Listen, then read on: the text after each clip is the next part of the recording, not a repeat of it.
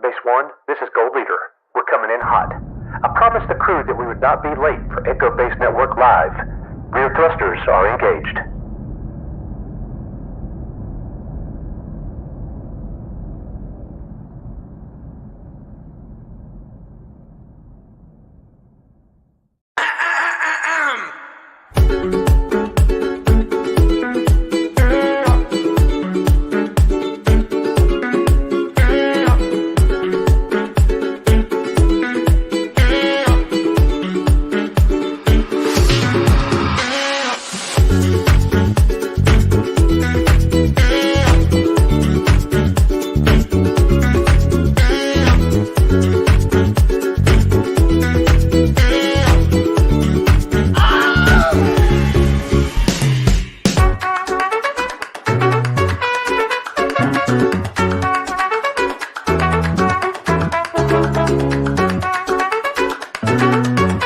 Now let me ask you this, Coach. The certain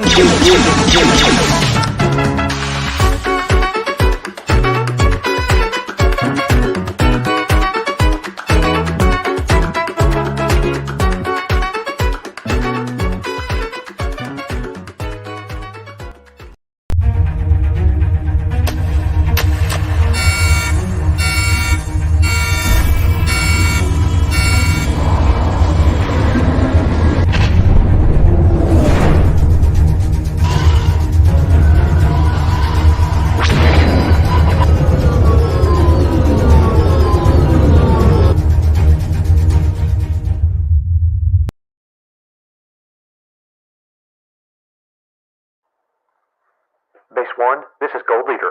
We're coming in hot. I promised the crew that we would not be late for Echo Base Network Live. Rear thrusters are engaged.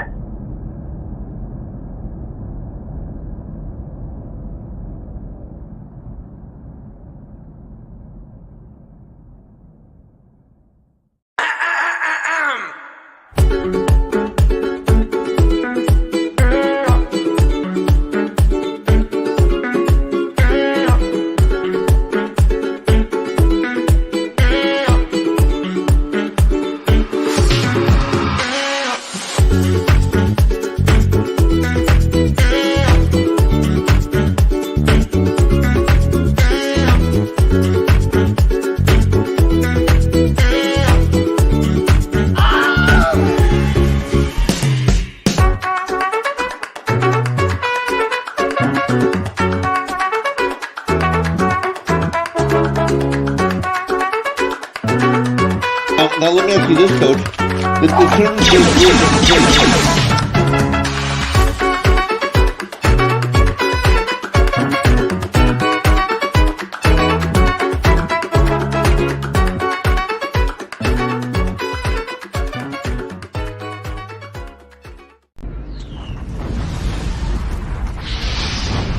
Echo 3 to Echo 7.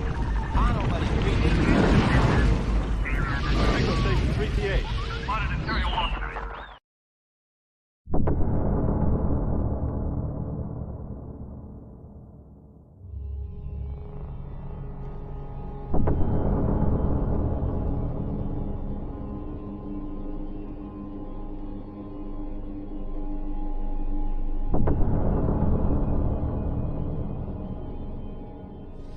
I am a Jedi, like my father before me.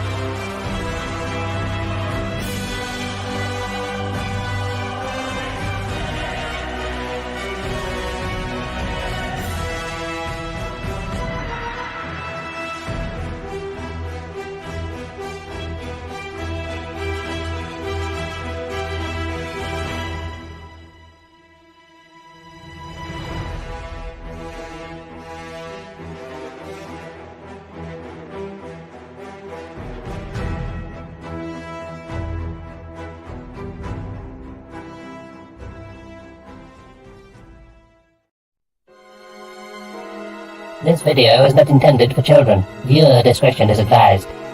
If you haven't already, please like, share, and subscribe. Thank you. Thank you.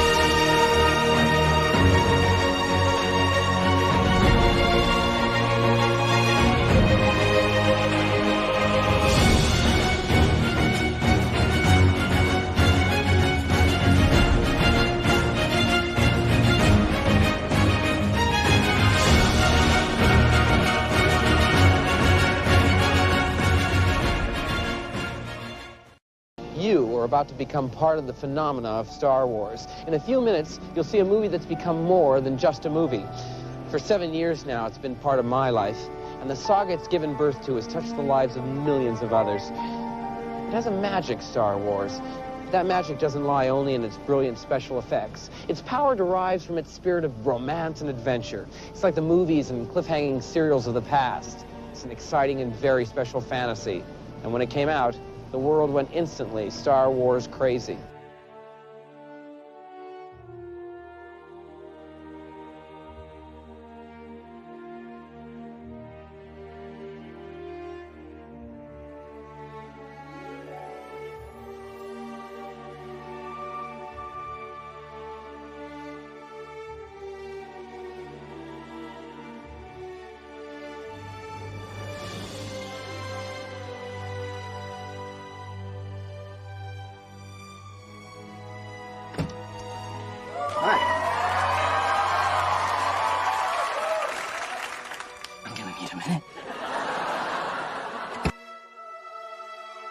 You know, so many people ask me about Sir Alec Guinness. I guess the two most often questions are Sir Alec and the robots. And there's a wonderful story that kind of tells you about both of them.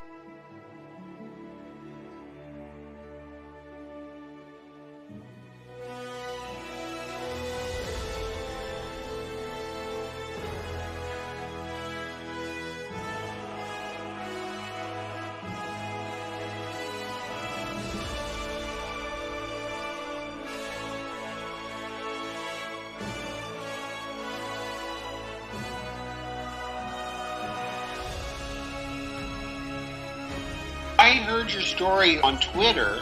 Just this morning, my daughter Chelsea was showing me the video of you with your R2-D2 arm.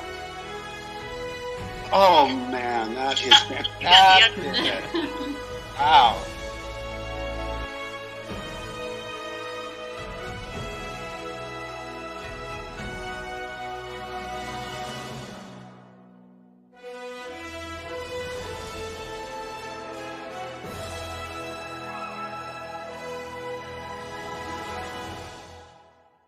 Cody, still a man of few words, but 2 words roll right off his tongue.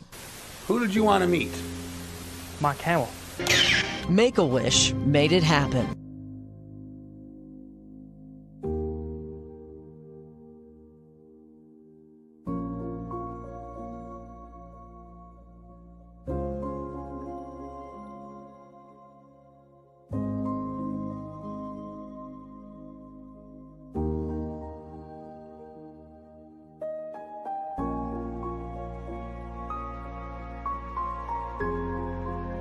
Skywalker. Hi. How are ya?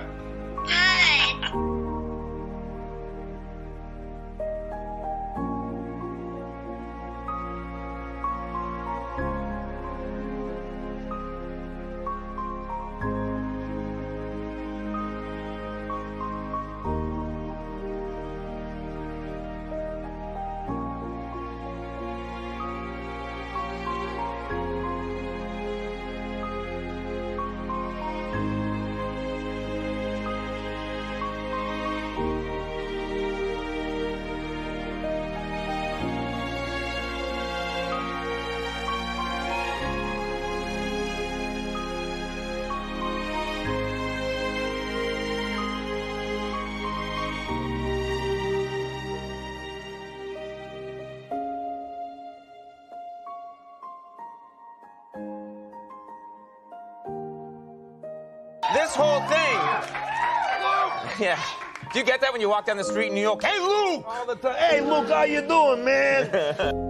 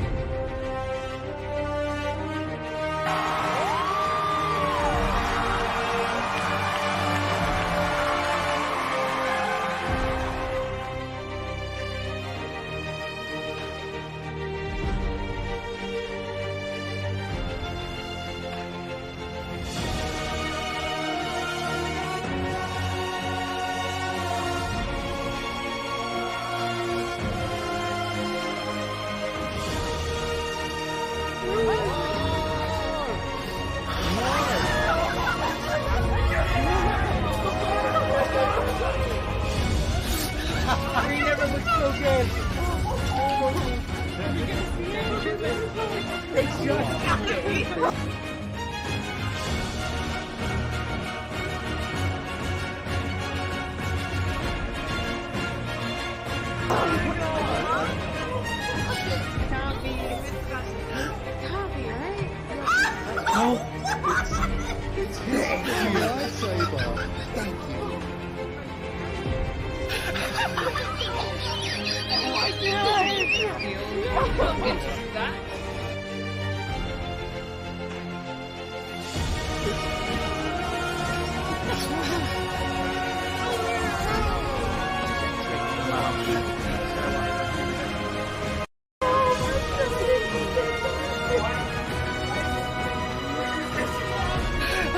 I get a hallway scene with Luke this time.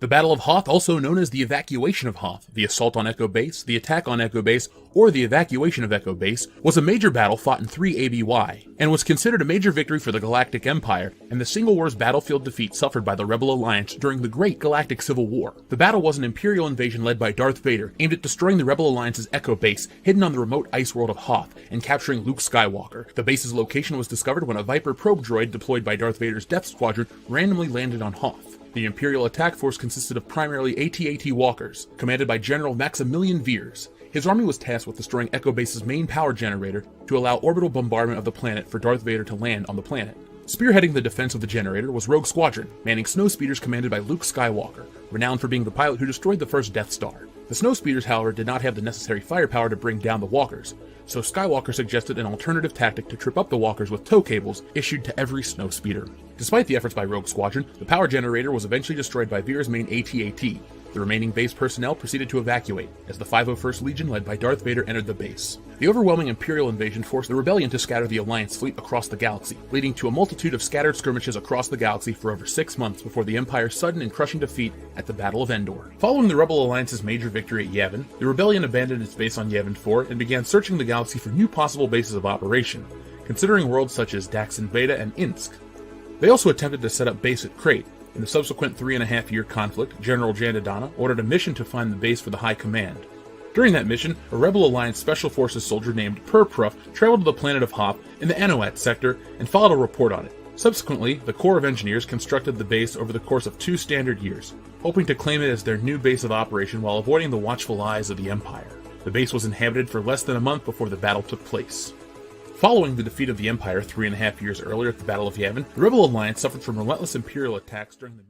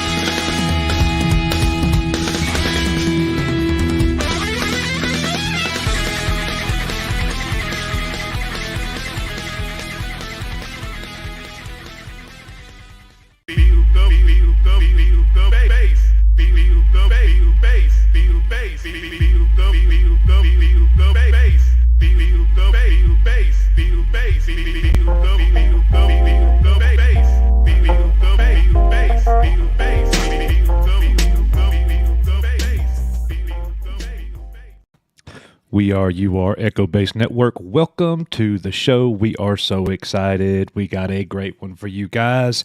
Hail to everybody. Hail to our members. Hail to our mods. Hail to our subscribers. And welcome to all of our guests. Guys, this is going to be so outstanding. And I got some remarks that I want to make here in the very, very beginning because things have been crazy. You guys all know that's why you're here right now. This past week, things have taken a turn for the worst in the fandom. And we're going to talk about that tonight. But I can tell you guys this. Star Wars is not going to die because we are going to keep it alive together.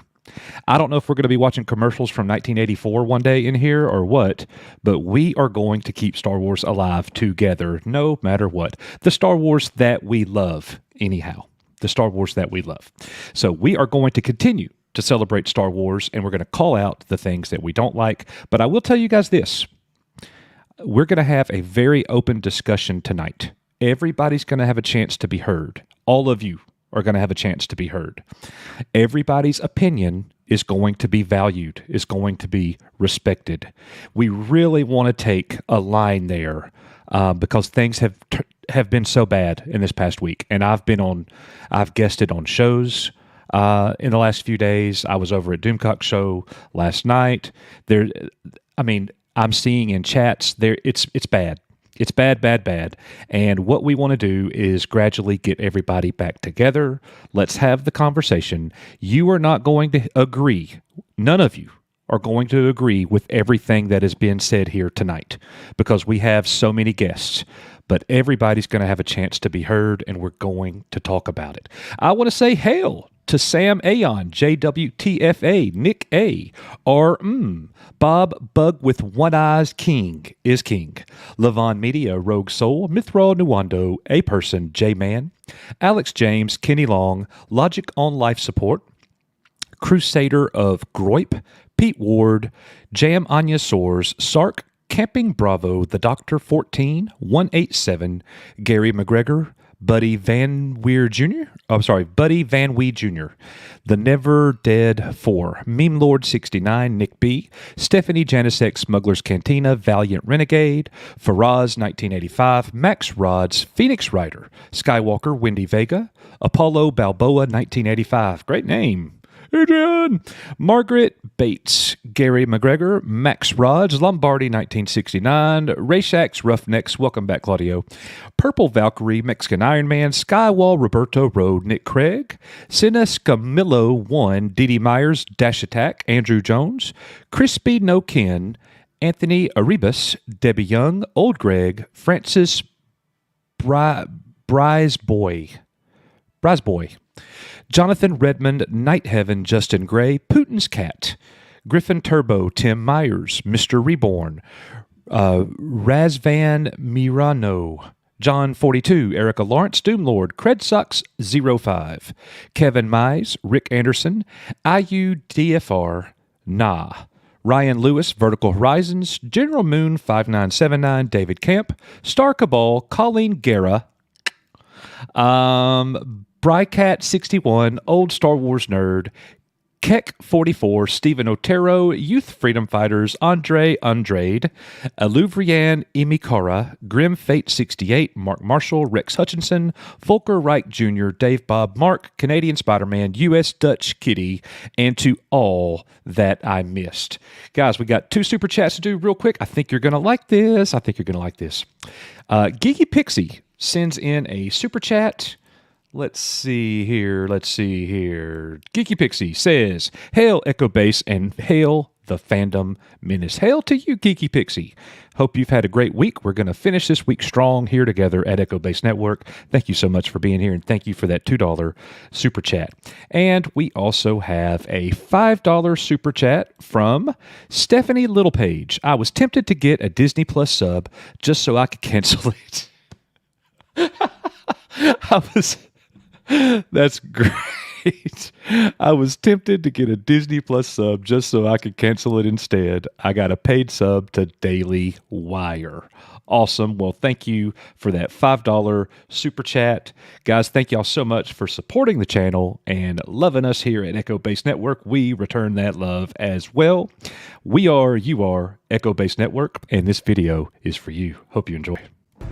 So, you guys want to go do some shooting?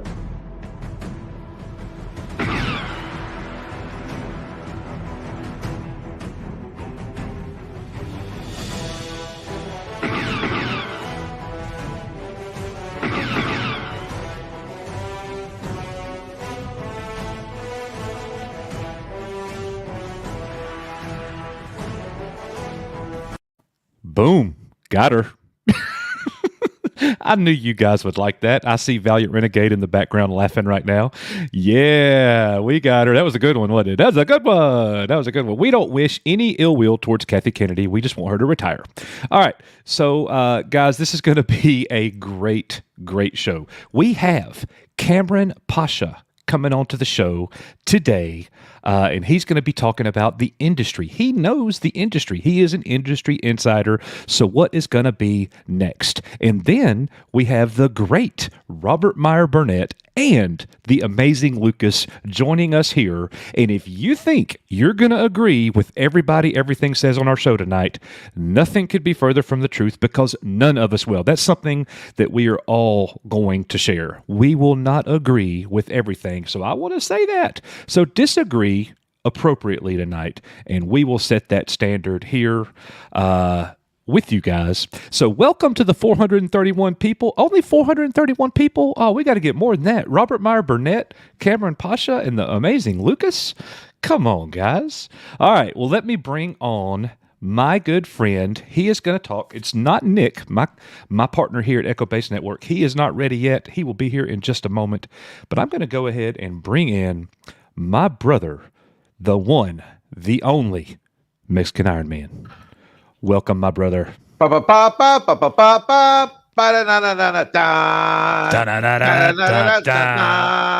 me, Mexican Ironman. Okay, hey. Sorry. Everybody wants to be Mexican Ironman, but not everybody can be. Wait, hold on. Actually, everybody probably could be Mexican Ironman. Well, anyways, what a show, Coach! Holy bananas! What a timely show! And you know what? If it isn't the Echo Base Network bringing people together, it's one hell of a mountain to meet at, so everybody can shoot it out. Yeah. Well, this is going to be fun. We're going to have a great conversation today. All the weapons are here. We got weapons for everybody here. Pew, pew. Pew, pew, pew, pew. Well, don't you think that we're going to continue to keep Star Wars alive, Mexican Ironman? Well, you know what? There's a rumor that there's this Mexican Iron guy running around all kinds of streams. Supposedly, he was on Doomcox yesterday. I think he was on a certain Valhalla one. This guy's apparently this Mexican guy has lost his ever-loving mind. Like there are vans with white straitjackets hunting down this guy. So if anybody sees a Mexican guy wearing a sombrero on top of an iron, oh wait a minute. Wait, that's what I'm wearing right now. But anyways, be on the lookout for that guy, because I've heard that he's been pretty heated of the recent news. I heard that he lost his ever-loving mind. He was so angry. You did. He basically was crying, and his little white lights and his little eye sockets went zzz, zzz, and they shorted out. Hey, and let's just start right here. Do you and I agree on this whole thing? Hell no. No, we don't. No, and you're the executive producer here at Echo Base Network, and you're the co-founder, and that's okay, and that is okay. So I promise you this: somebody will be on a panel tonight for all of you guys that you will agree with. We're not worried about agreeing with everybody. We're just going to have the conversation, and it's going to be a good one. Our thinking will be elevated tonight. I know that mine will be. So, anyways, Mexican Ironman. Here's a little timestamp for you guys. Mexican Ironman is going to give us an update, and he has brought a partner with him onto the show. He's going to give an update on the Disney Investor Days and what's going on, and he really has dug into this. He is reading between the lines, and he's going to give us that information. Kamran Pasha will be here in 20 minutes, and his segment is going to go from 7:30 Central Time. That's in 20 minutes. And he's going to be on for 30 to 45 minutes. And we're going to have a great conversation with him. And then after Cameron leaves, we're going to have the amazing Lucas and Robert Meyer Burnett join for another 45-minute segment. And then every single one of you will be able to come on live onto the show if you want to with our epic pop-in session, and you can be heard. And we would love to have the conversation, and we want to know what you guys think. So Mexican Iron Man, we got 469 people here, and we're ready to hear about these Disney Investor Days. You're muted. Well, let me bring in here Valiant Renegade. Renegade, who has recently started his own channel. And in his, listen, we got to tell the people what we do for a daytime job. In my daytime life, I run a tax accounting and audit firm. And I've done audits on companies as large as, I think my largest transaction that my team audited was $78 billion for an international company with some European subsidiaries. I've been doing this a long time. Stanford, Oxford undergrad, and I've been running my own firm for 16 years. And we've serviced clients throughout the United States, as well as a few overseas. And Valiant, in his daytime life, is a financial planner. So we've got an accountant and a financial planner. How are you, Valiant? Very good. How are you doing this evening? Very well, sir. I very much We're great, bro. I very much enjoyed seeing the video that you dropped. We're going to drop we'll have the Wrenches Complete drop Valiant's link to his channel in the stream. We thought the first thing that we should do as part of tonight is let's drop some real knowledge. That investor call, which you did a video on, Valiant, is what we're gonna do tonight, and we're gonna do this in two pieces. Right now, we're gonna give you some knowledge, some basic information that you guys have, because the question for tonight is, will Disney make it and be around? And what Valiant and I did, starting with his video that he did, I encourage everybody to go see it, because what Valiant's doing, and I don't want to steal your thunder, but what he does is he looks at the numbers within the business, social, historic, like what's happening in the context of the company. And that's something that we need to do, because every investor call, I've done 3 of these investor analyses, and the last 3 are full of lies and misdirection. It's almost like that Batman movie where Bane says to Batman, "Oh, you embrace the night. Tricks and other maneuvers are for the uninitiated." You know, he's talking like that. That's what Disney does on these calls. I listened to the investor call twice from beginning to end. I read the 3 handouts that they had, and I slice them and dice them. It's what I do for a living. Not once do they cover what people ought to know or look at it, because that's not the story they want to tell. They want to paint a picture of what they want you to see. Valiant, why don't you start talking, and I'll bring up some of our handouts here. Yeah, great. Just real quick, got to give the disclaimer. Nothing that we talk about tonight should be construed as professional financial advice for you. If you want to go out and investigate, what's right for you, please find a professional financial advisor that is duly registered in your state of domicile. Talk to them to find out if it's right for you. This is just our personal thoughts tonight, so please take nothing that we say as any kind of investment advice. I just have to get that out the way. Yeah, really, I didn't dig into, I think, nearly as much as Mexican Iron Man did. He's more of the forensic accountant. I think he'll probably have a lot more detailed information. Go ahead. Yeah, so what I'll do is I'll go through the data, and then you can, act and react. We'll be like the color commentating type of team here.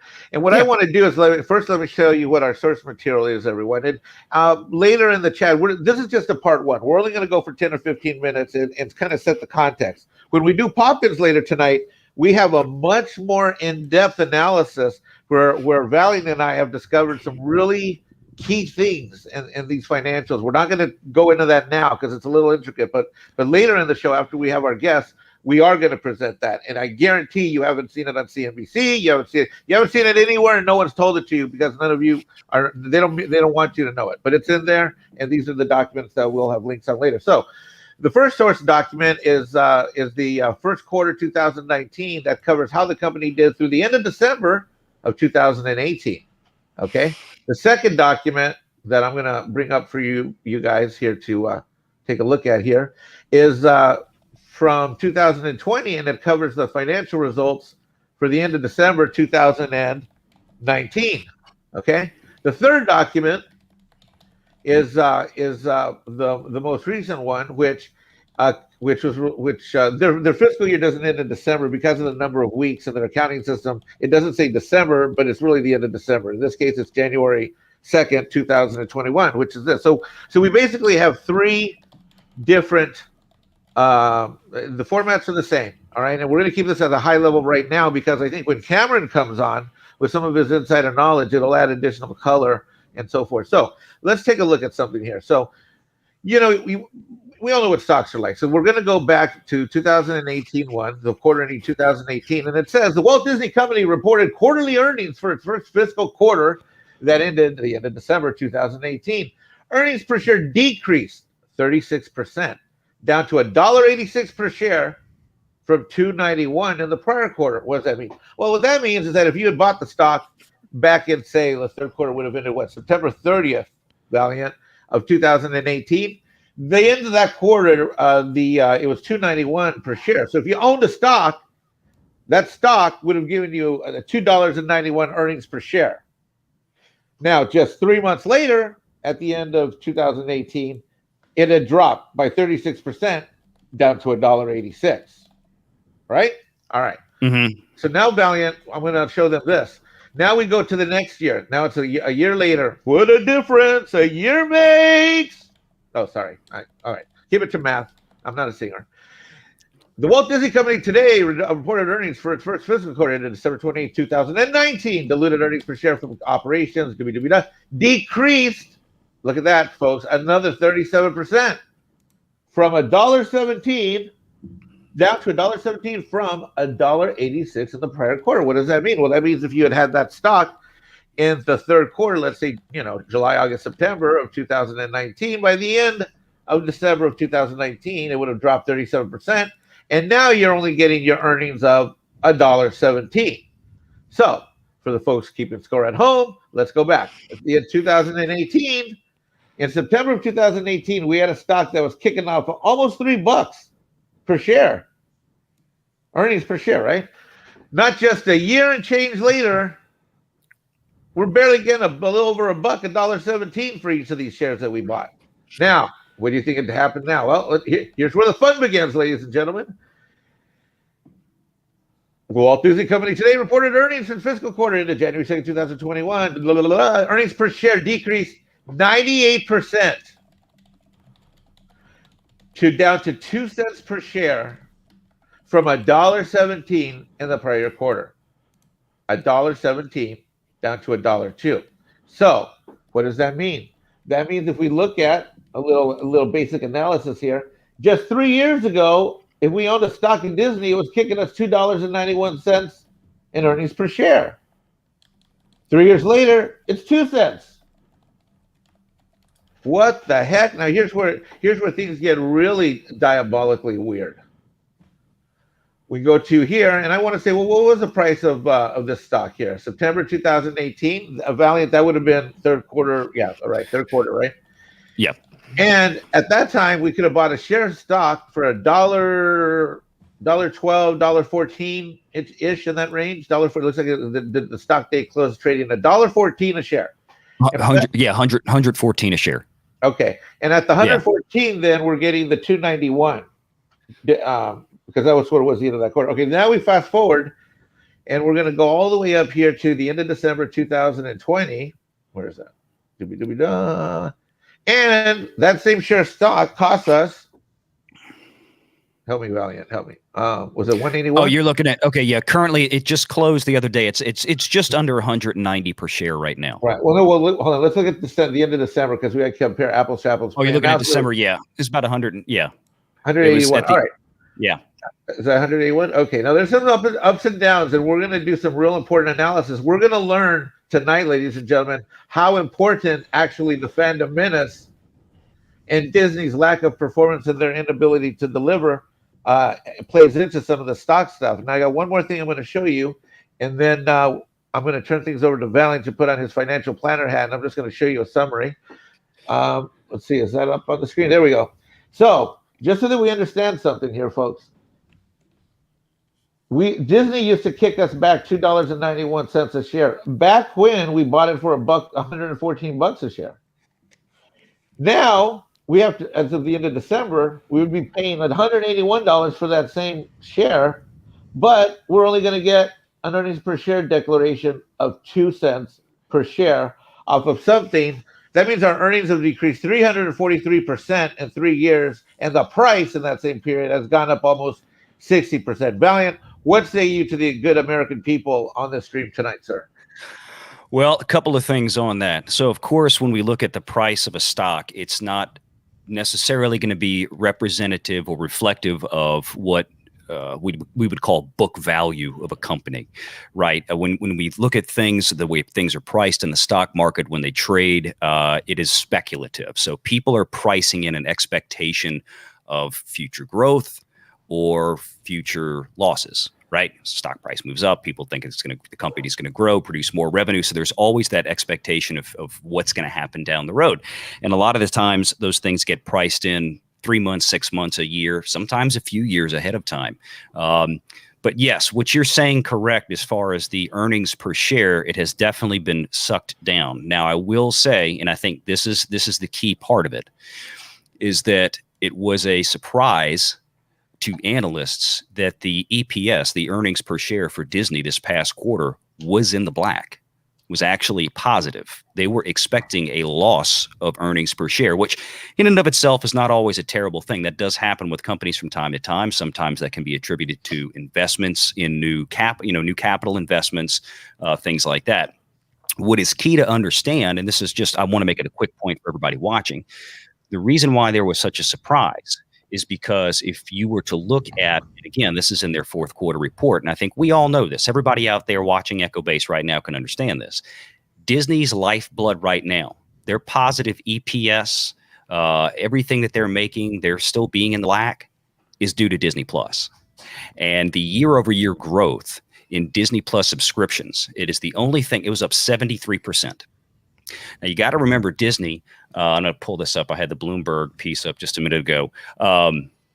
Here we go. So linear networks represents their ESPNs, ABCs, all their television stuff, right? Go ahead and hit the share button. Go ahead and hit the share button so I can bring it up. I'll hit share on the bottom. Let's see. Oh, let me make sure it grabs the right one. Yeah, it didn't grab the window. Might share my separate. I just want to make sure. Yep, share screen. Okay. I want to make sure it gets my second screen here. Okay. Just pick the tab. It says applications and the tab. Yeah, I did that, and it is not fiddling with me right here. It has lost permission to capture my screen. Okay, look, I don't want to all right, tie it up. Just explain it to them. Yeah, what I was going to say was. Yeah, very simply, the direct-to-consumer, that's Disney Plus, if you look at the reports. And that direct-consumer, December 28th, 2019, now that's right after Disney Plus launched, right? $2 billion. And then this same quarter this year, $3.5 billion. It almost doubled. That right there is what's keeping Disney up. So when we talk about this whole canceled Disney Plus thing to tie this all into what's going on this week, believe me, Disney recognizes this because they know right now they don't have the cruise ships running. They don't have a lot of their parks at full capacity. They are kind of hanging on. The television revenue from linear networks is relatively flat. It was $7.5 billion in the quarter of last quarter 2019, $7.6 billion, so pretty much the same. But when you look at park revenue, that dropped quite a bit. Merchandising about the same, dropped a little bit. But anyway. We're gonna slice and dice that a little later tonight. For right now, I just want people to understand though that generally in the fundamentals, now something happened that they very briefly discussed. They did a filing. They should have been negative. They did a filing last week in advance of this call. Which, by the way, they did their earnings call after the market closes, as they always do, like chicken shits as they are.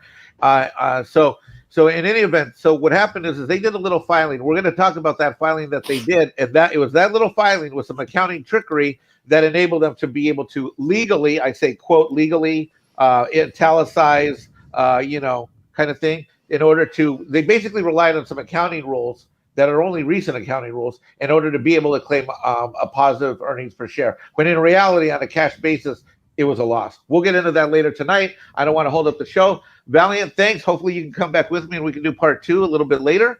Coach, hang around. Coach Nick, thank you very much. And I'll see you in a little bit, Valiant.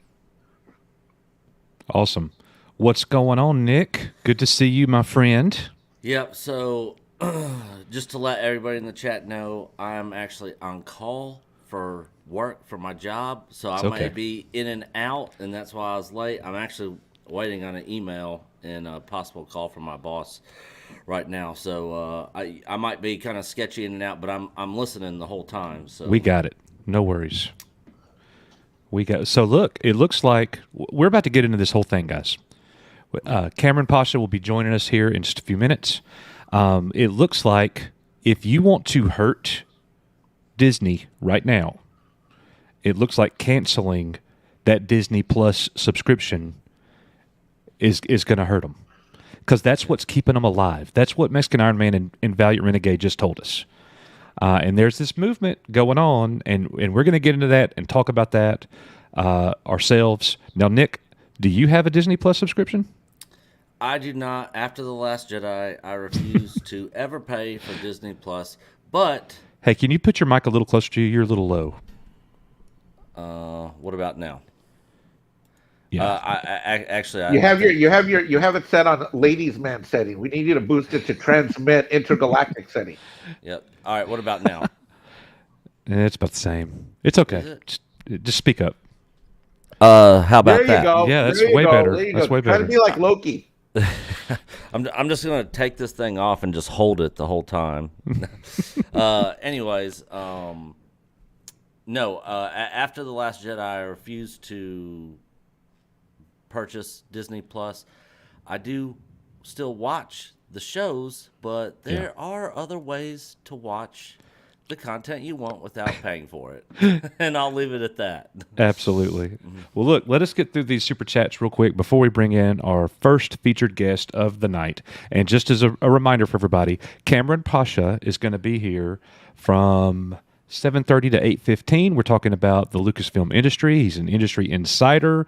We're talking about what's going to be their next move, what's going to be their play. It's going to be awesome. We're very excited to have him coming in, and then we're going to have the amazing Lucas and Robert Meyer Burnett to talk specifically about the Gina Carano fallout. And you do not want to miss that, guys. And we're also going to have an epic pop-in session tonight. We don't care how long it takes. If you want to come on the show, you're going to be able to come on the show tonight and be heard, and let's have that conversation. It's going to be amazing. Ryan Lewis sends a super chat. He says, he sends a $4.99 super chat. Keep doing what you guys do. Hail everyone. Thank you so much, Ryan. We promise you, we are going to keep doing what we do. We are going to try as a community to keep Star Wars alive no matter what the Star Wars that we love. Isn't that right, Nick? Yes. Yeah.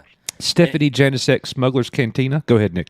I was just going to say, and to hit on Coach's point earlier, like he was saying, not everybody's going to agree with everything being said here tonight, but I really want you guys to have an open mind and have some logical thinking when you're hearing all of the guests speak, because my mind's changed a little bit after hearing Robert Meyer Burnett's video on things yesterday. If you guys listened to it, hearing John Campia's video, surprisingly, that I actually thought he gave a good take on, and listening to the amazing Lucas's video on it. And you're still coming in real soft. Hold the mic close to you. Yeah, people are having a hard time hearing you. Okay. I might need to bounce out and bounce back in because that's okay. But anyways, so yeah, that's why we invited those guys on here tonight, and why we're having them on here. So Yep. All right, Nick, go handle what you got to do. We got this. Yep. I'm gonna bounce out and I'll bounce back in. Okay. See you, buddy. Handle it. All right. So Stephanie Janisek also sent a $4.99 super chat. She said, Mexican Iron Man's been seen on my streams. Lol. So he's popping up everywhere, Stephanie. There's just no telling where Mexican Iron Man will show up. Thank you, Stephanie. Well, it's because Batwoman took my van down by the river that I was staying in, and I had a van down by the river, but Batwoman took it in the CW when I wasn't there one night, and I'm like, where the hell's my van? And the Batwoman appropriated it, and that right there, Coach, is Mexican appropriation of my cultural, like, then how the hell did it, I don't know. You lost me. I don't know. But thank you, Stephanie, for the $4.99 super chat. We greatly appreciate it. The Matt Cave sends in a $9.99 super chat. From a certain point of view, may be the most important line ever spoken in the saga. Amazing how much it applies these days. Love the channel, guys. What a great comment. From a certain point of view, you're going to get multiple points of view tonight. I promise you. And it's going to be what we're going to do tonight, and the conversation that we're going to have tonight has not happened on anybody else's streams. Like, we have set this up intentionally for you guys. It's going to be a good one. So thank you, Matt Cave, for that $9.99. Hey, Coach. Yes, sir. I want you to know that my attitude changed a lot too by spending 2 days and going on a rant at Loki's Valhalla and then hanging out with Doomcock last night. I'm way more heated than I was on Wednesday. Okay, well, keep it rated G. All right, Stephanie Littlepage sends a $5 super chat. She says, the word from Tom on Midnight's Edge is that even George Takei is upset over the Gina Carano situation. That's something worth looking into. We'll have to look into that, Stephanie. That's interesting. And good for him if he is. Good for him if he is. No matter where you fall, if you have a reason to believe what you believe and you can back that up, then that's good. But that would be interesting. Stephanie Janisek also sent a $4.99 super chat. The investor meeting was smoke and mirrors. They faked it. You're probably right, Stephanie. You're probably right. And I think that Valiant Renegade and Mexican Iron Man will be hitting on that later during the pop-in session with everybody. So make sure that you pop in and tell us about that, Stephanie. Glenn Woodall sends a $3.99 super chat. The force is strong with Echo Base and its fans. Thank you so much, Glenn, for saying that. We appreciate that, sir. Thank you for the kind words. And then Stephanie Littlepage, Nick, sends another $5. She says, not only canceling Disney Plus, but getting Daily Wire in its place. Daily Wire has a discount if you use the code GINA in all caps. So thank you, Stephanie, for sending that $5 super chat, and we hope that you enjoy the Daily Wire. So good for you. And then Jim Bob Wee said, cancel Disney Plus and Hulu last night. How will I watch some news? I have ways. I was merely paying for convenience and showing support, no more. So, Jim Bob Wee, thank you. We hope that you continue to get your news, sir. So, we appreciate that. And, you know, a lot of people are canceling Disney Plus right now, and we understand that, and we support that. I don't have it. And, you know, some people are going to disagree with me. I hadn't had to think about whether or not I would cancel it or not because I don't have it. So same here. Yeah. If I had it, would I cancel it? I would have to sit and think about that. Maybe I'd have to go to the Pirate Bay, Nick, and get WandaVision. I don't know. How's my mic real quick? Much better. Thank you. Is that a lot better? Yes. All right. We're almost done with these super chats, ladies and gentlemen. And I got to jump on a work call. I'll be right back. Okay. And we're going to be bringing in Kamran Pasha in just a moment. We are very excited that he is here. Aaron C. sends a super chat. He says, "Arg, me matey, hoist the skull and crossbones." That's exactly right. A lot of people are doing that. Watch it at the freeway. Mr. Tickle Trunk sends in a $2 super sticker of a little fox dancing with some hearts. Thank you. If I could dance, I would do it back, but you don't want to see that. And then the 700 Club sends a $5 super chat saying, I appreciate y'all being pragmatic about all of this versus doing the engage to rage approach to many creators. Stay cool, Nick and Coach. And we appreciate that. We think the conversation's important. We think that discourse is important. We want to hear multiple perspectives. We may not agree with you, but we certainly do not have to be disagreeable. And the Melvor, holy smokes, the Melvor is here, sends a $5 super chat. I would cancel my Disney Plus if it was mine. I was using...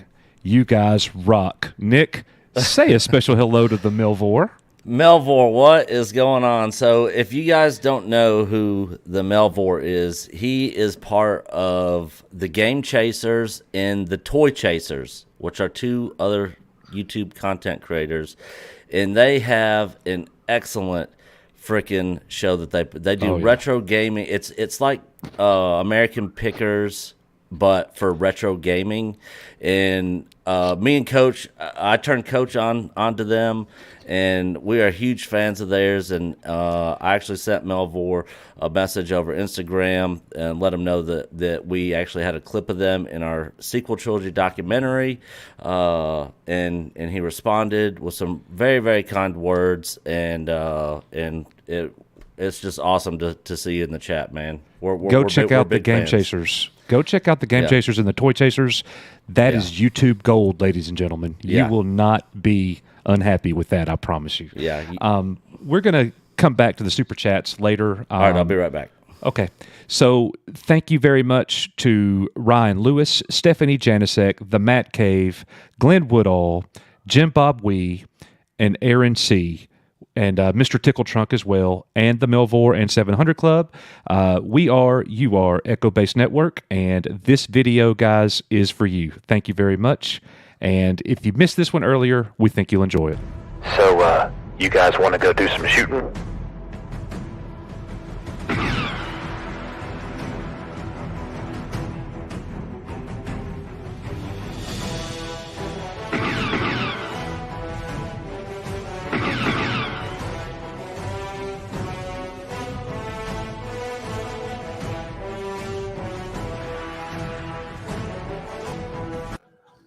Just having a little fun there, folks. We wish no ill will towards Miss Kennedy. We just would like to see her have a happy retirement.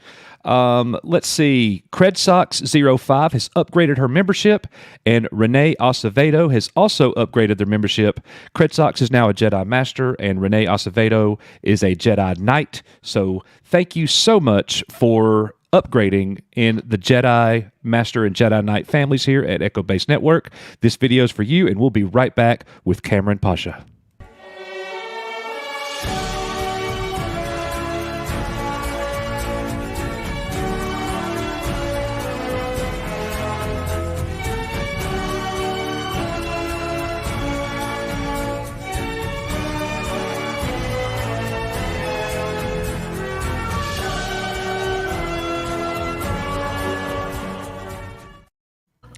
All right, Mexican Iron Man, I'm going to let you bring in our featured guest. There he is, ladies and gentlemen.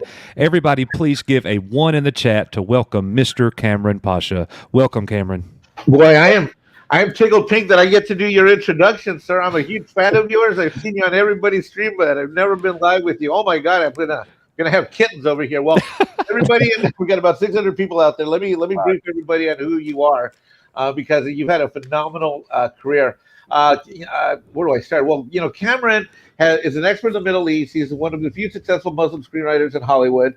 Way back when, I think it was in 2001 or 2, he had a feature script, got picked up by Warner Brothers. It was a big, huge, amazing love, epic story around the building of the Taj Mahal. He's currently writing an epic film titled The Voyage of Ibn Battuta, which follows the adventures of a famous Arab traveler who journeyed to China in the 14th century. Now, Kamran holds a JD from Cornell Law School, an MBA from Dartmouth, and a master's in film from UCLA Film School. He spent 3 years in New York City. Ooh, New York City as a journalist. Boy, those must have been the days back then. Writing for media companies such as Knight Ridder. During his time as a reporter, Kamran interviewed prominent international figures such as Israeli Prime Minister Shimon Peres, Peruvian President Alberto Fujimori, and Pakistani Prime Minister Benazir Bhutto. Now, more recently in Hollywood, he was the writer on NBC's remake of Bionic Woman. Kamran, I actually liked a lot of Bionic Woman, but I didn't like any of the episodes that you clearly didn't work on, because I went back and I watched the credits to see if your name was, where was it, and I enjoyed the Bionic Woman. It was interesting. Now, he also worked on Sleeper Cell, which was a great series. It's about a Muslim FBI agent who infiltrates a terrorist group. He's soon going to be a published novelist. He secured a 2-book deal, and he's even dabbled in the video game world as well. He wrote, I think it's Blood and Sand for Vivendi Universal. And Kamran's really someone that's not just a writer. He has connections. He's been in and out of the CW. He has connections in the various segments of Hollywood media, print journalism, television, film, gaming, and on top of that, he's a fan. He is an amazing fan and has been for a long time. And we welcome you to the show, sir. And I'm just so excited to have you with us tonight, sir. Well, Mexican Ironman, thank you. That introduction is one of the most gracious introductions I've ever had. I feel like I should put that on my Match.com profile. Do people still use Match.com? I don't know what's going on anymore. I gave up on the dating scene in LA a long time ago. So, I'm an IMDb Pro member, so I went and grabbed everything I could find on my IMDb Pro member. I'm an exec producer. Oh, really? We couldn't tell. We couldn't tell. Like, well, I'm going to step out and let Coach drive, and I just, I'm so excited you're here. All right, I'll be backstage, guys. I'm delighted. All right. Thank you so much. Thank you, Mexican Iron Man. Cameron, that's like we got to contact the Guinness Book of World Records because that was like the longest. He claimed it all. He claimed it all. I don't know if everybody remembers any of that, but yeah, I've worked a lot in TV. I've written a couple of books. That's basically it. Yeah. Okay. Absolutely. Well, Cameron, one of the things that we always do here at Echo Base Network is, we're primarily a Star Wars channel. Mm-hmm. So one thing that we always like to give our guest an opportunity to do is to just quickly just take a couple minutes to tell, what is your Star Wars story? How did it all start for you? How did you fall in love with Star Wars? Tell us a little bit about that. And then we definitely want to get into your mind and how do you see the industry. What's Lucasfilm going to do?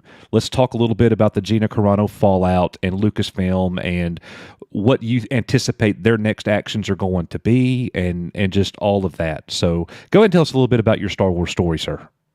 Well, my whole full story is I was born in Pakistan and came to America in 1976. So it's just before Star Wars itself premiered in the world. So I was about 4 years old when that happened. And I didn't see the original Star Wars or Empire Strikes Back in the theater. I later saw them I think they were released on TV and then on VCR. Return of the Jedi was the first one I saw in the theater. But I was already a Star Wars fan by that time because it was even hadn't watched the movies in the theater.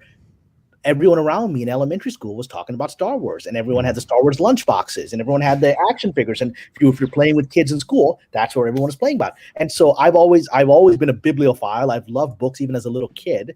And so I got into Star Wars originally by reading some of the Star Wars. There were these sort of summaries of the original, the first two movies that were like with photographs from the movies, right? I think you remember those kinds of books, right? They were put out there. They were like they're for kids. They're like 20 pages long, and they had the major photographs, and that's how I got into the stories. And even from that format, I was blown away by the stories. I understood enough of the story just from those little kids' books with just some photo stills from the movie to be blown away by it, right? And then I went out and I remember getting the Empire Strikes Back comic book, which had the entire movie in comic book form.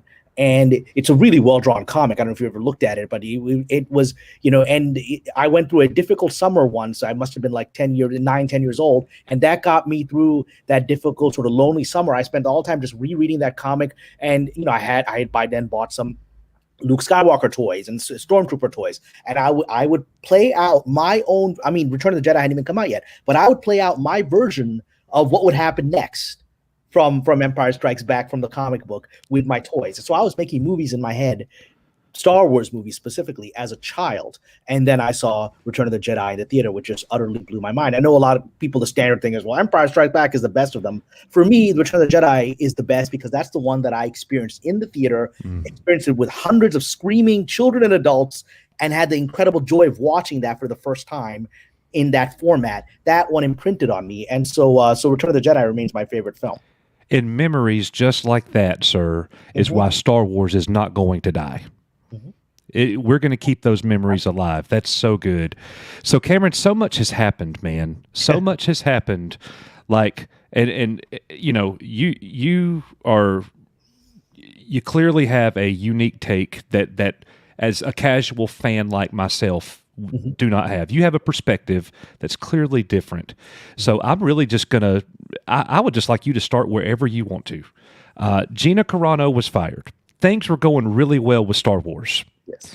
And then she was removed. And we don't have to get into the whole, do you support her removal or do you not? Or what? I can talk about it. I'm very open about my support of Gina Carano. I've been very open about it. I don't really know most people in Hollywood being willing to be open about it, but I'm very open about it. I had a phone call come from a producer I'm working with the next day, and he said privately, he said to me, I like Gina Carano. I'm a big fan of hers. I think that she made a mistake in that particular post that she played, but that's the price you pay when you go near that topic in this industry. And so he didn't come to her defense publicly or otherwise. He's a very prominent producer, and he's just going to keep his affection for her private, but he's not going to come to her aid.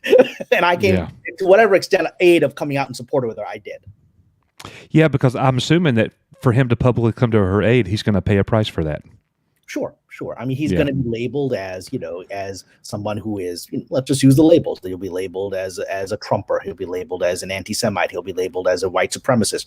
All of these things, and he's high enough in the game with a lot of people watching him who have an invested view of how they see him, that would be a challenge to him. With me, I'm at a decent level of the game myself, but my political and religious views have been known. I've been here working this town 20 years, and they are considered on the fringe of this industry, and I've made a lot of enemies because of that already. So that's why I've been so public about my support for the Star Wars community and my criticism of the current direction that Lucasfilm has taken it in the last few years, because I've already made my enemies. Their opinion of me isn't going to change because I'm publicly supporting Gina Carano or I'm criticizing The Last Jedi. They already don't like me.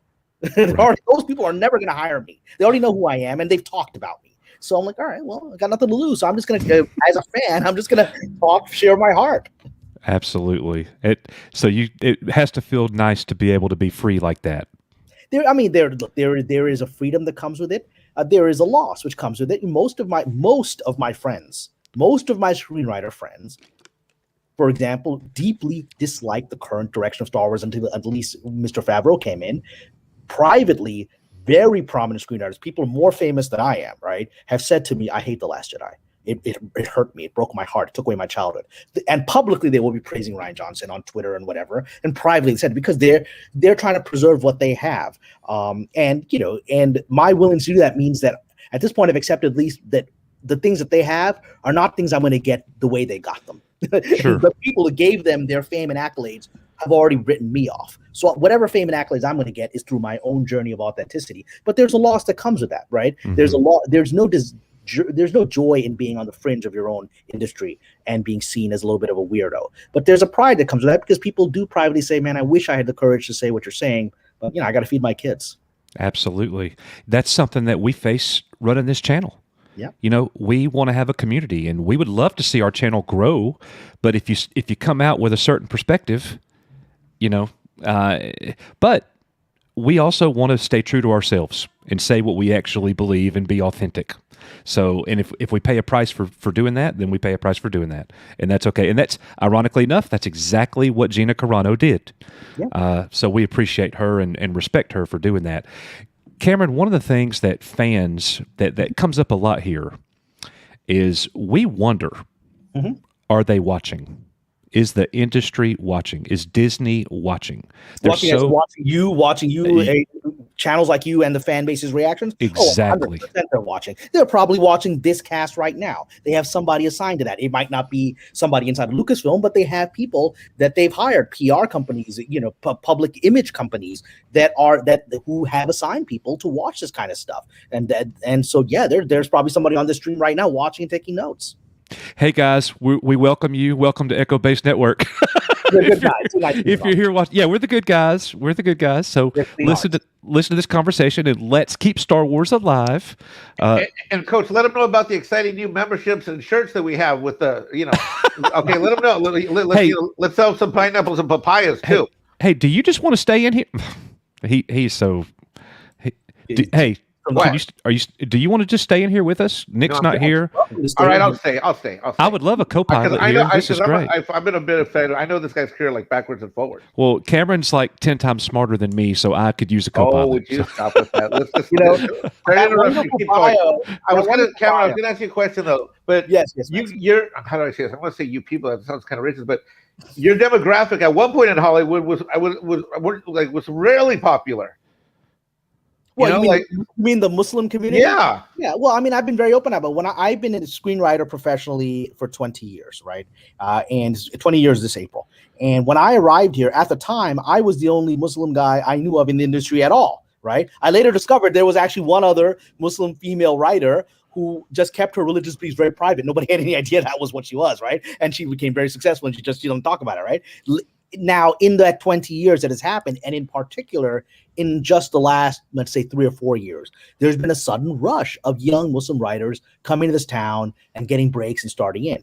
And the interesting thing is this: these are people that that are very different from me. You know, I'm just, again, we don't have to talk a lot about religion, but I'll share who I am. I am a traditional conservative Muslim, right? That's who I am. I'm, you know, just what I would consider a normal Muslim. But in the recent years, that has, just like in all religions, there's been the rise of sort of the woke crowd who attempt to reinterpret the traditional teachings of their faiths from a modern political perspective, right? And that Islam resisted that for a long time, but in the last couple of years, we've seen, especially in America, the rise of sort of a young crowd that will go back and reinterpret Islam so that it fits in with whatever the current, narrative of the woke community is. And a lot of the young writers that I've met that are coming here, it's partly a generational thing. They're of a generation that they were taught this kind of stuff in school, and that's how they saw things. Partly, it's also what the industry wants. The industry identified me very early on, especially when I became a little bit well-known through Sleeper Cell. I mean, the New York Times wrote about my work, and the LA Times did a whole piece on me as a Muslim writer. So people knew who I was, and they didn't really like it. They didn't like who I was and that my views were that conservative and traditional. And so, but they're very comfortable with this next generation that's coming in. I'll give you an example. I was recently at invited to a Muslim screenwriters workshop in Los Angeles by a very nice young man that I mentored some years back. And when I arrived, there were all these young kids I'd never met before. We're like, oh, I just got a staff writer job on CBS. Like, wow, that's great. There's like 20 of you guys. There was like nobody like last year. And then how do we start the meeting? Everyone had to identify by their pronouns. Oh, no. What we do there? And they're like, hey, wow. Cameron, what's your pronoun? I'm like, what, isn't it obvious? I mean, and not a single person in that group had, let's just say, chose a pronoun that was different than what they looked. Not one person. So we went through this ritual for no reason, right? And I then got very upset by this because I was like, this is a Muslim religion. We're different religiosity. Why are we bringing this pronoun crap in, right? So I wrote to my friend who I've mentored to organize this, and I said, look, I don't think we should be doing this. But, if somebody wants to say, look, I would prefer to be called, let them raise it. Why do we have to do this sort of like almost Maoist ritual at the beginning, right? Before we even started.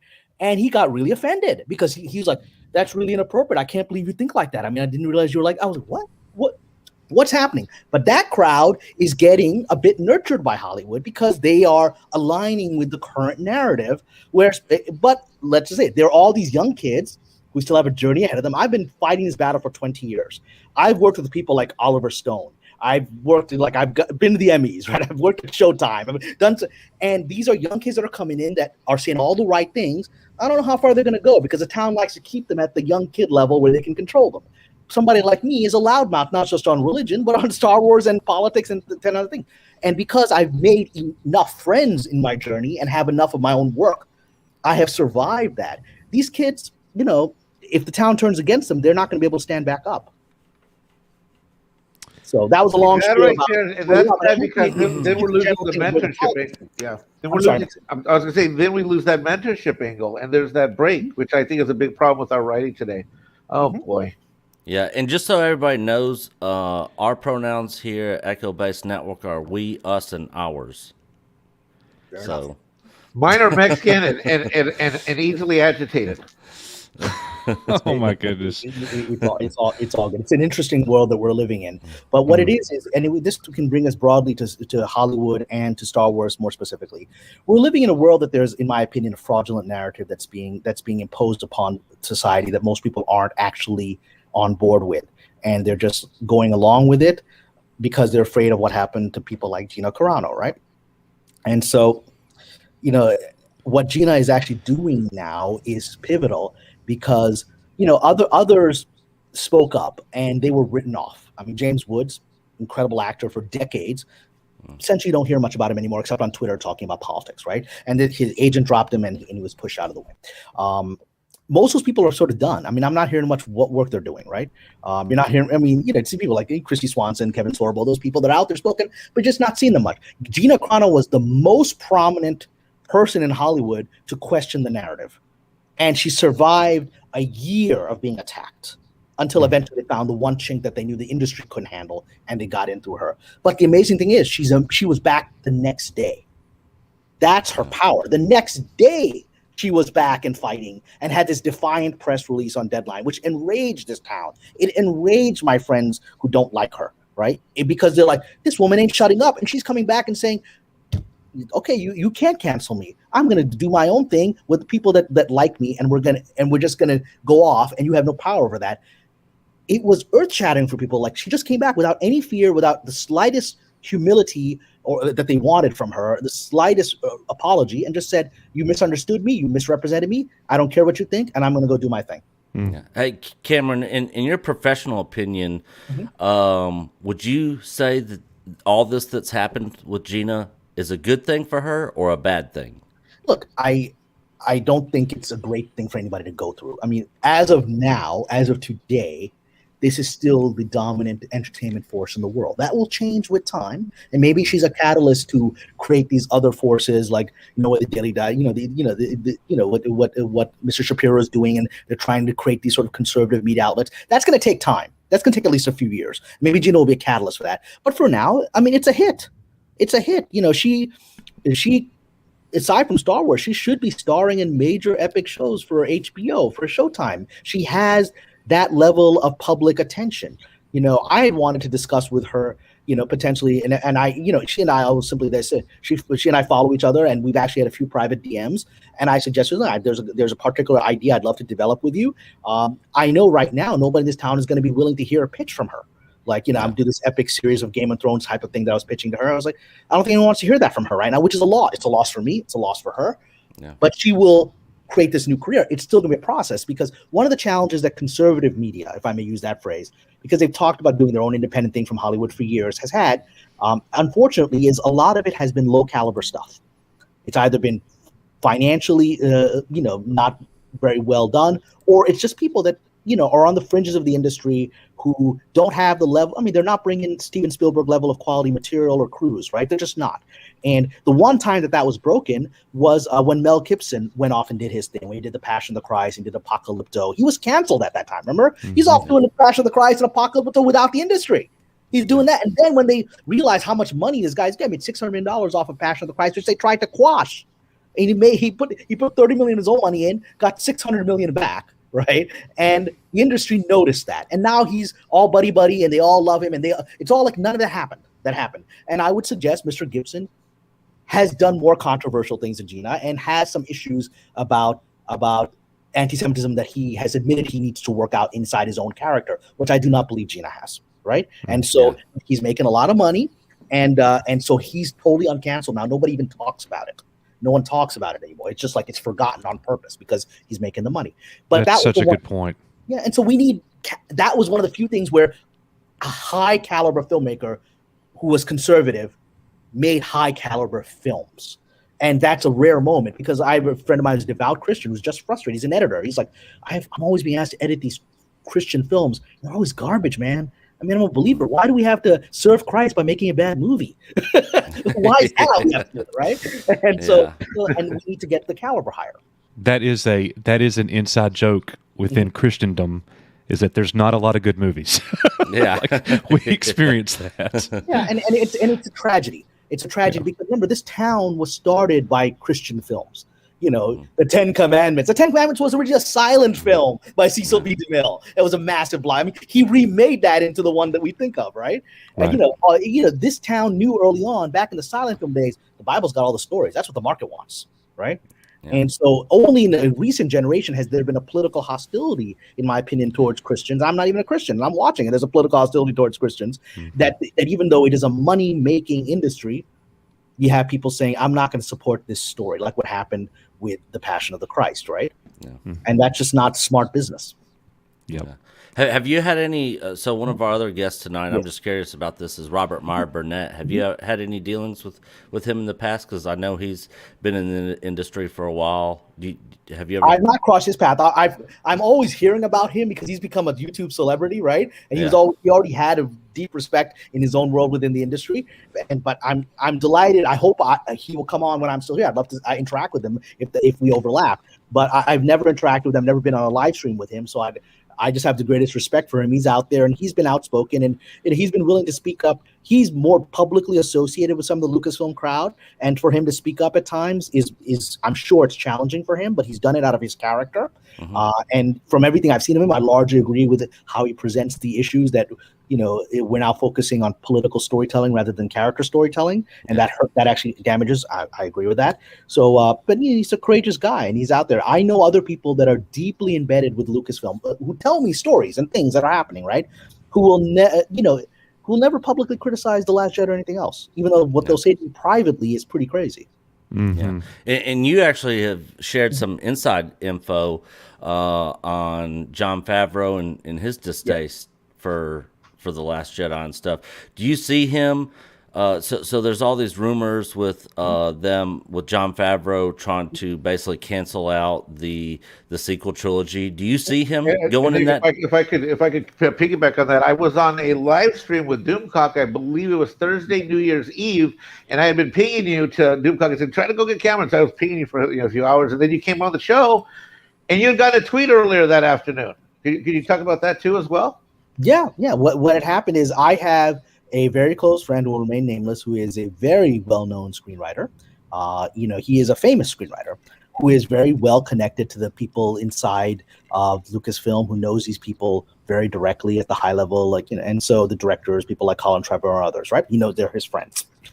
And over the course of the last couple of years, he has been sending me stuff that I eventually realized is actually these people are trying to leak stuff out through him to me, I guess, or because he thought, he was like, all right, well, I know Cameron is out there on the YouTube world. I can't do that, but I'll get him to do it. Like he leaked to me the Colin Trevorrow script, and I read it, and he had asked me do not share it, and I respected his thing at the time of, okay, you asked me not to share it, I'm not going to share it. Turns out the next day it was all over the internet because the Trevorrow camp or whoever had already put it out to 10 other people, right? Yeah. And he was actually hoping that I was going to leak it out. And I was like, no, you told me not to leak it. I'm not going to leak it, right? But then I realized he's actually feeding me stuff, right? He's feeding me stuff from within the system because he knows that I'm out there on YouTube, right?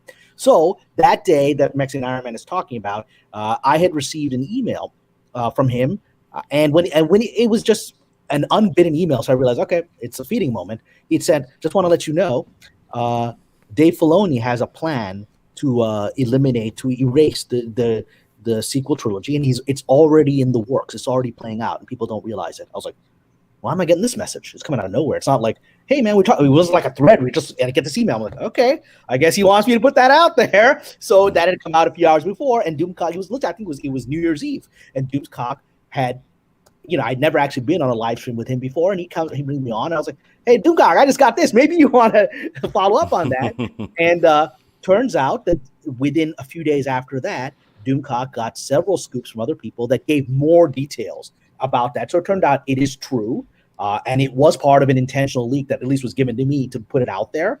And it set in motion some of the information that the Favreau section of Lucasfilm is trying to get out there, which is they are already erasing the sequel trilogy in hidden ways. They're politically very savvy, and they just want the audience base, the fan base, to hold on and trust them. And that was the plan, and it was working really well until this week when Ms. Carano was fired. And now I think the plan is up in the air. I don't know that Lucasfilm can survive at this moment. I don't know that Favreau's efforts can save it at this point anymore. So an interesting thought that came up on Doomcock's channel last night. We guessed it over there, and the word is that Kathleen Kennedy's contract is going to be up in September or October. Okay. And they were asking about Jon Favreau, and Doomcock was saying that he's hearing that Jon Favreau is potentially going to be moving over to Warner Brothers, that they're wanting him to come over and work with DC and maybe even take over DC. Sort of like what they did with J.J. Abrams, steal him away. Exactly. Mm-hmm. So, and a thought was mentioned, maybe that's just Jon Favreau using Warner Brothers as leverage, and if he will just sit tight, because I think the fandom, Cameron, is definitely wanting to see Jon Favreau take over. And what's your thoughts there? Do you think that we have a good chance of having a Jon Favreau-led Lucasfilm into the future? Well, I think we had an almost definite chance until the last few days. And Mr. Favreau is very, very politically savvy. He's a brilliant filmmaker. One of the things that I leaked out to Jeremy on Geeks and Gamers was that I have one of my friends is very, very close with Favreau. He's in his inner crew that Favreau takes from project to project. So we had lunch just before the lockdowns happened in February of this past year, and he told me, John hates The Last Jedi, privately. He's like, John hates The Last Jedi, right? And he actually called them up when he saw The Last Jedi. He's like, what are you guys doing? This is going to really upset the fan base. I can fix this. You're on the wrong track. Help me. Let me get involved. And he allegedly inserted himself into the process. I'm sure they were happy about that. But he is very, very politically savvy. I worked for the Tron Uprising cartoon animated series. I was the head writer for that. And incredible cartoon.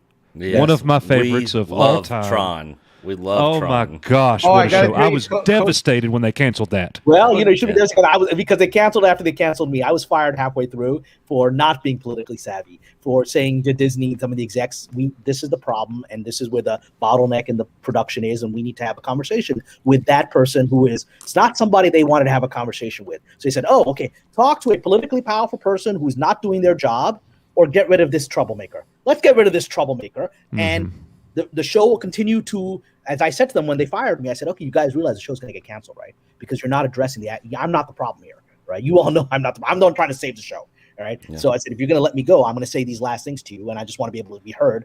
And, the execs didn't want to hear it, but they let me speak, and I said, you're going to leave these people in place, blocking the progress of the show, massively causing cost overruns, doing these things that are wrong. And you're going to continue doing that. You're going to bring a yes man in to replace me, which is what they did. And the show will become too financially difficult for you to continue, and you will cancel it, which is what they did. And so he is, the reason I use that example, I'm not politically savvy. I am a straightforward guy. I'm a straight shooter. That's actually not common in this industry. And it is not well received. And so I was fired. And then Mr. Favreau is a much more savvy person and much more willing to swallow his pride and do what is necessary for the longer term victory, which perhaps my ego doesn't let me do. And so he's been politically managing the situation. I'm sure Ms. Kennedy doesn't like him. I'm sure she doesn't like him. I'm sure there's been some tense meetings, but he has done nothing publicly to in any way get himself in trouble and keeping this thing on track.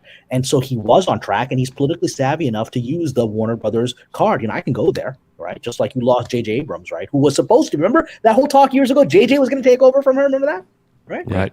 J.J. went after Warner Brothers, and Favreau was going to take over. So it's being dangled again. So I'm sure he's politically savvy enough to dangle that. The problem is Ms. Carano's departure this week is a black swan. It has thrown everything in the air. It has created a turmoil that I don't think Jon Favreau has a plan for. And now it's all about what's going to happen in the next few days. I canceled Disney Plus that night. I believe tens of thousands, possibly hundreds of thousands of people did so as well, right? And they immediately, Doomcock that did that broadcast saying that his sources say there's panic. The only reason there would be panic is if they got an alert within 48 hours from Disney Plus execs saying we're massively losing subscriptions, right? We've lost, I calculated that, Gina Carano has 1.7 million followers on Instagram. Let's say half of those people canceled, 850,000 people canceled. That's a $60 million loss. In 2 days, I personally knew. People I personally knew. This doesn't even count like people that I see in chat or streams. I personally know 23 people I counted in 2 days that told me they canceled. People that I know interactively close. I've known for a while.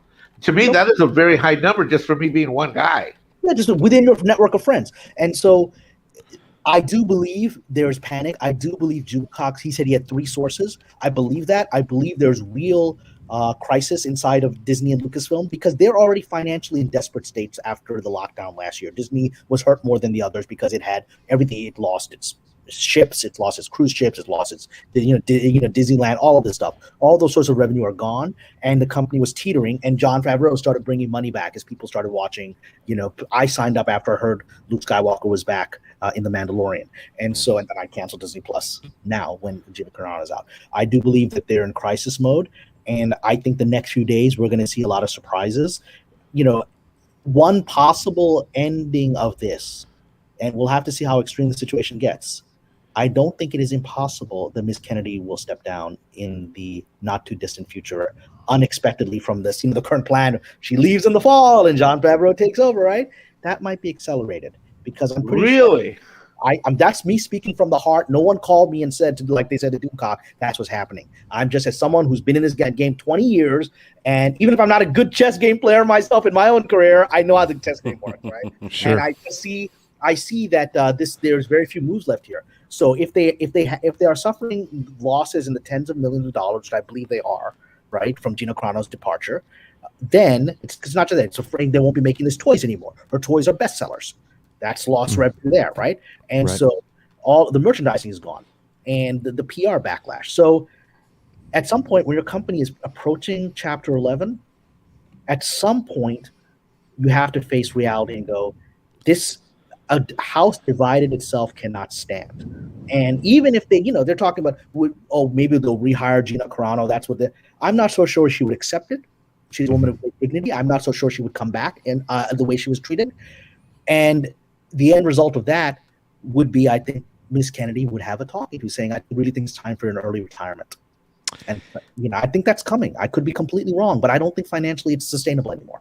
Well, at least you're speculating, but you're given reasons to have your thoughts, and very good, Cameron. And I want to say something that I've already said to everybody watching right now.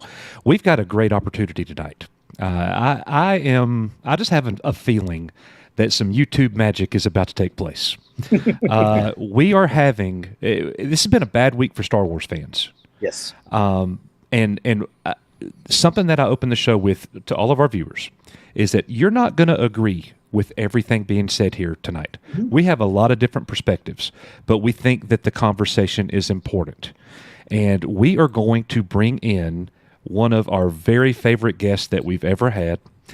Cameron, you were just talking about it. You were just mentioning you hope that you get the opportunity to overlap with him. Well, you are, sir. So, ladies and gentlemen, I want to welcome the great Robert Meyer Burnett. Oh my God, I'm like blushing. So am I.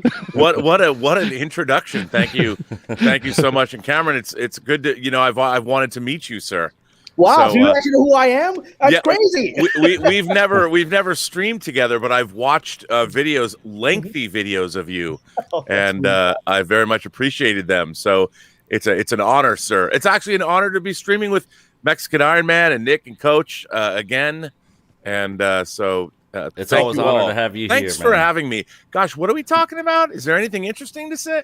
I think he's got some insights too, and he's probably more politically savvy than me in how he expresses. Oh, I don't know about that. I mean, RMB's definitely been on the end of cancel culture himself, so he gets it. Coach has been on that end; he gets it. I've been on that end. We're gonna have the amazing Lucas here tonight. He was kicked off Twitter for misgendering his video, somebody, by the way, on this subject was really good. I sent that to you, Rob, and I'm glad you watched it. I watched it last night. Yeah, I thought he had a really good take on it. And then that Saturday night where you came on and all 9 of you were there for the first time, that group, and then, we did Theory's thing the next day.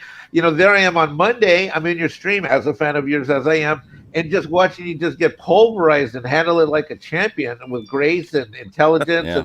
And I was like, leave him alone, Mexican Ironman. And then you handled it all like a champion, sir, with grace and intelligence, as you always do. Well, I think that look, the whole purpose of my own channel is when I started my YouTube channel, I thought, okay, I want this channel to be what it's like, what it's been my experience to be like going to conventions for most of my life. And one of the things about going to conventions that I think is so great is, like, when I was growing up, I was a normal kid. I had lots of friends and girlfriends and skied and played sports, but nobody knew the depths of my geekdom. I wouldn't say I was in the closet because I didn't hide it, but I didn't have a group of friends that shared my passion. Like, if they knew how many hours I spent surrounded with my blueprints of the Starship Enterprise, like I'm sitting in the middle of my bedroom, my mom would come in and she's like, "Are you looking at those again?" I'm like, "Yes, Mom, I am. I mean, I have to memorize where the Enterprise's bowling alley is." People could not know how it just, they never knew. So going to conventions before the internet was the way to meet like-minded people.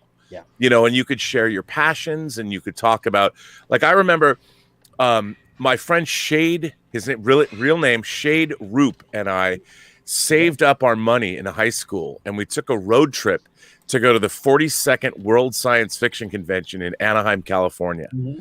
And we took a 2-week trip during the summer. I saved up all summer for it. Yeah. And at that convention, I ended up meeting Carrie O'Quinn, the publisher of Starlog magazine. Mm-hmm. And it was me and him and a couple other dudes and some people in this hallway. And we ended up having this 4-hour conversation. And I kept thinking, this is Carrie O'Quinn, the publisher of Starlog. This is the most amazing experience ever. And we were having like this discussion about The Prisoner and Star Trek. And it was this very erudite conversation. And I'm like, I would love it if my life was full of conversations like this. And now, you know, that we have the internet, it's both we've had it now for what, 30 years. I was on AOL Star Trek boards that Ron Moore would pop into back in the early 90s. And now I would have thought that we're getting so much great stuff. Like ultimately, I never thought we'd be getting Avengers movies. I can't believe, you know, WandaVision. I'm watching this show going, how did this show ever get made? Like, I can't even believe it. And we're 13 years into the Marvel Cinematic Universe. So we're in a golden age of geekdom. And everything I've ever wanted has come to pass. But I never would have thought that navigating the geekosphere, or as I like to call it, the imagination connoisseur sphere, could be so fraught with peril. You got to be careful. And my whole thing is that we are all fans. Whatever side of the political aisle you're on, whatever your favorite thing is, at the end of the day, there are things that we agree on. We love science fiction. We love horror. We love fantasy. We love video games. We love comic books. And despite our differences, we all have a baseline where we can find commonality, common ground. That's true. That's our shared universe. That is our shared universe. It is a way to escape this world with its constant conflicts and arguments and ideologies, and enter a world with different rules. And then we can converse about that. That is where the commonality is. Cameron, can I ask you a question about, like, you turned your geek passions into a profession? Yes, sir. Now, what was that journey like for you? How did that happen? Well, you know, I was a lawyer in New York, and I was bored out of my mind. I had thought being a lawyer was like what they did in LA Law, where you would be having great cases and you'd have beautiful people all around you. I would like to be like Arnie Becker. Yes, exactly. I thought I'd be partying, you know, like that. Instead, I'm sitting in a room going through documents, whatever, for 18, 19 hours a day. And so I had written in graduate school, I had written a teen horror movie. You talk about horror genre. That was my first love. I had written a teen horror movie similar to Scream. You know, the nice pretty girl runs up the stairs and the guy with the mask chases her, right? That level. And I said, well, I got this script. And I'm sitting in New York City with no contacts, Pakistani guy from Brooklyn, right? And so I did the worst possible way to get an agent. I literally got in those days, it wasn't even on the internet. I got a book from Barnes and Nobles. You know, do you remember it's called The Writer's Market? Oh yeah, yes. And in those days, I think they still, but they had a list of agents, Hollywood agents. And we're not talking about UTA and ICM and CA. We're not talking about that. We're talking about internet. Yes. He'll bounce back. It's happened a couple times. Oh. Yep. I love that. Look at the enthusiasm on his face. He's all about it. I love it. Hey, we got to turn that into a Why I Love Star Wars. Am I back? Yeah, well, you're back. You're back now. Let me see if was that on my end. I'm going to try to see if I can improve my internet here. But all right. So so I'm saying that I sent query letters to people I just went through that list of agents in the writer's market, and I sent the query letter saying I've got a horror script. And this is who I am. And I only sent 5 of those because I immediately got 4 rejections in the mail. Sure.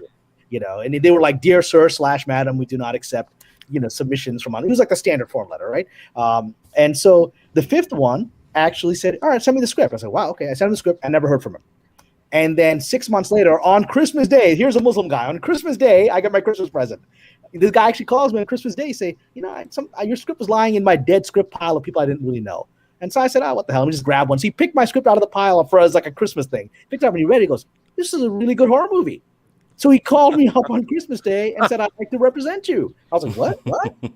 And then he put me in touch with, do you remember, Robert, you'll remember this. There was a TV show on UPN called 7 Days. Do you remember that show? Oh, of course. Yeah.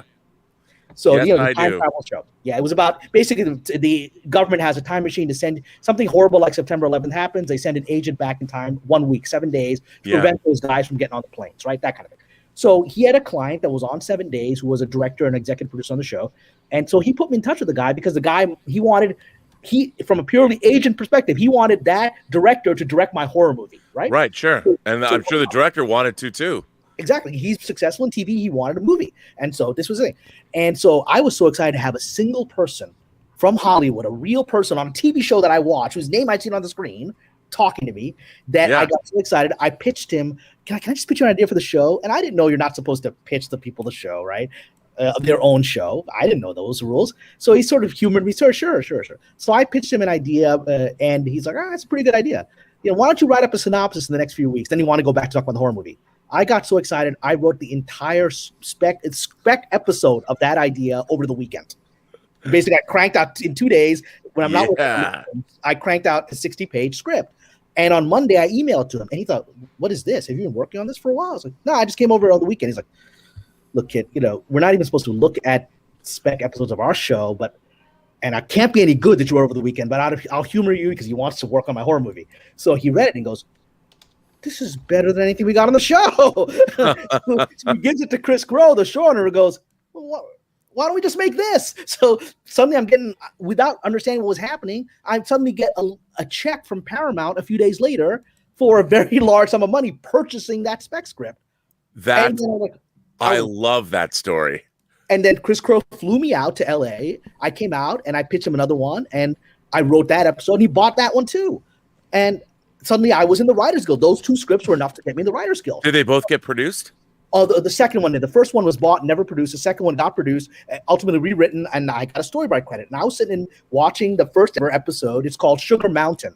On if you look it up on if you have an old DVD or of 7 Days. So I have a storyboard credit, and the staff writers on the show rewrote me. But I couldn't believe seeing my name on the screen. I was like, oh my god! No, that's an amazing. By the way, kids, for you following at home, that doesn't happen very often. Doesn't happen, and I didn't know that's not how it's supposed to happen. Because but you know what? That if you'd known, you wouldn't have done it. What was so great was you did it, and I had no idea your story would be that good. But what a great. That's a great story. But that's the thing is I didn't know what my limits were, and so I violated the limits. And I got into the Writers Guild, and I said, oh my God, maybe I can do this. And I moved. We got a little ambulance going by, so let that go by. I hope everyone's all right. So I moved to LA that year and started looking for work. And after a year of struggle, and September 11th happened, which as a Muslim writer wasn't a great situation to be in Hollywood. As they're like, oh yeah, we don't really want to meet with you right now. We don't know if you guys can be in this country anymore in the next few weeks.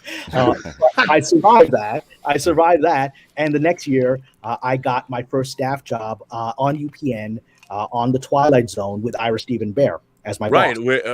He did one season of Next Generation, of course, Deep Space Nine. Did you work with like Ashley Miller? Yes. He came in on that because there was only one season of Twilight Zone. Ashley and Zach came in, and I'm still friends with them. They came in. They're really good guys. I've been working with Ashley. It's going to be announced on the 16th. Okay. But I've been working with him on an animated Netflix series. He mentioned something about this a while ago. This must be what he talked about. Yeah, and it's crazy to me that no one knows it exists. Ladies and gentlemen, this is breaking news at the Echo Base Network. Coach and with another global. I'm not saying. All I can say is don't give the details. You don't want to go against the press release. No, Ashley was the show. He's the show creator and the showrunner. He created the show, but it is based on a previously existing property. Yeah, that's all I can say. We talked about, we had lunch before all the lockdowns happened, and he was telling me he was working on this. Yeah, I mean, he's one of the nicest people. Like I had known him before, but Zach and Ashley wrote Agent Cody Banks. That's right. And you were involved in that, right? Yeah, we two partners and I bought that script, and then I we hired them to rewrite the script that we had bought, and it was their draft that sold to MGM. Yeah, and that was a big deal. I remember it happened right around the time we were on. I think it was right after we finished up on Twilight Zone. Yes, the press release came out, and then they went off and they had a very successful career. As you know, they went off and they worked on the Terminator show, and then they had a massively successful feature career. And God bless them. They did Thor and X-Men First Class, and then Zach and Ashley they wrote a novel together, and then Zach wrote. For McGee, Rim of the World, was it Rim of the World, the alien invasion movie that he directed for Netflix? And then Ashley went over to Black Sails and Lore for Amazon. And now he's also developing, and this has all been announced, he's doing the Mist series. That's right. The development of Mist. But this show that I've been working on it since 2019. And it's so far it's a 3-season show, 8 episodes a season. And the first season will be announced on the 16th on Tuesday, and then it will drop in a couple months, March maybe. I'm not really sure. But it's so weird to work on a show and no one knows, other than the people working on it, that it exists. And when fans find out who the voice cast is, bananas. They're going to go bananas. Yeah. It has the coolest voice cast of any outside of a Pixar movie or a Disney animated film. Is Mark Hamill involved? You know what? I can't say one way or another anybody who's involved, but it's any fan of science fiction, fantasy, and horror will love the voice cast of this show. Can't wait for that. Yeah, Can't wait for that. Yeah, and Ashley's a really good guy. He's a smart writer, and I've just been delighted to watch both of them, rise to where they've risen to, and there's a lot more adventures ahead for them. And they're so nice. I mean, they're the nicest guys in the world. They're really talented. Well, on the show, and then Ash and Zach can laugh about it now. On the show, it was a very tense show because UPN wasn't exactly well managed, right? Right. And Ira Bear was a great showrunner, but it was a chaotic show because we were dealing with UPN and our studio was New Line Cinema, which hadn't done television before, but they had rights to the Twilight Zone through some legal situation, and so they had never run a TV show before, and so it was a UPN, a not particularly competent network with a completely inexperienced television studio, and Ira Bear, who's trying to keep it all together. And so Ash and Zach came in about midway through the season, and it was a tense room, and it wasn't anybody's fault. It was just it'd been like punched in the face for months, right? And so I think we didn't get along that well on the show, but we've gotten along very well since then. Right. We laugh about it now, but that's an example of writers' rooms and the frustrations that happen in a situation you can't control. No, absolutely not. It's tough. Oh, I didn't mean to detract the conversation. I'm sorry. Oh, no. Since I had you here, Kamran, I was like, I wanted how'd you get into the business? Our paths are already overlapping. We have mutual friends. And I mean, but that's a great story you have. I mean, I love that story. And it's a good interaction between you guys while we're waiting on our next great guest that we're about to bring in. And I'll let Coach do that, but yeah, I'm glad you guys got to talk. And Cameron, I don't know how you are on time wise. We were not going to try. I have about another half hour or so. I hope that'll be enough. You stay as long as you want. Yeah, you're welcome to stay. But Coach, go ahead. Well, everybody knows who our next guest is, and I know that you're all waiting for it with bated breath. We're going to bring in the one and only, oh my goodness, amazing Lucas. And let me just start here, guys. Nobody ever handed Leonardo da Vinci a paintbrush with green paint only and said, this is all you got. Yeah. We got 3 amazing, brilliant people down here. And you 3 gentlemen are home. We're not going to control this conversation. You 3 gentlemen are home. So, and all 3 of you guys are out in LA, right? Yeah, but as I think all of us know, LA is basically North Korea right now. You can't go out, you can't do anything. Yeah, it's crazy. The last time I streamed with Amazing Lucas was on your show. That's right. Yeah, it was a year ago for our documentary premiere. I said to Lucas that I was a huge fan of his, and he was. Lucas, I have to say, oh my goodness. I want to buy your merch. You had a shirt. I watched your Gina Carano video, and I think you were wearing a shirt on that video. It's an awesome shirt. I don't know what it was, but I'm going to your merch store. I'm going to buy your merch. While it's there until it gets yeeted. No, I liked it, but I like that video very much, and it's good to see you again, sir. I appreciate the welcome back. Yeah, and I gotta say, since we had you on last time, Lucas, one of the best, most funny streams I've ever watched in the last year was your Final Fantasy VII gameplay. I was freaking rolling and sharing that out with everybody.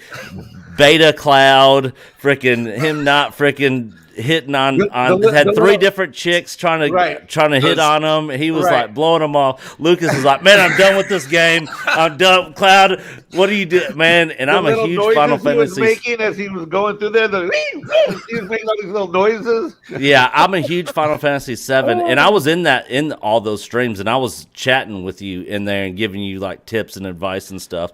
But man, I shared those videos out with so many people. It was like YouTube beyond YouTube triggering, gold. beyond triggering. And then when they put him in a dress, and you're like, "Oh no!" I just put the controller down. I was like, "I'm not. Nope, not doing this." Oh man, I was rolling. It was great. Well, let's do this, guys. We're gonna kind of segue into this. This is the moment. This is the I mean, what do you call it? The press release. This is the spokesperson. We're just gonna jump right in to. And I'm going to pop out and get ready for the next segment that we have with Thank you, sir. Valiant. Okay. I'll see you there. So let's just jump into this. And we watched Lucas's video, which we loved, and we watched R&B's video, which we absolutely loved as well. Yeah. Cameron, I don't think you've made a video about it, but we have heard you generally comment. don't make videos. I go under other people's channels. So yeah. Absolutely. Well, we're glad that you're here to do that. So we want to have a conversation, and we kind of want to let's just start here. When you first saw this, what was your initial reaction? And then we're just going to let this conversation go wherever it goes. But we also want to say this again to everybody watching, the 800 people watching. You're not going to agree with everything you hear, but the conversation is important. And I guarantee you this: you will agree with somebody here. You will do that. So, Lucas, and we agree with aspects of every single one of these people. Yeah. And whether you agree or disagree, we respect every single one of these people on the panel. So everybody in the chat, just keep it respectful. And I'm going to hand the ball off to Lucas in just a moment. But I want to say this first. Nick and I both saw this whole thing a certain way. Yeah. And it was an emotional response from the two of us. And then we watched Lucas and R&B, and our perspective changed a little. It changed. The conversation is important, and this is about elevating my thinking and everybody else who wants to participate. So, Lucas, when you first saw this, it says, as reported by IO9, Lucasfilm said in a statement, Gina Carano is not currently employed by Lucasfilm, and there are no plans for her to be in the future. Nevertheless, her social media posts denigrating people based on their cultural and religious identities are abhorrent and unacceptable. Take us through that moment when you first saw that and give us your thoughts. Well, the first knee-jerk reaction was like, I wish I was part of the Lucas family. I wish I was part of Lucasfilms. God, that'd be nice. That'd be a nice paycheck. It would be. But I don't know what to tell you. My first reaction was honestly like, why? What the heck was going on? What happened? And the more I delved into it, I was like, okay, it became a little more understandable to me. I mean, at the end of the day, I'm all for about the long run, right? I feel like there are a lot of people who are just a little short-sighted, right? Where I feel there are certain battles, right? There are battles out there, but not every single one of them needs to be fought, right? I think you need to pick and choose your battles, especially if the leverage you have isn't really there. And you have to think about as far as what's the end game. What is your end game? When you post something or when you post this or when you post that, like what's your end game? Are you just posting just to trigger? Are you just posting just to get it out there? Like if it's detrimental to you and it doesn't add anything to the conversation, just pretty much just a 1D or 2D just dimensional, there's no point in posting it, especially when you have so much to lose, right? If I post something, worst thing that's going to happen to me, I'm currently suspended off at Instagram. I can't do live. Okay, big deal. But if I was like an actor in Hollywood, right? And given how, I don't know, I'm sure you guys, but actors in Hollywood or anyone in Hollywood for that matter, who's more right-leaning or conservative-leaning, just is what it is. We all know each other, right? We have little certain signals we put out there, but you have to understand, hey, this isn't your playground. right? And given what you want to accomplish, there are certain ways to go about it. I'm always for strategizing as opposed to just being heavy-handed with it, which is not going to get anything. It's going to be more divisive. So that was my take on it from, what I gathered. All right. And you guys are home. So whoever wants to go next. Well, I want to say that I mentioned that Jon Favreau is very politically savvy and I'm not. So that's the parallel here. Amazing Lucas is very politically savvy and I'm not. Anyone who's following my Twitter feed knows I'm a little bit more like Ms. Carano, and I'm putting a lot of stuff out there to some of my friends like, hey, man, you shouldn't put that out there, right? And they're probably wise. They're probably wise to say that. So yes, you are absolutely correct. I think part of it also is the nature of who we are as creative people. And I think it's also especially true of actors.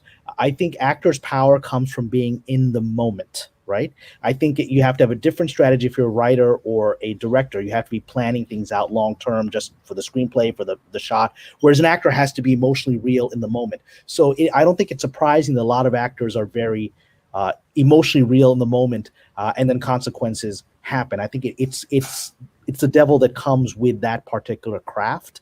And I do believe Ms. Carano is personally, and again, this is just my perception of her. I mean, I do believe she's personally upset about the direction our culture is going in and people's inability to talk about some things. And so she decided to use her platform to at least be a spokesperson, because she's been a fighter her whole life. I mean, she's an undefeated MMA champion for a reason.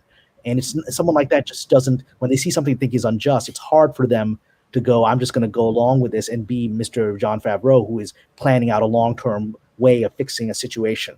I just don't think we can ask that of someone like that. And so these are the natural, I think what happened was an inevitable thing that was coming one day.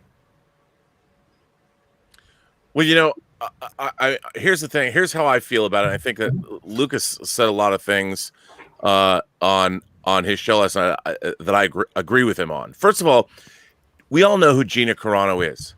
And by the way, she started her Hollywood career with Steven Soderbergh in a movie called Haywire 10 years ago, it was pretty cool that Steven Soderbergh, who was one of the darlings of the indie film movement when he made Sex, Lies, and Videotape, decided to make kind of this La Femme Nikita-esque movie with a woman who really wasn't an actress, but he saw that she had some great presence. And, Gina Carano's an MMA fighter. Like you said, she's not some great political theorist. She's somebody that doesn't like bullies. Mm-hmm. And I think that part of the reason that they hired her in the first place to play Cara Dune was because of exactly who she is. Maybe she wasn't the greatest thespian in the world, but man, you believe her. When you watch her on camera, she's a badass. Like, she will kick your ass and you believe it. Not through CGI, or like if you're sitting at a table with her, she will run. She can reach across that table and rip out your throat. Mm-hmm. And that is a presence. She has a unique presence. There aren't many actresses in Hollywood that have that presence. So that said, when you hire her, you know what you're getting. Now, here's the thing that people don't understand. I always tell people, it isn't show friends, it's show business. Mm-hmm. And I'm quoting from the Jerry Maguire. And when you don't get what you deserve, you get what you negotiate. That's it. Now, the thing about Disney, when you go to work for Disney, it is in this day and age, it is a 24/7, rightly or wrongly, 24/7, 365-day-a-week job, especially when you're on their highest profile franchise ever. Mm-hmm. And you are representing them all the time. Kids of all ages love The Mandalorian. It became a huge hit. So you're now in a position where, rightly or wrongly, if you were on that Disney payroll, if you were sucking on that teat, you have to be mindful as a person of what you're going to say publicly. Because look, if you take the job and you're going to get paid that Disney Hollywood cash, and you're going to have action figures made of yourself and all of these things, you just have to be mindful of what your employers expect of you, rightly or wrongly. I mean, that's capitalism, that's mm-hmm. business. Most people, no matter who they are expected to represent their business all the time. and we live in a world, social media, you never know. You can't, if you're a high profile person and you get hammered one night and you're having a bad night, you just can't go on Twitter and go off. You just, there's going to be consequences. But on the other hand, Disney knows who they've hired. And it's not like half of MMA and wrestling is to have that persona, to be the kind of person. So on one hand, Disney knew who they were hiring. And I wonder, like if Gina Carano, if anyone sat down and had a conversation, was it in her contract? Did it say, you cannot say this? We don't know. We don't know. I wouldn't hire an actress or an actor or anyone without understanding who they are. And I would be like, Gina Carano's persona is useful for us. We want her to be who she is because that's why we hired her in the first place. Mm-hmm. So it's a very difficult position to be in. And I would say that there are, it's not as cut and dried as many people might think. This did not happen overnight. Mm-hmm. Disney did not fire Gina Carano 2 or 3 days ago. Mm-hmm. This was something when you find out something's happened in Hollywood, it's usually months after the fact. Sure. Because there's contracts, there's people, everyone has their people, lawyers, managers, agents, that kind of thing. And so this was probably something that was coming for a while. And I like The Mandalorian. I don't want a Nazi Cara Dune. I wanted my Cara Dune 12-inch hot toy action figure. Now I'm not going to get it. So selfishly, I'm upset about that. But I would say that it has to be understood that rightly or wrongly, Disney has to protect their franchise. And at the same time, they also have to understand who they've hired and to make sure that they do their due diligence and say, look, we expect this from you. Mm-hmm. And I think anybody who works for a major studio understands that. Not just a major studio, but any business. If you work in a high profile company, business is business. I mean, we are a capitalist system, and we all know what can happen to people with wrong speak or wrong think or whatever. And like when she put beep bop boop in her, if somebody tells me that I'm supposed to use pronouns, I have no problem to call anybody what they want me to call them. If you want me to use pronouns when I refer to you, I have no problem with that. But don't tell me that I have to put pronouns, that I have to do something. Mm-hmm. Don't tell me that I have to do that. I will do it because I respect you as a person. But when you come on and tell me that I have to do something to prove I am an ally or prove I'm loyal, you're in the wrong. And when she does something like that, basically as a fighter, and what she does, she's like, I don't need to listen to your bullshit. Don't tell me what I'm supposed to think and believe to prove that I'm an ally to you. Mm-hmm. Don't do that. You know what? If I'm an ally to you, let me prove it my own way. Let me prove it to you that I believe in you. I believe in people, but don't tell me what to do. Don't tell me what to say. Don't tell me what to think. And what she was doing was it was a send up. I mean, whether you believe in it or not, when she put up beep, bop, boop, she was making a statement, and a statement that I don't necessarily disagree with, because she was saying that you cannot tell me what I'm supposed to do, say, or think. And I think that, in her case, maybe she took it too far, but maybe she didn't. Maybe she was being who she is. And it really comes down to, are we going to allow people to be who they are, or are we going to mandate thought and speech? And look, my whole thing on my channel is that every single person has a story to tell that you have yet to hear. What you have to do is listen. Don't tell them what to say or what to do or what to think. So a lot of that's all three of you, such great takes. And a lot of the fans and a lot of the people in the chat are saying right now, well, what about Pedro Pascal? What about what he said about conservatives and Nazis and all of that? And I want to go there in just a minute and get that. And a lot of people, we've got our own takes about that, but I want to go to Lucas because something that I haven't heard Lucas talk about. Lucas, Star Wars was blowing up again and getting good again. The end of The Mandalorian. Did you see the return of Luke Skywalker? Did you see that? I did. Okay. Well, my head about fell off my body when that happened. We've talked to R&B about it before. R&B, how many times have you seen Chapter 16 of The Mandalorian? Well, how many times I've watched that Luke scene? More than I would ever care to admit. So more than I don't. You know what? My 5-year-old self. Well, watch that 100 times because I was that giddy about it. Absolutely. Yeah. And Mark Hamill, Lucas, if you didn't know, actually tweeted out one of our videos. Yes. Oh, what? Yeah. And we had a video, a mashup of reactions that had over like 800,000 views or whatever, and it was because of one thing, because it was Luke Skywalker. And he was back, and Star Wars was back, and the fans were happy. And now all of this stuff has happened, Lucas, and the fandom is hurting, man. It's crushed. Yeah, I know there were people who were like crying over that scene. Yeah. Oh yeah, we had Star Wars Theory. I don't know if you're familiar with Star Wars Theory, Lucas, but we had him on the stream because he got attacked by people within Lucasfilm for getting emotional and crying when he did a live stream on that episode. Wow. And it's like, and so he shot back at them, and then who was it over at Lucasfilm? I'm drawing a blank, Coach. Pablo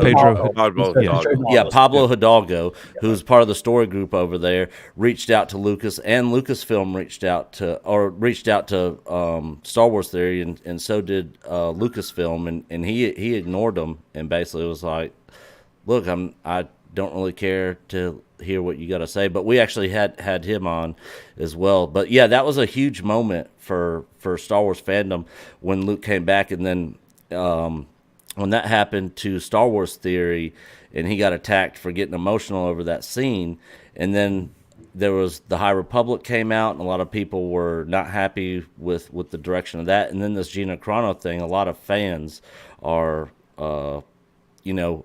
pretty upset with Lucasfilm. So Lucas, what were your thoughts on that last episode of Mandalorian? And then I'll let Coach get into that next question. I thought it was cool.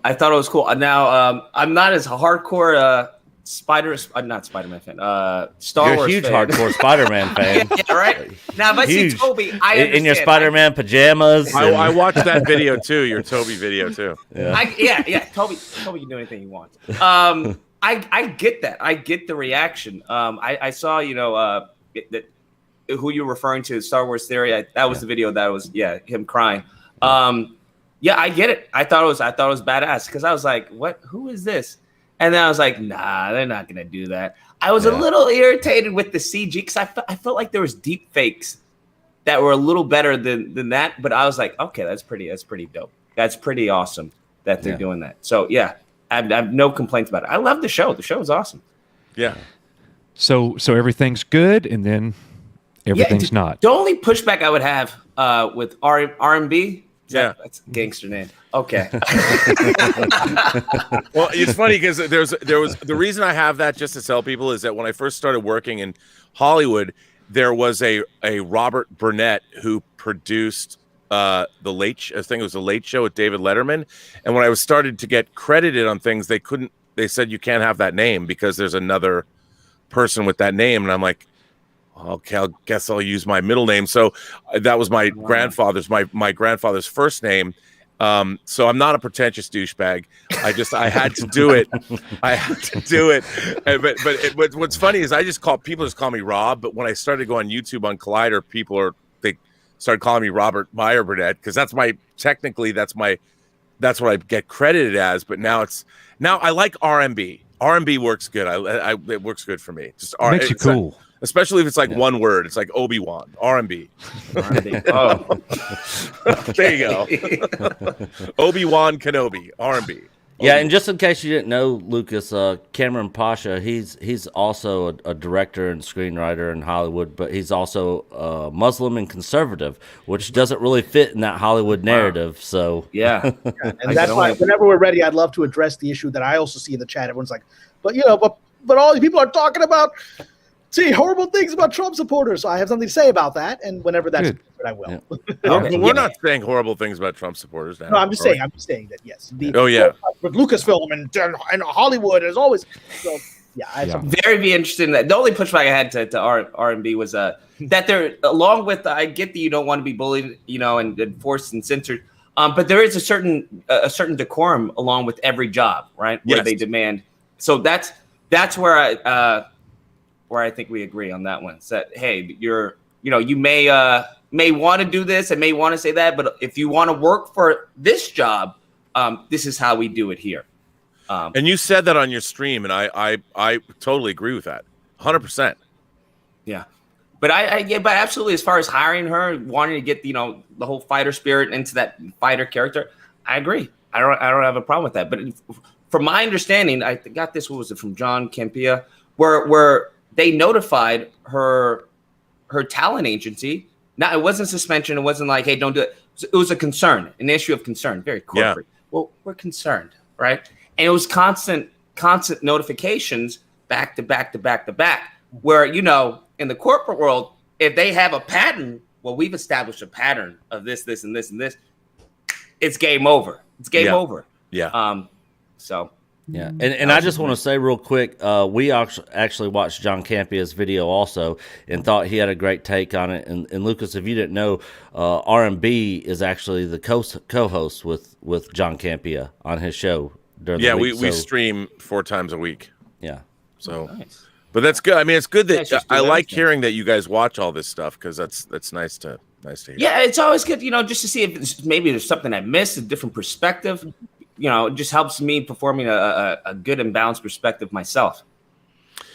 Yeah, I mean, one of the things I think is really interesting. Like, I like your takes, Lucas. I mean, I consider myself a classical liberal that leans left, but I do watch a lot of what people would say, I guess, conservative shows, and people are like, why do you watch all these people? I'm like, because I learn from them.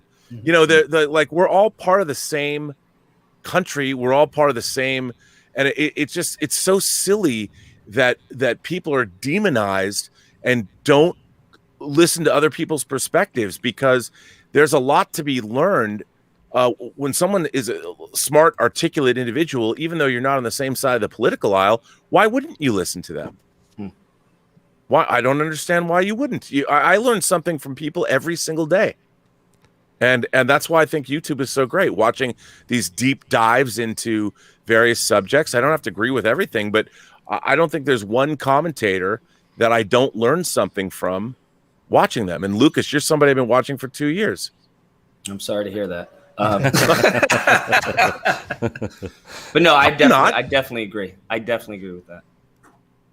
Yeah. And the thing is, Lucas is I think, for the most part, considered a conservative, but with everything that was going on with the election, and we're not going to get into politics, but there's a lot of people on the right that was turning on Lucas. Oh yeah, and he was getting. I saw that. I was like, what the what? Yeah. Somebody in our stream just said that Lucas was liberal trash, and I'm like, yeah.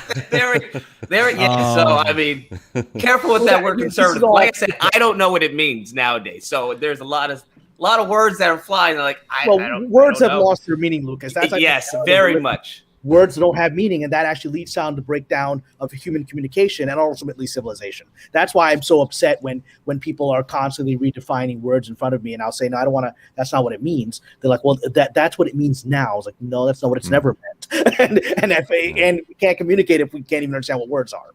Yeah, and Cameron, I think you said you had something that you wanted to hit on. Yeah, I do, because and again, we don't have to talk about politics, but we can talk about politics, right? Okay, which is, look, my perspective is a little unusual. Like I said, I'm a traditional Muslim. I'm a practicing Muslim. I don't drink. I pray, and I'm pretty conservative on social. What? Right? Yeah. And so these are things. I'm pretty conservative on social issues. And so, RMB was raised Jewish, so we got two Southern Christian guys, a black conservative guy, a Jewish liberal guy, and we all walk into a bar. And a Muslim.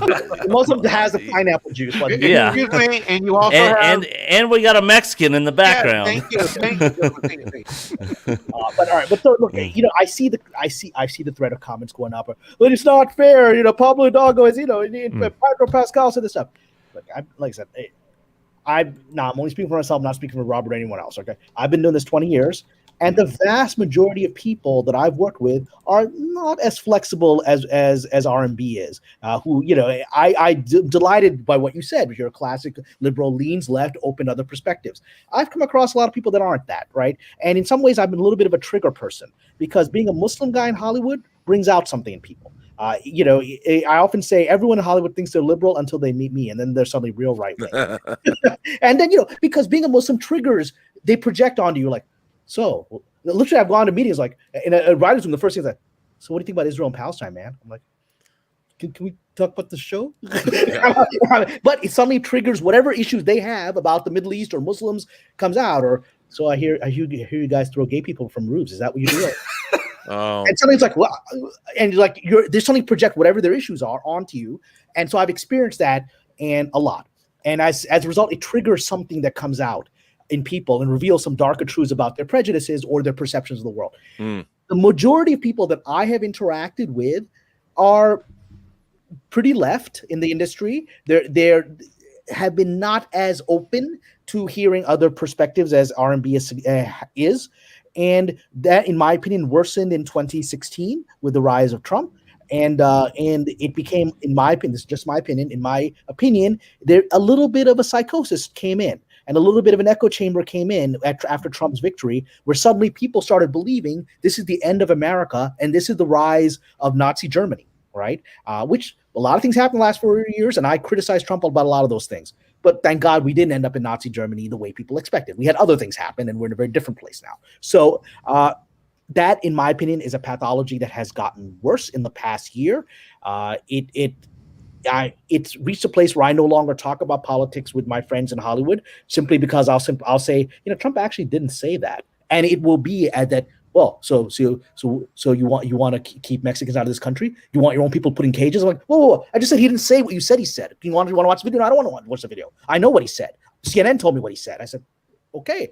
There was an emotional reaction that was very extreme in my interactions with people, and so I believe that. Right now, the official politically correct line for the last 4 years has been within the industry, within the cocktail parties, and within what you can say in a writer's room. Trump is a bad man. He is a neo-Nazi, and a fascist. People that support him are largely that, even if they're deluding themselves that they have other reasons why they're supporting him. And if you say something nice about him, you are not a normal conservative. You're not a Reagan conservative, right? You are someone who is a radical stormtrooper, and you don't even know it. And we have to save America from this. That is the people that I've interacted with. I was on several shows I've worked with. I just became very quiet because, again, I don't agree with Trump on many things, and I've criticized him volubly on many things. But I also want to criticize actual policies rather than projections and hyperbole. And I discovered I couldn't even do that because the hyperbole would come out. I agree with you 100% on that, and I think that what you're saying is so very important. You have to really listen to people and what they think and what they believe. And what I don't understand is if we're Americans and we always can point to the Constitution, the Bill of Rights, that is the very basis for being an American. Forget what political party you're affiliated with or what you believe. You do believe in the Constitution, the Bill of Rights, yes? And if you accept that as a baseline, let's start talking about our political beliefs and point to the foundational documents and look, our founding fathers were not perfect people. And the time that they wrote these documents, there were certain things going on in the world, such as, slavery, that were awful. And I think our founding fathers, for the most part, knew that was the case and knew that eventually we had to evolve. But they tried to come up with, and in all of human history, our foundational documents are some of the most amazing that have ever been written. And we need to figure out, I think as a people, as a group, as Americans, we need to start paying attention to what do we really believe in, and forget the partisan politics. Let's go back to the basis of what this country is all about. And let's go back to the basis of what it means to be an American, the Constitution, the Bill of Rights. And let's talk about things from there. That's where our country sprang out of. Why don't we go back to those foundational principles and talk from there? I think we need to do that. And we need to talk to one another. People are not, they're not conversing. They're not listening. They're not paying attention, and they're not conversing. And it's problematic, man. Well, I just had that happen today, R&B. Again, we don't have to go into politics, but I just shared an incident that just happened literally just before I came onto this live stream. A friend of mine who voted for Mr. Biden passionately said, you know, it's a lie. Trump never said peacefully and patriotically. You're presenting propaganda. I said, okay, well, here's the video of him saying that, right? Go and protest peacefully and patriotically. And you can say, you know, there's other things he said that really undercut that, whatever. I said, he actually did say those words. And they didn't want to look at the video. They didn't want to look at the video. So, I mean, I don't know what to say. I'm like, you're literally creating a narrative and saying, I don't want any information that contradicts the narrative that I choose to believe. So I'm like, well, how can you make an opinion? You can still choose to believe that he's a bad man with bad intentions, and he had bad intentions in that speech. But he did say certain things, and you're like, well, he didn't, and I don't want to see the video to contradict my belief about that. We're getting to a place, and I say this as a religious person, we're getting to a place where politics has become religion, where you cannot actually have analysis. You cannot question whoever your high priest is. And I'm like, yeah, man, I've seen that on both sides, and that's the scary part. Yep, absolutely. I don't want this here. Yeah. So that's where we are. And that may answer, hopefully, the thread of why people, because a lot of people believe that the current narrative in the industry is a religious narrative. And so you can't, you know, Mr. Pascal can say certain things about an entire 70, 80 million group of Americans, calling them all Nazis and, you know, all these things. He can say that, and people in this town will largely praise him because they see him as fighting what they believe to be reality, even though I don't think that's actually reality. So that is where the industry is. And so the problem is, and I think the other two gentlemen here can talk about that, is I think now the disconnect between the industry and the audience and the consumer is becoming greater and greater. And how things play out after Ms. Carano's firing will reveal that, I think, to a point where even the suits in Hollywood are going to have to make some choices as to whether they want to continue to play along with a narrative that may not accurately reflect the audience, or they want to, do they want to lose money? What do they want to do? Yeah, absolutely. And I think the bigger concern as far as with Pedro, well, wasn't even the post, right? Because I saw the post, right? It was like losers, and it showed the Confederate flag, losers, and then showed the Nazi losers, and then showed the MAGA hat. I was like, given the fact that, one of these, simpletons actually had the Confederate flag in the Capitol, I feel like many people are going to probably let that slide. Because, like, okay, losers. I would think that the bigger issue would be the one where he was like showing the cages, where it was like the Holocaust kids in cages and the kids in cages 2018 or whatnot. I was like, okay. And then I was like, I agree. Crazy comparison. Other than the literal cages themselves. Other than that, yeah, I don't know if you want to draw that just extreme comparison. Yeah, but at the same time, I never came across that post. I don't know anyone else. I mean, maybe there are other people. I never came across it up until now. So that's where I was like, okay, well, it really didn't trigger you, or you weren't really offended by this post up until you needed something to justify and back and defend Gina Carano, right? So I'm just saying, I don't see that to be the case, because we see, for example, with I know many people want to bring up what's his name, who got fired, James Gunn. Yeah, James Gunn. I was like, that was done, and this was a 10-year-old post. Right? So if anybody wants to talk about cancel culture, imagine getting canceled for something you tweeted out 10 years ago. And you said, hey, it was a joke. I'm sorry. Right? So I think the best case is, right, okay, she's fired. My whole take is, depending on how she plays this, is going to be heavily dependent on whether or not she gets rehired, like a James Gunn situation after a year or so. I think her going on with Ben Shapiro and her movie and saying, hey, this is a dream come true, yada, yada, yada. I feel like that's the fighter in her. She's well within her right to be a fighter and be like, yo, F you, but I don't know how that's going to play out to Disney. Because they're like, oh, well, I'm glad we can assist with, you fulfilling your dreams. Look at this. It all works out. So I'm just saying, what's the end game? That's always my take. I was like, okay, what's the end game? But that's a very astute position to take, because people forget what you're saying is that's doing good business. That's thinking about the future. And I think what Lucas is saying is exactly correct. What is your end game? What do you want to accomplish? Yeah. That's important to know. Well, and I'm going to say something about this. It'll be interesting to see what happens with Mr. Shapiro. And here again, I'm a conservative, but I don't actually like a lot of things Mr. Shapiro said, particularly about the Middle East. What a shock, right? Yeah.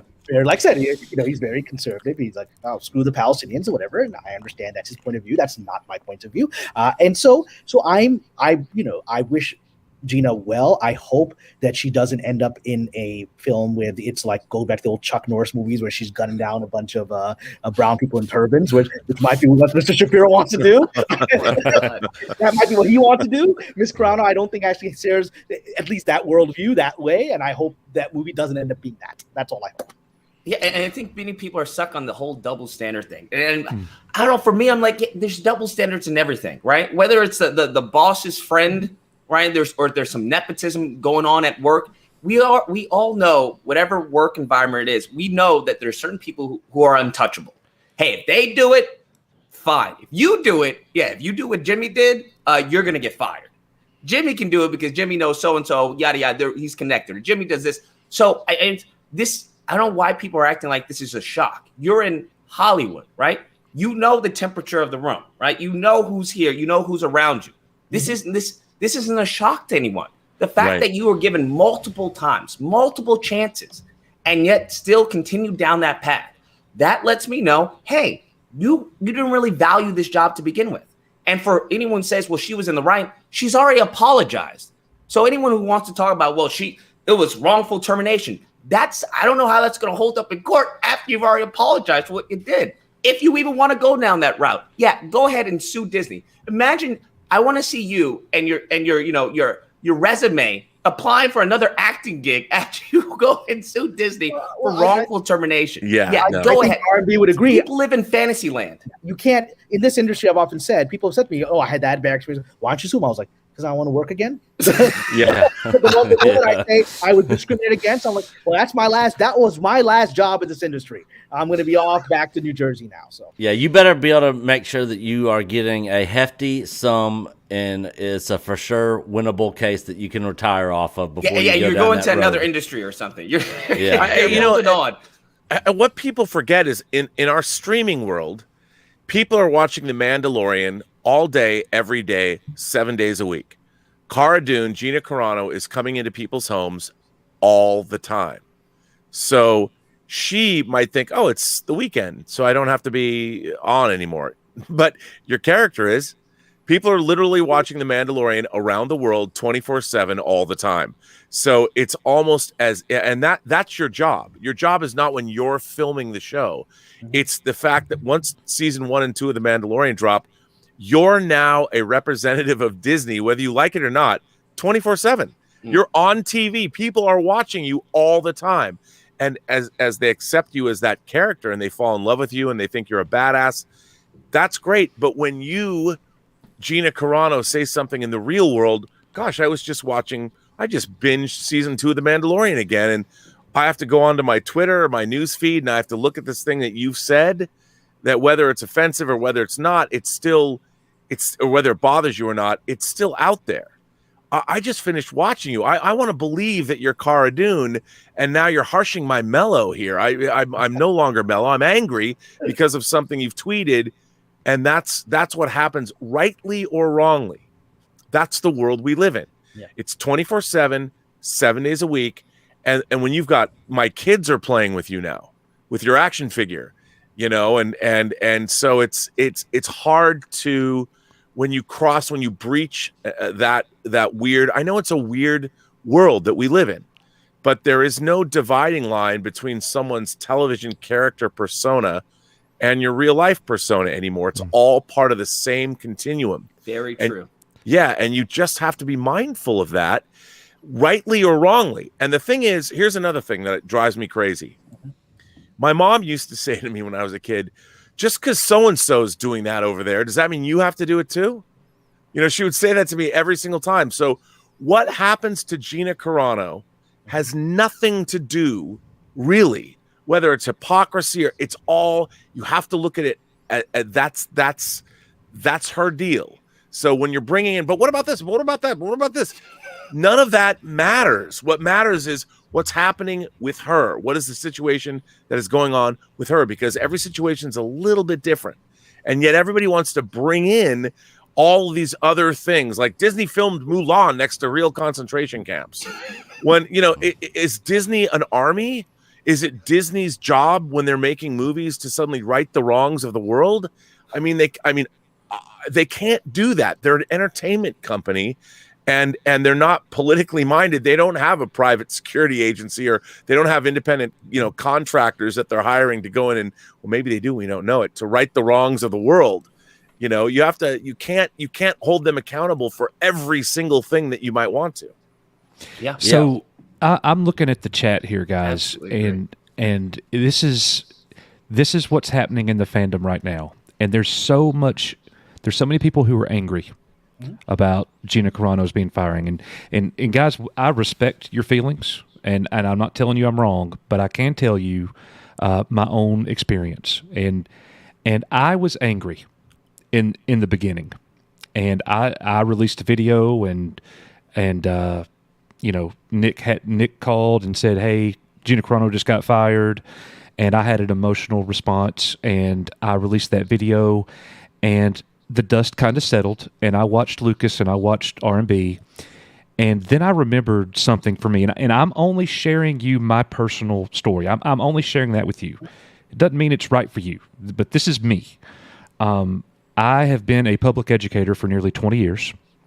I teach history. This is the first year of my adult life I'm not coaching high school basketball. Mm-hmm.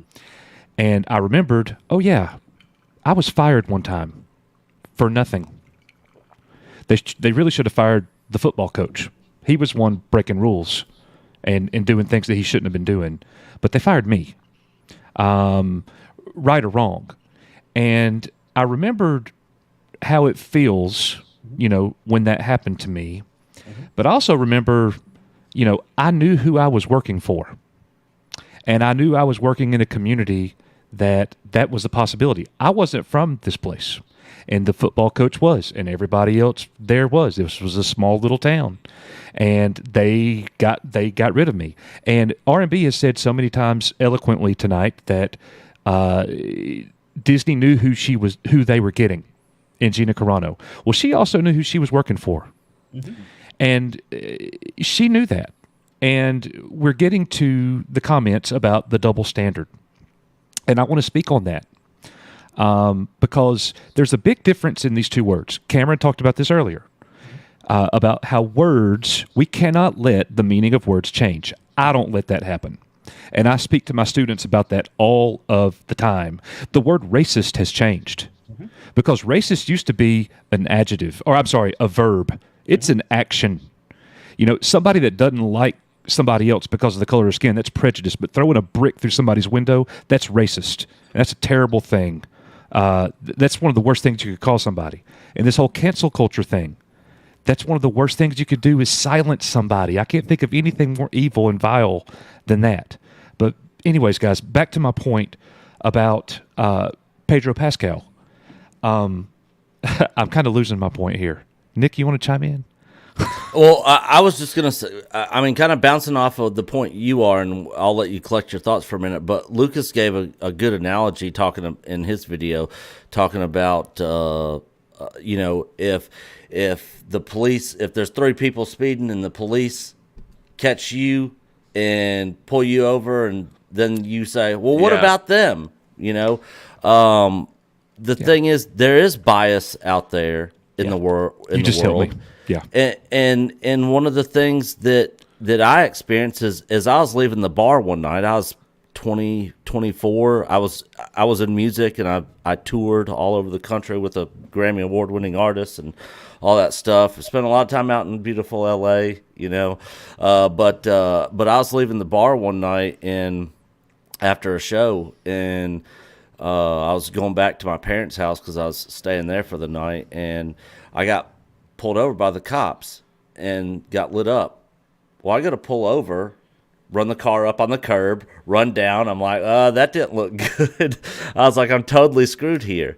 Yeah. Well, walking up is my buddy Wesley Swopes, who me and Coach went to high school with or went to school with. And he was like, Nick. And I was like, Swopes, what's going on, man? He was like, dude, what are you doing? I was like, man, I'm just trying to get home. He was like, man, where are you going? I was like, to my parents' house. And he knew where my parents lived. He was like, man, get there and don't let me see you back out again. If that was any other cop, I would have been yeeted, as Lucas likes to say. Yeah, exactly. I'd have been yeeted out of that car and donezo. You just got me back on track, Nick. Yeah. So the words that change. People think that the words fair and equal are the same words, and they're not. Those words are totally different. And Pedro Pascal's not going to be treated exactly like Gina Carano by Disney. And if you think that, that's not reality. And I wasn't going to be treated the same as the football coach. Is it a double standard or whatever you want to call it? Probably so. But that's the reality of the situation. They are not going to treat those people the same. So I also want to say this. I hate that Gina Carano's not on The Mandalorian. I love Gina Carano. I'm going to miss seeing her. I hate that it happened to her. But I also say this too, guys. I'm not so sure that this isn't done by design. Gina Carano knew what she was doing. How is it that the very next day she's already producing something and acting something with Ben Shapiro in the Daily Wire? This was all in the works for a while. It's not like Ben Shapiro read some story and calls up her and go, let's make a deal tonight. Yeah. This was something that was happening for a very, very long time. It was in the works for a long time. And, I want to say also, some of the tweets that Gina Carano makes, what I really don't like is how they're immediately mischaracterized. Very much so. You can't, again, Gina Carano is not some political theorist. You can't expect her to be, I don't know, John Kenneth Galbraith talking about economics or something.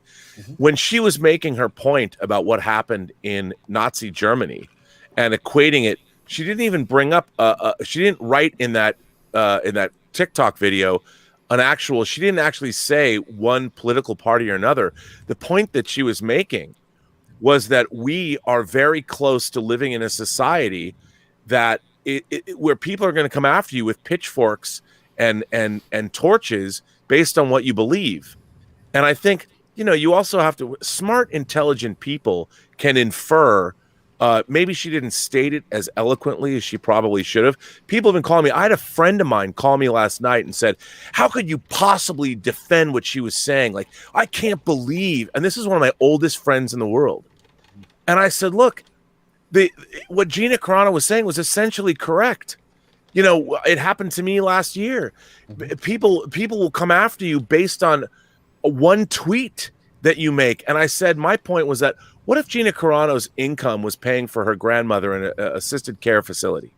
What if she was the breadwinner for her family? And suddenly, look, no one doesn't like The Mandalorian. Everyone likes The Mandalorian.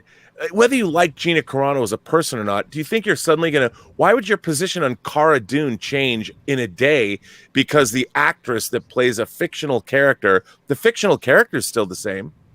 Yeah. Cara Dune hasn't changed. Cara Dune's not tweeting or saying something you might object to. She's a kick-ass survivor of Alderaan. And she works with Apollo fucking Creed. I mean, come on, who doesn't like her? And like so my friend said, how dare you stick up for her? And I said, you know what? She has a point. Yeah. She has a point, and the point that she was trying to make, I don't think Gina Carano is anti-Semitic. She might have been a little clumsy with her analogy. But what happened in Nazi Germany wasn't something that happened overnight. It took a long time. They taxed Jewish businesses to the point where they had to close. This was a long time coming. And she was just saying, as a cautionary tale, watch out, because we live in a world where people will come after you with pitchforks and torches if you say the wrong thing. I make fun of the idea of putting pronouns on my Twitter bio, and there are people that come after me and want to make sure I never work again. And her point is well taken, and she is not wrong. Yeah. And the real question is, who do we want to be as people?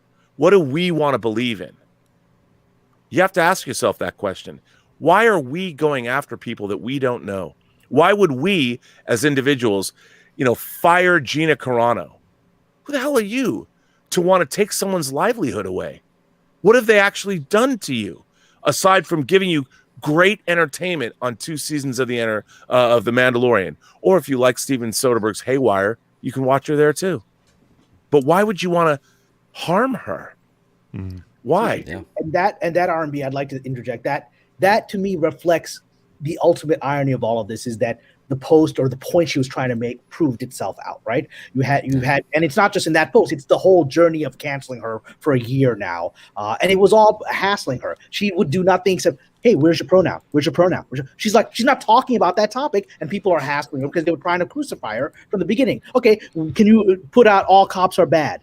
People are coming up to her to try to make her into something and targeted her for no reason whatsoever, and she fought back. I had a gentleman, I mentioned earlier in the cast before you came on, a friend of mine who's a pretty high-level producer, and he called me yesterday, and he's a Jewish guy, and he said, I know what she was trying to say, and she's not wrong. I say the same thing. Yeah. And he said it was done clumsily. I know what she was trying to say. At the same time, I also said, but I'm not going to defend her publicly. I'm not going to risk my career because it is what it is. It's he's on that side of it. And I've seen some people in the chat are saying some rude things about some of our people here because they've openly expressed the political realities of our industry. And they are smarter than me because I'm very out there with my views, partly because I feel we have been canceled and have resurrected a few times. So I'm like, all right, I'm already so damaged anyway. I don't care. I mean, my career seems to bumble forward anyway. And so I keep saying, but the part of why I'm a little bit like Ms. Carano in that I am outspoken is this is something, and this is going to be, I think, challenging for a lot of people to grasp, which is sometimes your purpose in life isn't even your career as an artist. I think Gina sees herself as a catalyst, right? I think she likes this. I think she sees herself as somebody fighting bullies, and in her mind, the world is becoming bullies. So she's willing. I think she knew where this was coming when it was happening. I don't know if she knew that, but she was putting herself out there as a catalyst. And my sister has always yelled at me and said, stop posting that crap on Twitter. Stop. It's not going to help your career. I'm like, well, the people who hate me already hate me, and I'm still getting work, right? And maybe one of the reasons I do that, even though it probably isn't wise from a career point of view, is that I've come to see myself after 20 years of being damaged by the industry and feeling my own kind of abuse, that I'm like, I want to be a catalyst now, because at this point, my career is going to be whatever it's going to be, but I am personally tired of playing along with injustice and degrading stuff that the culture is going to. So if I can be a little bit of a voice that can be a catalyst, I'm playing that, knowing full well that there are people that will not hire me. I know that for a fact, because I've been told, like, you almost got that job until they found out who you were and what you believed, and they didn't get that job. I mean, I've been told that from friends, like, yeah, the boss is showing us, oh, it's Kamran Pasha. No. Lucas has been there. He knows what you're talking about. How that happened as far as animations? Like, yeah, I'm not hiring you. And okay, all right, I'll never hire you. But I agree exactly with what you're saying. If you want to be a catalyst, if you know the responsibility, and that's what I'm saying. She must have known what was going to happen, right? Mm-hmm. She knows that there's a target on her back. Given that there is a target on her back, you can't move. You don't have the luxury of someone being charitable to your post, right? People, I get the general. When I read the post, I get what she was aiming for, right? I think for the majority of people understood what she was aiming for. It's that clumsiness, right? Yep. Coupled with what she was aiming for, with the animosity that people already had behind her, it seemed to be a recipe for disaster. Yeah. Now, whether or not she knew that and going forward and try to see how far she could push it, I mean, that's up to her. But I absolutely understand. I was like, yo, listen, I get what you're saying. For the majority of other people who don't like you aren't going to be so charitable to the interpretation of this post, and that's going to bring on this group and that group it is what it is. As long as you know that, by all means. You want to be a catalyst? Go ahead. Make your own path. Well, the chat is blowing up right now with "Hail Jeremy." We now have another perspective. I'm only here because every time these guys do a highlight video, there's always that one fucking loser who's like, down vote because Jeremy's in the video. I gotta thank Jeremy. I became a YouTube celebrity because of you. Nobody knew who I was until you put me on your channel. In advance, fuck that guy. Because they love to push these out like for months in advance, so fuck that guy in advance. But hello, everyone. Thank you for the invite. I got about 30 minutes, so I've got another stream I'm going to have to jump on in about 30 minutes. So hello, everyone. Jeremy, we were just talking about the double standard. And I mean, people are angry. The fandom is hurting. And the double standard that's being spoken of right now is Gina Carano was let go.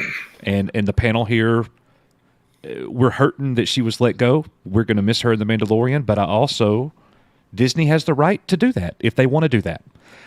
I think Disney's dumb, but they have the right to do that. But there's the other side to it but the High Republic authors and the host is saying this, the Christina Ariel, the Justina Ireland, and you got the Pedro Pascal tweets. So you're not treating them the same, and there's a double standard, and there's wrong, and I'm angry, and I'm canceling Disney Plus. So that's kind of where we are, and if you just want to jump in with both feet and be home right here, take it away. Well, yeah, and also just real quick, I was just going to say this is the first time I think Jeremy and the amazing Lucas have been on. Lucas doesn't like me, so Lucas doesn't like me. I don't have a problem with it. I don't have a problem with anyone.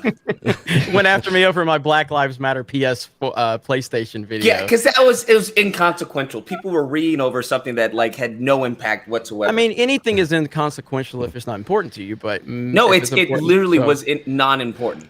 Right, it's a company who's taking a stance on an issue. Okay, but then what if they had a MAGA? What if they had a MAGA theme? Then go ahead. No. My question is what would the reaction be if there was a MAGA theme? That's my question. That's the point, right? The company does what's in the best interest of the company. Pandering. Okay, wait a minute. Welcome to the real world. Every company panders, right? You don't think a MAGA theme would bring more customers in? I don't know. Why don't you try it out? Why don't you 75 million Americans? Convince Sony to do it. Go for it. No, that's my point. Is there's no consistency, and that falls into the there is consistency. Consistency is what's in best interest for the company. If it's in the best interest for me to put out a Black Lives Matter, just like every other company, then I'm going to do it. Oh, and that's fine. I didn't say you couldn't. In my video, I said, give me a MAGA theme also. That's all I said. I have no problem with Black Lives Matter. They have no reason to give you a MAGA theme. Well, I'm a customer. Okay, if you don't agree with the BLM, then I don't know what to tell you. Don't play the game. But so you're telling me as a customer, I can't demand something as a customer of a you product can I've demand purchased? it, but if there's not enough demand for that, right?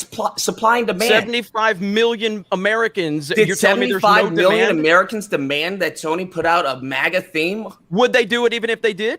That's the question, right? You know they wouldn't. They would not put a MAGA theme on their The network. argument is that, guess what? 75 million don't care about the PlayStation theme, even if they are MAGA, right? This is not about that because, again, you're telling me that Sony would put a MAGA theme on their PlayStation store if there was a demand for it. You're telling me you think as a company they would do that. The MAGA, but what MAGA represents. The point is, right?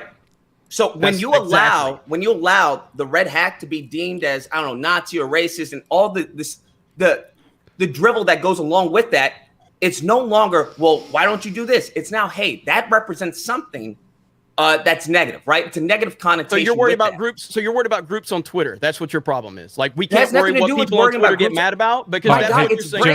Gentlemen, this is I'll pull it back. Gentlemen, I'll pull it back. we love you. We love you both. This is why Democrats have portray certain issues and Republicans Coach, portray 30-second timeout. Coach, 30-second timeout. Wait, can I? It's branding and marketing. This is basic business 101. Yeah, no. Let me just say, because this relates to it. Somebody in the chat is asking Jeremy to stop us Disney shills. I'm definitely not a Disney shill. I just want to. You're not going to get all the conservatives. They'd be pro-capitalism, right? They would be pro-business rights. Where business can say, "Hey, I don't want to associate with that person. Bye bye." I just want to point out that I always try and speak from the business of entertainment. How does that work? And it isn't show friends, it's show business. It's not fair. You don't get what you deserve, you get what you negotiate. And when it comes to business, we're expecting Disney to be socially conscious, to be nice. They are a corporation that is interested in one thing: their next fiscal quarter and how much their stock price is worth. They have shareholders. That's it. That's it. That's all they care about. We are expecting them in this situation. And by the way, it's not Disney. It's every single company that exists that's on the NASDAQ or that's on the Dow Jones Industrial. All any company cares about is how can they maximize their profits. That's it. But so, and if we expect RMD, them, I just want to add to this. But you're exactly right. And for the last several years, I have been saying, because the industry has been adopting what they thought the market was, which was woke, they actually lost money. And now in the last year, they figured that out. And now, especially after the riots this summer, they had the industry had been moving away from woke storytelling after the failure of Terminator and Birds of Prey and Charlie's Angels. But now they feel terrified. They know it is not financially profitable to do this kind of storytelling. The market doesn't exist for it. And now they are, because they're afraid of being called names on Twitter and potentially being attacked publicly, physically after the riots of the summer, they're going back to adopting stances that they know are not economically profitable. They just don't want the PR backlash. And that is, I think, linked to Gina Carano. I think they know her loss is going to be an economic loss. I do think it will be an economic loss, but they are afraid of the PR backlash, and they know it's an economic loss, and they're willing to take it to survive the PR backlash. Then they're going to tank, right? And I think that's ultimately their decision to make. Yes. And that's how you make them change course, right? If 50 million people chose not to, I don't know, sell their PlayStation or sell whatever, their game console, or not watch Mandalorian or cancel Disney, that's how you communicate with them. You don't communicate with just reading. Like, that's just not how the real world works. So they have to make a choice. Hey, do we continue down this and lose millions upon millions, which will then go into billions, or do we, kind of backpedal or very lightly entertain this crowd, right? Mm-hmm. It's all on them, but we have to make our voices heard, but intelligently. Well, now, 100%, man. Now, with the PlayStation theme, I did have a point to pull that into Lucasfilm, because ultimately, my entire argument is always about consistency. I don't care if you have a. No one's 100% consistent, though. It doesn't matter. You still strive for consistency. You don't accept mediocrity because that's the standard. You strive to get better. You're accepting mediocrity. Better is a part of perspective, right? Your better is going to be different from someone else's better. But the point is a company made a decision to introduce something that was going to be politically divisive, regardless of what that is. The fact that that's politically divisive is the problem that they're highlighting. And that's neither here nor there. Offer the counter, and you've made both crowds There is happy. no way they're going to offer the counter. There's no way. I know that. That's no my way. point. That's my point. That's a my bad entire point, right? So when that's we like move saying, hey, well, if you're going to show up the Nazis, show up the cap. Like, no one's going to do that. And unfortunately, that's how they're being portrayed. Okay, but my point here is moving into Lucasfilm is lack of consistency. Pedro Pascal posted literally the same thing that Gina Carano posted in theory. Literally the same thing. Not only that, he also posted the MAGA hat, where he called MAGA hats literal Nazis. I argued with him. He responded to my tweet. I offered for him to come on my live stream, and he made fun of my accent. And that's okay by Disney standards. It's okay to make fun of someone's accent and to call literally 75 million people Nazis. It's okay to make incorrect assumptions about what America is in 2018 versus Germany in 1944. That's okay. It's okay for Christina Ariel to say racist shit and then for them publicly support her, but it's not okay for Gina Carano. I read what she said. It wasn't racist. Because many people are trying to say that all white people are racist. That's not what she said. Right? That's once again, it's the charitability it's the charitability you wanted to apply to what she said versus to what Gina Carano nobody says. Would survive that. Not one person would survive that in Hollywood. If they said, if you took black and put it in place of white. Is it applicable, right? You can't apply the same context in different situations. You absolutely can. Racism is racism. No, you can't. Racism. It's that. Well, there's your problem, right? So no, it's not. That's your problem. Were you upset with Pascal in 2018? I don't remember when he posted that. I don't remember knowing about it. So you don't even remember when it happened. What does that matter? I don't personally care that he said it. Do you think? I don't personally said that he. Wait, do you think I'm upset? Wait, do you think I'm offended by what he said? Was anyone upset? Wait a minute. Do you think I'm offended by what he said? Do you think? Are you not offended by him comparing? No, I don't. You're give a not fuck what offended he by. says. So I'm you have no problem offended- with him comparing MAGA people to Nazis? No, dude. I watch movies in Hollywood. Do you think I think Hollywood people like me because of So my, you they have all no hate issue me. with that. So you have no issue. No, with not that. in isolation. So your issue That's is what pretty much Jeremy's with. saying. Jeremy's saying that My issue with that's what Jeremy's saying. He's trying to. He doesn't. Dude, wait a care. minute. I'm So blown he's away. But Lucas thinks that I get offended by posts on social media. What world do you live in, bro? It has I don't nothing get to do with- offended by things. You I get don't offended by care. nothing? No, I don't get offended by anything. Wow, that's magical. Because there's certain things that I get offended by. Like what? Star What do Trek you- I don't Discovery know. offends me. Bad Just bring humor it back offends home. me. Gingers offend me. Wait, People who eat Burger King offend me. Yeah, so you there's think a I'm lot of scrolling stuff. Twitter? You think I'm scrolling Twitter going, God, man, I hate this celebrity did this. No, it's like, why can this celebrity do it, but this celebrity can't do it? Where's the consistency? Why Okay, did so Gina where was the Carano get backlash for publicly Pedro? shamed? Where was the backlash for Pedro? gentlemen, wasn't. I'm the older guy. Okay, here. then that's the point. Gentlemen, this is actually not a productive stream at this point. It's stopping production about 10 minutes ago. I'm not going to ask you respectfully as a fellow participant. Let's get on topic and let's let each other speak because we are on topic. I'm not enjoying the stream at this point. And Well, I you don't have to enjoy it, Cameron, but I'm just being nobody's upset. We're grown Well, men having a I'm discussion. not upset. Are you upset? Yeah, I'm not upset. Okay, Me and Lucas are being we'll go to men. beers. We'll get You beers after. gentlemen are hijacking the stream, and I love both of you. And I'm sorry. Okay. Yeah. I'm just saying me, that's me and not- Lucas will are shake you not hands when fair this is to you? done. And that's not exactly fair to us as colleagues. Come on. All right. This is a personal. Hey, when they sent me a link, I said, "You sure you want me on?" I asked the host, "Are you sure you want me on?" The host said, "Yes." It's They my know fault. how It's I my am. fault. It's my fault. They I'll know take how blame. I am. They invited I'm me. the adult, on unlike this Gina call- Carano. This is not customer service, Jeremy. Okay. No. Look, and Jeremy, I've been on several times. with I you. asked in advance if they I knock wanted me all. I have on. great affection for everyone, but I would actually like to make it more than a two-person conversation. Let's now go back to talking about these issues that I think the chat wants to hear about. I think the audience wants to hear about. Well, first of all, I have to say we have an incredible panel here, and it's pretty amazing to have all of us on this stream, if I do say so myself. And I do think everybody here has a lot to say, and I think let's ease it back, maybe to the Gina Carano situation. I guarantee you guys, me and Lucas will get along better if we yell at each other first. Yeah, but what about the rest of us? That's what I'm saying. There's four other people on That's this. my fault. I have to be considerate. You're absolutely correct. You know, this is not the me and Jeremy show. Hey guys, I just put my boss on hold real quick, but I just wanted to chime in real quick. Are you going to get fired now too? No, I'm not. I'm on call, so I'm bouncing in and out. But Isn't that convenient? But you're on call all of a sudden.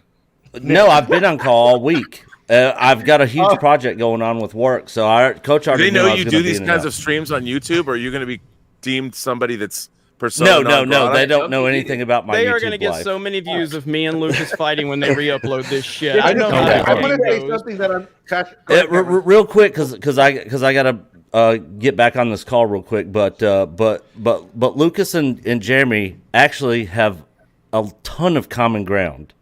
Because I watch both of their videos. Yeah, absolutely. A ton of common ground. My only issue is just as people mobilized and got around as far as James Gunn and the tweets he did when that came out. I think that if they are really upset, they should have done the same thing to Pascal. They can still do it if they want to. Yeah, But I agree. ultimately, it would be up to the decision of Disney. But that's all I'm saying. I'm saying, okay, if you're really upset about this, the double standards, then show them. Whether it's canceling, your Disney Plus or whatnot. Point is the community did not rise. Not to the same level as they did with Gina Carano. And so So there to was expect- more pressure to have an effect. I understand. Exactly. So to expect I the same reaction from Disney is nonsensical to me. Look, here's the thing too. We're talking about a business. Disney is a multinational corporation that's publicly held, and you have to understand how that works. How does business work in the world? And it ain't about taking care of people. It's about taking care of that business. And it unfortunately, I love capitalism. But the problem is capitalism is constantly being perverted and twisted around. I mean, it's because people are greedy. Human beings are fallible. And so businesses, the subprime mortgage crisis was people doing bad business, subverting the capitalist system. And that's a problem. But I do think that we have to understand that businesses, first and foremost, are looking out for their bottom line. All of their decisions are based on that. We as fans who love Star Wars, by the way, The Mandalorian has made me, I mean, I saw Star Wars when it first came out. I saw Empire Strikes Back 26 times in the theater. I love Star Wars, love it. And The Mandalorian, in my old age, one foot in the grave, I didn't like Star Wars very much, but The Mandalorian rekindled my love of Star Wars. I got my, can you see it? I got my die-cast Slave One, and I wanted it behind me because when I saw it flying again and kicking ass, I'm like, the Slave One finally blew some shit up on screen. And I'm like, by God, Star Wars is back.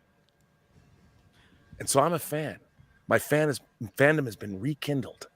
So the question now remains, how do we as fans effectively make our voice heard to a company that did Gina Carano a bit dirty? How do we effectively mount some kind of a campaign to allow our voice collectively to be heard? Where, I mean, if we're just all going to individually cancel Disney, there's a lot of people that won't. That's not effective enough. How can we as fans band together and have our voice heard? How do we do that? What is the best way to do that? Well, it's funny you say that. I did a lot of research on that. Actually, we're going to cover that in another hour about the board of directors and investor relations. And, you know, there's actually some channels that they actually take input at the board level, whether you're a stockholder or not. You know, you don't have to be a $1 billion hedge fund. They actually have a lot of forums. And what's happening is that a lot of these groups are using those official channels and those forums. We're over here in like Twitter land. We're over here on YouTube. We're over here and that, you know, they have to pay companies to go and hear what we have to say on all these channels versus the small little mob are using the official channels that are wide open because they're communicating. And that's why they're taken seriously, because to them, that is the majority. And then we're going to talk about that in the next half hour to an hour. And guess what? We don't have to hit each other with crowbars, you know, to get a point across. But I just want to say, this is the greatest day of my life. If someone could have ever told me I could take a picture with Kamran, the amazing Lucas, Robert Meyer Burnett, and Jeremy, oh my God, I'd pay $1,000 for this. But I'd just be super chatting that too. You know, there's one thing missing, Mexican Iron Man. This would have made it very different. We need a hot chick. There's no hot chicks on this live stream. And you guys know me. I get very comfortable with it. I've got plenty of geeks and gamers. Sir, next time in the green room, I will take care of that, sir. The green room will be popular. You'll have the silk blankets you require, sir. Your 1,500 cotton sheets, etc., etc. Yes, I know. Have plenty. Yes, sir. Yes, sir. Yeah, you keep it to yourself. You have a little harem going on. No, look, I keep it. Look, every time I'm called sexist, I just like, hey, we have women at Geeks and Gamers. You can't call me sexist. So I've got plenty. You need me to bring a few on. Jeremy has straight, gay, and bi women on the Geeks and Gamers payroll. God love him. And Uche, a fucking a true black American dude who hates Trump and tells everybody about it every day on Twitter. And I love that guy, by the way. I love him. Uche is ruffling so many feathers right now with the DC people because he's such a Snyder Cut guy. Let me tell you this much. Can we just talk about how excited I am for tomorrow? They were throwing cotton balls at each other. You should have seen what Uche did yesterday and this morning. Woo! That trailer drops tomorrow, and I can't wait. Yeah, my bad. I didn't mean to bring Snyder into it. That's even more divisive than Gina Carano. Jesus Christ! But no, who doesn't want to see this now? I mean, no, I want to see it, even though here we go. That's pretty long. Where are you at on the Snyder movies, Lucas? I'm down to see it. I'm down because I thought Batman versus Superman was utter poop. Okay. Guys, me and Lucas agree. Y'all better get the fuck out of the way. I agree with that. Absolute trash. I'm down to see what could be. So I'm like, I don't know how you mess this up. How do you mess this up? I'm excited. I'm excited for the fans because I think kind of pulling it back to what Robert was saying, like the Snyder Cut, regardless of how you feel, the Snyder Cut is a fan movement that, you know, got something accomplished. You know, and I'm not a fan. Yeah. There we go. So if we can do that, if we can do that with Gina Carano, by all means. I just feel that pointing out the hypocrisy isn't going to change the hypocrisy. Right. And I agree with you 100%. We need to acknowledge it. Yeah, but we need the Snyder Cut. That's right. We need the Snyder Cut. If you look like there was no hope for the Snyder Cut to be a reality. There were people in the media just saying it didn't exist. They were being disrespectful to people that, you know, said it was out there. And I never knew if it existed or not. But at the end of the day, and again, I'm not a fan of Man of Steel or Batman vs. Superman, but I am so happy for the fan movement that made this happen, and the dedication, and these fans stayed dedicated, and that's the template right there. That's the template. Like, and they raise money for a great charity. I mean, it is a not since the Star Trek the original series was going to go off the air after seasons 1 and 2, and it was a fan movement that convinced NBC to do a 3rd season of the original series. Not since then, in the 1967-68, has a fan movement done something as significant in Hollywood as what the Snyder Cut movement did here. It's an amazing feat. They've spent almost $100 million to bring this thing to life. Yep. Unbelievable. Now there is another one. There is another one that didn't get the commercial success as a Snyder Cut or at least the attention. But Clone Wars Saved is a fan movement Disney responded to. That is a movement that Disney responded to, and it kind of, it's not on as big a scale as the Snyder Cut, but it does show that dedication to something over time can work. But it's true. And utilizing official channels that are in place for that corporation. I mean, the corporation is one of the largest corporations on planet Earth. We have to use the official channels that they have to hear us out. Yep. And we Let's have get Cameron in here. Let's get Cameron in here. Yeah, but this is what I want to say. Bringing back, this is where I think what is going to be interesting in the next few days and next few weeks is what will actually be the full-scale fan reaction to Gina Carano, and whether I canceled Disney Plus. I did that specifically because I was offended by her firing. And I know others that did as well. I do believe, Doomcock, when he said he had 3 people call and say people are panicking, I do believe that to be true because I had already heard that Lucasfilm had figured out, at least Disney had figured out, that they were on the wrong track and Favreau was the way to solution. That's one of the reasons they tolerated Gina for a very long time. And so I do believe we're actually in a black swan moment here, and it could go ways that seem impossible today. I do not think it is impossible that Kathleen Kennedy will step down earlier than this fall because the pressure will build over the next few weeks and months as a result of this. I don't know if anyone on this call agrees with that. I think we're in for black swan things where events are not going to develop the way we expected them. I do think Gina is going to be a catalyst in ways that are going to startle people in the immediate future. If I keep predicting Kathleen Kennedy's demise, I'm going to have less credibility than Matt Jarbo, so I'm going to stop. But as far as, I mean, look, I hope, but I've been saying for a while now, and she's clearly not gone. I want her gone, and I hope she's gone. But ultimately, like, it makes me sad because I do think that there was a lot of rebuilding of the fandom with The Mandalorian.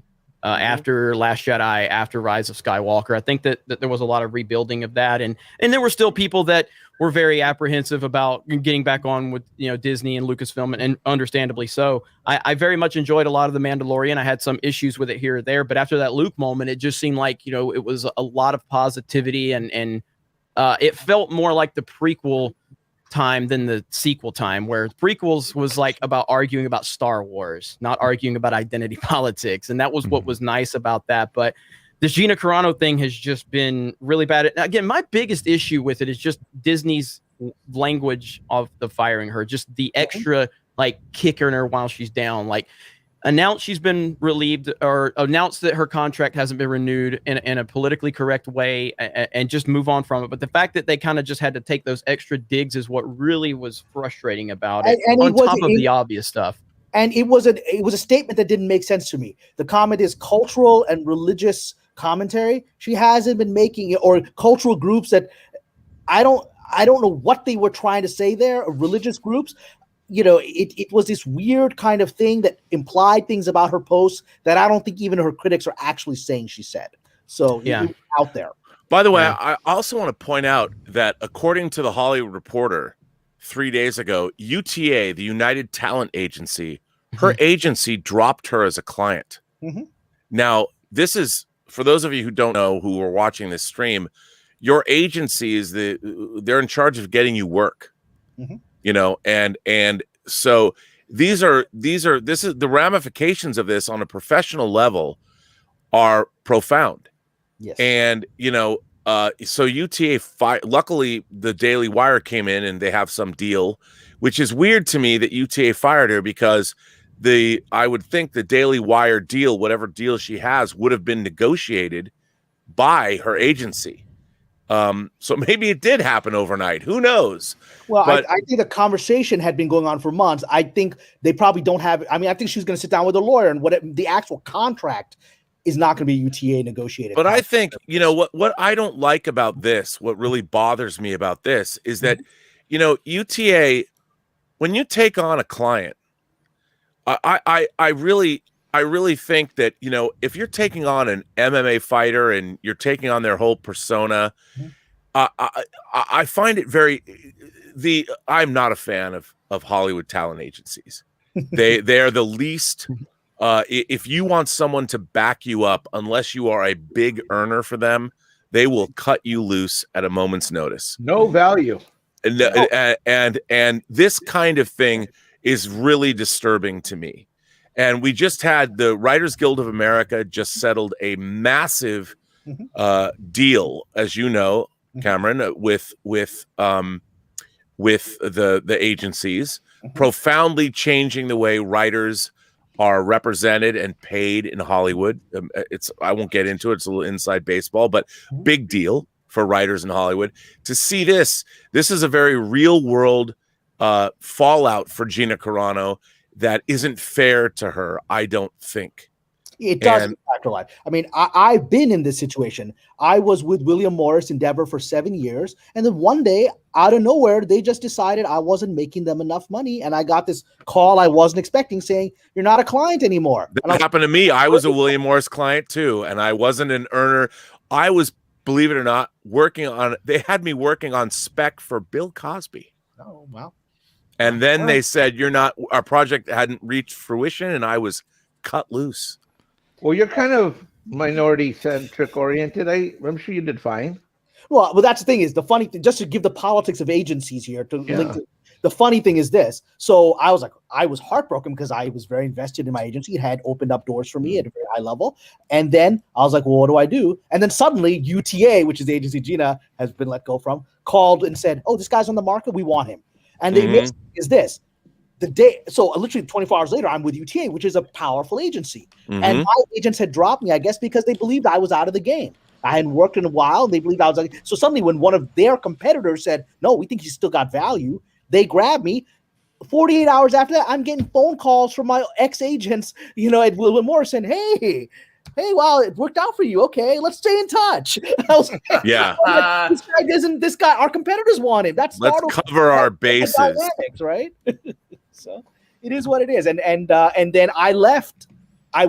Because of these events that have happened with the Writers Guild strike, I was forced to fire UTA, and I'm now signed with Gersh, which has been a very good agency for me. But I've seen great agency for writers. Yeah, absolutely. And I've seen these kinds of politics, and they are very hurtful. I'm telling you, and I know you know this, Rob, when I got that call, I felt like I had been stabbed in the gut because I was like, but I'm producing, I'm creating spec upon spec. I'm trying to make things happen. Why'd you guys just give up on me like that? Right. And I'm sure Gina had that kind of reaction. Like, you don't have my back. Look, what I find ironic about all this right now, a movie that I produced and edited, which is a film that is about tolerance between people, you know, between religions, is playing. It's playing at the San Diego International Jewish Film Festival. It starts in Charlotte, North Carolina next week. It's called Tango Shalom, by the way. I mean, and it deals with one of my favorite scenes in the movie is when a Hasidic rabbi goes to a Muslim a mosque and talks to the imam there. And the imam, it's a great scene. And a lot of people are like, would a Hasidic rabbi do that? Well, in our movie, he does. And it's a phenomenal scene. And we had the cooperation of the Catholic Church, a mosque, a Hasidic, one of the biggest Hasidic temples in the United States. And we had all of this cooperation and the Vatican, believe it or not, all to make this little indie film. And when people come after me and they're all like, well, you know, you don't believe in tolerance. I'm like, I beg to differ. I spent 5 years making this indie movie that's now playing about religious tolerance in the world. And here you go. Go watch it. You might not like it, but I did work on it. But that's a great story for our chat because there is a lot of anger in the chat that I'm seeing, and I understand the anger. I felt a lot of that in myself. This industry is not all bad people. It's not all, people that are just trying to make money and screw everybody over. There's people that actually are trying to tell stories, and there are people that have ideals. And I would suggest Gina is one of those people. Yeah. And so, this industry, it's not a one-way path. This is going to be a bit of an interesting journey in the next few months as more of us assert ourselves in this industry. Well, I'm just interested to see. Oh, go ahead, Nick. I was just going to point out one thing real quick, Jeremy, and then I'll let you talk is on what Cameron was saying, and I think Jeremy and Lucas actually agree on this. Is I think both of them, and I've heard Lucas say it, and I know I've heard Jeremy say it, is both of them hate Hollywood, but like Cameron was saying, there's not all bad. That's how people. They're going to make their points now. Jeremy and Lucas agree, so this is a big point. We actually agree on a lot because I've been watching Lucas for years. So. But they love Hollywood product though, don't they? Don't you like your movies and TV shows? Spider-Man, Tobey Maguire? Yeah, I don't think so. Well, no. I don't like Batwoman. I can't say I like Batwoman. Okay, can I just step in? Oh my God, what they did to Batwoman! Can I just step in and say that one of the great joys in life for me is being on a set making films or television, because a movie set is full of every single kind of person in the world. People talk about, I hear all this bullshit about Hollywood elites. If you get on a movie set, you have the gamut of people. You have everyone from blue collar to white collar, high paid, captains of industry, to me. I started out as a production assistant, which is basically a whipping boy, get people coffee, and every single walk of life is represented. And I'm talking about in production on a movie set. Grips, electric, camera people. I love movie sets. It's if you're working on a movie for a long period of time, it's like a gypsy caravan of crazy people, and it's every single walk of life is represented by the workaday people in Hollywood that are responsible for making the things that you and I and all of us love. And when everyone says Hollywood elites, there's people in Hollywood come from somewhere else. There's very few people that are actually from here. They're from all over the country, all over the world. And they're all walks of life, all shapes, size, colors, creeds, religious beliefs, sexualities, genders, whatever. I mean, every single person is working in Hollywood. And I just want to defend the industry I love for a minute and say that, because I have met some of the greatest people in the world, some of the craziest, most diverse, wacky, unbelievable people ever working in Hollywood. Yeah, I think there's like a perception, and a lot of that perception has become reality in terms of Hollywood, in terms of the echo chamber that it seems to become. And it's not to say that every single person in Hollywood feels that way, but it feels like that the overall bubble of Hollywood doesn't really allow for critical thinking. People like Tim Allen have talked about, that you can't really speak out about things. People like James Woods, and the list goes on and on about people. And then this Gina Carano thing just kind of really continues to push that narrative out there. And for me, that's my issue with Hollywood. It's not that people have those opinions. It's not that I think that those opinions aren't valid. It's that those opinions become dominant in that place. I mean, for me at Geeks and Gamers, I've tried to create a place where we're based on individuals. And I know people think that Geeks and Gamers has this opinion. We don't have any opinion. I don't make definitive claims from the brand Twitter account or anything like that. People within the brand can have any opinion they want. They don't have to clear it by me. I don't ask people their politics or their opinions on movies. I judge them on the content of their character. And I don't feel that we get that from Hollywood. And the last 4 years has really elevated that to heights we haven't seen.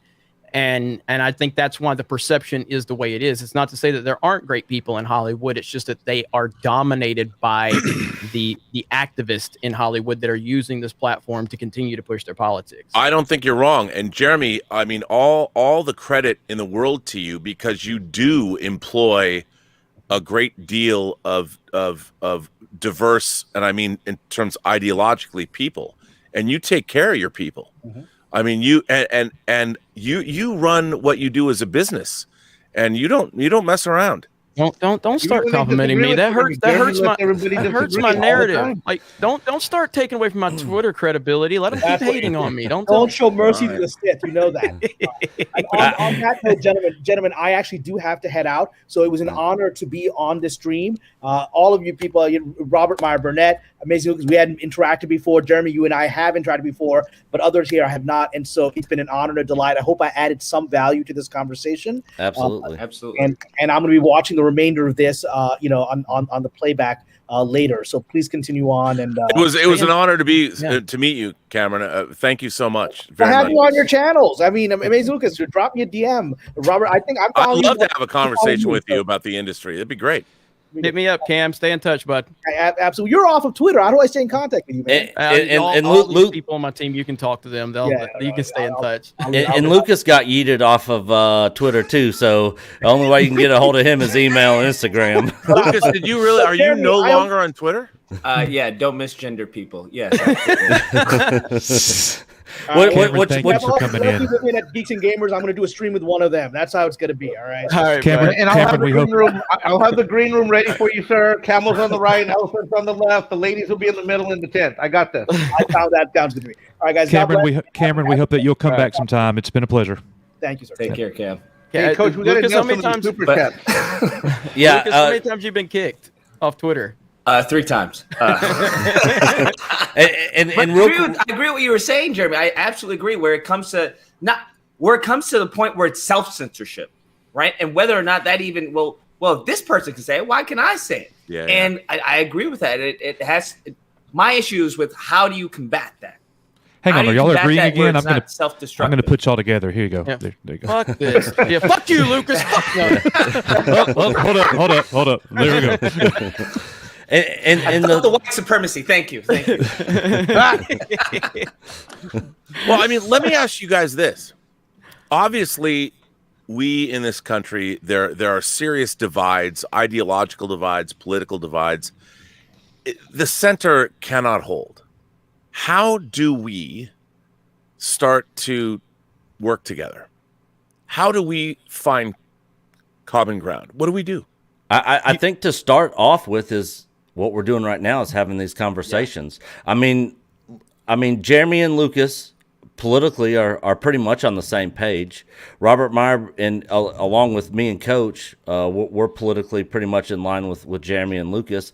And Robert Meyer Burnett is opposed politically, but the fandom wise, as far as the stuff that we love, we all have that common ground. So I think when people come together like this and actually have these conversations, I think that's how you at least start.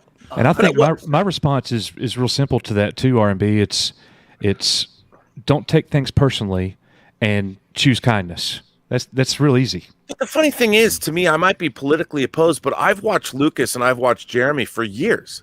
Yeah. Like literally You're a years. unicorn. You're a unicorn. No, you are. You really are. But the thing is, I mean, Lucas has done some really very clear thinking, very interesting and compelling videos. And so have you, Jeremy. And I'm like, I feel that I've learned from watching both of your channels. I learned about YouTube, first of all. You know, I was on Collider for 3 years, but I wasn't paying attention when I started my own YouTube channel, and you guys would fill my feed, and I would watch you guys a lot, and I learned about the channel and how do you be compelling. But I also thought that, you know, you always had something in all of your streams that, whether I agreed or disagreed, there was always something in your streams that I found compelling and mulled over after I finished watching you. And I think that's something that's important. I mean, I think, you know, to watch you, Lucas, and to watch you, Jeremy, if I went in, I never went in with hate. I was like, I like watching these guys. I might disagree, but there's always something that I'm like, huh, that's interesting. I didn't think about that. And I think that's really important now. And I don't understand why in this channel, somebody just said that people in Hollywood are degenerate, pedophile, whatever. I'm like, do you know how hard it is to make movies, working a 12-hour day, 6 days a week? It sucks.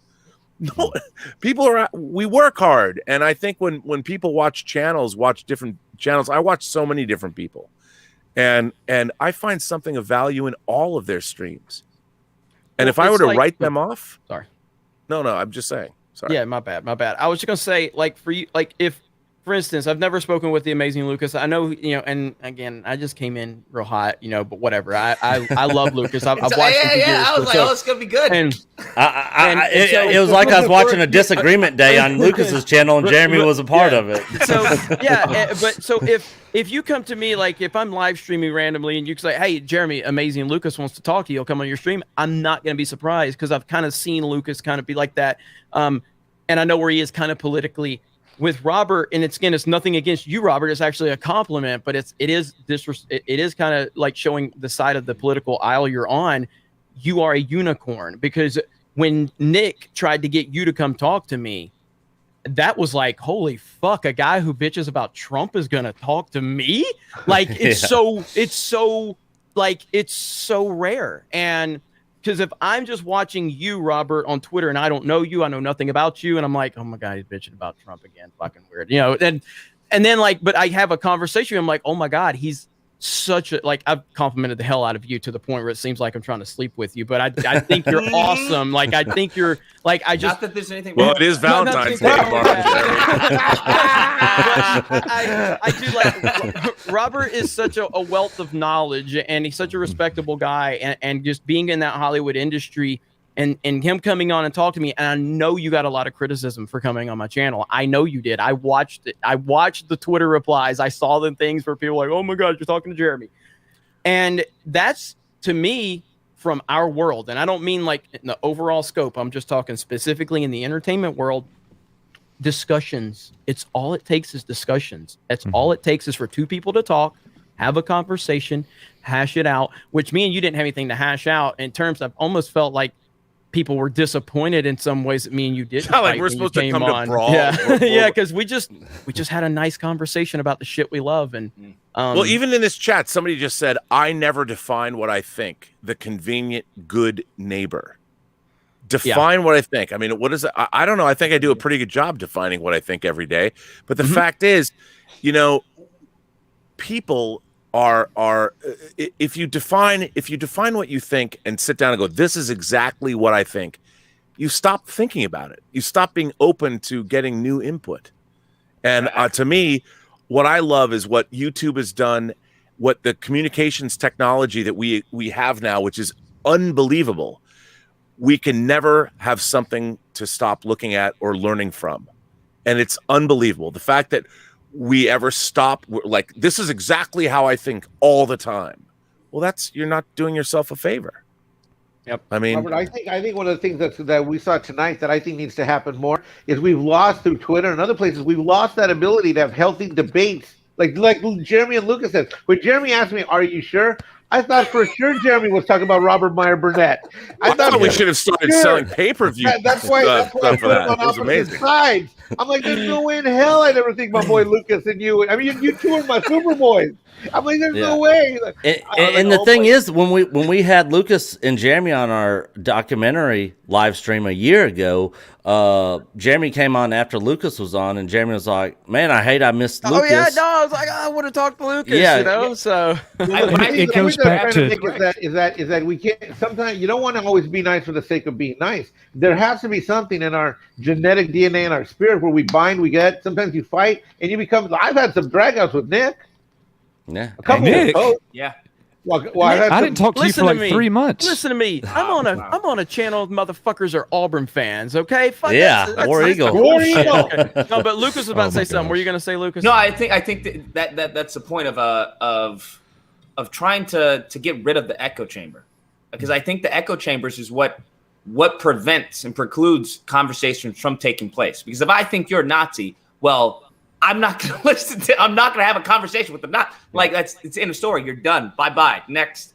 So I think that's the point. And obviously the media has its part, its hand in all of this. I think the issue is, one thing I realize is that, hey, in many cases, the party in most cases doesn't represent the people, right? Whether it's Democrat or Republican. 100%. Because after speaking to people, it's like, oh, you don't necessarily agree with what they're doing. You actually have issues and concerns that are actually pretty common with my issues and concerns, right? We all understand the problems. I think mainly it's the solutions that where we differ. I think a lot of that has to do with, hey, making sure this side doesn't talk to this side, so there is a division. So that there is, divide and conquer. On your channel, Lucas, that I wish, and Jeremy welcomes it too, is you have that session where you allow people that don't agree with the small parts of you or even the large parts of your argument, and you know what's happened? You built a stronger community because of that. I think so in the last few years. I hope so, because I think a lot of the times it's just miscommunication, right? Where it's like, no, that's not what I meant. This is what I meant. But before what's it say? The lie gets around the world before the truth even gets a chance to put its hands on. And I think that is being capitalized. That is being monetized. And I think that's a detriment to society and to the nation in general. Yeah, you guys saw about a month and a half ago, I had a stream with Star Wars Theory, and people had no idea that we even knew each other and then had a falling out because we didn't make it publicized. It was there was no need to do that. But when we reconnected, it really simply came down to just one of us should have just picked up the phone sooner, and we just kind of, because the issues were not really that big of a deal. It was seriously just a miscommunication on both ends, and neither one of us were willing to pick up the phone. And finally, the whole Pablo Hidalgo thing happened, and it created us to just kind of reach out. He emailed me. He's like, I know we've had some differences. I was like, call me. That's all it says. Like, call me. He calls me, 5 minutes, done. And then we start bullshitting about everything going on in life. And it's like conversations, just talk about shit. The way Robert Meyer Burnett is set up, I got a compliment, sir, because you're set up where you let people send letters in and you blindly grab them. Jeremy, God Almighty, that following Monday, he's reading 3 letters in a row of people that every other word is Jeremy sucks, so do you, because you went. Man, oh man, sir, you are a stand-up guy, sir, and and I know what the next paragraph was going to say, and I'm throwing super chats out to hopefully you'll read them and say, nope, you're finishing that letter. No, yes. Part of my channel, the whole thing is I accept letters. You can go to my website, theburnettwork.net. You can send me a letter, and I don't read them before I get them live on the show. Yeah, and that sounds like fun.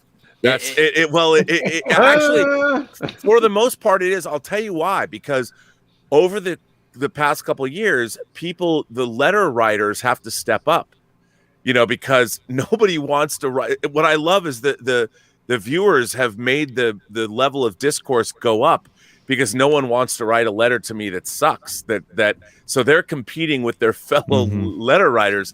And I kind of love that. I kind of have loved the fact that people write in, and sometimes I get letters that I'm like, oh, I've dug myself a hole that's very, very deep with this letter.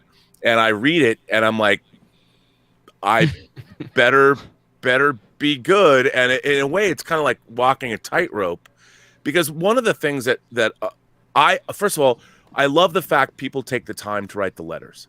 That to me is it's unbelievable to me. And it goes back to when I was reading comic books as a kid. One of my favorite things was they don't do this anymore in comics, but they had the lock pages, letters of comment pages in the back of Marvel and DC comics, where they would publish the letters they wanted, but to read other comic book fans' opinions about your comic books that you loved was really important. I was like, wow, what do other people think? And when people write me in letters, I do feel an obligation that if someone's going to take the time to put, I want to say pen to paper, but to put keyboard to screen, it means something, and it matters to me. And sometimes I've read letters, I'm like, I'm fucked. But the other times, it's still a great. It's amazing, and the community is great. I can witness and testify that you've maintained integrity, because I saw how you talked to Jeremy Sunday, and now on Monday you're attacked, and you're saying, listen, I'm not going to apologize for having Jeremy as a friend. I'm not going to make excuses for his viewpoints. I'm going to disagree with him a lot of times, but I'm not going to not let him be friends, and I'm going to da-da-da. And I'm just looking at you like, damn. And, and let me just say this. In the chat, there probably aren't that many people that say that all three of you I am. I'm a fan of every single one of the three of you, and you guys know that. Well, maybe Lucas less so, but Robert Meyer Burnett, you know that. Jeremy, you know that. And I really think the three of you are great role models of what we need to do more of. In terms of how we handle ourselves, really do, and that also includes engage in healthy debate. Because so you're not a fan of me. You're not a fan of me. Well, Lucas, you've dealt with a lot of. Well, I've watched Lucas. You've been dealing with a lot of viewer acrimony, and you've been taking it on. You've been taking it on head first lately. Yeah. I mean, it is what it is. It is what it is for me. But I have to head out. But I will end with this. I think this was great. This was awesome, Jeremy. Always a pleasure. Everyone else. Oh yeah, dude. RMB. Great honor, RMB. sir. Yeah. Love it. Coach Nick, Mexican Ironman. Love it. I want to send you over some great. Baby Yoda tamales. Thanks for coming. I think it's great to have We love you, debates, Lucas. But I don't think we should debate on everything, right? I think there's certain things where it's like, okay, you disagree with that, I think you need to go to Mars, such as Spider-Man 2 not being the greatest superhero film ever made. All right, on that note, Wait, you said on it that is. note, You said it is. Tom Holland is trash. On Wait, that are note, you a Toby guy? You're a Toby guy? Oh, he's a Toby guy. Yes! Toby I all love the way. Toby. See, Toby Jeremy, thank forever. you. See, this is how we come together. Toby Yeah. forever. Why did I do this? We will I'm defeat a the Toby Holland hot fans. boy. What The can I say? toxicity. Toby forever, baby. All day, Yes. that's the only Yes. reason why anyone wants to see Spider-Man 3. Okay, Yes. on that note. Later, brother. Thank you. Thank you, bro. Thank Thank you, you, Rob. everyone. Thank you, Take Lucas. care. All right, Stay safe. bye. Be amazing. Thanks, Lucas. Take care. That It's was a good amazing way to how end. people, That was a guys, good way are to end. always in a constant state of looking for people who agree with them on everything. And you're constantly setting yourself up for disappointment because you're not going to find that. We told everybody before this stream started, you're not going to agree with what you hear tonight. Not everything. We got 7 different people on this panel, and I'm sitting here looking at the chat. I know you guys deal with this too. Like, and Oh, dude, just come on a Sports Wars live stream. Look at our comments. Jesus Yeah. Christ. You ain't seen nothing Fuck. yet, Coach. Some rough riders in there, man. So. Yeah, and hitting on what Jeremy was saying earlier, just like the story he was telling on Star Wars Theory, where they just reached out. R&B, when do you think Campy and Jeremy are going to have a phone call Don't do that to and just kind of squash it, do a stream together, come together, everything be cool? Well, I will say this. You could. I know Jeremy would do it. You could actually do a stream. I could cut together a video where Jeremy has praised John Campia. Yeah, he and has. talked about how John inspired him, and perhaps you could do the opposite though too about everything I've said about him. No, it's true. It's true. But you could send it. I have to say this. I mean, John Campia, of all the people I've ever worked with in the entertainment business, to me has been one of the most stand-up people that I've ever worked with. Wow. He has been scrupulously honest. As a boss, he is terrific, and I have nothing but praise for him and what he's done on YouTube, and the fact that let me plug a movie I worked on. His film Movie Trailers, A Love Story, is available on Amazon and on Vimeo if you lived anywhere else in the world. So I'm a huge. It was good. I'm a huge John Campia fan, and through and through. However, I do also think that I would love it if Jeremy and John could get together, because I want to charge money for tickets, and I would love to get. I think we could do monetize the hell out of it. Monetize the hell out of it, and we'll do it for charity. Yeah, we'll do it for the Star Wars Theory stream that raised almost $40,000 for charity. That was amazing. I didn't know that you could actually set up the stream where you can actually pay the charity directly. Yeah, I think we should do that. We did it a few days ago and drove 3PO and got 43,000. Oh wow, I didn't even. That's amazing. See, what somebody said to me, I got taken to the mat. Someone's like, Rob, what about you? Getting super chats and tips. And I'm like, I've been on charity streams where we've raised thousands and thousands and thousands of dollars. I mean, this is a job. Being on YouTube is a business. It's like tipping the waiter. Yeah, I mean, it's exactly right. And it's also, you buy tickets to go to a concert, don't you? I mean, we're on 2 hours a day or whatever, and it's entertaining. Like, it's hard, as you all know. I'm in my garage right now. It's cool. There's lots of very cool things in here, but there's nobody else in here. I'm staring into a little green light where my camera is, and I'm trying to be entertaining, and I'm trying to have something good to say, and I'm speaking extemporaneously. I don't have a script, and it's exhausting sometimes. Yeah. And then especially when you read viewer letters and they've led you down the primrose path, and you're like, somebody's just told you something you completely disagree with. And how do you bring it back around and then also allow your audience to feel like they can come and be a participant? It's hard, man. It's tough. Yeah, I mean, people see what's right in front of them. I mean, I've talked about it before, but I did this since 2012, I think. 2011 is when I created Geeks and Gamers, so 2011. And it's evolved into so many different things over the years. Yeah. Like, I lost thousands and thousands and thousands of dollars just trying to grow it, investing into it, figuring it out, evolving it, doing things that didn't work, and then learning from those mistakes. And I don't truly think that there are mistakes as long as you learn from them. Those are learning opportunities. Yeah. Now, if you make that same mistake again, then it truly is a mistake. But if you capitalize off of it, it's just a learning process. But ultimately, you get to the point, and people, he's got a couple 100,000 subs, and they're making all this super chat money, and they're like, this is the easiest thing, and it's like it took a long time to get here. Grifter. Yeah, it took you 9 years. I mean, everybody. Yeah. I have to tell you, I've started watching automotive YouTube, which I never. There's a whole subset of YouTube about guys who buy supercars, like Lamborghinis and Ferraris and very expensive cars. I will never own one of those cars. But there's a guy on that named the Strad Man. And I started watching. I don't know how he showed up in my feed. I love this guy. Like he's always got a grin on his face because he's buying supercars, and he took his Lamborghini and put like tractor trailers on it and took it in the snow.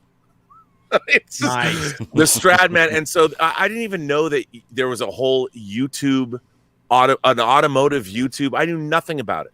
Mm-hmm. And I will never own cars, but I watch automotive YouTube, and specifically the Strad Man, because that guy always has a smile on his face. Look, if I had his money and his YouTube, his subs and his cars, I would too. But what's so funny about that is he's built his channel up from nothing. He was living in a car. He came out to LA and he was living in a car years and years ago. And he did the same thing. He built his channel up, and to watch the Strad Man. And then there's a guy he has a channel called Life of Palos. And Life of Palos is like the 60 minutes of YouTube automotive shows, where he reports on all the YouTube automotive shows and does like a news magazine show encapsulating all the big stories of the day. He's like the Entertainment Tonight. I don't even know why I started watching these people. I have no idea. But I did. And I'm kind of obsessed with automotive YouTube. It's pretty awesome, actually. but I have nothing. I have I have nothing to do with it. I just watch it. I'm like, boy, they have.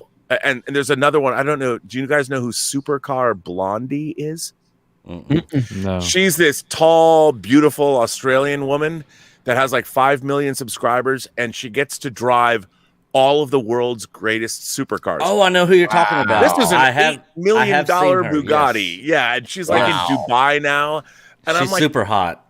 She's hot, but she's married. Gotta be respectful. But it's so crazy that I'm watching these channels. I know nothing about supercars. I know nothing, but I watch these channels, and it's the same thing. It's you're branching out. You're finding out about things you have no idea about. Yeah. That's what's so great about YouTube. It's a big old world out there. To pull it back to the Campia thing. Yeah, I have constantly given Campia credit and for helping have a heavy inspiration on me. And you've always said that. I was the biggest fan of AMC Movie Talk, Collider Movie Talk.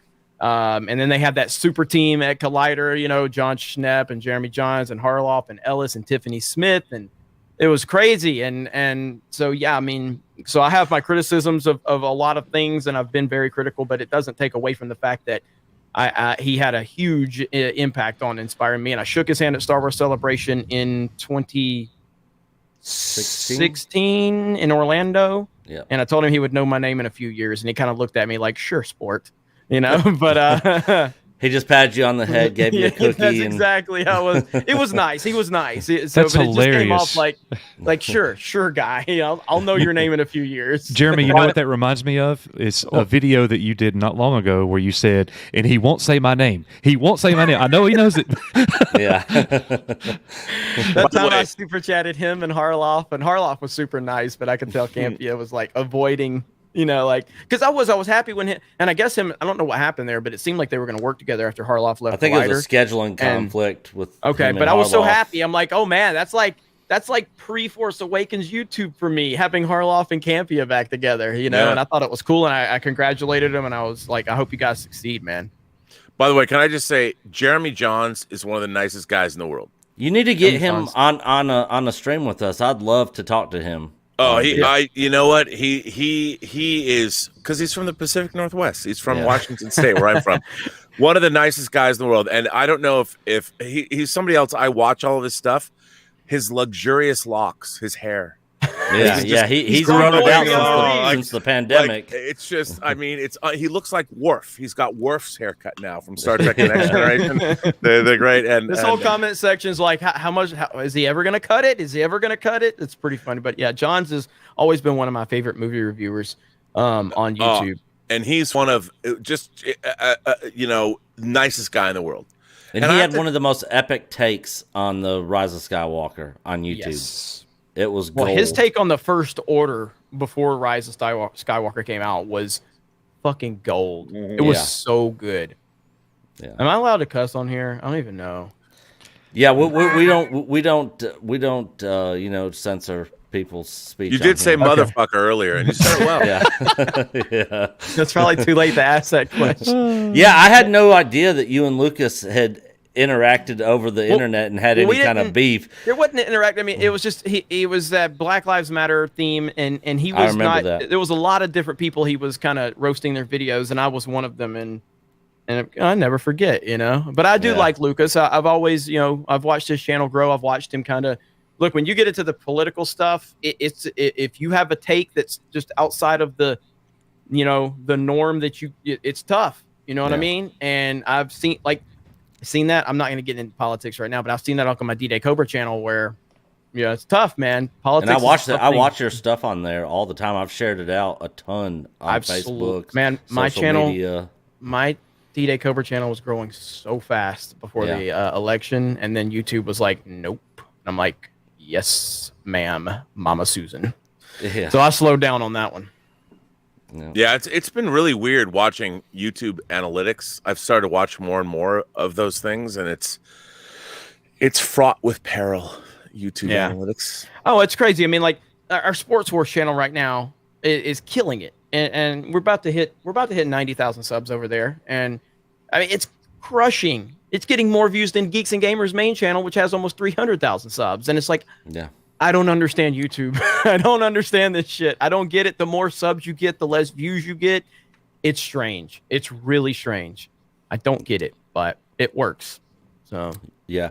So we don't want to take up all y'all's time. I don't know how much. Yeah, time. I need to bounce. I mean, like I said, I Yeah, said I 30 gotta go minutes too. when I I came in, have to go feed my dogs. Gilbert and Tallulah are demanding. Yep, we are about to get into super chats and have pop-ins where people in the chat can come here. That should be very interesting. Oh, it's going to be interesting tonight. The chat has been so divisive. I'm about to get my ass normally, whooped. normally everything's like cool, positive here, but tonight it has not been tonight. Thanks, Jeremy. All over the place. Yeah. Hey, I do what I can. That's why I said to both of y'all. Echo Base sent me a message, and brother, I was like, "You sure you want me on?" You are always welcome here. You know that. Yeah. And the thing is, one of our subs was like, felt that there was only one side being told the whole Gina Carano thing, and was saying, Jeremy or Ron from RKL. They were calling for you. Yeah, should be on here. And I don't like to bug you guys to like, hey, come on the channel all the time. you know, on big I've events said or this something. a long time. If you throw me a link, you never know. Don't ever worry about it. Just throw me a link, and I might show up. I did that to Drunk 3PO before he came on the channel. I'd never spoken with him, and I'd said on a live stream one time. And this is like when he had like 5,000 subs, I guess, and he's like, "I'm just gonna throw Jeremy a link." I'd never spoken with him, and I'm like, "I got a few minutes." I click on it, and he goes, "Holy shit!" And like he had like the Dark Council on, those guys, and they were like, "What the fuck?" They were freaking out, and I was like, hilarious. "I'm here. I told you guys. You send me a link, I might show up, and you just don't know if I'm sitting at my desk." I'm like, "I got 10 minutes. I'll pop on." So, you know, I like to do that. Yeah, it goes back to what R&B said. We like who we like, man. Like we like who we like. Yeah, I mean. By the way, I do want to shout out to the audience. I mean, even though the chat's been divisive tonight, they've definitely supported this channel and this stream tonight with super chats. And I don't know if you have tips set up. I wanted to thank everybody that's watched this stream. That, you know, to be on the stream was a privilege. I want to thank Echo Base Network for asking me to be here. Coach and Nick, thank you. Jeremy, it's great for you to be here too. And to have the kind of support from the viewers that this stream has got for you guys, really very cool. So if I could say from my perspective, it's very cool to see the kind of viewer support that this stream has received. And, you know, you guys are stand up and you know, I loved your documentary that you made, and it's been cool that you've stayed in touch with me, and I feel privileged to be here. So thank you for that. Well, you were, you know, you were always welcome here. Can you guys highlight Eric Horstman's comment? That's what it's all about right there. That's what it's all about. Says, love you, Jeremy. Different politics, but always willing to listen. That right there, man. That's all it takes. If you got different politics, nobody's trying to change your mind. Nobody's trying to tell you to think. Just have a conversation, and at the end of it, and you know what? may not. And There's you just the way you stand by your people. I never told you. I've never got a chance to tell you this live, but a year and a half ago, I got kind of blasted out of my own Chicano Latino Alumni Association because I was a fan of Geeks and Gamers, and they're like, you know, if you're going to be with this guy, he's an this, he's this. Man, I'll stand by you guys to fire, because you stand by your people to fire. And that was like that. A year and a half ago, I learned who my real friends were. I used to get in the beginning when I was helping out Echo Base Network, they're making fun of their Southern accent. So I went and got Rosetta Stone, South Carolina edition, and I done learning myself how to talk like a Mexican who like a June bug on a Georgia peach in the middle of August. We don't even talk like that. Yeah. That's the thing. Well, we don't even Rosetta talk like Stone that. says that I got to learn it myself like this. Every time he's like, we're like these country, like, hey y'all, what y'all do? Like we don't talk like that down here, you know. Jeremy's from Alabama. He doesn't talk like that either. It said Auburn edition. It said Southern Auburn edition. No? All right. By the way, Mexican Ironman, I love you, R&B. I'll see you next week on your show. I love you. You've been a very great supporter of my channel, so thank you for that. I very much appreciate it. Hey, you know what? I was so against Star Trek: The Next Generation. You know, I never watched a single episode till after I watched your documentary. That's what got me to go and watch them. I was holding out for years. I was like, a TOS or nothing. I'm going to die on this hill. Well, but by the way, I'm with you there. You didn't have to. If you just said TOS or nothing, I'm like, you and I park our shuttlecrafts in the same shuttle bay. I'm with you. And Coach just recently, just started TOS. He's going through every single episode. You know, I had a guy write me and say that he didn't like it. He thought it was too cheesy. It was too old. He called me at 3 a.m, Mr. Burnett. Mike, guess what? I just saw the episode with the. There I am talking like an idiot again. No, not like an idiot. You just called me at 2 Which episode? Wait. Called you at 3 a.m. Which episode? The Botany Bay. Space Seed. First season. Yeah, this is just 3 nights ago. Yeah, it's like episode 22 or something like that. And Iron Man's trying to do his tax returns. So, R&B, there was so much negativity going on just a couple weeks ago, and I needed an escape from all of it. And I'm like, you know what? I have not watched Star Trek: The Original Series since I was a child, like at all. I hadn't seen it. I haven't seen it since I was 10 years old or younger. It's been 30 years, and I am absolutely hooked, man. I cannot get enough of it. It is insanely good. And that episode, there's a great moment in that would not play well today. And it's when Khan has Marla MacGyver's like on the floor. Yeah. And he's telling he's dominating this woman. He's like, go or stay. Yeah. But do it because it is what you wish to do. And it's such a great moment. I mean, he's being swarthy and manly, but he's still giving her a choice. He's not, there's consent. He's like, I want you to say yes or no. I can tell you what I want you to do, but you need to say yes or no. Consent, 1966 to 67. Khan Noonien Singh. So That's good. awesome. I'm going to try that when I negotiate my rates with Coach. No. All right, Jeremy, I know you got to bounce, but I just want to thank you for bouncing on here. It's always a pleasure having you on here, man. Thank you, brother. And we continue to support you and Geeks and Gamers always, you know.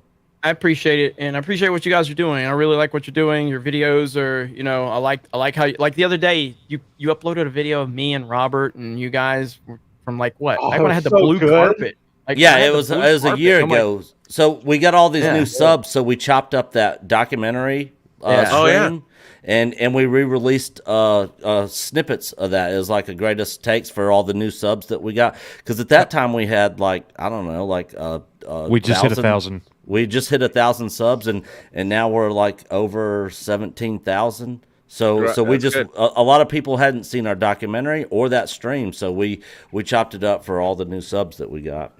I've been doing that with my old shows too. Yep. Well, you guys, I mean it. Like, I am always honored to be invited to your streams and in any streams. I obviously can't make a lot of streams I get invited to, but I'm always honored. No matter how much success you might think someone is receiving or vice versa, I don't feel that any YouTuber really has a ton of confidence ever. I feel that we're always like, I've heard PewDiePie himself talk about like his insecurities of being on YouTube. We don't know when our platform can go away or if our audience is going to get tired of us or whatever happens. Or we're going to get canceled. Yeah, exactly. So every moment, like, I will always be honored to be invited on any show, you know, with any kind of following. I feel like, you know, it makes me feel like I'm still welcome and wanted, and we go through ups and downs. Everybody goes through the thing, like you upload a YouTube video and you go, got a ton of views, and the next one you're at like 2,000 views. You're like, fuck, it's over. They're not going to watch ever again. My channel's dead. And so thank you guys for inviting me. I'm always happy to be here. Robert, you're the best, and always happy to be on. With always good to see you again, man. Yep. Yeah, we need to work on that charity Jeremy and John Campia stream. You know what? Maybe I can do something about that. I don't know. We shall see. We shall see. I'll see you guys tomorrow over on Twitch, Geeks and Gamers Twitch. We are playing Mario Kart. We'll have the full crew there. You know, Young Ripa, Theory should be there, and if Theory's there, he might not be the biggest YouTuber. He might not. We'll see. I got some plans for some more people to join, so we'll see. If you haven't played Fact Blast, I put the link in the stream. Play Fact Blast. It is a blast. Ah, yes, Fact Blast. That's awesome. Yeah, that's our video game. Someone developed that 2 years. A fan developed that and then brought it to me, and I had no idea it was being made.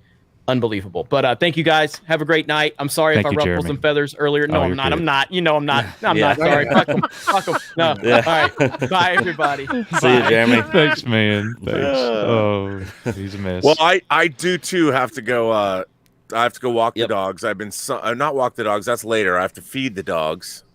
Gilbert and Tallulah are doodles. But this is, by the way, can I just say how much fun this stream was? Good. Yeah, like, this stream was epic. Awesome. It was epic. I thought it was mean, it really was, and this is why I love YouTube. Yeah. I mean, I want to thank you both for inviting me, and Mexican Iron Man, that you're here too, and this is, you know, 10 years ago, we didn't have anything like this. No. You know, and being able to get disparate streamers from all over the country together, and Jeremy's in Florida, and you guys are in the Midwest, right? Alabama. Out there you go. Yeah. I mean, well, not quite the Midwest. Yeah. But we're the deep South, my friend. The deep South. Yeah. I was going to say that's not the Midwest. But the fact that we can do this in real time with video. Yeah. On it's incredible. It's just it blows me away. It's like we're just, you know, sitting at the bar, you know, having a drink. And we are. I've been drinking. I feel like I should have whiskey. I've been drinking wine. That's what I've been drinking is is whiskey. Whiskey and ginger beer. It is my new favorite. Yeah, what's that drink. called? It's called there's a name for it. It's Kentucky. Wait a minute, I thought you went to go do a work conference call. You went to make a drink? No, I've been on with work, but I'm drawing a blank. It's a Kentucky bourbon. No, not Mahler. Oh, it's I know what it is. It's a Kentucky. It starts with the M. Mule. Mule. Yeah, Mule. Kentucky Mule. Yep, Kentucky Mule. Yep, ginger beer and whiskey. So is Crimson Tide one of your favorite movies of all time because you live in Alabama? Go Bama! No, we're Auburn fans. Jeremy's the graduate. Alabama fan. That's why he was making fun of us, because Auburn is the other state school here, and Alabama and Auburn are huge rivals. And War Eagle. Yeah, so we're War Eagle, Auburn side of Alabama. Jeremy, who is from Alabama but lives in Florida, is Alabama. Roll Tide. Yeah, and you know that's on the Hans Zimmer score for Crimson Tide. Roll Tide is the name of the theme of that film. Of course it would be. I loved the movie. I hated the Roll Tide stuff in it. Well, I know. I understand.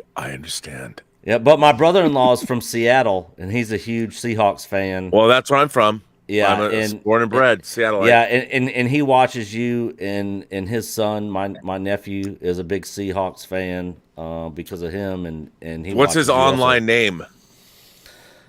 I don't know what his online YouTube. It's because there are people from Seattle that write me, and I only know people as their online personas. Yeah, I don't know. His name's Corey Sand. I don't. But that doesn't ring a bell. But yeah, I don't know what his online name is. I have no idea. But all good people in Seattle. Yeah, I've been there once for my sister and his wedding. It was awesome. I was up there for a couple days. What time of the year were you there? We were there in August. Oh, best month. And it was were you there for beautiful Seafair? Did you go for Seafair? Yes. Did you see the hydroplane races? Yes. Oh, yep. see. And we went to down where they tossed the fish and. Yep, the Pike Place Market. Yep, we were down there. I did see where they offered boat tours out to where you could get in a kayak and kayak with pods of killer whales. Yep. But it only left at 10 in the morning, and it was already noon, and I was like, man, I so want to do that. So. Yeah. No, Seattle's great. August is the best month to go. Yeah, it was beautiful. It wasn't. By the way, too don't go rainy to anyone listening to this stream. Forget I said that. I was lying. But the first Sunday in August is Seafair. Yeah.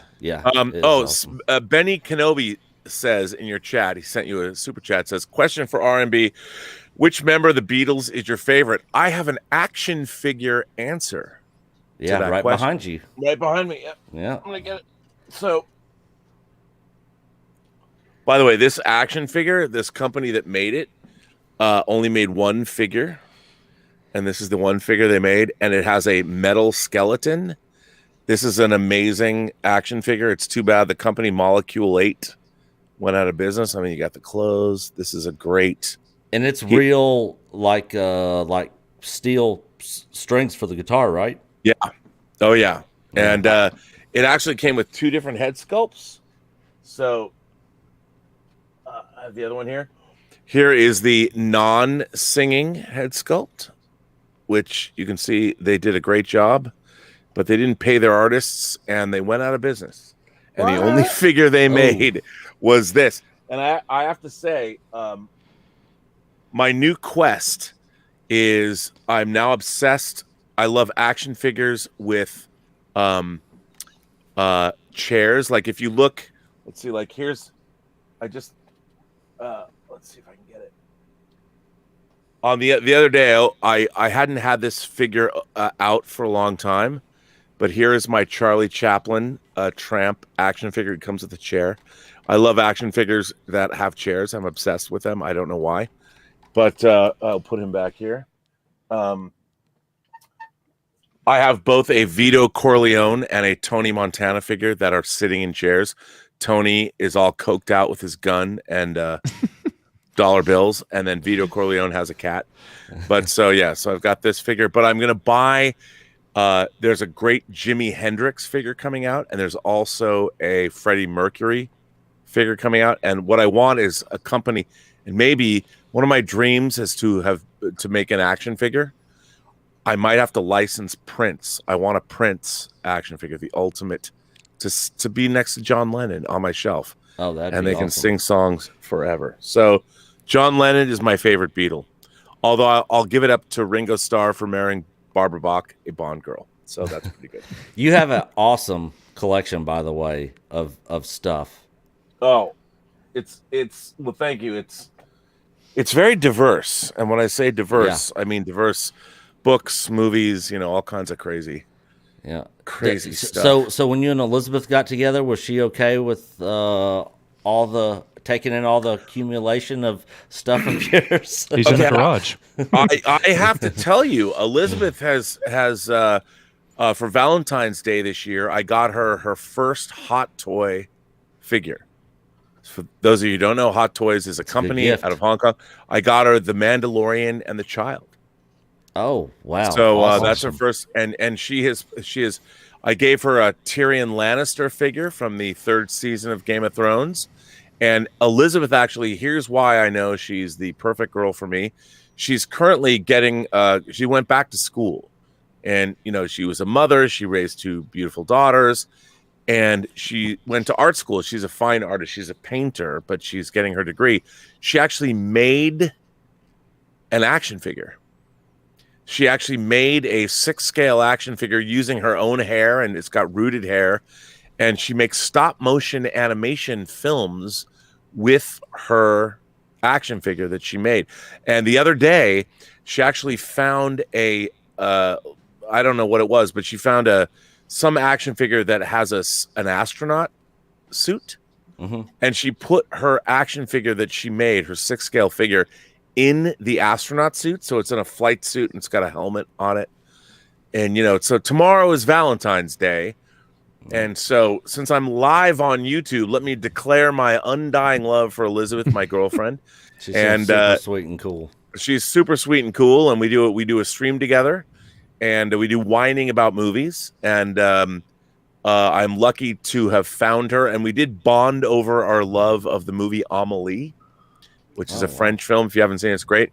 But now, although I will say now there's a big downside, and I'll say it also publicly, she is the action figure bug has bitten her, and she wants to get a bigger house. She wants to take my action figures and put them on her own desk, and I'm like, I don't know if anyone saw when I let her open one of my figures. I mean, I was like apoplectic. I thought I was gonna have a heart attack. I'm like, no, don't do that. I was don't damage the box. Man, it was tough. It was a rough time. But it's great to have somebody who's like-minded that you can share your interests with and stream on YouTube with, which is all good. Hey guys, we gotta start knocking out these super chats. It's like we're deep down. We gotta start knocking these out. Yes. Now, is it? I have to go. Yeah. Okay. That's. I gotta walk cool. I want to thank the 3 of you: Mexican Ironman, Nick, Coach, Echo Base Network. Always a pleasure having you on here, man. Absolutely. Always. Thank you for having me. What an epic stream! I want to thank all the viewers and the support your channel has got tonight. Wow, how cool is that? It's really nice to see. So thank you for your leadership, sir. Well, I don't know if I'm a leader. You are. I just try and do what I can. But thank you all. And Mexican Ironman, thank you also for supporting my channel too. Thank you so much. Yep, and I want to give a special shout out to one of your guys, the Richard, who we modded, who has been doing a great job in the chat tonight. So hail to the Richard. The Richard is amazing, and if you want to find the Richard, if I might shamelessly plug my own YouTube channel, yeah. But my fans, I call my community the Post Geek Singularity.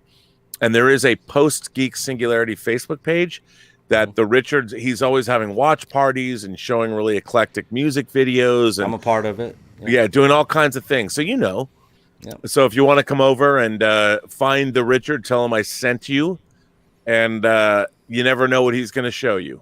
So it's always good. Yep, good stuff over there for sure.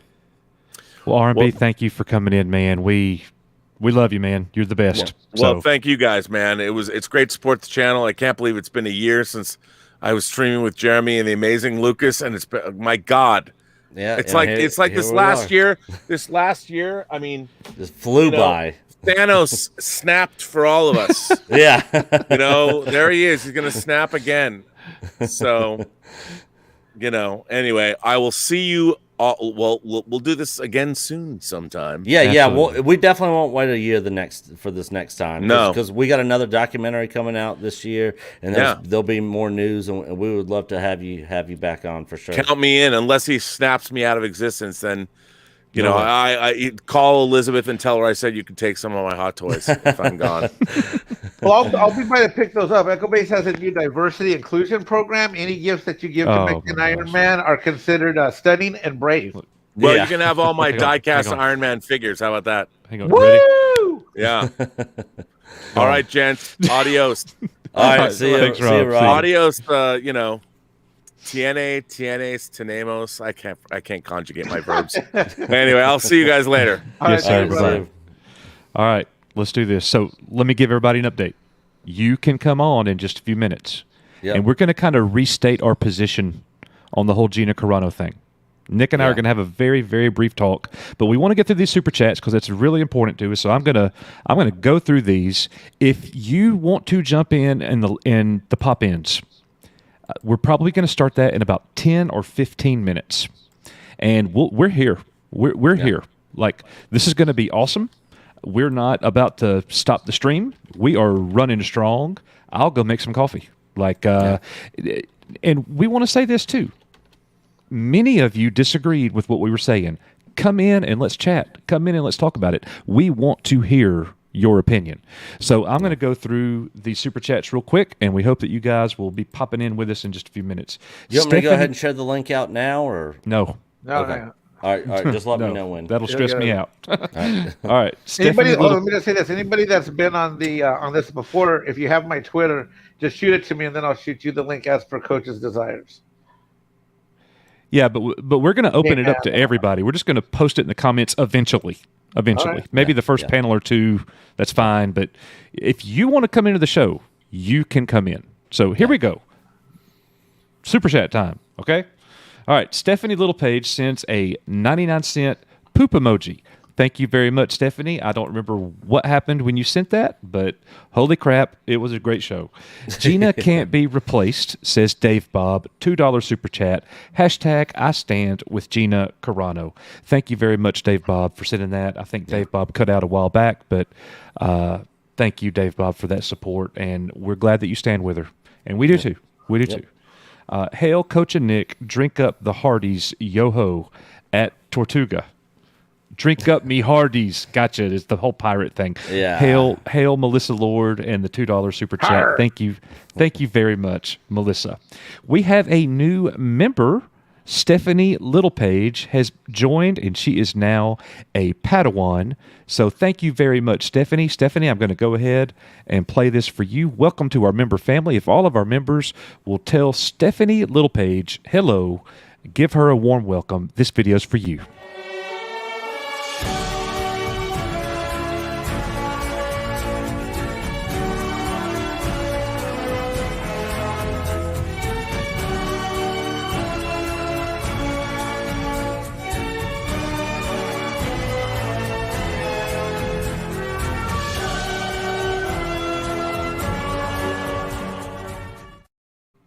Thank you, that guy says, for the comment about the production of our show. We work really hard on that. And John 42, I had the same feelings about the chat.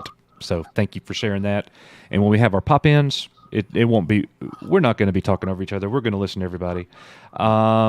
So Pewmonger says, message to Cameron, any chance of working with Ben Shapiro at the Daily Wire, a Jedi and a Mandalorian, they never see it coming. I wish we could have got that when Cameron was here, but I'm sure he appreciated that super chat, and thank you very much for supporting the channel.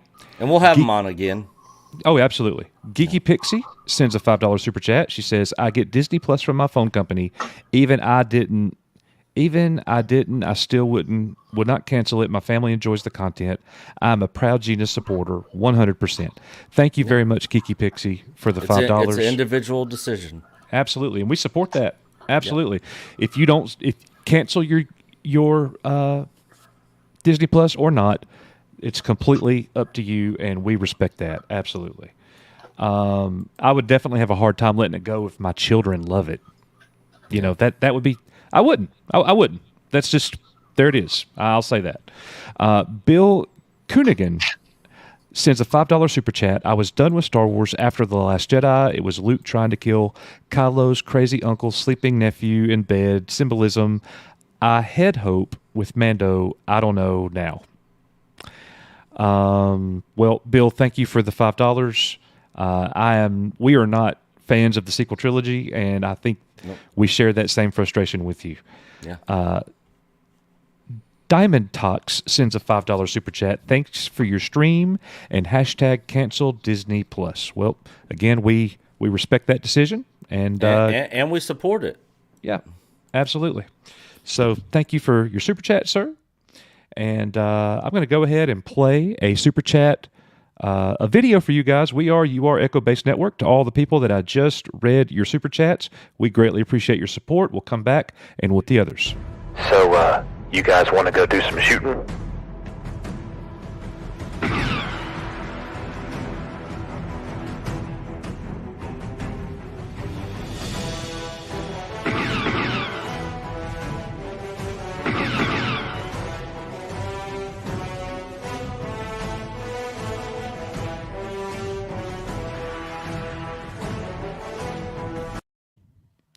All right, and we have another super chat here. Eric Horstman sends a $49.99 super chat. He says, I'll preface this by saying I am on the total opposite political spectrum of Mrs. Carano, but don't agree with her firing. To be honest, as a Jew, I was a little put off by the Republican Party, Jews in Nazi Germany comparison post, though. No comparison. Well, Eric, thank you so much for that very generous super chat.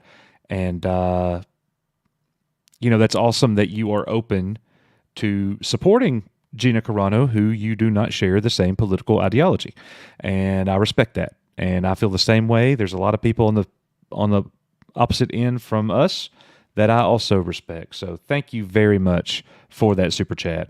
Sam Aon sends a £5 super chat. I'm back on board for the most part if and when we see the retcons. I will not be paying for it, though. Lucasfilm needs to earn that money back. And I do think that we're going to at least get an alternate reality. You're welcome to come in and share your thoughts about that, guys, if you want to. So, yes, Star Wars is not dead. We're going to fight for it and keep it alive ourselves if we must. Thank you, Sam, for that £5 super chat. Formerly Rodline sends a $4.99 super chat. Tron Uprising is so underrated. The art and beautiful stories well told. Totally agree. That is one of the most underrated cartoons, animated shows ever. The soundtrack was great. It looked great. The story was great. Everything about it. The voice actors. I was very upset when that show was canceled. So thank you for your support. BK0271. Hey guys, with Disney silent for so long after all the fan revolts. Their silence is approval of what KK is doing. This latest incident, I no longer have any faith. Star Wars is dead. I respect that opinion.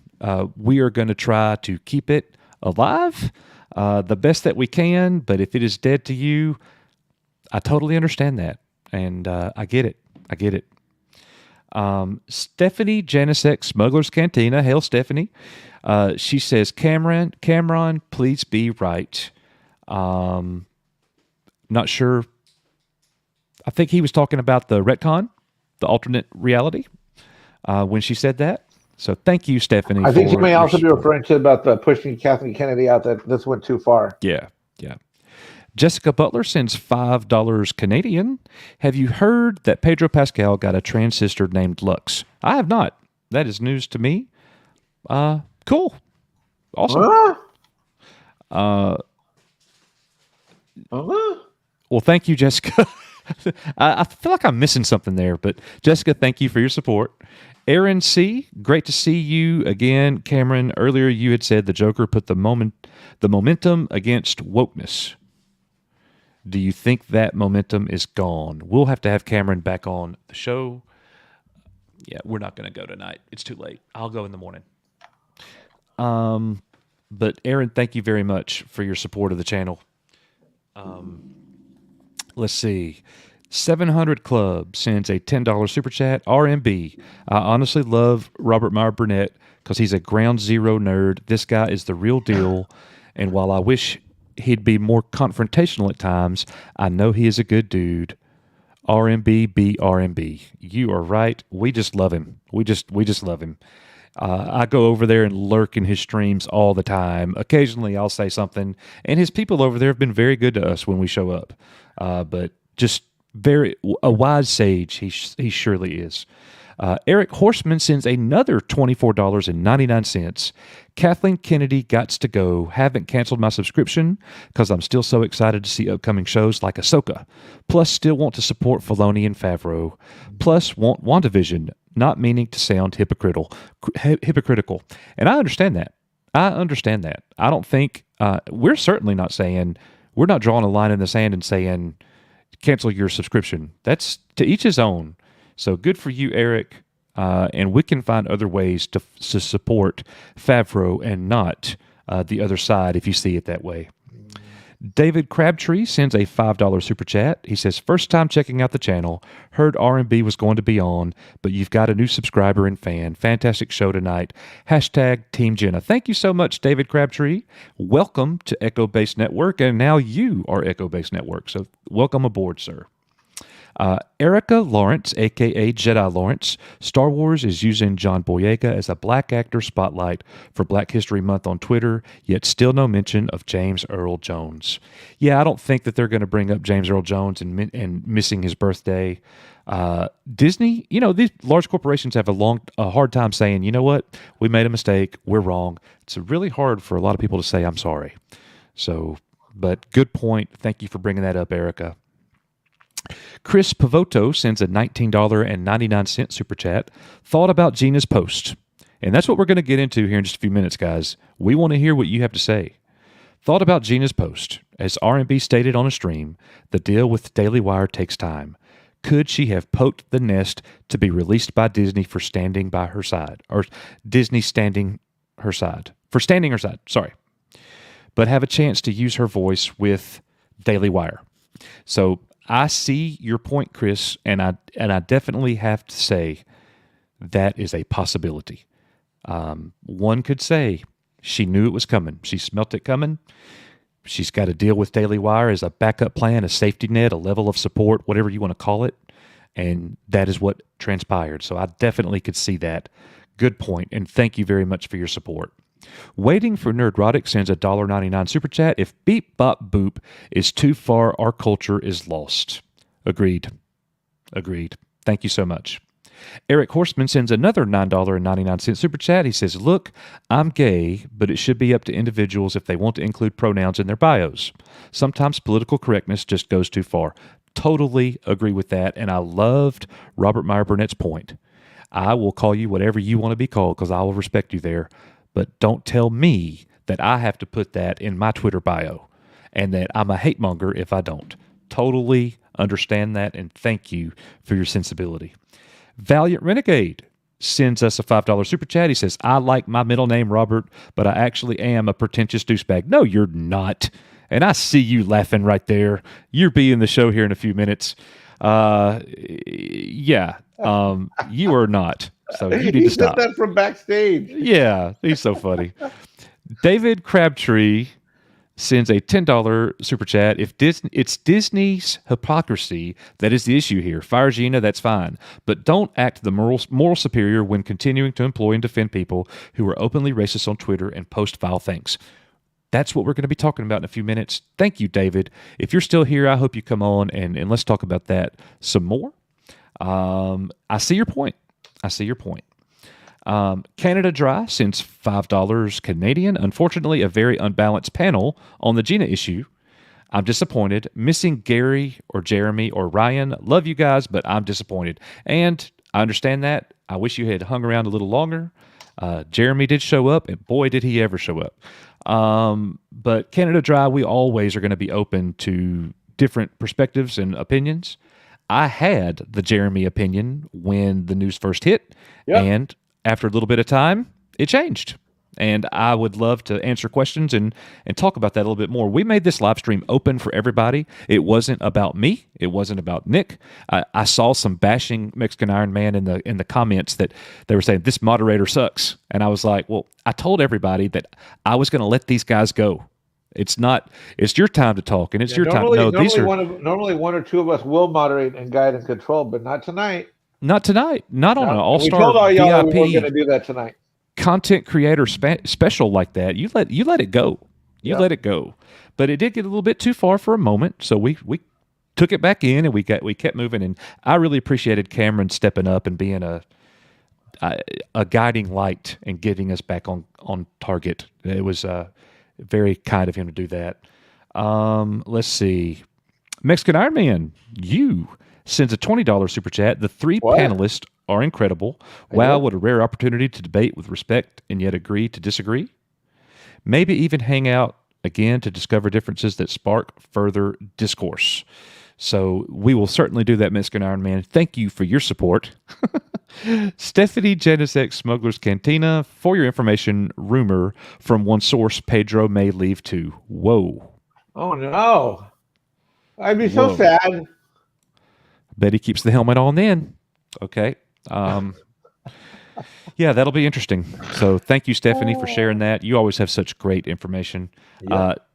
Diamond Talks sends another $5 super chat. People need to grow up and get thick skins. Teach your children to know the difference between a character and a person. Don't give them a trophy for showing up.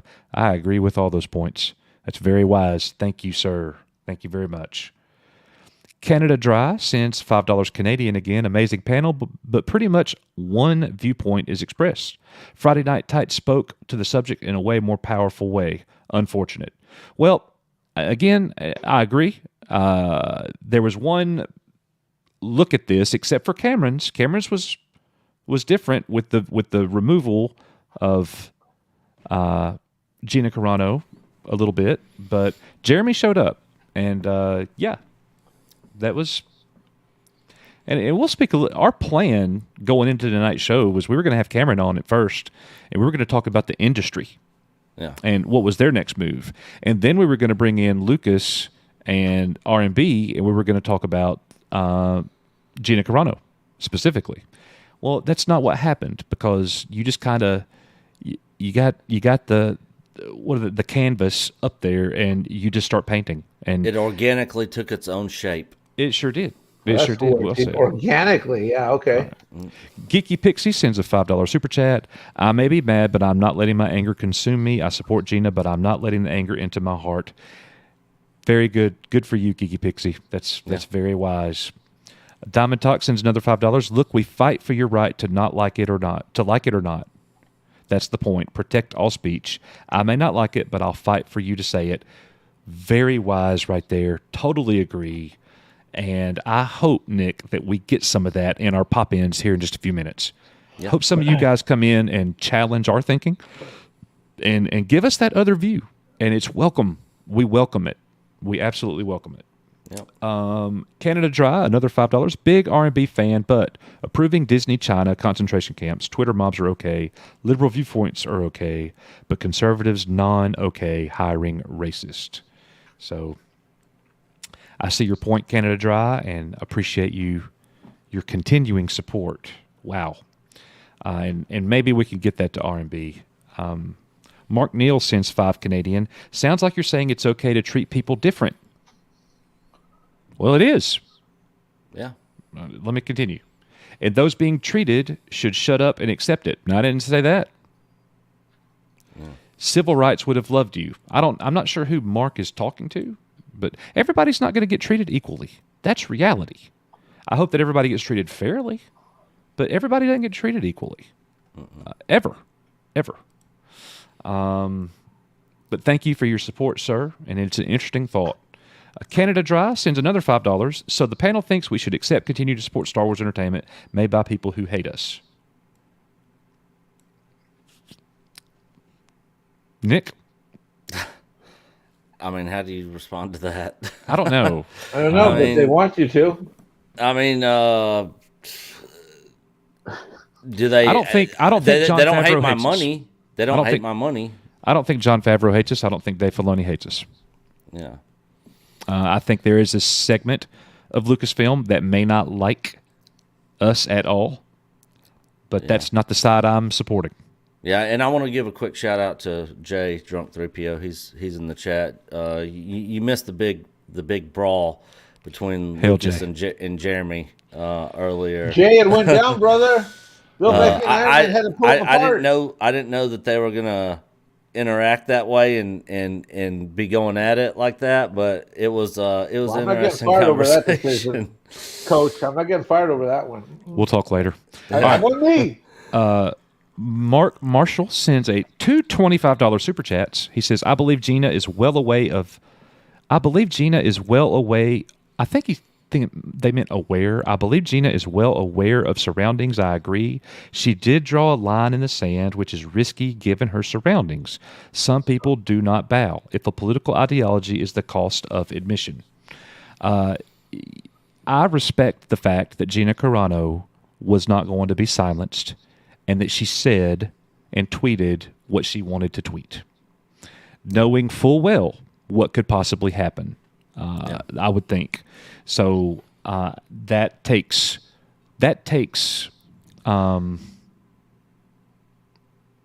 strength.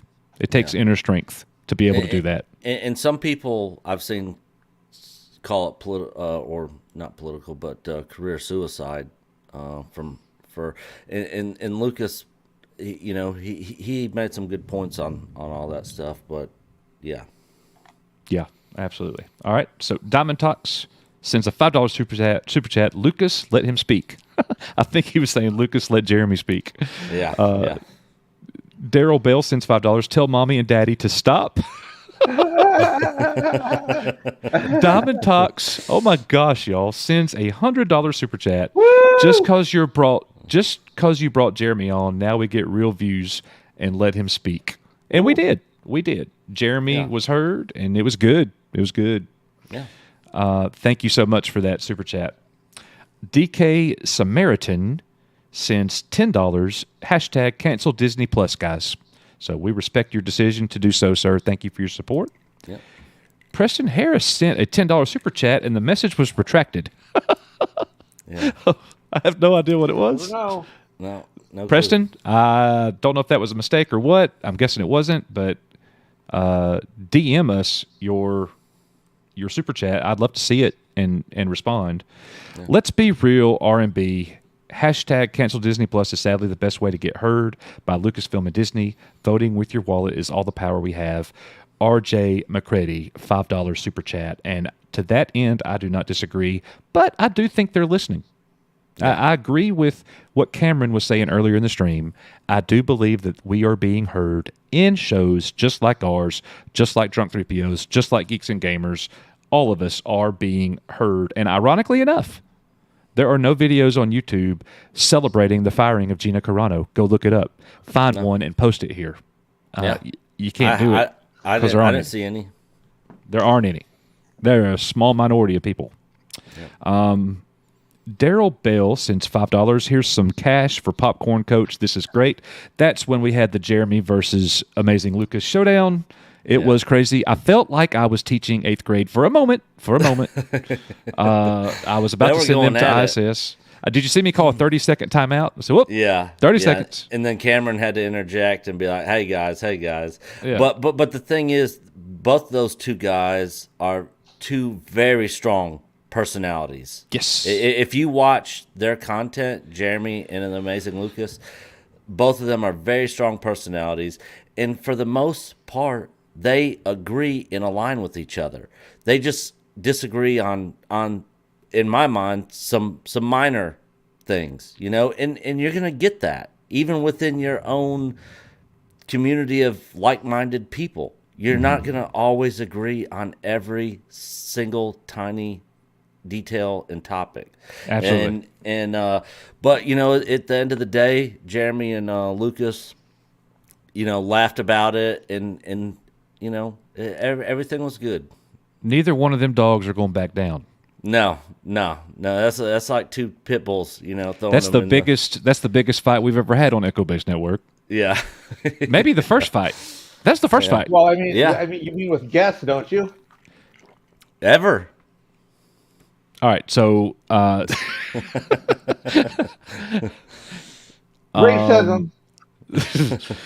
Benny Kenobi sends $6.99. Huge R&B fan, Echo Base and Jeremy and all of the guests. Thanks for the stream. Love you guys. Thank you very much, Benny, for your support. We appreciate it, and we're fans of all those people too. Mr. Tickle Trunk sends $10. My favorite part of streams like this are people from all different backgrounds, insights, ideals, and ideas. All of them coming together to hate those jerks at Disney. You love to see it. Man, we had 2 Southern white boys from Alabama. 3. Oh, yeah. Yeah, Jeremy. He's it was before Jeremy, but yeah, 3 Southern white boys from Alabama who don't agree on all this the exact same way. Mexican Iron Man, a Hispanic from California. A South Carolina native. Not yet. Kamran Pasha, a Pakistani American. You had the amazing Lucas, an African American from California, and then we had Robert Meyer Burnett, a Orthodox. Is he Orthodox Jew? I don't know. We're getting Valiant Renegade back. I don't know what he is. He was raised Valiant Jewish. Renegade. Where are you from culturally? Are you Mexican or what? Where are you? Up, you're muted. You're muted. What? Up, you're muted again. There you go. Where you from? Shouldn't be. I'm on. Okay, here we go. No, I'm as far as culturally. Yeah, give me a 10-second answer. Go. Catholic European. Good job. Okay. All right. Oh my gosh, and you popped him out like that. All right. Anyways, you're so crazy, Mike. Mexican Iron Man's doing all that, Renegade. So yes, we will treat you well, my friend. Yeah. I brought him to you, my boy. Hey, you have said 3 times in the stream while I get through the super chats, it's time for you to be quiet. All right. Patrick Anthony Bonfiglio Soprano Jr. Say that 3 times. And that's actually what he super chatted, Nick. Wow. That was it. Oh, I did not know that. $2 super chat. He said, "Wow," and that's back again with the argument or whatever. Yeah. I was just kidding. My goodness. Charlie Spur, he might have stepped away. Charlie Spur, I'm a meteorologist. I'm building a Lego Executor SSD. $2 super chat. Send us a picture when you're done. We'd love to see that. Yeah, definitely send us a picture when you finish that. David Crabtree sent $5. For Cameron, I was a big fan of the Underrated Kings. Great concept and fun show. Wish it had a longer life. Never saw that show, but I'm sure Cameron loved being part of it. The Matt Cave since 1999. I honestly teared up when Jeremy mentioned the days of the prequels. I miss Star Wars being about Star Wars. That was a great point, by the way. Yeah. I grew up with the OT, and then the prequels were an unbelievable dream come true. We will always have those films. Great super chat there, Matt Cave. Thank you so much. And that was a great point Jeremy made, so thank you. Stephen Glenn sends $5. Thank you, Dad. I wonder if he saw the brawl between Jeremy and Lucas. I don't know. Quite possibly. Colleen Guerra sends $50 super chat. Wow, Colleen, thank you so much. I think we should support independent filmmakers and producers that make products we like and want. Critical thought processes and logical. Just good stories with no underlying motivation. EBN, here's a start for something. Thank you so much. Thank you so much, Colleen. We appreciate you, ma'am. You're the best. Patrick Anthony Bonfiglio Soprano Jr. again. I think I'm going to throw up RMB. Well, we hope that you didn't, and we hope you're feeling better, sir. Thank you for your support. 700 Club, $4.99. We're almost done here, guys, and we're going to have pop-ins. If you define what you think, you become a 1/6 scale collectible. Keep thinking, RMB. The universe needs you to counter Jeremy. Just kidding. So thank you for that $4.99 700 Club. Benny Kenobi says, listen, Star Wars Theory is a totally amazing guy. I agree. Yeah. I agree. Love Star Wars Theory. We loved having him on our channel and going over there and being part of his live stream. So, yes. Rafiki 101 sends $4.99. In my opinion, George should get his lawyers together to try to get Lucasfilm back. Argue they're using his baby to support communism and political platforms. I wish that were possible, Rafiki, but I just don't see it, brother. I just don't see it. That truly would be an alternate universe right there. Yeah. But thank you for your support of the channel, sir. Benny Kenobi, $2.79. R&B set it up, and boy, he did. 700 Club, $4.99. We all owe Ryan Johnson for these moments. I know we bash him till the cows come home, but I thank him for finding y'all because it's been entertaining. So thank you. Yeah. Maybe there's some good things that came from all of that. Yeah. Yes, sir. Benny Kenobi, $6.99. Question for R&B, which member of the Beatles is your favorite? And he did hit that. D-Day Cobra, thanks again for having me, guys. Jeremy, it was our pleasure. Thank you for coming in here and waking us up. Yeah. Yep, Coach didn't need that coffee. He just needed that back and forth with you and Lucas. I just needed some Jeremy. Yeah. Benny Kenobi, $6.99. Is that Charlie from Gold Rush? I'm not sure what we're talking about there, Benny, but thank you for your continued support, sir. Peter Ritson, Drunk 3PO, said earlier on the stream that Gina found out about being fired when we did. Wow. I would assume that she found out before, but man, that's devastating to find out that way and very unprofessional on Disney's part. Yeah, and I'm guessing that they probably made that decision before it was leaked. Yeah. Probably days or weeks in advance. Possibly. That's just speculation. Timothy Brock has joined as a member here at Echo Base Network. And Diamond Talks has joined as a Jedi Master member. Guys, welcome to the family. You are Echo Base members, Echo Base Network. If all of our members will hail Timothy Brock and Diamond Talks and welcome them to the family, this video is for you guys.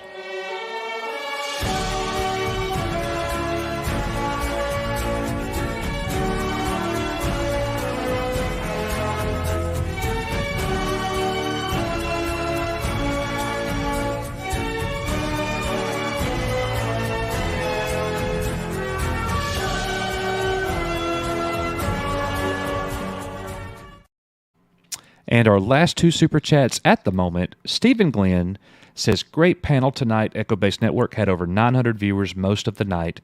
This is like twice as many as Bon Jovi had at Six Flags this past summer. Nothing but love to the Echo Base Network family, Coach Nick, and Mexican Iron Man. Thank you, Dad, for sending that $10 super chat. You are funny. You know you fell off the wagon when you're doing shows at Six Flags. This is true. Yeah, he's living on a prayer, baby, going to Six Flags. Yeah. And then Preston Harris sends us a $5 super chat.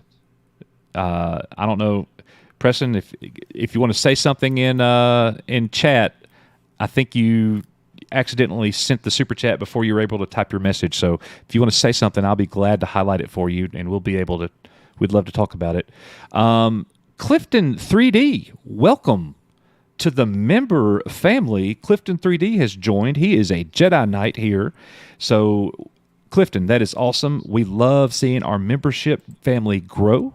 We're going to do some amazing things with you guys in the very near future. We just had a watch party the other day. So, Clifton 3D, if everybody will welcome Clifton 3D to the member family, I'm going to play the video for Clifton and then the very short video for all of the super chats that we just read, and then it's going to be time for pop-ins. Let's do this.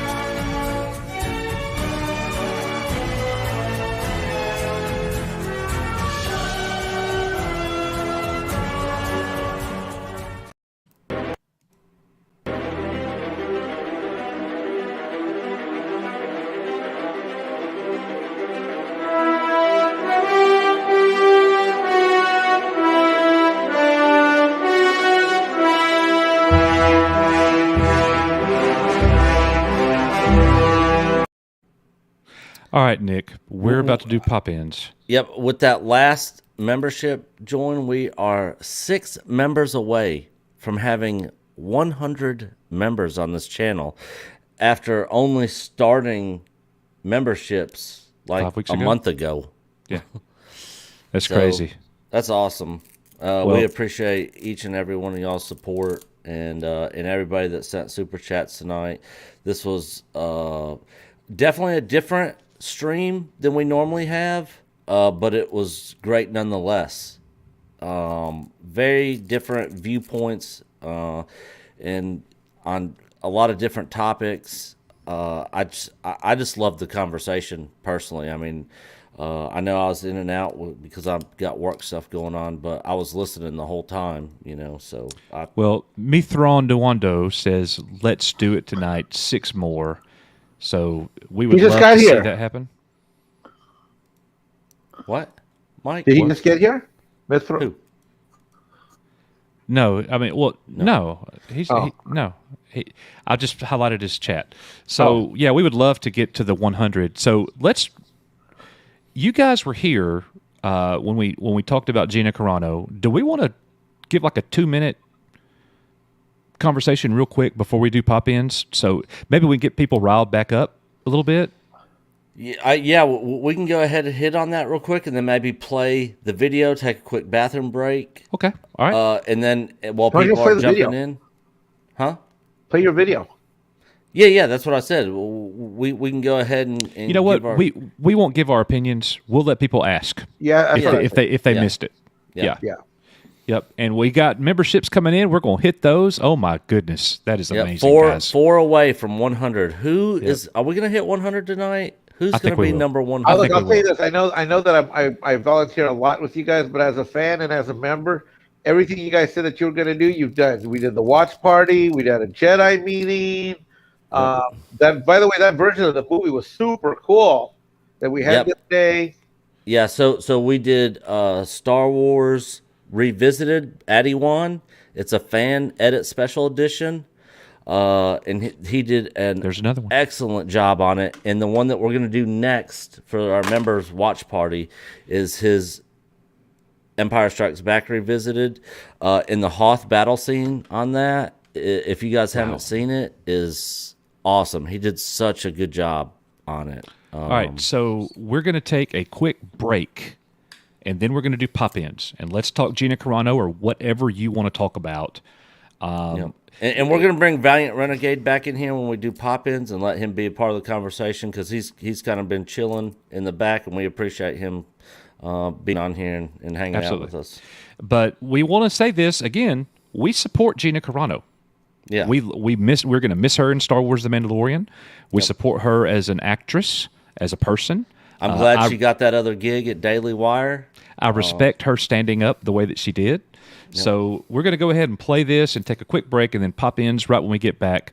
Let's do this, guys. This is going to be awesome. You want me to go ahead and post the link right now? This is actually my favorite part of the show. When we do pop-ins and have you guys come join us, it is super exciting.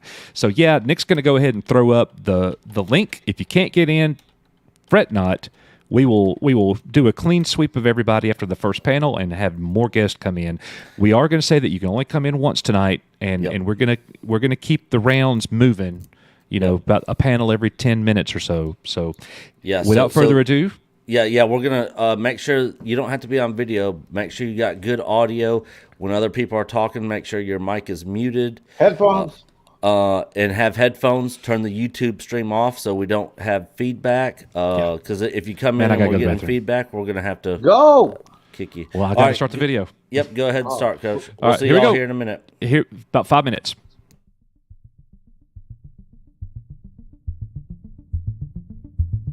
La la la la la la la la la la.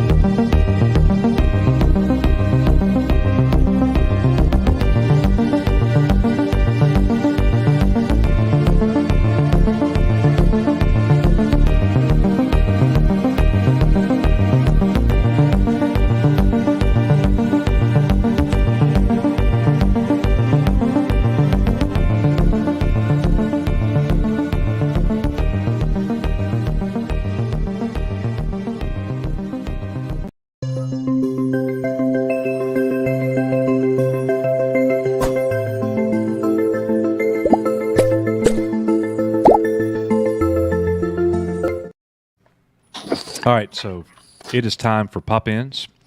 So we're going to go ahead and open it up. We do ask that everybody that's coming in to be respectful of everybody's opinions, be open, be, agree to disagree, and all of that kind of stuff. And we appreciate it very much. So at this time, we are bringing in Valiant Renegade, Saucy, Mithron Nuwando, Low Spec Linux Laptop, Ray J's World, Nick Craig, Dan the Man, Rogue Soul, and Diamond Talks. You will be in the next round of pop-ups because I can't bring anybody else in. If people are trying to join, if you'll just wait when these gentlemen leave and exit, we'll have more spots open up for everybody else. Hope everybody is doing well tonight. We're just going to throw it out there and say we're going to start with Valiant Renegade. What say you, sir? Oh, well, I appreciate it. The conversation tonight was interesting, and I know we started out tonight where Mexican Ironman and I were kind of going over some financial information. Most of what I do on my channel is really just like we were talking about here tonight. It's discussing Star Wars and having fun and how we love it. I think that everybody out there has the ability to, as I say all the time, you vote with your wallet. You vote with your wallet. We don't need to be canceling people. I've said on a number of videos where I was, I've never wanted to cancel Pedro Pascal. I've never wanted to cancel any of the people in the story group. I don't believe in that kind of stuff. I believe you vote with your wallet. You spend your money on the products that you like, and you don't spend your money on the products or the companies that insult you. It's just real simple. But having somebody fired just for having a different set of opinions or wanting them to be canceled, and that's the thing that Disney, I think, may figure out after this, is that, you follow the money. You have people out there that pay for Mandalorian. They pay for Star Wars. They pay for Gina Carano. They buy the toys. They watch the shows. Hashtags on Twitter don't pay Disney's bills. They don't. So that's something that I think needs to be looked at more carefully. But certainly, I want to let it get it on to the other folks in the chat for right now. But that's really, we're going to take our time. We're not in any hurry. But. Okay. Well, no, I was just going to say, I think what was nice about the conversation tonight, yes, there's different points of views. Yes, there's different opinions. And I think that's great. And we need to be able to have adult conversations like this. And it's okay for us to disagree. It's okay for us to, me personally, I hit the cancel switch on my Disney Plus subscription. The problem with me is that I have an annual subscription. So financially, it's not going to show up on their books until November of this year because I pay every year starting in November. But however, when I made that cancellation and I checked my reason for cancellation, I made sure in the other box, I said, look, I did not appreciate what I felt was hypocrisy in your treatment of Gina Carano. I'm not happy about this, so I'm leaving. And look, even though that doesn't go on Disney's financial books today, it is registered in their administrative offices. And I think Disney Plus probably saw the highest 48-hour period of Disney Plus cancellations in a single 48-hour period that they've seen since the service started. But I would like to see, again, that sends a message in and of itself more than just the anger and the rage and chewing each other up online on Twitter. This is why I don't do Twitter.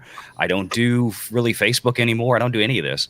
I got on YouTube to have fun and talk about Star Wars. Man. And then a week after I get in, all this stuff happens. I'm like, oh, it's been awful. It's my fault. It was my fault. If I'd stayed off YouTube, none of this would have happened. So anyway.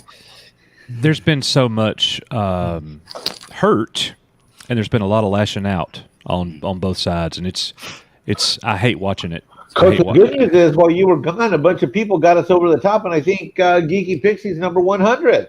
I see that. So let's take it to 120. Take a minute and say thank you. Let's. I'm going to. As soon as we're done with this panel, I'm gonna do that, Mike. Thank you. All right. So let's move down. Thank you for saying all that, Valiant Renegade, and Ray J. How's it going, sir? Oh, I'm doing fine. I've been, since this all's happened, I've been like really not too happy. And I wasn't sure about canceling my Disney Plus until just recently, but I watched The Blaze, and they were talking about this Gina Carano thing, and they had a conversation with Pat Gray and I forget the other guy that works with Glenn Beck, but I don't know if you watch that stuff, but Pat Gray said, yeah, I canceled Disney Plus, but I don't know how good it's going to go. And he mentioned the whole Cuties controversy. And he mentioned how, is Netflix still around? Yes, it is. So I'm thinking the best thing we can do, and I want to get Mexican Ironman on this, because he said something last night that really got to me on Doomcock stream. He said he was going to give up his lightsabers and put them in storage. I'm telling him to keep his lightsabers out, because we're going to start doing something like protesting this. If they're not going to listen via our canceling subscriptions. I just made a shirt today for my YouTube channel, Ray J's World. You see the symbol for it. Well, I am thinking, you know how the Tea Party was very strong. It was a strong movement. I think we need something like that. And Robert Meyer Burnett mentioned something like that, where we need to stand up more better than just canceling subscriptions. We need to be out on the streets of Hollywood with signs saying, do not cancel anyone. Stop canceling people. Am I right? Absolutely. I don't think that anybody should be silenced. I don't care where you stand politically or what movie you like or what you believe about abortion or gay marriage or whatever you want to say, or religion or anything. I don't think anybody should be canceled. I don't think anybody should be silenced. Nobody should be dehumanized. So I 100% support that. And I think Mexican Ironman should start a movement where we do march. And we take our lightsabers, we light them up, we wear shirts like I made. It says peacefully protest cancel culture. Yeah. And absolutely. I think we should march around Hollywood, around the studios, and say, no more canceling. Yeah. Stop canceling people. Yep. Well, I'm open to that idea. I actually talked to a few people about organizing something similar to that, but they're actually in San Francisco, not LA. So, but if we get enough people, get enough people, I agree. You know what I'm saying? I noticed there's a lot of people here on YouTube that can do it. You know, there's a lot of us. The majority can overwhelm. You know what I'm saying? Yep. Absolutely. It's a good message, Ray J. It's a good message. Thanks. We approve. We approve, my friend. You keep doing that. Yeah. All right. Glenn. Low spec Linux laptop, our brother. Disney. No matter what you do to try to make us hate Star Wars, you will not kill my love for George Lucas Star Wars, and I will continue to play the old games and enjoy that old stuff. But what are you thinking? I don't know if Star Wars can recover from this. It's dead. Now, I know a lot can happen between now and December, but it's a dire situation. And I am going to say cancel your Disney Plus. And this Gina Carano thing is just the straw that broke the camel's back. Gina Carano's post, all of this stuff she got controversy over, almost everyone, if not everyone, her message was don't be a bully. That's what she got canceled over. Gina Carano is an outstanding role model. And meanwhile, these High Republic authors have personally attacked me just for nothing more than being a white male. How can I don't get it, but I will continue to love old Star Wars, and I will continue to stream KOTOR and all that other stuff. But Disney's dead. Disney's dead to me. They've pushed me away on purpose, seemingly. Yeah. I don't get it. So if Kathy Kennedy leaves, if Kathy Kennedy were to leave in September or October, and Jon Favreau were to take over, would you give them a chance? I might have a glimmer of hope. Yeah, I understand, man. Because at this point, they don't need to. They need to do more. They need to apologize to Gina Carano. Yeah. That stuff they said about her in that post where she got fired is slander and libel. There's nothing. It's straight up slander and libel. And not only, her post had nothing to do with any of that. The point of her post was, don't be a bully. Don't turn against your neighbor. That is what she said in that post. Totally misconstrued. I could not agree more. Total lie, slander, and libel. And not only does Disney need to apologize to her publicly, but to all the fans that all of their employees have actually for real personally attacked. I will say this, that don't give your money to people that hate you, and they have proven that they hate us. And if you have to watch the stuff, don't give them money. I hate encouraging illegal activity, but don't give them money. They hate you. The second part of the quote there, of the statement, the official statement by Lucasfilm. Her social media posts denigrating people based on their cultural and religious identities are abhorrent and unacceptable. I can't get behind that. She didn't denigrate nobody. Yeah. None of her posts, in my opinion, are a fireable offense. Not one single post. And I had a lot of fun watching Timcast the other day, simply because Blair White was on there, who was taking feminizing hormones. She thought Beep Bop Boop was funny. She was not offended. So who are these supposedly offended people? I don't get it. I think it's a matter of the bosses are tired of hearing about it. That's it. If they asked her to stop making controversial tweets, and she chose not to, she's not going to be silent. She's going to say what she wants. She's a fighter. She's going to say what she wants to say. That's my opinion. And Disney, I got fired for that very thing. I had the support of my principal as a basketball coach for about 2 years. And then so many people just kept going to him and going to him and going to him. I always did what I thought was right. I always did what I thought was best. I'm not playing the multi-million-dollar lawyer's son because he's not helping us win.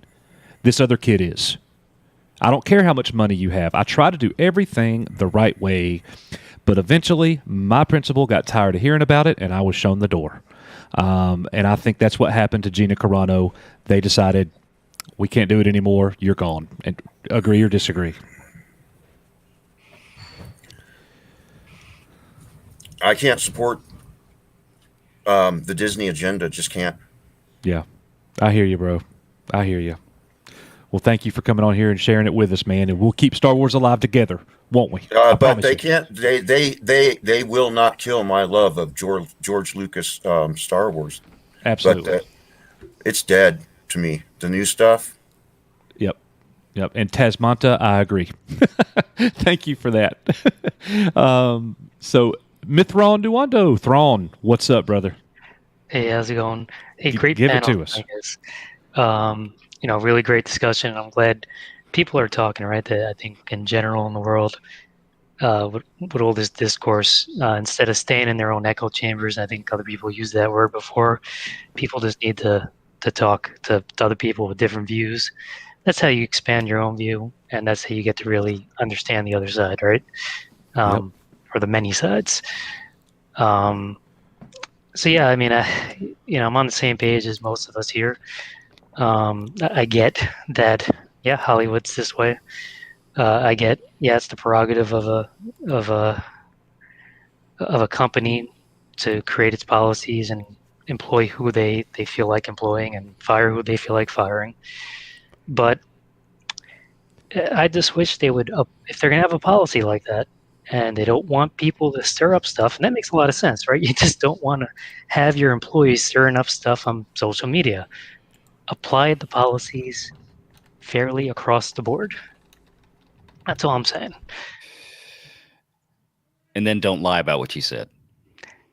Yeah, and that I get that absolutely. That as Coach said, that's an indefensible second part to that statement. Mm-hmm.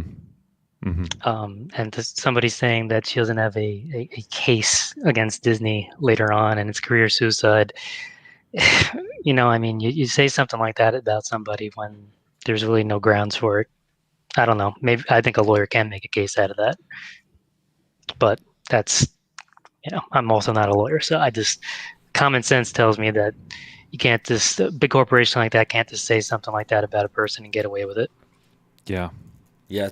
On that point, I think Kamran Pasha made a great point on that.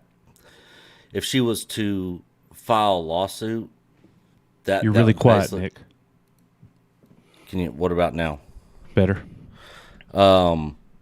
If she was to file a lawsuit, that would pretty much be the end of her career in Hollywood because people wouldn't want to work with her.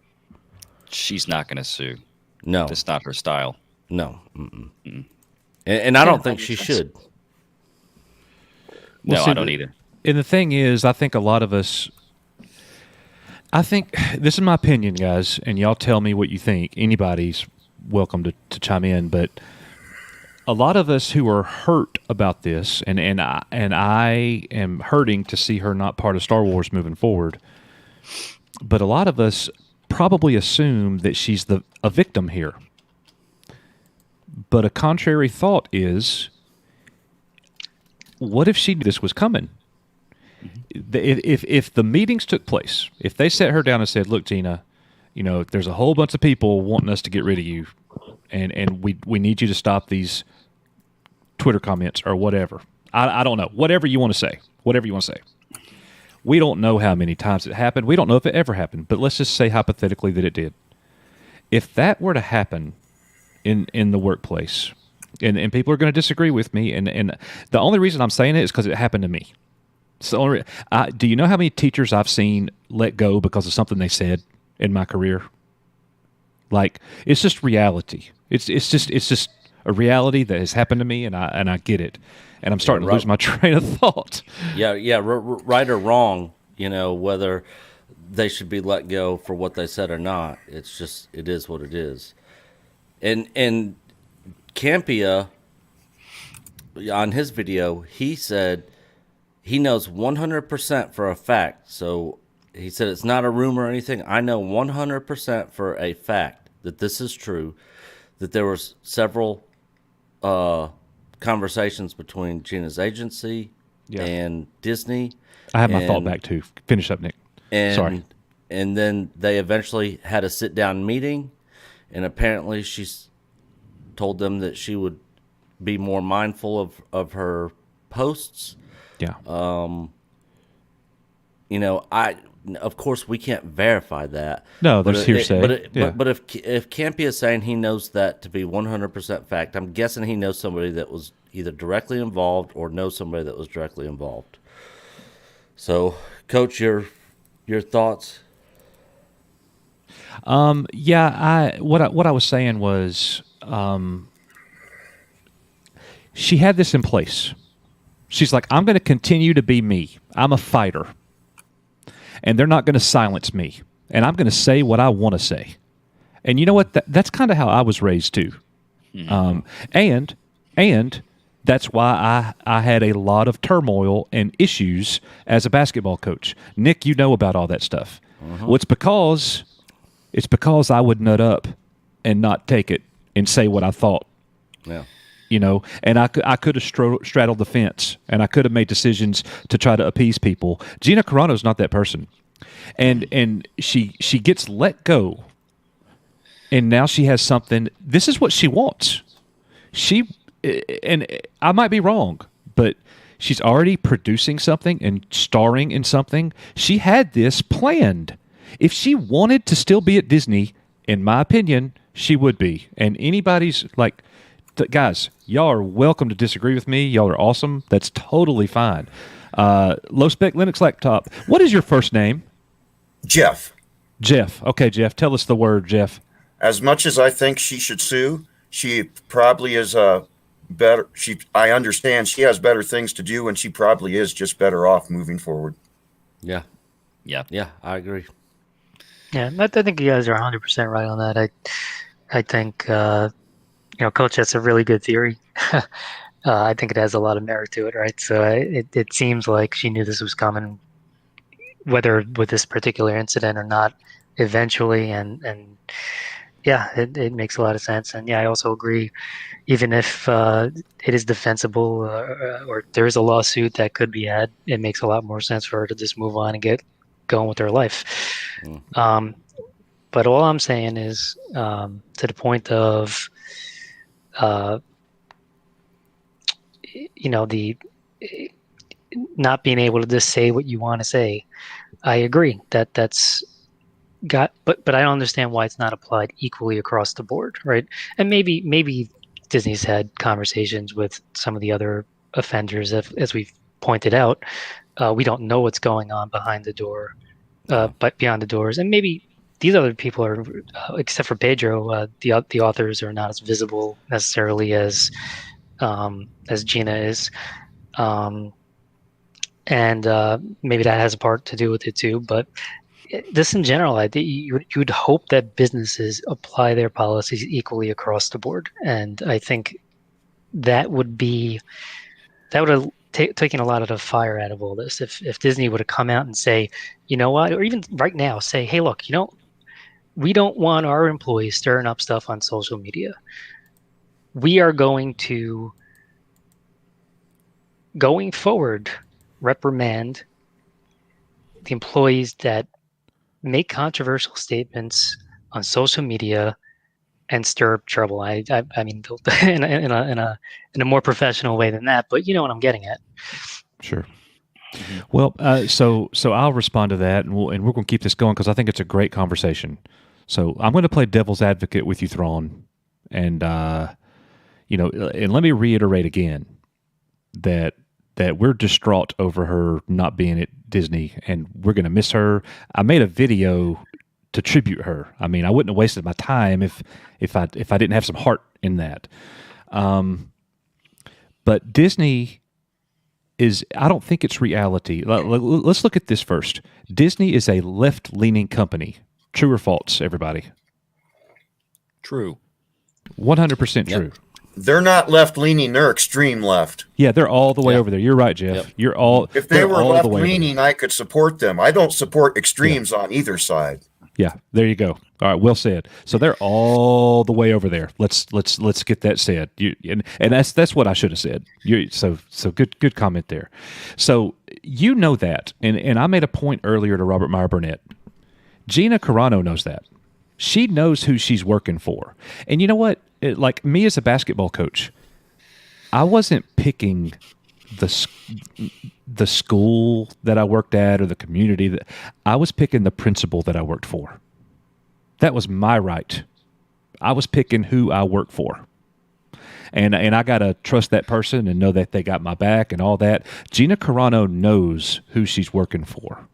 So that's one part of this. And another part is with the whole, that they're all the way to the left. There's Gina Carano. There's her making those statements.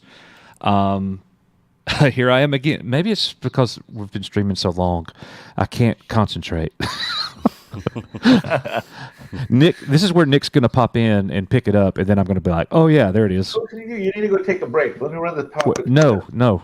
Go, Nick. I was just sitting here looking. I was going to share. Thrawn, what was your point there? Oh, the equality. Yeah. Got it. I'm back. Woo, I'm back. Brain damage, guys. I went through a roof, and I fell off a roof when I was 8, and I went through a windshield when I was 15. Literal memory issues. All right, so I don't think they're ever, knowing that they're all the way to the left, they're definitely not going to treat Pedro Pascal the same as Gina Carano. And what are we looking at here? Oh, I was just showing we're at 99 members. Okay. And here's another thing about that. Squirrel, you threw me off. I'm almost back. Equality. All right, so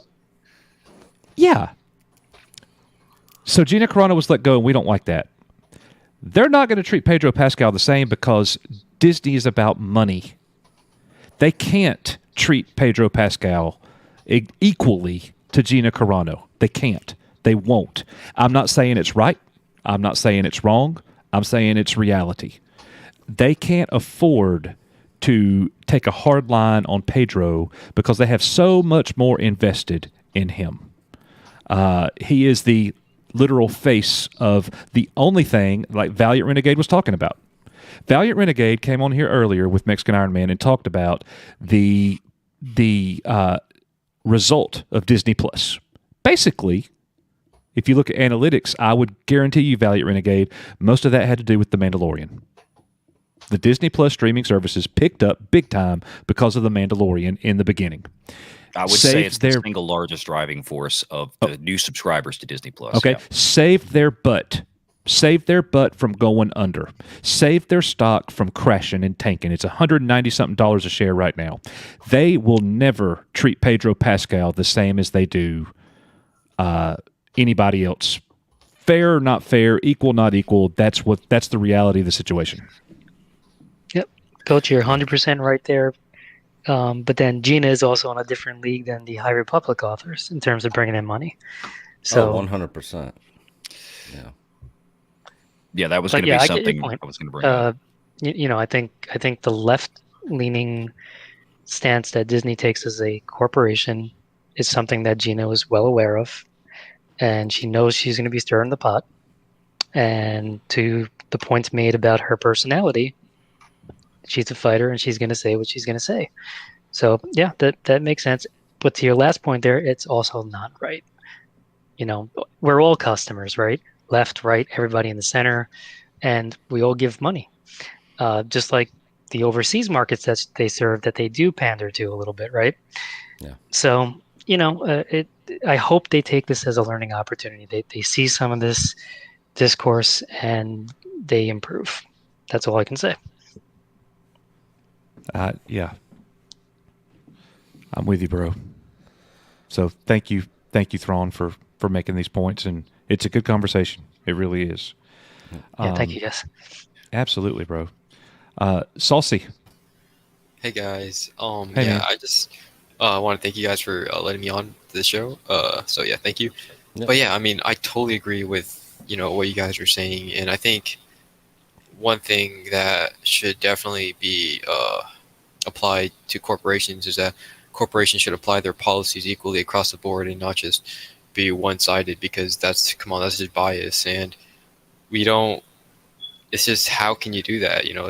That's just not justifiable in any way. If you're going to do something to one person because of their beliefs, you should do the same thing to another person. You can't be accusing Gina of believing in what she believes when somebody else for the same company is believing another thing that's probably the opposite of what they believe, but they're not being punished for that. So, everyone, there's freedom of speech, where is that? And I just think that what happened to Gina was, not right at all. And yeah, for me, I mean, when we left off Mandalorian season 2, I can just speak for myself. I was really looking forward to, seeing more of Gina, because the way that they showed the character Gina Carano and Cara Dune, the way they left it off, it just made everyone very curious to see, what would happen next. Because it was literally, they opened the door to a whole new, many new possibilities of what you could do with this amazing character you made. And it sucks to see her go, but I'm really glad to know that she's able to pursue her dream as she stated. So there was some good that came out of it, if you think of it, and there's always good that comes out of every situation. And I think we all should look at the positive side of the situation. And yeah, I mean, I think it really sucks to see her go, but I mean, at least she's not in a place where things are looking down, and she's actually able to do what she loves and continue. And I think, if I'm not mistaken, she's producing a new show on the Daily Wire movie. Daily Wire, yeah. Yep. Producing and starring in. Yeah, producing and starring. Like, and she said it before, like a long time ago, that she's always wanted to do this, and this has been her dream. So, you know, kind of what Coach was saying.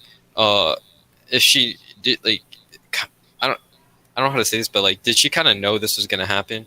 Because what if she knew that in the back of her head, like, you know, if things with Disney don't work out, you know, I always have my dream that I want to pursue, and this opportunity will only open if I'm not working for Disney, because working with the Daily Wire will give me the opportunity rather than, you know, having the opportunity while working with Disney.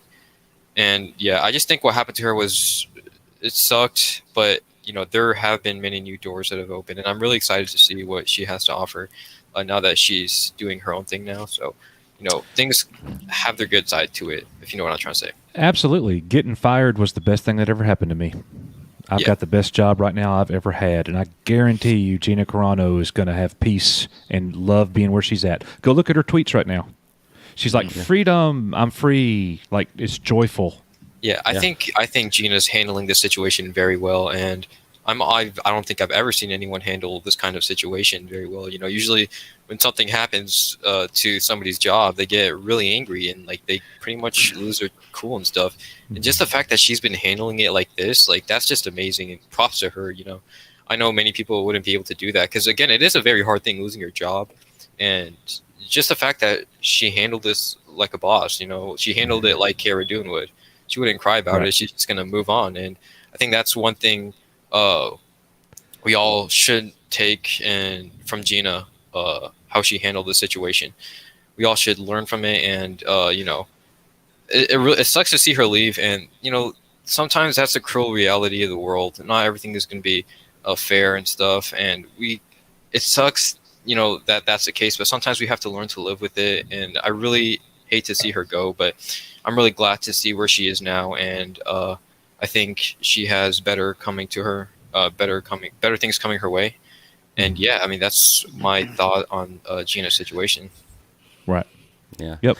And just speaking on your talks on there being bias, there's bias everywhere. You know, if I was to go over to, say, Jeremy over at Geeks and Gamers and do something over there that he didn't like or something, he's probably going to be a lot more quick to yeet me, like Lucas always says, yeet me out, before he would do the same thing if it was one of his own team members doing the exact same thing. And that goes for the left. That's just life. You know, there's all, and we made a good example of this earlier when I talked about when I got pulled over leaving a bar one night, and one of my it was one of my friends that I went to school with that pulled me over, and he let me go. So, I mean, there's always bias there. We ourselves are biased, you know. So, you know, the reality is Pedro Pascal is in the same boat with all those people. So they're going to be a lot more lenient on his controversial stuff than they are with Gina's, because, you know, she doesn't have the same viewpoints as them. And they agree with it, unfortunately. Yeah, and they agree with it. And that's just the sad reality of it. You know, right or wrong, that's just the way it is. I heard a wise man say one time, Nick, there is no such thing as objectivity. Yeah. And I think there's a lot of truth to that. Yep. I think there's a more important point than just them agreeing with their point of view, though. It's also the fact that Disney feels comfortable, like most other of these big companies do these days. It's not only that, it's the fact that they will have cover from the media. They'll have cover from the social media platforms because they also agree with it. 100%. So when Pedro Pascal or Justina Ireland or Christina Ariel, this Pablo Pascal's, those guys from the story group, when they go out and tweet and say the things they do, they have cover. Yep. When Gina Carano or somebody from the other side, and look, Gina has never come out and said, I'm a Republican, I'm a conservative, I'm a libertarian, and we can assume based on what she has posted. Yeah, but she's never gone again, there. it doesn't. Yeah, but again, it doesn't matter at the end of the day. Those opinions, you know, if you make a statement that I'm being bullied online for not towing the line, or if I do this, there is no media, social media or news media cover for you, and by extension, Disney. And I think at the end of the day, it's no secret that Kathy Kennedy and her group that run Lucasfilm, very left. And I still think to this point, until we see something a lot more official than we've gotten, I do think this was something that Lucasfilm pulled the trigger on themselves. I don't think this got run up the flagpole. I think there'd been some discussion. UTA walked out. Coach brought up that point. I think Saucy, you brought up that point. Some of the other folks in here too. When the agency parted ways, they were having conversations with Lucasfilm.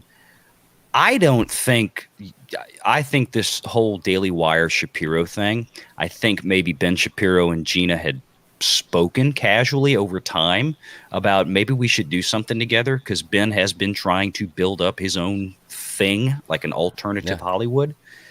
But yeah, I think this was right after that whole news broke. I think Shapiro got on the phone with her and said, you know, hey, in spirit, can we agree? Do you want to do this? Do we want to do this together? And she said, hell yes, let's go. And then they made the announcement, and they're going to work the details out later. I don't know how far in advance they had really had legal discussions on this. You know, I think it was, but I think this just provided the opportunity. So anyway, I think everybody's points here so far are very good, very valid. You know, we just need to give it time and wait to see where this goes. Yeah. And if I'm not mistaken, like, I don't think Gina ever meant to, I guess, put down anybody when she posted any of this, because I know she's just not that type of person, and the way it came out to some people is just not the way it was meant to come out. I know there was a true meaning behind all this stuff that maybe wasn't many people weren't able to see, but it was all in good spirits, and I know that Gina did not mean to ever offend anyone, and she's just not that person. She's probably one of the nicest people I know about it, and she would never do that. Yeah, 100%. But sort of like what Lucas was saying earlier, you know, that is definitely the case, but that doesn't matter to the people that don't align with her. They will twist, and she basically gave them ammo to use against her. The cancel culture just used as fuel, and they really, really were able to put her down with that message that she was, or with that post, to be specific. Yeah, because anybody with an IQ above room temperature knows that she was not saying anything in hatred towards anybody in any of her messages. And she would never, like, it's just not her. And I think people know that, but just the cancel culture will do anything to put anyone down, even if they know the truth. And they just, you know, again, Nick was talking about bias. Is if they don't like her, because some people just don't like other people because they don't like them, even though they might not be doing anything wrong. And I think cancel culture will find the smallest details to they'll pick on the smallest things and make it a big deal when it really isn't, and they use that as their motivation. And but going sorry, I just have to bring this up, but going back to the bias part, where how everyone's biased and stuff, it really gets to me, because when it comes to bias, the thing is, it's gonna happen. You're gonna notice bias will ruin a lot of people's lives all throughout, just life, because just for me, I can really relate to that.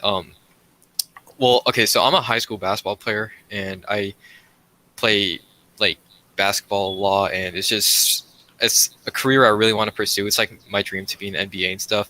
Mm-hmm.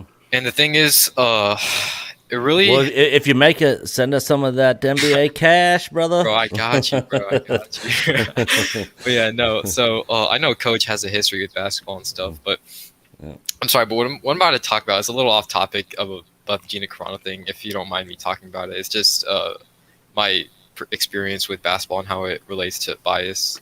Go ahead. So yeah. So pretty much what happened was so this is like, okay, so last year I played basketball for a school, and so up to that point, I did really good in my high school basketball career, right? And I, last season I won MVP. I was a team captain of the team, and I averaged around 15 points per game, which I would say is pretty decent. So I felt like I could really enhance my skill if I moved to another school. So that's what I did. I made the decision to leave all my friends and leave my coach, who was a really good coach, but I felt and leave everything behind from my old school.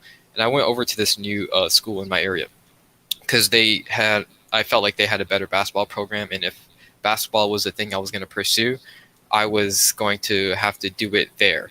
So I make the move to this school. Now, during the off season and during the time leading up to tryouts, we would have these practices, and we would have these workouts, and we would have these conditioning days, right?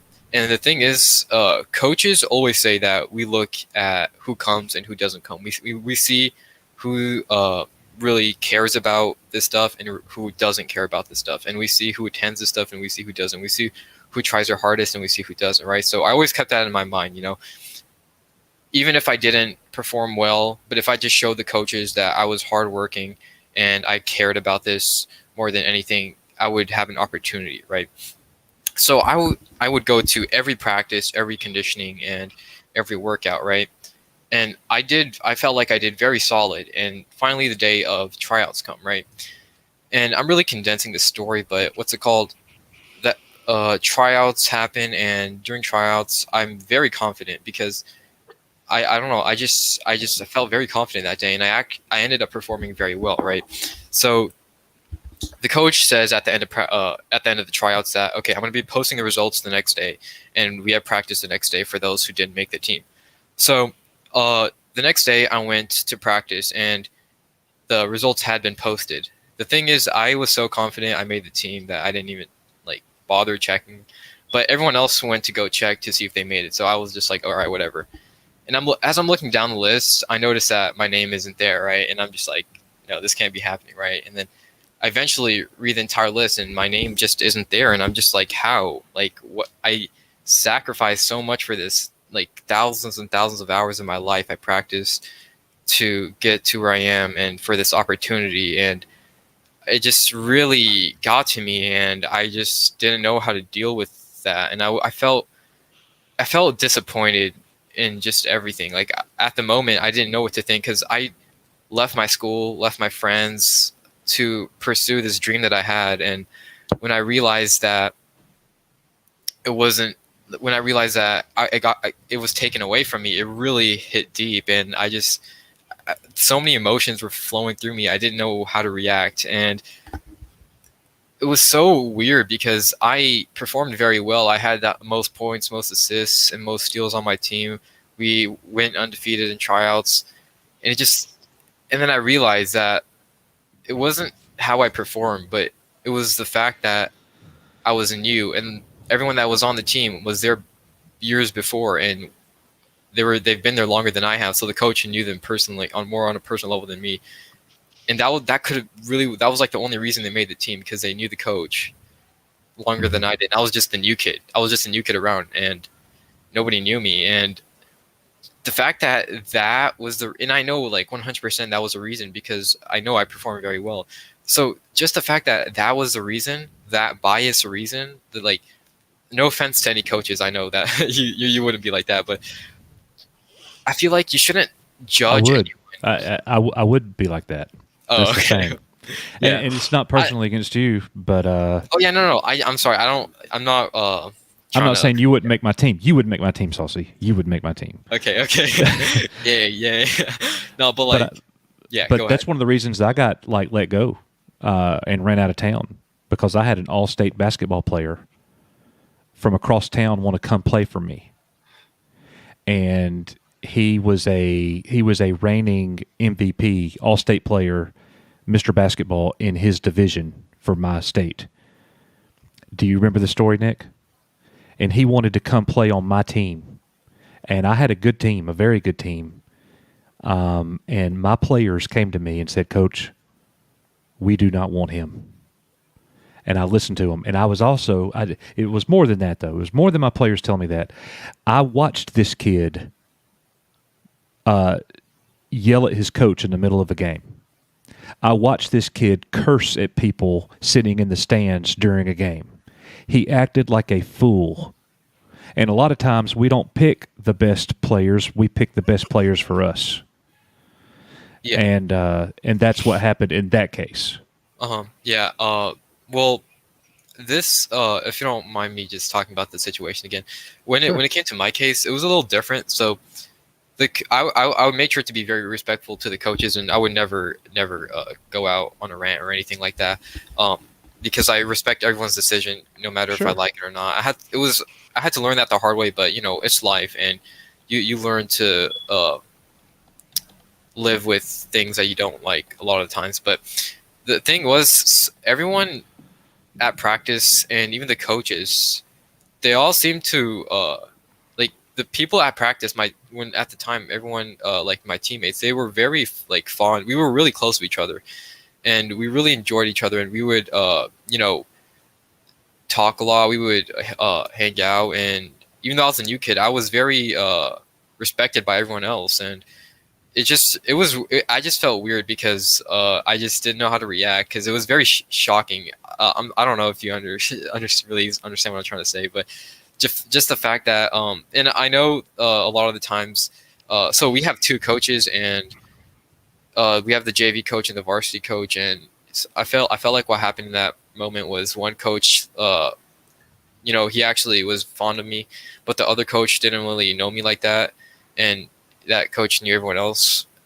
And I feel like just the fact that that decision was made because of one person who didn't even really see me play. He was just kind of there at the end of tryouts when they were making teams. I felt like it was all taken away from me for no reason. Just all this hard work I put in. Because I know I dedicated so much. I worked out. I ate healthy for so long, and it just really is something that and this wasn't even too long ago. This was just December of 2020. Wow, this happened. So yeah, it's just I don't really know how to. To this day, I'm not fully recovered from that. It's only because I've been playing basketball for so long for literally my entire career, and just this is the first year I'm not playing, just all of a sudden, and it's really hard for me to just cope with that fact that I just won't be able to pursue my dream anymore of playing basketball. And I literally came to the school to do that, and I put in all the work, went to every workout, talked to the coaches, made sure that I was doing everything right. And it just really got to me, just the fact that things happened and life happened. And I'm a true believer, Saucy, that you're going to be better in the future because of what you're going through. It's key that you survive the hard times. Yeah. And if you come through it, you're going to be better because of it. You're learning lessons at a young age that's really going to help you down the road. I promise you. Thank you. Those words really mean a lot to me. And it's at this point, right now, my situation is I'm slowly recovering from what happened. And it's more of a mental game. It's when I see a basketball, it reminds me of what happened, and I just don't want to look at it. So it's a mental thing. I understand. Yeah. So you have no idea. Yeah, I mean, if you could hear some conversations I've had with Nick. Oh my gosh. But yeah, I mean, it's just I hate to say PTSD, but it kind of is like that. I look at a basketball, I'm like, dude, do I really want to do this? Do I really want to put in all this work again for no reason? What if the same thing happens? These thoughts are just going through my head, and it's just right now I haven't from practicing every day, working out every day to not practice. It's been over a month since I haven't practiced, and it's not that I don't want to feel a void. You got to fill it with something. I just feel empty and depressed and down. When it comes to basketball, it's because when you dedicate your life and you spent so many years of your life doing something and reaching out to something, and then that dream and that goal gets taken away from you like that, it really can impact you for a long time. And I can't get over the fact that happened. But again, I know it's life, and that's what I'm starting to learn now. And watching these streams and Drunk 3PO, Star Wars Theory, and I've been watching your guys' streams all throughout these past few weeks and months that this has happened, and it's really helped me get through it just talking on this platform. And I'm sorry I took a lot of your time talking about this. No, you needed to say all that, so that's not a problem. Our pleasure. Yeah. So come back on anytime, man, and give us an update. Give us an update. But we care about you. One more thing I want to say is that sure. Uploading, I ever since that all happened, I started uploading Star Wars on my channel, and it helps me with, the whole mental thing, because I'm actually able to get my mind off of that and just talk about Star Wars, talk about something that I love. And I started uploading Star Wars content and interacting with the Star Wars community a lot more, and it's really helped me get through this. And I'm still, grateful for everyone that's part of the Echo Base Network and just a part of my channel. It's really helped me. So yeah, thank you guys so much. Our pleasure, Saucy. Thank you for sharing that, and you're going to be great, man. Thank you. All right, Dan. Actually, we're going to Nick next, and then it's going to be Dan. Nick Craig, wake up. Yes, I would just trying to stay quiet until it's my turn. Your turn, man. It is here. But here's where the controversial stuff starts filing down. I only know how to make the one analogy you guys have been piping up about everything is not fair and all equal and all that, using sports analogies. So I'm sorry if some people get lost with this. But I grew up over in Seattle, so I'm a huge Seahawks fan. And they had Seahawks had a thing happen during the whole COVID thing where one of the third backup Joe Schmo snuck a girl into the complex during the whole COVID thing, and he got cut that second by the Seahawks. Yeah, I remember hearing about that story. If Russell Wilson does that, he ain't getting cut by the Seahawks. Right. No, not at all. He's an all-pro quarterback for the Mr. NFL guy. He's doing that kind of crap. Seahawks don't to cut him. They'd be out of their mind. Mm-hmm. I mean, he did some all the money. Why? Because that sports team they want to win, and they want money. And they want money. They want to win and they want money, just like Disney wants money. Period. You cut, especially how that season ended with him showing his face to everybody in the damn Star Wars universe. Mm-hmm. I mean, he showed his face to Moff Gideon knows who he is now. I mean, everybody knows Pedro Pascal's face on that in the Mandalorian now. He might as well not even put the helmet back on. But you cut him now, that show's done. Yeah. I mean, you can't recover from firing your main star. Now, but I will say this, Nick: them letting Gina Carano go does not help Disney. Does not help Star Wars. Yeah, it does not help at all. Yeah. But you can recover a lot easier than firing your star. Right. I mean, again, it sucks. It's not fair, but again, I'm glad that she got what she did, what she got out of this. Absolutely. But all good things work together for the good, my friend. My second big thing is, as this is just my observations about the way Disney works with their subsidiaries, mm-hmm. is can you really just say Disney did all it when the press release was Lucasfilm? Mm-hmm. Kathleen Kennedy has a history of doing what she's doing. I mean, I think his name is Bob Chapek, whatever, the new CEO of Disney. Yep. He's the only one that's really over the Lucasfilm people. And Bob Chapek didn't fire Gina Carano. I mean, he let Lucasfilm handle their business. Disney may not step in and fits Lucasfilm's pilot and firing processes, but they do the same thing over Marvel. Kevin Feige pretty much gets free reign over whatever Marvel does, and Disney doesn't really. You don't really hear about Disney making the big decisions. They pretty much let Kevin Feige do what Kevin Feige wants with Marvel. And I think they let Kathleen Kennedy pretty much have free reign with her story group at Lucasfilm. I mean, I might be wrong about this, but I place most of the blame on these latest situations with the High Republic and Gina Carano. I blame most of that blame on Kathleen Kennedy and her story group, and and she puts people like Jon Favreau and Dave Filoni in a tough spot where they can only fight for their people so much before Kathy Kennedy makes a really stupid decision. Goes, you know what? I mean, you guys can go too. I mean, but so yeah, I put a lot of blame on Kathy Kennedy, and yes, the Disney executives could, but I will also say this: if Kathleen Kennedy does one too many stupid things, and the Disney board of directors it gets to the point where Disney is losing a bunch of money over stuff that Kathleen Kennedy does at Lucasfilm. Mm-hmm. That's when the Disney board of directors step up and go, you know what, you can go. Yeah, we have people. I think they've been realizing that now. All the money that they could have made, tenfold what they've made, tenfold. Again, I don't. That's why I proceeded to.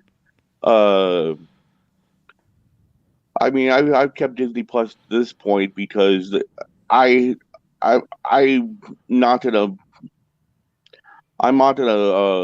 blame the 1.5 million employees at Disney over, even if the only person that really can say no to Kathy Kennedy is the CEO of Disney. He's her only boss, and he's basically is sitting on the sideline and letting her do what she wants with her company, and until he says, "Oh, Kathleen, well, you've been good to this for all this time, but well, bye." Yeah, that's right. Well, that's a good take, Nick. That's really good, my friend. And go ahead. I wanted off topic real quick. I want to say that two things I forgot. Well, one thing I forgot the last week or the week before, where you guys were doing your editorial things, and you made that crack at Alabama. I about fell out of my chair laughing. And then there was a comment today where somebody said in the chat that oh my God, Auburn and Alabama in the same stream, get the cops. Yeah, that's right. You never know what's going to happen down here. Which is really funny is I have really good friends a really good friend that lives in Louisiana, was in the Coast Guard when I was in the Navy, and she and her family is split between the dad went to LSU and the mom went to Georgia, and a bunch of girls split the colleges between Georgia and LSU, and I've been to an LSU Georgia game, and so when I turn on the SEC, I'll watch LSU. Because I'm more of the LSU over Georgia, and which just be all sorts of hate in the house. Because when I walk in there and I'm wearing the LSU stuff, my best friend went to LSU, so I'm more towards that. And me and her both agree that well, but yeah, I do like Auburn over Alabama. Well, good for you, smart man. But there's only because my Washington Huskies got their ass kicked by Alabama in the bowl game, in the national semifinal a couple years back. They did. Well, Nick, thank you, man, for popping in and sharing all that with us, man. You're a bright light here, so thank you, sir. Yeah, I just wanted to put my opinion on the whole take that I hear all this bashing of Disney when I really think that when there's only one boss of Kathleen Kennedy that works for Disney, and I haven't heard Disney put out any press releases. It was all Lucasfilm that put out. I mean, I never heard anything Disney put out those press releases bashing Gina Carano. So it was a bunch of Lucasfilm press releases. So I mean, an unnamed associate from Lucasfilm at that. Yeah, unnamed associate from Lucasfilm. Yeah. We'll just say how it is. Kathleen Kennedy, or one of the story group, Yep, that's right. Well, Nick, Coach, thank can I you, make man. a real quick point on something Nick said Go I ahead. thought was great. Sure. Nick, you brought this up, and this is something that's really important. So everybody that's out there still watching, understand this. He brought up Kevin Feige. They let Kevin Feige do what he wants to do. The idea was to have that same kind of relationship where Bob Iger, Bob Chapek would let Kennedy do what she wanted to do. She built up a decent amount of goodwill with The Force Awakens that had $2 billion in box, and they sold a bunch of little BB-8 merchandise. And then we all know what happened from that. The difference, Nick, and for all the audience, between Kevin Feige's leash and Kathy Kennedy's leash is that Kevin Feige came in with a $4 billion purchase of Marvel Studios by Disney, which they basically had very little property. And he turned it into a monster moneymaker, not just in movies, but also in merchandising for Disney. Kathy Kennedy took the most valuable piece of intellectual property in cinematic history and burned it to the flipping ground by comparison. You're right. Yeah. And I think Kathy Kennedy's leash with this, and Nick is absolutely right. And like I said before, I agree with Nick. I think this came from Lucasfilm. This was not run up the flagpole, Nick. And I think this, and again, we said this before, Disney is not one of these companies that's going to come out and go, oops, we screwed up. Sorry, it's not going to happen. No. It's going to be very quiet. And I think Kathy Kennedy may have just burnt her last bridge on this one because, again, all the hashtags in the world do not amount to money because all these people that do this cancel culture stuff, they're not watching Mando. Let's be honest. 90% of them, they're not watching Mando. They just look for excuses to go after people. So, Nick, I think you made some good points on that, but I think that's the difference between Feige and Kennedy in this case. I agree. And I think Nick and Coach both said this once before. I'm waiting, along with a lot of the Star Wars fans, waiting for the next Star Wars celebration. And I strongly think that if this ship is going sunken down by Kennedy up until the celebration, if we don't even follow Disney loses all the more money, I think Kathy Kennedy is going to be going up and saying, thank you again for all this amount of time to do this film. But I like to introduce our new CEO and Blonde to be somebody else. I think Momita Sengupta might be it. Yeah, I think you're right. I think you're right on that. I think that the person that they brought in, it was, if you look at her whole bio, you're right. She looks exactly like the perfect person that will run the company. Jon Favreau will make creative decisions, but she'll run the financial, and she'll just run the company. You nailed it. That's exactly what I think. She has all the resume of a studio financial manager. And I think that's what Disney wants because, they want somebody in there who's not going to try to be a creative, but somebody knows who, how to manage and financially run a studio. And you let a guy like a Favreau be creative director and have autonomy. And at the very least, she'll be assistant CEO and she'll be the main CFO of Lucasfilm. Yes. I think you're right on, Nick. All right. Well, Nick, thank you so much for sharing those thoughts, man, and War Eagle to you. The man, Dan, ladies and gentlemen. Dan, tell us the good word, my friend. Thanks for being patient, my man. guys. Thank you, as always, for having me on. I love coming on your channel. I love seeing the growth, the connection. And quite frankly, man, this whole Gina Carano situation has me in 2 words: devastated and disappointed. I'm so sick of these corporations taking these IPs and causing chaos amongst the fan community. It has happened time and time and again.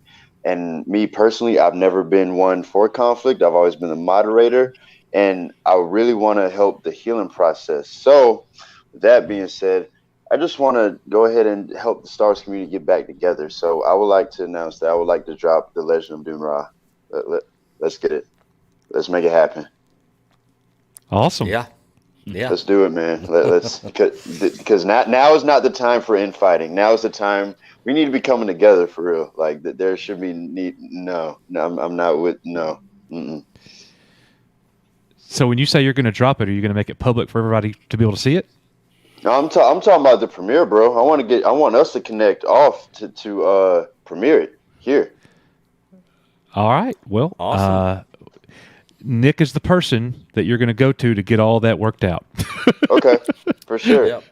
Well, just shoot us an email, and we'll try to work out a time.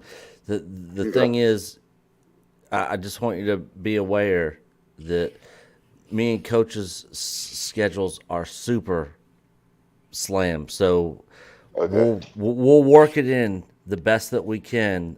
Just work with us and just be. Because we get so many people that are like, hey, you know, will you guys come on our stream? Will you guys host us? That sort of thing. And we're all for that 100%. But a lot of times when people are wanting to do these things, like it doesn't mesh up well with our schedules and stuff. So just work with us, and we would love to do it. This is what people don't know too about us is that, you know, this is our channel and we run this thing together. But I go to work at I am in the building at 7:00 in the morning and I leave at 3:15. Nick goes to work at 3 p.m. Yeah. Oh wow. And I work till midnight. Yeah. So people are Monday like, through Friday. why aren't y'all releasing content Monday through Friday like y'all used to? Well, that's why. You know, and we're doing the best that we can, you know. Yeah. That's it. So for sure, he and I can talk, but our time to sit in front of the camera and actually do things is minimal at the time. Well, when you guys do get on here, you know, you can rest easy knowing that you make a lot of fans very happy, bro. Yeah, you really do. Thank you. Yeah. Awesome. Seriously, man, we don't take that for granted, if I'm saying that right. Yeah. Well, for everybody that doesn't know, Dan the Man has a Star Wars fan film, and it's good. Yeah. And that's what he's talking about. He wants to release it and premiere it here at Echo Base Network and let everybody watch it, and we are going to do that. Very cool. So, yeah, absolutely. man, because there's so much. Life is precious, man. Why are we arguing amongst ourselves about bull? It don't make sense. We should be enjoying every moment of it. And quite frankly, she's going to be just fine. She is not, you know. She's better. Yeah. Didn't you just say she had a tweet that said I'm free or something like that? Yep. Yeah. Yep. Isn't that amazing? It's so good, and I'm not worried about it one single bit. No. And neither. I'm not going to tell y'all how y'all should act, but Dan the Man ain't going to worry about it. That's real. I'm just going to miss seeing her in The Mandalorian, man, and I would love to see her come back. You know, she could do both. She could go do what she's doing with Daily Wire and come back to Mandalorian, and maybe that will happen one day if Disney has a knee-jerk reaction, which we hope that they do, and bring the character back, the actress back. They're never going to publicly apologize. You can forget that. Yeah. But yeah. Yeah. Yeah. That's what I've been saying. Like it's not an exclusive man, contract. We gotta have right.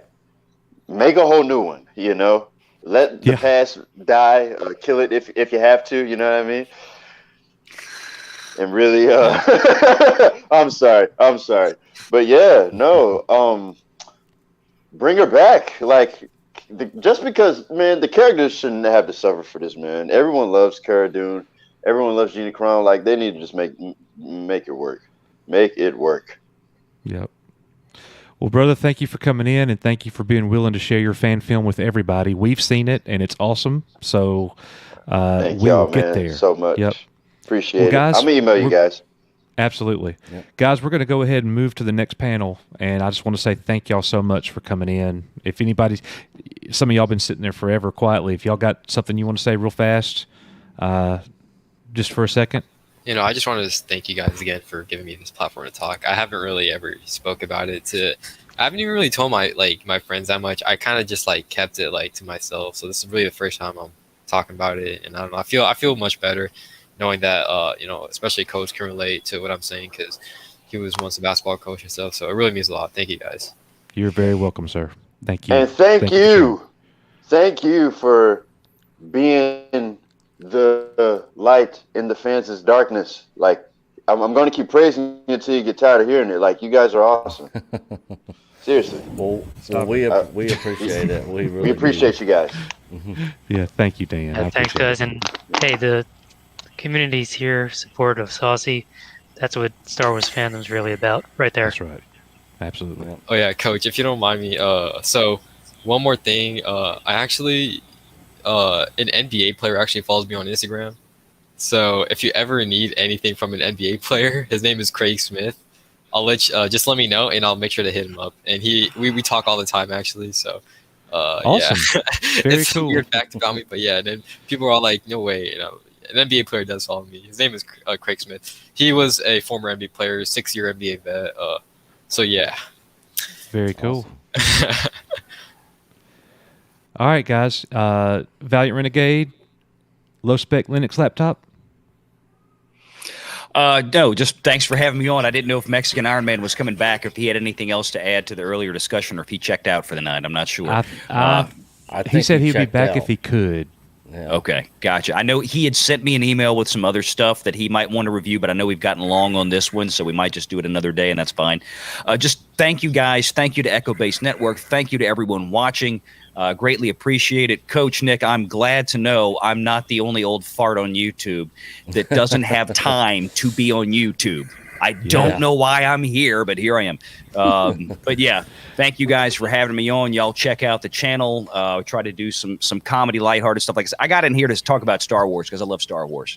I mean, I was running Empire Strikes Back in the background for the first 2 hours of the frickin' show. So I'm moving on to some John Carpenter stuff now. But anyway, thank you guys. You do great work. Keep it up. Proud to be a member. I'll try to keep supporting this channel and the other channels I watch. I want you guys to keep doing what you're doing. These conversations are critical to changing the culture. And if we can't have adult conversations to keep doing this, ain't nothing ever going to change. Yeah. So thank you, gentlemen, very much. Y'all have a wonderful Thank evening. you for coming in God and doing bless. everything you did today. Thank you. Yep. Thank you for providing this forum for real Star Wars fans and for all the comments in the chat. Thank you. Some sanity instead of all this other social media crap we get hit with. Absolutely. Yeah. Absolutely. Well, thank you, bro. And you keep coming back. We love it. Yep. All right, gentlemen. We'll see y'all next time. Yeah. And for anybody that was wondering, this is Chico. We actually raised $3,000 at the beginning of our channel to fix his eye so we didn't have to put him down. Jeremy from Geeks and Gamers helped out, but he was just sitting here whining, so I thought I'd show him to everybody in the chat there. Well, glad he's doing better, Nick. Y'all have a good night. See you, bro. Yep, you too. All right. So we got a new panel here. Let's just start. Like, I have no idea what everybody wants to say. You guys already know this is not like a we're only talking about one thing. So whatever's on your mind, go ahead and share with us. We'll start right up here next to Nick. Diamond Talks. Thank you so much for all the super chats and everything and all the chats you've sent tonight. No problem. And welcome to the member family. Thank you. Thank you. So I am going to take this from a different perspective for just devil's advocate, dark side, whatever it means be. So in corporate America, typically when you join a job, you have a set of contracts, a set of things that you sign. Most companies say you can and cannot do this. You can do this, you can't do that. Example, companies like Shell, you cannot drive while talking on your cell phone. These are known things that you accept when you accept that position. It's a free company, free enterprise, everything else. So my question to pose to you is, did Disney, Lucasfilm, all that stuff saying, hey, you have to check your opinions at the door. You have to, behave on social media, things like that. I know there have been several companies that are going, you're not allowed to post on social media while you're at this job. Do a pseudonym or a different name, nothing else, and that can get you fired. So my question is, kind of saying devil's advocate to this is, did she intentionally do this to gain publicity and to basically spark a whole new thing for herself, or was it just her saying, you know what, forget this, I'm going to say what I want to say? So this is all my feelings aside. This is just taking the real facts of life with this. Nick, I'm going to let you take this one first. Yeah. Was that it, Dime? Or Yeah, were pretty you much. adding I mean, something? I share most of the thoughts with everybody else, and however, that to have a intelligent discussion, you must know both sides of the story. There are two sides of the story. History is written by Renners, that sort of thing. So you have to take a look at the other side. So that is my question. What is the other side of this conversation? What are the things that we're not looking at? That we're all emotional about this. We're like, cancel this. I canceled my Disney. But still, my question is, what exactly is on the other side of this? Where are they coming from? Yeah. So for one, I never got Disney Plus. The Last Jedi was basically the end of it for me. I obviously still watch the Mandalorian stuff, but I have other ways of watching it without having to pay for it that are legal. Yeah, I mean, it's all speculation at this point as far as whether or not she did this on purpose for publicity. I don't know why she would put herself through all this for publicity. I mean, I think there's probably better ways I don't buy that. to get publicity than to go through all this. But as far as what you said on the stuff with the companies and the rules and that sort of stuff, 100% in agreement with you there. I think a lot of the argument that people have is they have those rules for people that agree with them, or they have those rules for people that don't agree with them, but not the same rules for people that do agree with them. And that's where the whole bias thing comes Correct. in. And everybody's kind of hit on that throughout the stream tonight. And that is totally makes sense. That's just, right or wrong, that's just the reality of it. You don't have to like it, and you don't have to support it financially. That's your freedom and choice to do so. But it is the reality of the situation. I mean, nobody is on planet Earth thinks that Hollywood is ran by people like-minded like Gina, conservative, viewpoints and that sort of thing. I mean, it's all, So one of my questions to you with all the social media stuff is, and cancel culture, so to speak, is that these platforms are run by corporations. They're run by people who have agendas and everything else. Mm-hmm. Should there not be some sort of, let's say, true agnostic platform? I mean, I'm a programmer, so I've actually started a task of writing a distributed social media platform that is controlled by no one. But on that aspect, I mean, I think that's where we need to go, because you have people pressing their agendas from either left or right. I don't care who you are. Everybody has an agenda. But when you look at things like when you have just a group of people coming together, just like this panel, that's the type of social media we need. And that's the type of thing where people hold each other accountable, but it's not where you can be canceled because people or the corporation is being lobbied by one side or anything else. It's one of those things where, these platforms say, hey, we're just a platform, but then they push their agendas and cancel people and things like that, bend to different wills. You're supposed to be a delivery platform, not a governor. Well, I think that the masses is what's doing the canceling, not the platform itself. The platforms is like the reaction to the masses, like Coach was just saying. That they're reacting, and Disney reacted to a lot of, in my opinion, idiots out there that were mischaracterizing what Gina was saying on Twitter and made it out to be something that wasn't.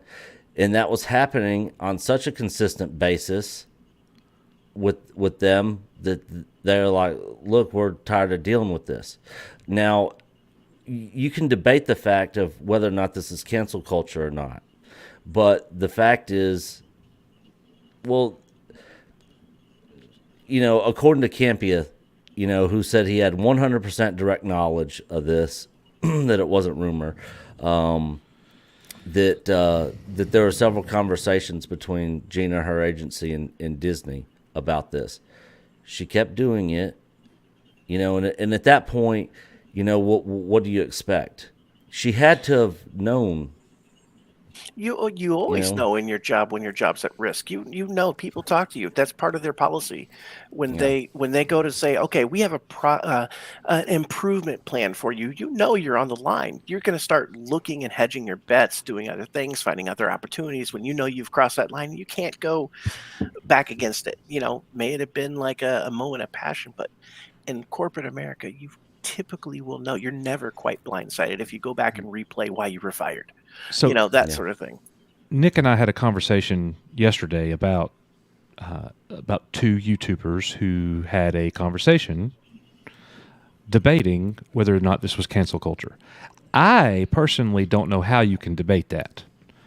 You're talking about a large group of people. They're actually small.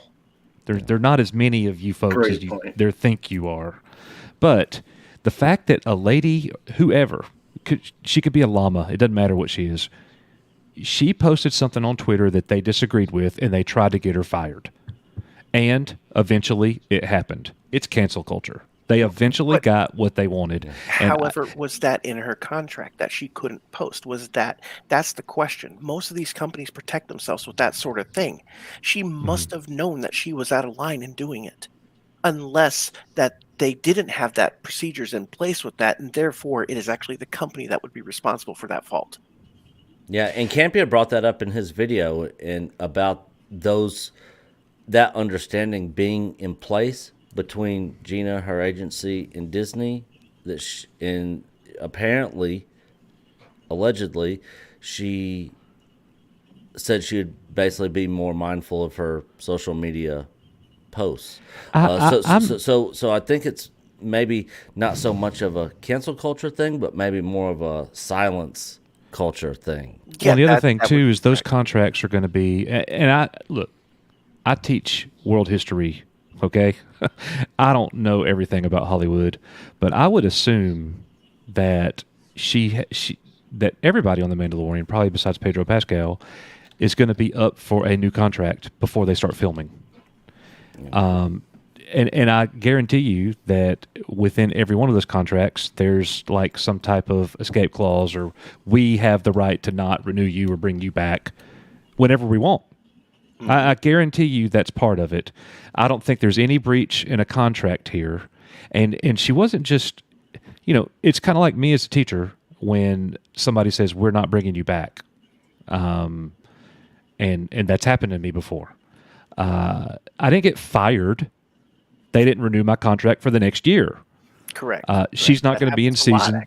Exactly. She's not going to be. It's common. She's not going to be in season 3. So I don't think the people who fired her is her agency. Right. On the other hand of this, though, is their comments on the way they handled it. That I disagree with. That they blatantly said, "Oh, we disagree with this, and it was this and that." I agree with that. You have people coming out going, "Hey, I'm supposedly this group of people that you offended, and we're not offended," and it's one of those things like this should have just been handled silently and said, "Hey, she's no longer going to be with us," and they really took a unprofessional thing. They basically took themselves from a reputable company to we're going to take this stance and position, and that is the whole Kennedy method and things like that. However, like I said, I'm playing kind of devil's advocate on this, but it's to have an intelligent conversation, you have to entertain both sides of the coin. Yep. Yeah. Yep. I thank you for your time. And, absolutely, man. Thank you for everything, all the messages and membership and everything. So welcome aboard. Thank you. I hope you'll have me back sometime. Absolutely. Every Saturday night. 80s, totally awesome. Give us the word. Hello, everyone. Hey, Ben. First, I'd like to say thank you very much for having me on your wonderful, beautiful, and new and shiny platform here. Our pleasure. I also want to thank Coach and Nick for showing up to Xanadu and on Doomcock's live stream last night. That was very nice of you to come on. Thank you very much. We appreciated that. We always have fun going on Doomcock's stream. Whether he agrees with me or not. Yeah. And I had a lot of opinions to say, and I wanted to come on, but it didn't look like Doomcock was going to let any pop-ins. So I thought maybe I could kind of, catch up on that tonight. But, after the stream and Robert Meyer Burnett and then the tiff between the two bulls Jeremy and Lucas. there, The two bulls. Yeah. I kind of just said, I think I'm gonna put that off to the side and kind of just go ahead and listen to what your crawl said and just kind of talk about some other things. I'm only going to touch on the Gina thing here for a second because, I mean, in my opinion, no offense to everyone, but we've kind of talked it to death. Sure. But, I'm going to touch on it real quick here. The way I look at it is like this. Gina is an actress. And just like any actor or actress, they are under contracts. And contracts are something that you have to sign and you have to understand how that goes, but that doesn't speak to the corporate culture you're entering into. And it is about corporate culture. And I'm the way I look at it, Gina's going to be fine. She's not homeless. She's she's not poor. She's not sitting in a box on the side of the street where they want to come take pictures of you because they've beaten you and browbeaten you and kicked you out of everything so they can go, ha ha, look at Gina, she's homeless. Nobody's gonna do that. It's she's got her UFC money. She's good. Don't worry about Gina. But I guarantee you she still has Mandalorian money in the bank account too. Oh, for sure. That's part of the contract. If you sign a contract and you've done a certain amount of work time, it's just like working for the government. You sign a contract, you work for a certain period of time, they're going to pay you within that period of time. And at the end of that, unless there's some unforeseen thing that they decide they want to kick you out and that's in the contract and you don't remember that, that's up to you. So, they've got that covered. And Gina's she's gonna be fine. But does it suck that she's not gonna be there? Yeah. 100%. Yeah. That not for nothing, she's a good actress, and I don't know if anybody's noticed, but she's a good actress. So, she's gonna find her way just fine. But what else did I want? All right, I wanted to say that there's been a lot of talk about different people organizing different things coming up on, they want to make their own platforms. They want to do this. They want to do that. Well, you got to understand something about Disney. Okay. Disney has not been Disney since Disney left. And I'm talking Walt and his brother. Okay. And people go, oh, what about the daughter? What about the granddaughter or the daughter to Disney? Was she going to speak up? Abigail, no, she's not going to speak up because she's got money coming in. She did speak up a few times. Do you think those people, those powerful people in that rumor that we heard last night on Doomcock's stream are going to let her say what she has to say?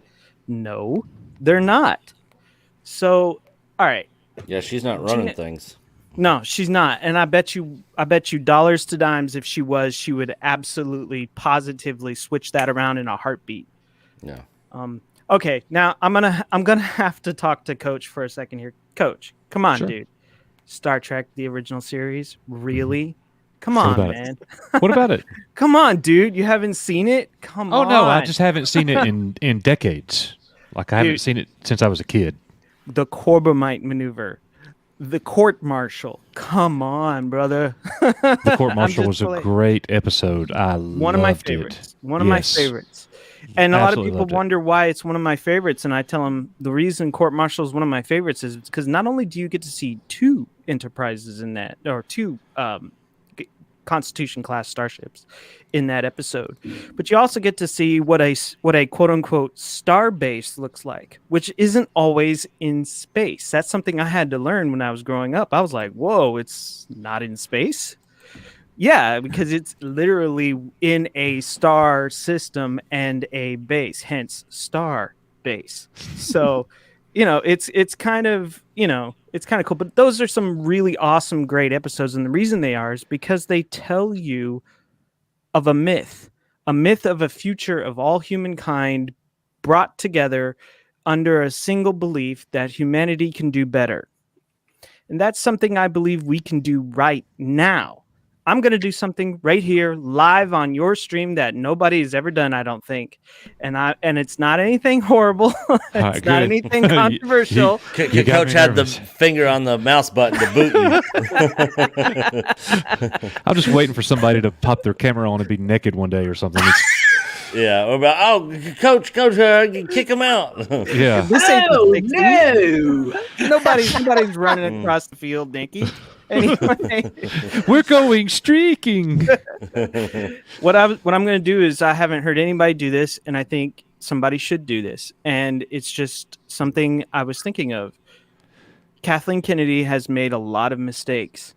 Her minions that she specifically hired have made a lot of mistakes. To us, to the fans, to the business. These people have the agenda, the dogma of what they believe over profit, right? It doesn't matter how much profit they lose. The force is female. This is our side. So here's what I'm going to do. Please tell me it's not a Leia going into space. No. Here's what I'm going to do. Kathleen Kennedy, I'm speaking directly to you. Kathleen Kennedy's staff, I'm speaking directly to you. I wholeheartedly and 100% forgive you and your crew for all of the things you have done to us. Dave for all Bob's of the like, things "Hell you have no." done to our fans, to our friends, to the legacy of Star Wars, and to the legacy of George Lucas. I forgive you. However, just because I forgive you doesn't mean I forget. Don't do it again. So, and I've never heard anybody ever come up on any streams and say they forgive someone. You can do very bad to someone, but forgiveness is the way to go. It is the way. But having done that, I'm going to move on to my last few things here. Last one is, anybody like Sega? Anybody? Love it. Anybody like video games? Hello? Hands up. Heretic does. Dude, video games are pretty cool. Yeah. Yeah, I do. I've been working on a project since Sega left in 2001, the console wars, console business. I've been working on a project for a very long time. My problem with my project, and pretty much all of my projects, is that I have no money to pursue it. However, that doesn't mean that I don't have the passion. Projects. Yeah. That doesn't mean I don't have the passion or the answer. I'm going to speak directly to Sega. Sega of America, Sega of Europe. If you want to come back into the console business and you want to bring out a product that is not only quality or high end, you talk to me. I have everything you need. I'm serious. I've spent the last 20 years coming up with ideas, product design, everything you need. I have it. I'm your guy. I am the one. Okay? And I'm not playing games. I'm not playing games. If people want to see a real, that's ironic, by the way. If everybody wants to see the real Sega and you want to see what it really can do, come to me. I've got what you need. If anybody has a hookup out there who knows anybody, who knows anyone, come at me. I know exactly what you need. And I'm not kidding. I'm not playing around. I'm not. Are we talking video games or drugs? I don't know. It sounds like cocaine's a hell of a drug. I really don't Yeah. Sega, you want what you got? Come to me. I'll meet you under the street light. I'll have my hand on my head like this. $20. We're talking video games, and we're talking a legacy. You know, as much as George Lucas has a legacy, as much as Star Trek has a legacy, as much as Doctor Who has a legacy, Sega has a legacy. It wasn't just a Japanese company. It actually started in Hawaii. So if people want to know if Sega wants to have anything real, I've got it. And I'm not playing games about it. I've got it. And I've been frustrated for a very long time because it's something I've worked so hard on from a passion in my heart for it. And I just can't keep my mouth shut about it anymore. I can't. I've been sitting on it for too long, and it's time to let it out, man. And I gotta. Yeah. I mean, it's a passion. Good So for as much you. as you guys have a passion for Echo Base and for Star Wars, it's the same for me. It's a burning passion that I will not let go. Also, if you haven't watched Red Dwarf, I highly recommend you watch Red Dwarf in conjunction with Doctor Who in the 80s, because as an 80s kid, I can tell you the best things came out of the 80s, and it still does. I don't want to take up too much time. I want to thank everyone for allowing me to talk. Hey, Dave Bob, brother, love the hat. Is that a fedora? And I'd love to do a few streams with you if you've got a chance. Anyway, thank you very much, Mr. Coach. Thank you very much, Mr. Nick. Love it was having very nice to be here, and I'll be quiet now. Love having you, man. Hey, you just handed it off to Dave Bob. Dave Bob. Never handed it off to Dave Bob. What's going on, my friend? Look, all I will say is that Disney really needs to have somebody come up with a plan, because every time they get a little goodwill going, they just totally fuck it up. Yeah, you're not wrong. Yeah, you're right. I mean, what was it? Just a little over a month ago, we were all excited. We had Luke back, and Coach can, tell you, I was telling him, I was holding out for Luke. I knew he was coming, and when he came, I was ecstatic. I was crying. I was on board with everything they had going on. But it didn't take a week before everybody just was shitting on it. I mean, you had the High Republic, and then you had other people coming, and then now with Gina, I don't know. I'm over it. Yeah, and that's completely understandable, and I get it. 100%. I do too. I totally understand. I hope they are listening, and I hope they fix it to where people like you come back, though, Dave Bob. It's a shame that fans, people who've been fans for such a long time like us, feel compelled to leave. So, but Dave Bob, we're going to keep the Star Wars that we love alive. Oh, yeah. No, look, Star Wars is alive in my heart. The whole Star Wars, and even up until The Mandalorian, is alive. But if they do not come around and just, God, I don't know. They just have to look at us and say, look, we need you. We want you to come back to us. It's not going to happen unless they take a little effort. Yeah. Yep. I'm with you, bro. Well, if Kathy Kennedy leaves in the near future, I mean, she's going to. I hope. It's going to happen. It's going to happen at some point in time. The sand of time is running out. Like, it's going to happen. Yeah, well, it is for me too, but I'm not rooting for it. Oh, you ain't going nowhere, my friend. No, sir. Well, we'll just continue to watch and report and say what we think and build our community and be heard. And Dave Bob, you are a very positive force here. And we appreciate you, my friend. So I know you're hurting right now, but we're good. Rock on, Dave Bob. And you got these communities that you're involved in here, Loki. We're all hurting right now, and we all felt the momentum and everything going well, and then so much has happened. But it's a great opportunity for us to show them this is what we're supporting and this is what we're not. Yeah. So maybe we'll win the war. Yeah. One hopes. Thank you, my friend.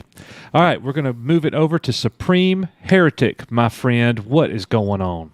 Oh, yeah, Coach, it's so good to see you, buddy. I haven't talked to you in a minute, and it's great to see you. And Nick, what's up, my friend? Hanging in there. Freaking, and I'm surprised Coach is hanging in there. Freaking 10 after 1 in the morning, and I'm still rolling here. And I didn't get my wife. I didn't get my wife a Valentine's Day gift. I'm getting up at 6 o'clock in the morning, bro. Yeah, you better. Yeah. To go do that.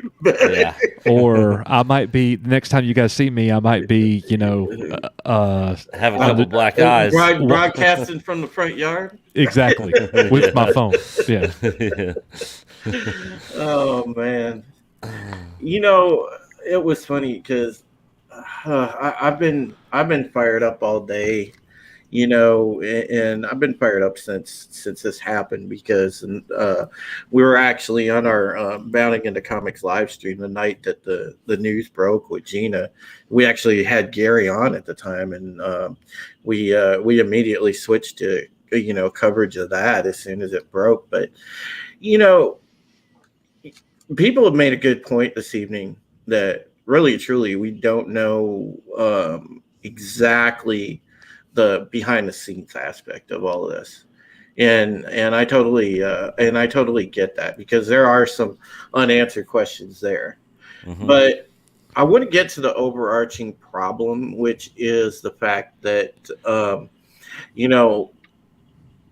you can say what you want about her, them allowing her contract to run out, or if you frame it as her being fired, whatever, the way you look at it, it doesn't change the fact that this was 100% politically motivated. It was the way that I call it, I think it's a political hit job. And we pointed out, because props to my colleagues at Bounding for our coverage of Christina Ariel and being on top of, those terrible tweets that she put out, because, I don't think there's anybody here. It doesn't matter, what your political affiliation is. They were horrible words and horrible tweets. And that's something a professional employee, especially in this day and age, should be seriously thinking twice about. And there's no way that after disseminating that information or purveying those ideas, that they should continue to be employed, especially after somebody that is a lot more noticeable up the totem pole of the company and in the public eye more than them, should be let go for something that she did, which pales in comparison to anything that Christina Ariel tweeted. And listen, Justina Ireland, dude. Justina as well. Both of them, purveying the idea that the majority. The majority group in essentially around a lot of the globe is racist. I mean, you cannot paint people in a box. You cannot paint a sweeping generalization on people. That is absolutely 100% not fair. And if shoe was on the other foot and people said that, my goodness, people would come out of the woodwork and be quite upset. They would be saying the usual things they say, like, oh my God, that's racist, that's unfair, blah blah blah. It's a generalization. Yep. Well, it works both ways. And if you're going to keep people employed that purvey that kind of attitude and put it out there in social media, but you're going to go to Gina Carano and say, well, yeah, this was over the line. It's not. It's apples and oranges. It doesn't add up there, and and it's pointing out the blatant double standard that Disney has. But as I said, the overarching problem is we get back to why is politics dominating, our Star Wars anyway. It wasn't like that before. It was about the hero's journey. It was about, some actual, like, sorry if I coming off old school, but it's about actual, like, good values. There was no politics about it. It was about, good triumphing over evil, and being there for your friends. Being, it promoted family. It was just, it got away from all that. Now we're in this weird political mire, and I'm sorry, Disney has gone a long way to really stoke the division in this country, because they are a microcosm of what's happening, because there's a division in the fandom as well, and they've sat there and essentially, I know from my personal view, where I'm coming from, is I feel like as a fan anymore, they don't want me. And listen, mind you, I may skew conservative on some of the things that I believe, and I skew liberal on some of the things I believe. But, I am definitely not one of the new generation of fans that they are catering to, which seem to be more along that, intersectional type of spectrum, whatever. That is not my thing. And they seem to be taking that, looking at this like somehow this is the majority of the fan base, and it's not.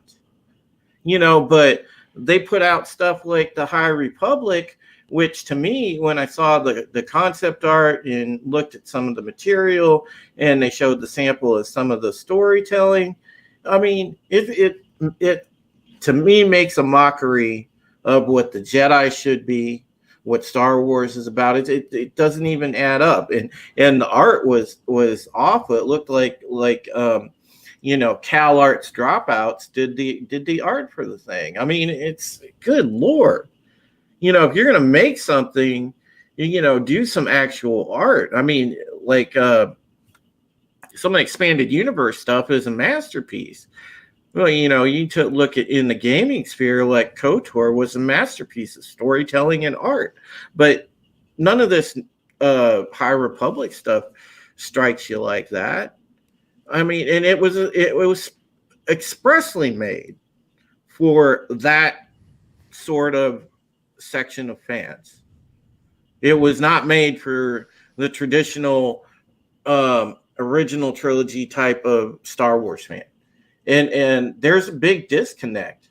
We finally got that piece of goodwill, and they've gone and pissed it away. And it's just it upsets me. But the biggest thing, and I give props to my buddy Culture Casino on the point that he made in the private chat, where Eisner did so much to bring Disney back, and promoted it to family values, and targeted everybody. It wasn't about well, we have to make this for you, and this isn't for a certain type of fan, and we have to make this for you, and this isn't for those fans. It wasn't like that.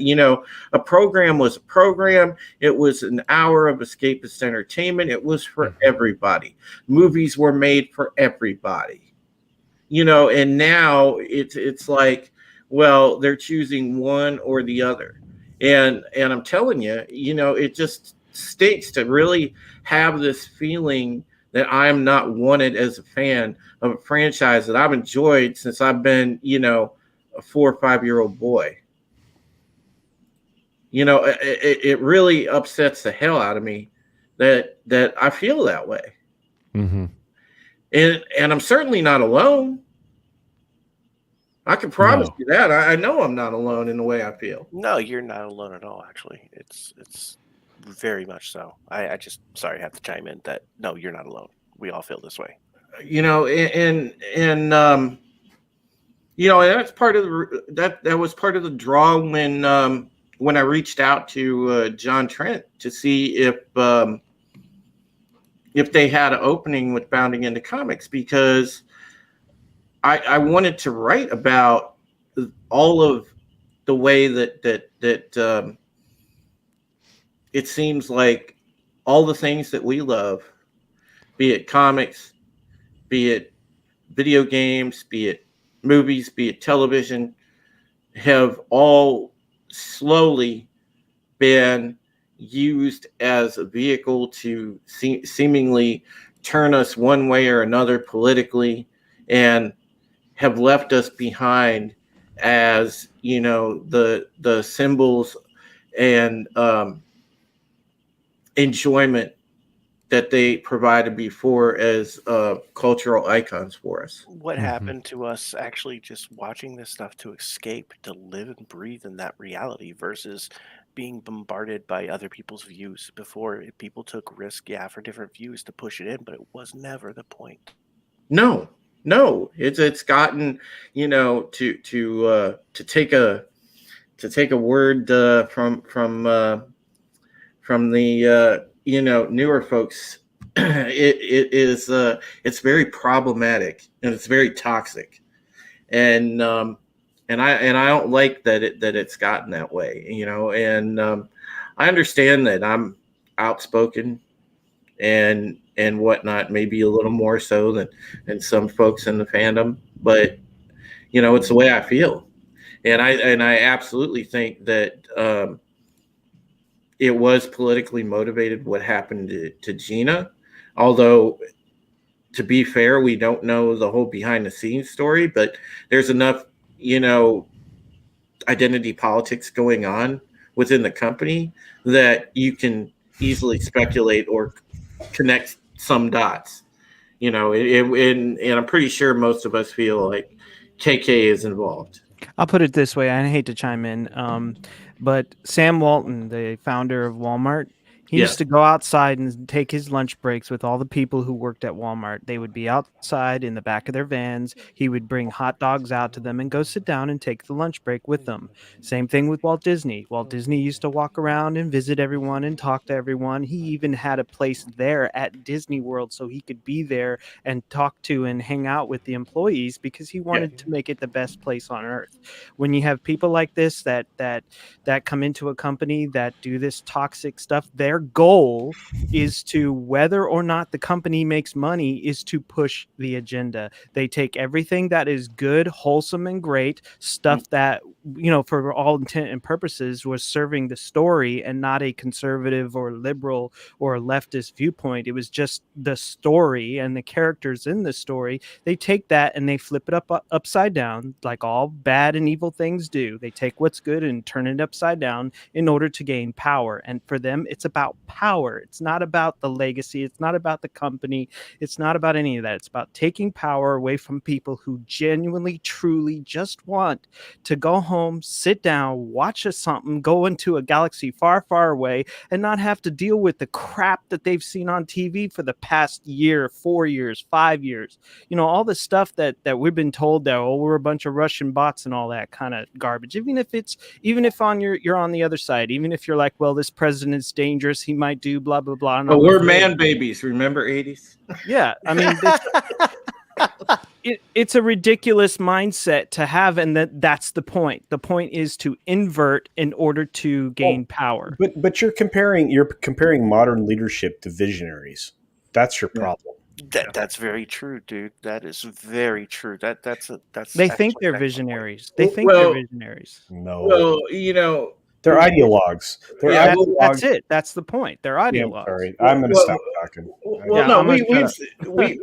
We've said this before too. You know, behind the scenes, the conversations. You know, myself, John Trent, the other writers at Bounding. You know, we already know if Walt Disney were alive today, man, Disney they would hate their founder. They would absolutely hate their founder. They do hate him. They're going to try to cancel him. They really do. He's coming up. Yeah. I mean, you know, and that should tell you everything you need to know about where this company is at, folks. It's a shell of itself. And as far as Star Wars goes, Betrayal 1 was when I don't care that George signed the paper. I don't care that he sold it. Betrayal 1 was when, they said that they would honor the legacy of Star Wars, and they absolutely threw his treatments in the trash. Disney has taken everything I loved in my childhood and taken it out in the yard and buried it behind the bag. Oh no, it's the old Yeller treatment. Don't even go there. But it's here's the weird thing, and Drew, you know this, and I know this is not the format for the show. I apologize, Coach. And it's okay. You're next now. Okay, but the weird part of it is that Drew, you know for a fact exactly what's happening. Mm-hmm. You and I both know. They are going to go after Walt. That's not a surprise. They're going after his legacy. He was, again, I'm gonna say it one more time. This is the truth. He was a visionary, somebody who decided that he was going to buy enough land in Florida, assemble it just like the CIA directives like laid out, because he freaking built Florida. The Disney World complex is laid out in a way through various shell companies so he could control as much land as possible. He formed his own control district called Reedy Creek, and he built a theme park. And he had enough land that he could do whatever he wanted to with it. His goal eventually was to build a modern city. Do you know who's building that modern city right now? Who? China.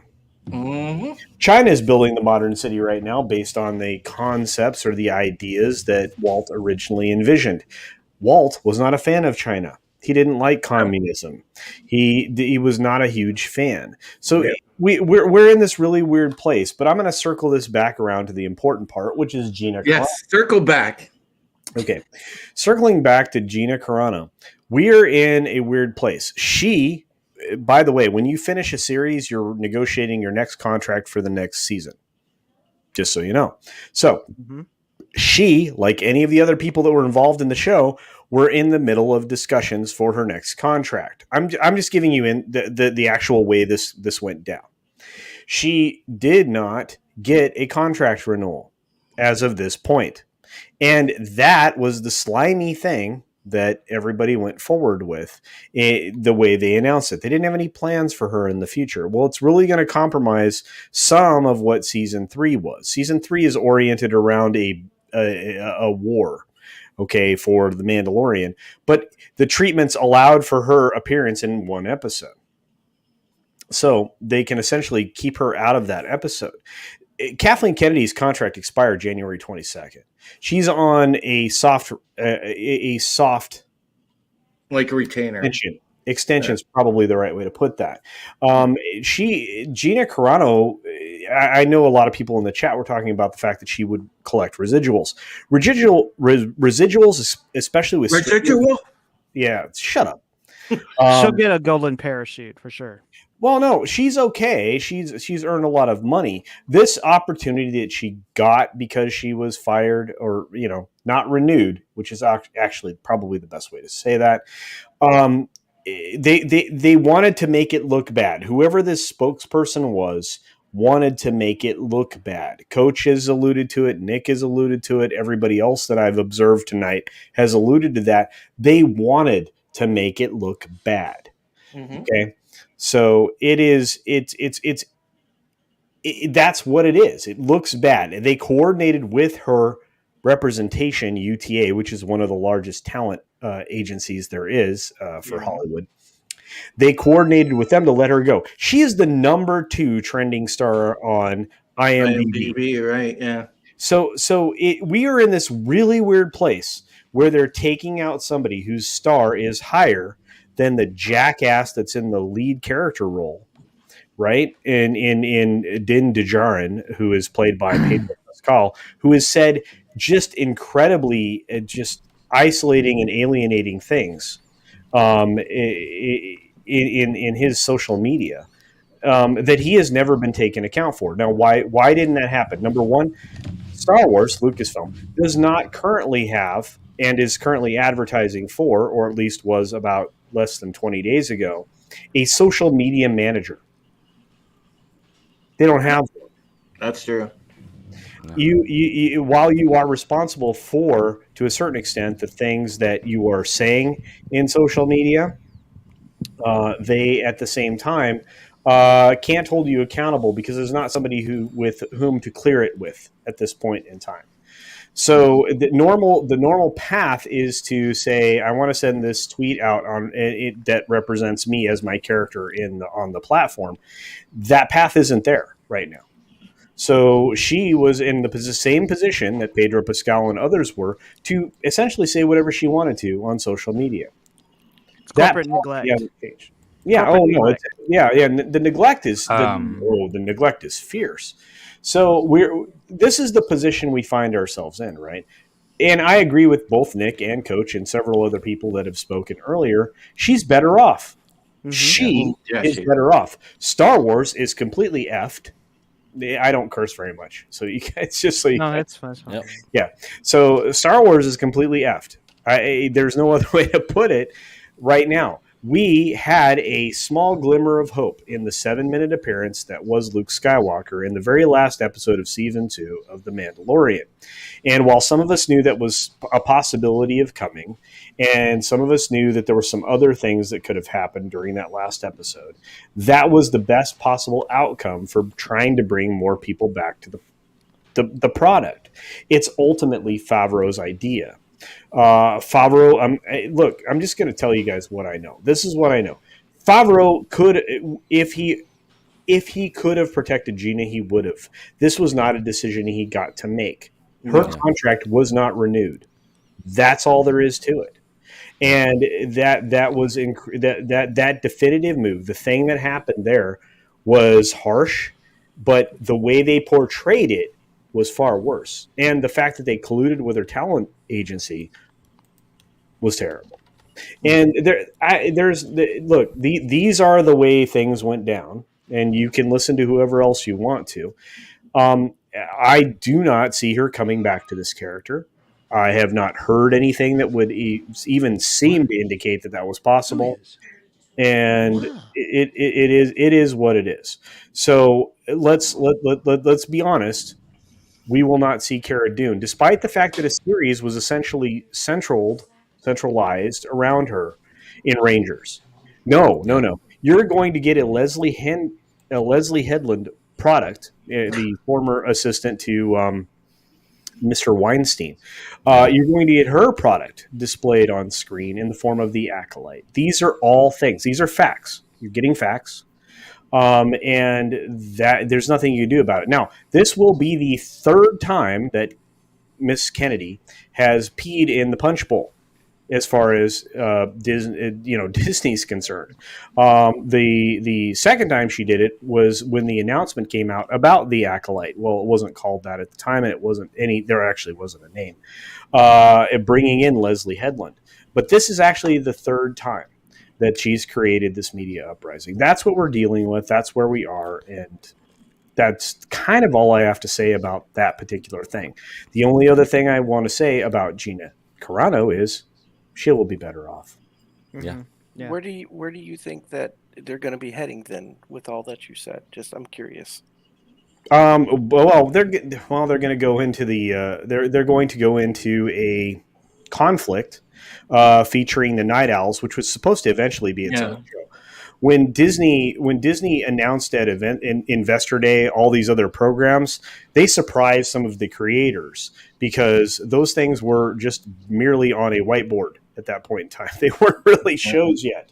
Yeah. So some of the shows that they actually had in the can, like Boba Fett, or technically not in the can, but they were actually going into production on, like the Book of Fett. Those things were actually going to happen, and of course they kept that one back. They kept another one back, which would also include the Night Owls, and a third one back that they haven't announced yet that I can't talk about.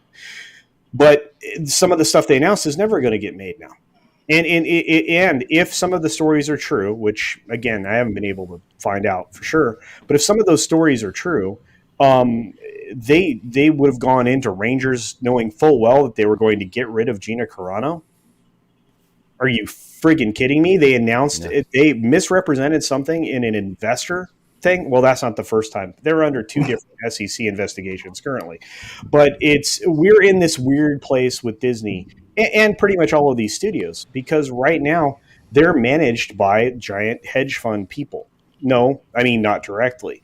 They are the people that are responsible for helping to select the slate because of their voting power. The slate then selects all the leadership, and the leadership essentially makes these studio decisions. This is how all of this stuff happens. So if you ever have a question about how it happens, it's the simplest answer in the world. Follow the effing money. Yeah. Well, speaking of money, the Disney's not going to make a lot of these series anyways. They're running out of money. They don't have the parks. Well, they don't no, have the bridges, okay. They don't have any of that. So no, I understand that, and they built up a large war chest on purpose with some very favorable financial instruments and the rates at which they have to repay them, the amounts of interest that would be due, et cetera, et cetera. All of that was arranged right at the beginning of the disaster that we're living in right now for the last year. So not only that, they can leverage a giant portion of real estate and intellectual property against any type of incursion from another entity trying to purchase them and or having to repay anything. Their debt margin is less so than AT&T, which owns Warner Brothers and everything associated with it. AT&T is probably in the worst debt position of any of the giant studio owners, I will say, at current time. So they're trying to ditch so many products. It's not even funny, including CNN. They want to get rid of what's going to be an albatross in the next 2 years. I was just thinking that about CNN while you were saying that. Yeah. Well, so when you close this studios. This is the crap I focus on when I cover stuff on my channel. So, and you know what, Coach and Nick, it's great to hang out with you guys again. I was only reintroduced to you guys again because of my friend Ord's board. So you guys. Dude, thank you for letting me on here. I'm going to stop. Pleasure. Great comments. I could go for Great talk. 4.5 hours. So. Yeah. Well, thank you, Culture Casino, for coming in. Mm-hmm. And so let's move over to Jarrett. Jarrett, are you with us? Jarrett. Hello. What's going on? Wake up! I know you. Thank you for your patience, Jarrett. How is Jarrett? I'm pretty good. What's on your mind, sir? Well, a lot of things. I feel like a lot of people have I feel like a lot of people are politicizing this when it doesn't need to be politicized. Okay. In all honesty, like judging by the posts that I've seen, there's not really a whole lot of connection between her getting fired and the post that she made. If that is the case, like that's fucked up. I mean, that's messed up. It's okay, Jarrett. You're not my student anymore. You're a grown man now. However, you're not going to hear me say that. You're okay with that, right? Yeah, I'm sorry. Yeah. Okay. I'm sorry. It's okay. That was Stop a it. mistake. Stop it. You don't have to apologize. Yeah. So are you saying, Jarrett, that you don't think this statement right here, not this statement, I'm sorry. Pardon me. No, it is no. Show me a statement if I have not seen it. Right here, Jews were beaten in the streets. That's the last one that she said. Yes, I did have seen So what this. you're saying is that you don't believe that this statement is a fireable offense. Am I hearing you correctly? I don't think it's a fireable offense. No. I don't either.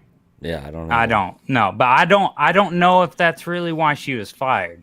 You know, like in all honesty, I didn't really see what she was gonna do for the series going forward. You know, like even before all this, and like I'm moderate as far as like politics go. Like I don't know either way really at this point. But I wasn't a big fan of her anyways. Like I didn't really feel like she added a whole lot to the series. But that's just my opinion. Yeah. I don't know. I feel like this is being politicized on both spectrums by everybody when it doesn't really need to be. I'm with you. Yeah. I'm with you, and I'm not disagreeing with that. I kind of think, Nick, and people are going to disagree, and that's okay. That's okay. I think politics comes in second here, and I think it's a distant second. Nick, you may disagree with me. I think first, they're tired of hearing it, and they're tired of the uproar, and the cancel culture's winning out. And I can see that point for one thing. She has been making posts that have been controversial to some people. I mean, not to me. Yeah. I don't think there's anything controversial about anything this at all. Yeah, the beep boop bop thing I thought was freaking hilarious. Like I freaking love that. Anyways, you know, she's been doing it for a while, and they never fired her. They never let her go. You know, they basically told all those people, kick rocks, we're not firing her. You know, but then it got to a point to where maybe they were just getting tired of having to deal with it constantly. You know, and that's what I'm saying is understandable to me from the company's standpoint. Do I like it? Absolutely not. Do I think she should have been fired? Hell no. And I find nothing that she said controversial or inappropriate. Like, and Coach is a history teacher. The last tweet that she made, and R&B said it on his stream, she's not wrong in what she's saying there at all. No, but because and people have posted worse and not been fired. Oh yeah. I mean, yeah. In all honesty. Yep. And other Hollywood productions and stuff like that. It's not uncommon for people to have conservative opinions in Hollywood. Like, it does happen. It's uncommon, but it happens. Yep. You're right, Jarrett. I agree with you, man. Yep. Well, any other thoughts or anything you want to say? Not really. I do want to have an off-topic thing. Okay. Coach, I know you play a lot of video games and you like survival games. You should check out Valheim. I'm just saying. Hey. Spell it. VALHEIM. Is it on Steam? Yeah, yes, it's sir. on Steam. That's Yeah, the it one is. Allie's playing tomorrow night. Yeah, I saw Vera Dark was playing it earlier. I'll look into it. I have a feeling you would like it. Okay. All right. Yeah, I've I heard just good wanted to let you know. You know the kind of games I like, so I've heard Coach likes the Viking stuff, huh? Yeah, I've heard good things about it, Coach. You'll probably be up your alley, dude. Awesome. Very good. Yeah. Very good. So, but yeah, that's all I got to say. So, all right. Well, thank you, Jarrett. Renee, what's on your mind, brother? Hey guys, Hey man, thank you for your patience. I'm like you, Coach. I'm barely hanging on by a thread. Man, but I wanted to, yeah. I haven't stopped thinking about this since I found out, and I found out through Overlord's video that day. So I know I made a comment on your video that you posted, your reaction video to this, and I kind of want to talk about it from a slightly different perspective. Okay. First off, I am an immigrant. I came here when I was 6 years old.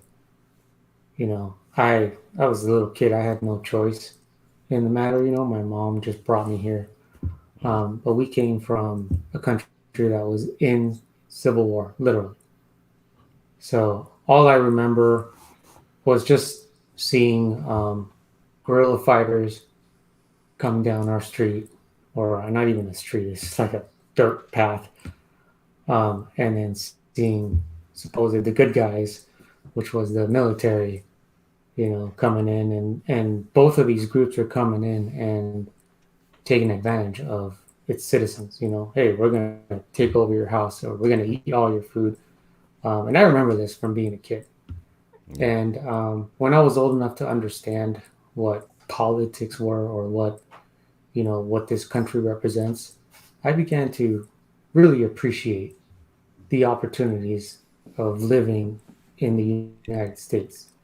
You know, it's a country where, you know, and I've become a citizen since, and, you know, I had to literally take this oath that I was going to uphold and defend the Constitution, you know, and what's in the Bill of Rights. You know, there's freedom of speech. It's the Second Amendment, you know. Well, I forget which amendment right now. Actually, I'm a little tired, but, you know, it's First Amendment, freedom of speech. Second is the Freedom right of the to press, right? bear Yeah. arms. Yeah, see, I can't And even bear think right arms. now. Yeah. But One of the most awesome ones, by the way.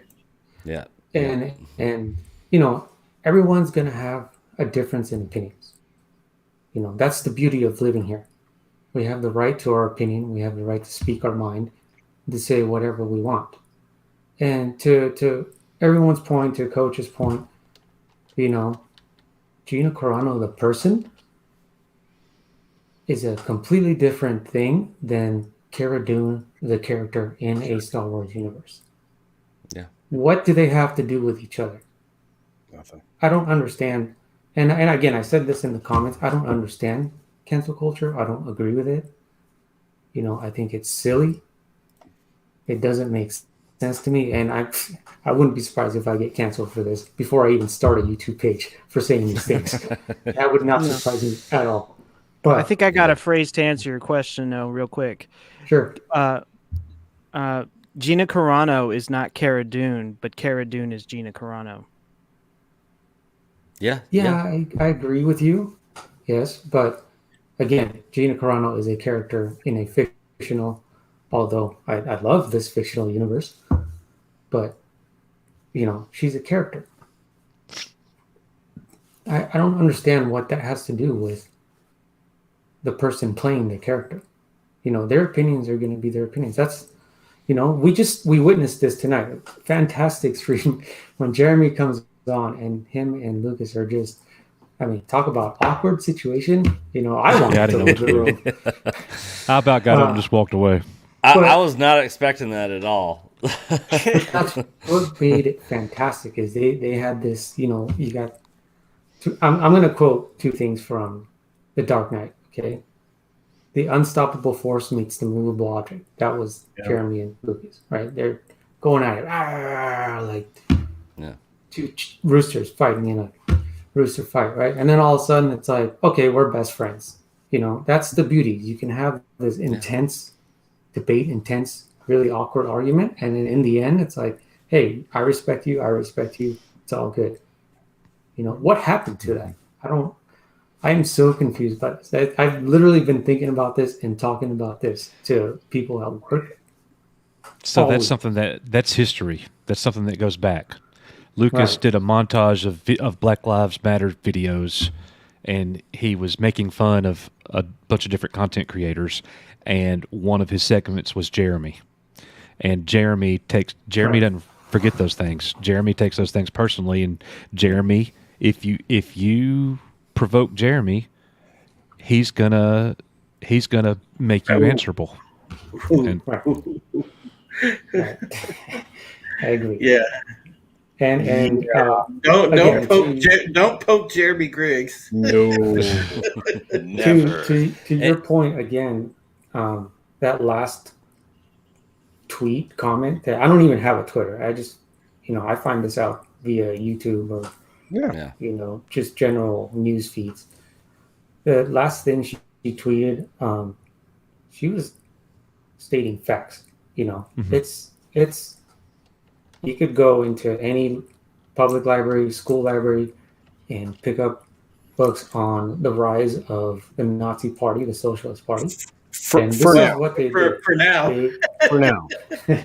I mean, they created propaganda to convince the general public, the German citizens, that this specific group of people were bad because of A, B, and C, and you should hate them and because of their beliefs. And again, that's what Gina was referring to, was beliefs. That's my interpretation of it. She's talking about beliefs. It doesn't matter if it's religious beliefs, political beliefs. Beliefs are beliefs. You know, and so Jewish people were persecuted for their beliefs. You have people who are, you know, whatever their beliefs are. And that's what, and like you said, it was Gina's posting a warning about, look at where our country's going. Yeah. Well, Renee, I just wanted to say something to you real quick, and that is like you're exactly right, and I think the point that she was making was, you know, it's what we've heard time and again. If you don't learn from history, if you don't learn from the mistakes of history, then you're doomed to repeat them. Absolutely. Indeed, that any student of history will tell you, like, look at the fall of Rome and just look at our normal state now. I mean, really, honestly, it's if you don't learn from history, you're doomed to repeat it, and that's the lesson of history. 100% History is always written by the winners, so you have to discern that too. Renee, I wanted to say, if you took the citizen test and you became a citizen, as far as I'm concerned, you're American. You are American. Thank you. And Yeah, you're 100%. You are a great American, sir. Welcome. And I work hard, and I try to be just a good person all around and do good deeds. And I'm not religious. I'm not political. Of course, I have my opinions, and I agree and disagree with people, but I don't judge them. I don't not be friends with them because they are against what I believe, or I don't agree with what they believe. At the end of the day, we're all human beings. People may discourage it, Renee, but never forget, take people on their merits and treat people how you want to be treated. You be golden rule. That is true. Just look at the panel that we had tonight to start off with. Look at all the different people. A Jew, a Muslim, 2, 3 Southern white Judeo-Christians. I mean... A Catholic Asian? Yeah. I mean, there we go. We got everybody. Mexican. We got everybody. Yeah. Mexican. Again, No judgments here. No affiliation with any specific religion. I'm just a student of all faiths. I am fascinated by the concept of religion, and I grew up Catholic. I'm from Central America, El Salvador. Every Salvadoran is Catholic, whether they want to or not. Join the club. But the minute I was old enough to understand what really the Catholic faith was about, I'm like, nope, I'm out. I don't believe in everything that this faith preaches, and I'd rather just look at everything from a rose-colored lens and just be agreeable. And I have things that I agree with in the Muslim community. I have things that I don't agree with. I have things that I agree with in the Christian community, and things I don't agree with. I have friends who are Muslim. I have friends who are Jewish. I have friends who, you name it. That's just me. I look at people for people. If we have a common thing that we can agree on, a common thing that we like, Star Wars, for example, is the best example I can give. Mm-hmm. Then I want to be friends with you because we have one thing in common, and I want to talk about that. Oh yeah. Now you want to get extreme, and that's another thing I'm not a fan of is extremism of any kind, extreme political beliefs, extreme religious beliefs. I don't want to talk about that. Yeah. Let's stick to topic. I want to talk about Star Wars. I want to talk about Marvel. We're gonna get bounced video out. games. Anything geek related. He's bouncing y'all out. Absolutely. Let's talk about Tron. Please, let's talk about Tron. Ooh, Let's talk about these movies. What's amazing, Renee, and I'm going to say this, and I know that I'm a dick because I'm jumping in on this, and I said a bad word, which I don't usually say bad words. Look, no, never. This is a 6 and 7-year-old kid who sat in a theater in a long time ago in a galaxy far, far away. As a very young child, when the first film released, which was called Star Wars, it wasn't called A New Hope back then. Yeah. And I was taken by my parents multiple times to see a film when I was 6 and 7 years old, the year that it opened, in the biggest theater that we had in the entire state. And the moment the Star Destroyer goes overhead for the very first time in my life, I was a Star Wars fan. Because there is nothing like that opening scene in the very first film that you can compare anything to, because it was the beginning of all of this. Every single bit of every kind of Star Wars sci-fi fandom. You could have enjoyed many other forms of sci-fi for sure. There were other examples of it in history. But from that very moment, the very first time you saw episode 4, your life changed. And, for some people, they didn't see Star Wars that way. They saw Star Wars from episode 1 and then 2 and then 3, and they were like, "Oh shit, there's more." and that's a weird place to be for those of us that are as old as myself and maybe Coach and maybe Nick and probably. Hey, wait a minute. Hey, well, definitely me. I turned 50 this year, guys. So back off. So what's the point? The point of it all is this: We have a form of unity, and right now they're doing everything they can to bust the crap out of it. And you know what? We have these voices. We have amazing voices like Coach and Nick here. We have look. If it wasn't for where we are now, where else would we go? We would just abandon the things that we love because we wouldn't be able to talk about them. And especially now, in the midst of the situation we are globally, you're dealing with an international crisis that was created because people were not willing to admit what was going on. Right? And so now we have a global problem. And this global problem affects you in a way that makes it so that your communications are limited to platforms like this or to the incredibly divisive social media. You can't go to a bar or a restaurant or hang out with your friends because in some form or fashion you're restricted. You're limited in the ways that you can communicate.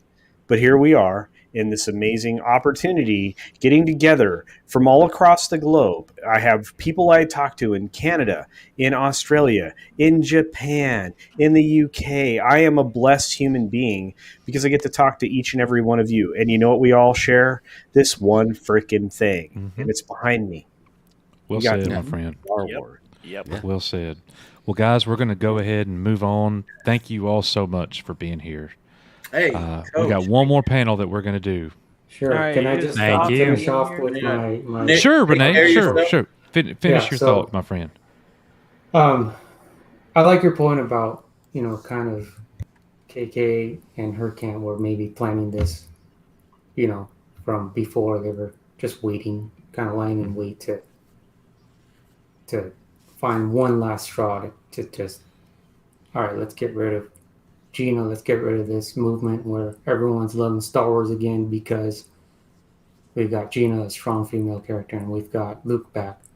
And so I just want to recall back to something that Heath Ledger's Joker said to Batman, and it was during that interrogation scene. I don't know if you've seen that movie or you like that movie. Oh, yeah. But I mean, that's talk about brilliant writing. Oh, yeah. And it says, those mob fools want you gone so they can get back to the way things were. But I know the truth. There's no going back. You've changed things forever. And that's how I feel about what Gina's doing and what she's done. Yeah, absolutely. And I just wanted to say one last thing before I go. Follow me on Twitter if you want, at Supreme Heretic. You can read me on boundingintocomics.com. I'm, a.k.a. Drew Taylor. I write for Bounding Into Comics, of course. And if you want to stop by my channel, youtube.com/Supreme Heretic. I have all kinds of different things on there. I do a lot of live streaming. And I think next Sunday, I'm going to be having a birthday stream. So if you want to stop by and say happy birthday, stop in. Send us a reminder. Because I am turning 47. Oh, God. Oh, jeez. I wish I could go back to 47. Oh, wait, I'm not even 47 yet. What are you talking about?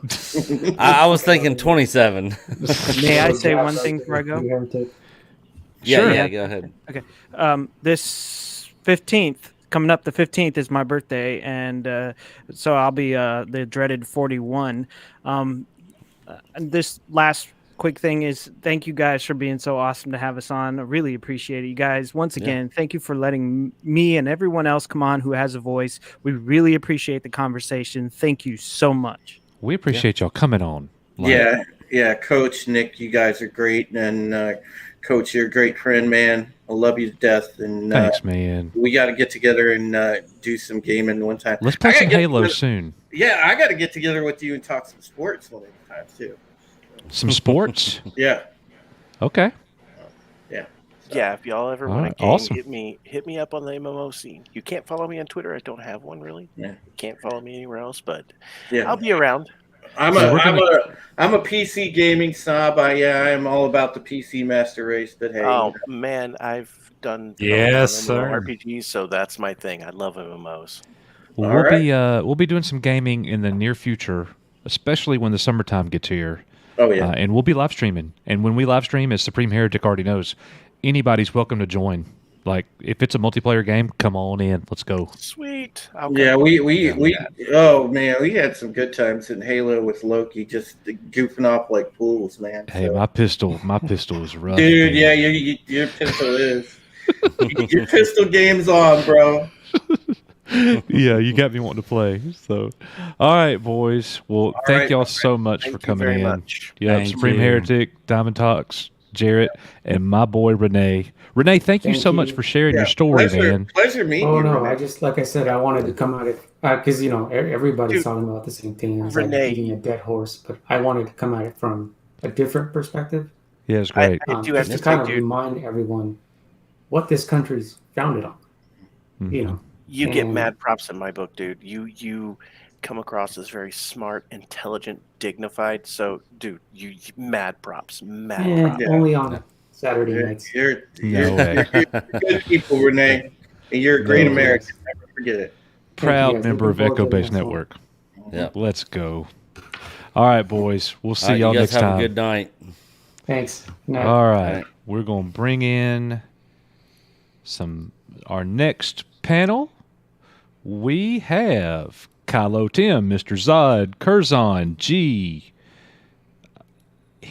Hearth Astov, Geeky Pixie, and Bale 11. All right. Kylo Tim.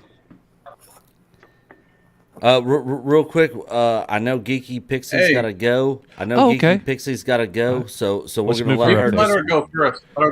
Yeah, we're gonna let her just hit real quick so she can go pass out like the rest of us Tell want to Geeky do. Pixie. Yeah. Thank We might you. pick up the Tell pace just Geeky a little Pixie. bit. Yeah. My microphone. Okay, there it goes. You sound perfect. Hey, yeah. So the whole thing of Gina, yeah, I can see where Disney's doing it. They have every right to fire and who they want to hire and whatnot. Is it double standard the way it looks? Yes, but I kind of see what they did. I'm not agreeing with it, but I'm not gonna cancel my subscription. I don't Yeah. see what's the point, 'cause there's other things on there that's you're hurting, yeah, the people that don't like you, but what about the people that are just working for Disney because they just did it because they need a job as well? You're taking their money too. Right. Everything has consequences. Yep. I agree, Geeky. Yeah, 100%. And we support anybody that chooses to cancel their Disney Plus Oh, yeah, or I choose mean- not to, you know. And And this like is for cancelable. Coach and me, we never got it in the first place, so we don't really have to cancel anything. And I know this actually is cancel culture because they're already attacking the Daily Wire. Yeah. Oh, yeah, that's going to continue.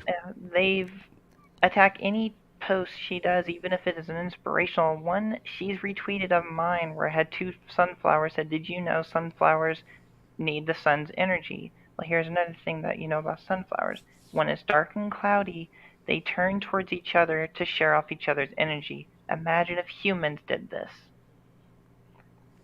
And Right. they would attack her, call her transphobic and all that. Just in that, I was like, what's wrong with that? That was one of my tweets of an inspiration, saying share of each other and we can move on. Right. Yeah. Crazy. Yep, you're not wrong. Yep, you're absolutely not wrong. Any other thoughts, Kiki? I just like to hear you talk. Well, we've had all dudes in here all night. It's kind of a change You're of pace talking- having a you're- girl in here. You're massaging our brains. Keep going. I mean, if anybody has a question, I'll gladly answer. Do you see Gina Carano coming back? In The Mandalorian, probably not, but I can see her going back in possibly Hollywood, like what happened with Mel Gibson when he was blacklisted and then he did The Passion of the Christ. Yeah. And now, like, he's back and he's one of the A-rank actors. It might happen. As Yoda said, difficult to see, the future is. Yeah. And Lucas made a good point I think it was Lucas. Is it Lucas or John Campea R&B? Those are the three guys who I thought had really good videos on all this.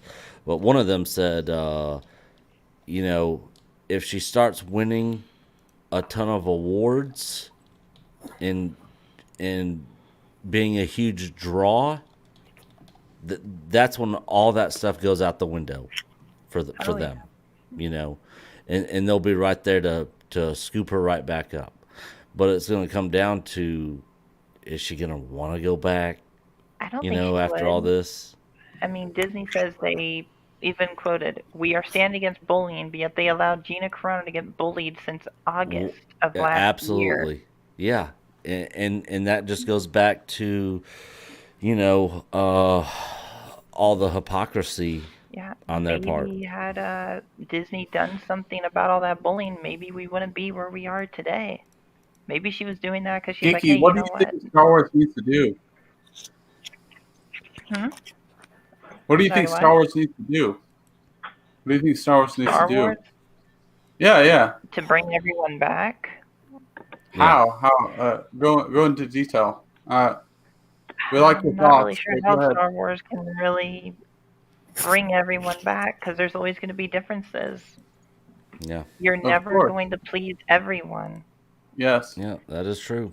You pander to the classic Star Wars fans, the new fans are going to be outraged. You pander to the newer ones, the older ones are going to be outraged. There's really no middle ground. Mandalorian How do you was find the the middle balance in ground. the Force? The balance in the Force. Well, the Mandalorian was the balance for a long time. That was, yeah.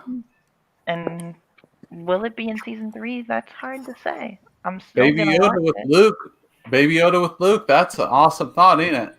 Yeah, and I think there's going to be a time lapse in season 3 where he's so. I don't a know. little older. Hope so. Yeah, I would imagine so. Hey, can I say something quick? Go ahead. Yeah. Okay. Okay. You guys talking about the bully. I have been watching her for a long time, and it started when back the Ronna Taylor thing. It came back up, and they wanted to make her say the name, and she wouldn't say her name. Now she has said some conservative stuff for Trump, and so that did help cut the ball rolling a little bit. And I think John Volvo told her, keep it down. I'm trying to fight for you, and he did until he got too much. So it's way. I do agree with John Campbell. This is way long time ago. Yeah. She did delete that, but Trying she to do a did. joke. There's Yeah. been multiple posts that she's made that has caused an uproar. Do I Yeah. think any of those posts in and of themselves are fireable offenses? No, I don't. No. But the accumulation, if they're telling her you need to quit doing this, whatever, then I understand it. You know, especially if you're working at a place that deals in contracts, they don't have to renew you. And that's the reality of it. As a fandom, we don't agree with that, and we're not with them. You should not have let Gina Carano go. That's bull. But they have the right to do that. They do have a right to do that. But if she did vote that, if it's in that contract, where she cannot say anything on Facebook, it shouldn't say anything about it. Because it has It's not show biz, it's show friends. Yeah. If they had a contract on her, and you say you can't say this, you can't do this, you treat like this, she should abide by the contract. But it looked like they didn't. So if she want to say it all, so that's on them. That's not on her. You can't blame it on her. So she does have the right. I know you guys talked earlier about her right to sue. She can sue because that is wrong for termination. I'm gonna say if they're not in that contract she can say everyone. That's the same thing with WWE. They try to cut down WWE stars for saying contract stuff on Facebook and Twitter and stuff like that. And some wrestlers got fired for that. So, but it's kind of show that contract isn't black and white. I hope you say this when she talked to Jay Shapiro. I think you go see something else. Chef Cook, you're 100% right. I think, in my opinion, I like what you're saying. Yeah, and real quick, I want to hit on what Star Wars Universe said here. They don't have the right to censor anyone, freedom of speech. They don't. No. Hang on, I'm going to tell you right now. They have every right to do that. Freedom of speech only applies to the government. A private corporation in company has the right to censor and do whatever they want to. And that's the thing. Free speech only applies to the government. The government cannot censor your right to free speech, but a company that you work for can silence you. And if you don't, be silent, they have every right to yeet you. All right, let me pick. Hang on, guys. Hang on. I'm going to piggyback on what Nick just said real quick. Yeah. So Respect. Freedom of speech. I mean, just take it from me, guys. I've been teaching history for nearly 20 years. She has freedom of speech, and she practiced it. Yep. They didn't kill her, and she's not in jail. Yep. Freedom of speech does not mean there are not consequences to what you have said. 100%. So 100%. Also it is okay. I'm old school. Okay, I'll be 50 in a couple months, and so I know back in the days, like I said, some of you guys probably remember back in the days when women used to post Playboy back in the day, and they had other jobs like I remember it was a police officer who worked with LA cops, and she posted Playboy, and they fired her for that. But it was in that contract. And a lot of women back in the day was fired for that. You sound so much younger than what. Hey, man. Respect. Man. Good point. And she and the lady, and she did sue them for that, and they won, and she won because she said, no, you what I do off the clock is none of your business. When I do on the clock, you right to say what you want. If he's not in that contract or off the clock, you have the right to that. So it got to be in that damn contract. Yeah, and to what Shellback says here, private company, yet it's a public platform. I'm guessing he's talking about Twitter. Twitter is a privately owned company that's publicly traded, but it's still not government. Twitter, Facebook, they have the right to censor in the current law in the country. They have the right to censor anybody that they want to. And that's a whole nother topic that we're not going to get into here. I'm not going to say that because you really want to start stuff like that because if they can stop Trump, they can stop it. So you really they can stop anyone. Yeah, you don't have to like every Division One. So if you're on the platform, you can do whatever you want. Every Division One college football coach. That's why Gina wants to move to her own platform, Coach and Nick. You guys already know. I love your channel, so I'm just commenting. Thank you. All right. Every Division One college football coach has a person that they hire, and their job is to sit there and look at the social media of all their athletes. Exactly. And if they break protocol, they are dismissed from the team or they're disciplined. Teachers get fired routinely for things that we say on Twitter and on social media. So it's that contract, but is it in the contract? Unless they have tenure. Yeah. Well, that's not true either. Like tenures can protect you in some cases, but it doesn't mean that you can't be fired. It just means that you get representation. It's harder to fire a tenured teacher. There's no question about that. Yeah. But is in the contract. You can't say this. You can't pose that. Now, wait a minute. I'm back. I forgot. I did dating a principal. So you're right about that. I forget. I'm glad it popped in my head. But I was dating principal. She would never. She was not on YouTube. I mean Facebook, anything like that. Now she's on. But she did say that she never on Facebook because she was scared of someone say that. But I said the same thing. I'm saying is it in the contract? When you sign that paper, you read that paper contract where you sign it and say you can't say this and don't pose anything like that on the country, in that. And so that's what I'm saying. But you're right by that. If it's not in that contract, you just it's free to say anything. Yeah. In Star Wars universe, if you want to come in here and talk about this, you're more than welcome to. But I mean, the company that you work for does have the right to tell you what you can and can't do because they're paying you. And if you don't abide to what they are saying, then you don't have to work there. you know, and when you go into that company to work there, it at some point you know what you're getting yourself into, and the company knows what they're getting themselves into with whatever type person you are. Like a lot of people or some of the people we had on the panel earlier tonight said, you know, some companies, big companies, when you get hired by them, they ask for access to your social media. You know, that's true. That happened to me. Yeah, absolutely yeah. right. That did happen to me. And one quick thing, I went to a Trump rally a year ago, and they caught me on video. I was leaving because I'm African American, I'm black, and they're trying to see how many black people was in the crowd, and I was one of them. And I came in, I called in sick one day because I came down with like 24-hour flu, and somebody saw that and they fired me right there. And so you gotta be careful, when it's coming in. But I should have went to court because they a lawful fireman because of that, because what they saw. But like I said, I didn't see no contract says you can't go no rally or anything like that. Anything like that. I didn't see that, and so you're all right about that. Some companies are like that. Yep. Well, Chief Cook, thank you so much, man, for that, all that wisdom and those good thoughts. We're going to go ahead and move over to Mr. Zod. Guys, we're going to have to pick up the pace a little bit. It is 2:16 a.m. here, and I'm getting up in 4 hours to go buy Valentine's presents. So, we got to pick it up. Yep.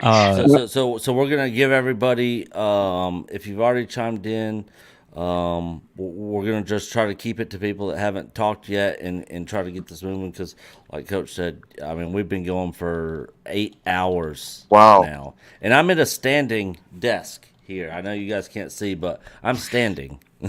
I'm not sitting in a comfy office chair like Coach is back there. But Hail Zod, I actually had the privilege of streaming with Zod I think it was almost a year ago, maybe. Hail Zod, I actually had the privilege of streaming with Zod. Your YouTube is on Zod. You got headphones? What happened? Hail Zod, I don't think that was. Oh, no, that wasn't it. That was Tim. What's up, everybody? It's the most earth-breaking, ground-shaking, but never media show money taking, the man, the myth, the legend, the most electrifying villain in YouTube entertainment today. First time I've said that with that much spunk. I'm actually glad to be here. My position has recently changed on the corporate world. My family suffered loss, which I found out before my late night stream last night. And you guys can check that out on my YouTube. I don't want to bring it here because that's not what we're talking about. But it did bring it into focus, and it does have to do with the WWE, which was funny you would bring that up. But this is my whole take on it, is that this whole thing, if you look at it, I would take the politics, I would take Kathleen Kennedy, all of that. Just take that all out of this equation. And for me, it comes down to one simple thing: greed and money, and where they think the money is going to be made. And now look, Disney's boxed themselves into a corner. They've boxed themselves into a corner because they did The Rise of Trash and The Force Awakens and the Last Jedi, all of these things that they did, right? And they pandered to this mythological, this fictional group that they think they were going to get money from.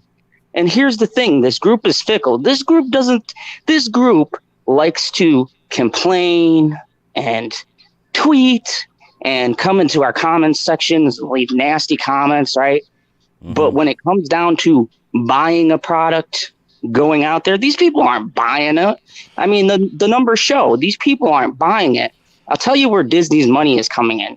They have hoodwinked, they have scammed normal, everyday audiences, people who don't follow it like we do, people who don't know what's going on, people who have no vested interest in the war between trying to save what we love. These are everyday people who have kids, and I mean, I got a daughter, you know, you know, you got a Disney subscription, right? And these normal families, if they got to pick between going out and buying a movie, going out and buying a DVD, taking their kids along, or getting Disney Plus, you know, which one are you going to do? You're going to go for the streaming service. And now with the zombie pandemic that's happened, people even now more than ever want to stay at home. And look, I worked at the theater. I've seen the numbers right up to the point of when this hit. I actually lost my job at the theater because of what was going on. No. And here is the facts that people don't know. Box office sales were already toppling off. They were already dropping. What you're seeing now was things Hollywood was keeping hidden from people for years, but because there's no box office, no place Hollywood exists. Yeah, because there's no box office numbers anymore, and because of how hard and fast they got hit, it's more visible now. But streaming has become the dominating force. The streaming wars. Yeah, the Netflix, the uptick in Netflix, Amazon, Hulu, and all that, Disney Plus now. And this thing with Gina, I'll tell you something right now. This thing with Gina Carano, do I necessarily co-sign on everything that she said? No, but do I understand the context of her messages? Absolutely. Yes. I know my history, and I understand where she was going with it. I don't think she didn't have a valid point. I think she proved the point, actually. Something, dude. And Hey, you know it. Tim, let him finish, please. Let him finish. We'll come to you. I think she proved her point with the way they attacked her, quite honestly, because it was exactly in the context to which she made the statement. And honestly, I think that this is just another casualty of this ongoing thing. And look, she's not the only one. We were talking about actors. Look at Chris Pratt. Look at what they've done to Johnny Depp. Look at all of these other people who are being constantly attacked. And then they get this hashtag Me Too, hashtag Believe Everybody, hashtag this, hashtag that. And even the people who are on their side are being eaten alive. Jimmy Kimmel and all these other scumbags that get away with perpetrating being on the side. So, you know what? Unfortunately, she is just another tragedy. She's just another piece of fodder. And then I totally believe there's a war going on in Lucas for which side they want to go.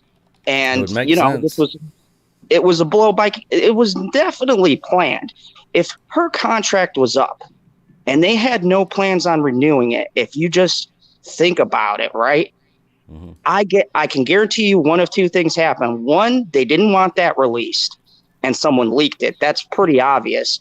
And two, they had never planned on picking her back up. The artwork was out. She wasn't in it. There was already hints there. Yeah. But they wanted to do it slowly. They were going to make a PR statement. They were going to come out and talk about how she respectfully declined, and they tried to work with her, whatever the spin was going to be. Nick, I'm 100% on him. 100% on him. Yeah. So, I mean, that's pretty much all I got. I think it's a bunch of nonsense.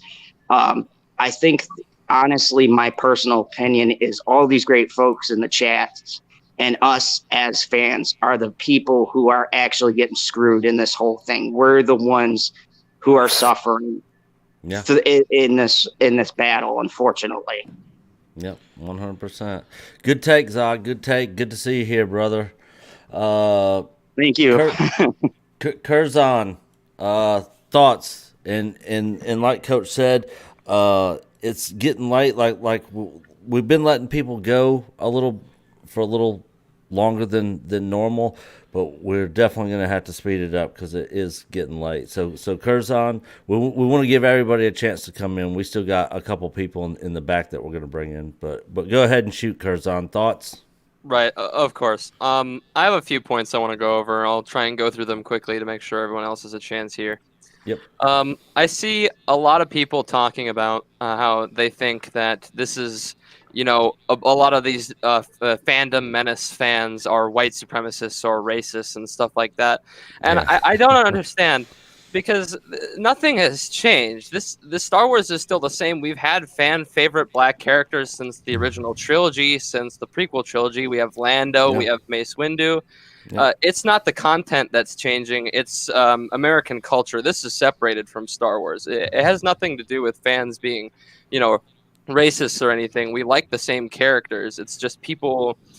Whenever I see we have disagreements in the fandom, I feel like people are wrongfully blaming this on the wrong issue. It's not people hating the characters. It's people hating the direction and the writing and the directors and stuff. I'm sorry, Curzon. That's a great thought, and I think that it's the same people who are doing the cancel culture that's saying those things about groups like the Fandom Menace, like us. Mm-hmm. And it's because those people will attack you for anything they can, and they'll make it up if they have to. Right. Yeah. And then my other thing is with the whole Gina thing, I feel like this wouldn't be an issue. I've said I would stop complaining if Disney just accepted the fact that they've been hypocritical. If they accepted it and took responsibility for, the whole internment camp situation, singling out John Boyega, I wouldn't complain because at least they would have, some semblance of consistency. At least they'd have precedent for their decisions. But it really just seems like they think one thing is okay and then the other isn't. So I don't know. I'm with you. I'm with you. You're absolutely right.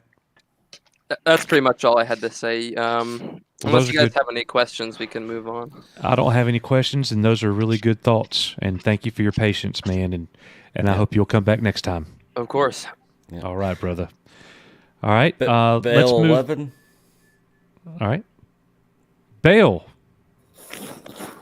Real quick thoughts on tonight's topics and conversation. Yeah, whatever you want to share, Bail. Yeah, I don't think Gina should have got fired. Yeah, we don't She either. said no. Like, Comedy Council Disney Plus, as I'm still watching stuff on there. Right. Yeah. Like and that's okay. One Division. Yeah. But you're letting them know by coming on here and telling them you wish that Gina did not get fired. Yeah. So good for you, my friend. Yeah, no. Hey, can I say one thing before y'all guys go? Is this okay? Sure. When the next Star Wars celebration comes up, well, God knows when they're gonna be. Until that day, that we all can go a chance to go in and not streaming like it is now. You guys, everybody has to raise their voice and say we are not happy, and that's the key thing. We love Minior. We're grateful that he put Luke back on.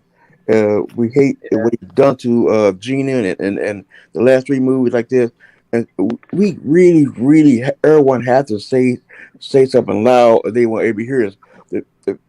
I'm not bringing the politics into it, but the one thing about the riot was that the people did not hear their voice. Three branches of government didn't hear that voice when it comes to voting for it. We got to do the same thing when it comes to Star Wars. They are not hearing our voice. Yeah. And everyone agree we need to get rid of KK. If they see us say that loud and clear, and not hear no boo. I know last time when we was able to go down there, I know people down there was mad as hell, but they didn't show it. But this time we have to show it. They really have to feel our pain. And I think we will, Chief Cook. That's a good good call to action. And that's something. If they hear us loud enough, they will hear us. Yeah, absolutely. And that's why I'm gonna say it right quick. But you guys are the great. I'm a Star Trek fan, but I still have some Star Wars in me because my cousin, God bless his soul, took me. I was able to go when it was PJ. He was 18. I was a kid, and he took me, and I'm glad he took me when I was a kid. and to see that the first like the other guy with Peter got the first movie, and I've watched it ever since, and it breaks my heart when it's we all grew up watching Star Trek, it's coming apart, and people just don't know where they're missing, and guys like you, keep it up. Thanks. Thank you. Thank you. And we're Star Trek fans too. Absolutely. Yeah. Absolutely. 100%. Bale, what else were you wanting to tell us? You guys know I'm going for Discovery. Go ahead. I'm sorry. Just I liked it when Luke Skywalker came back in the end of Mandalorian season 2. Absolutely. Mm-hmm. So Yeah. is Luke Skywalker your favorite character in Star Wars, Bale? Who's your favorite? Anakin Skywalker. Anakin. Okay. That's my niece's favorite. So do you like him as Darth Vader, though? Yeah. Yeah, I do too. I do too. Awesome. How long have you been a Star Wars fan, Bale? Since I was about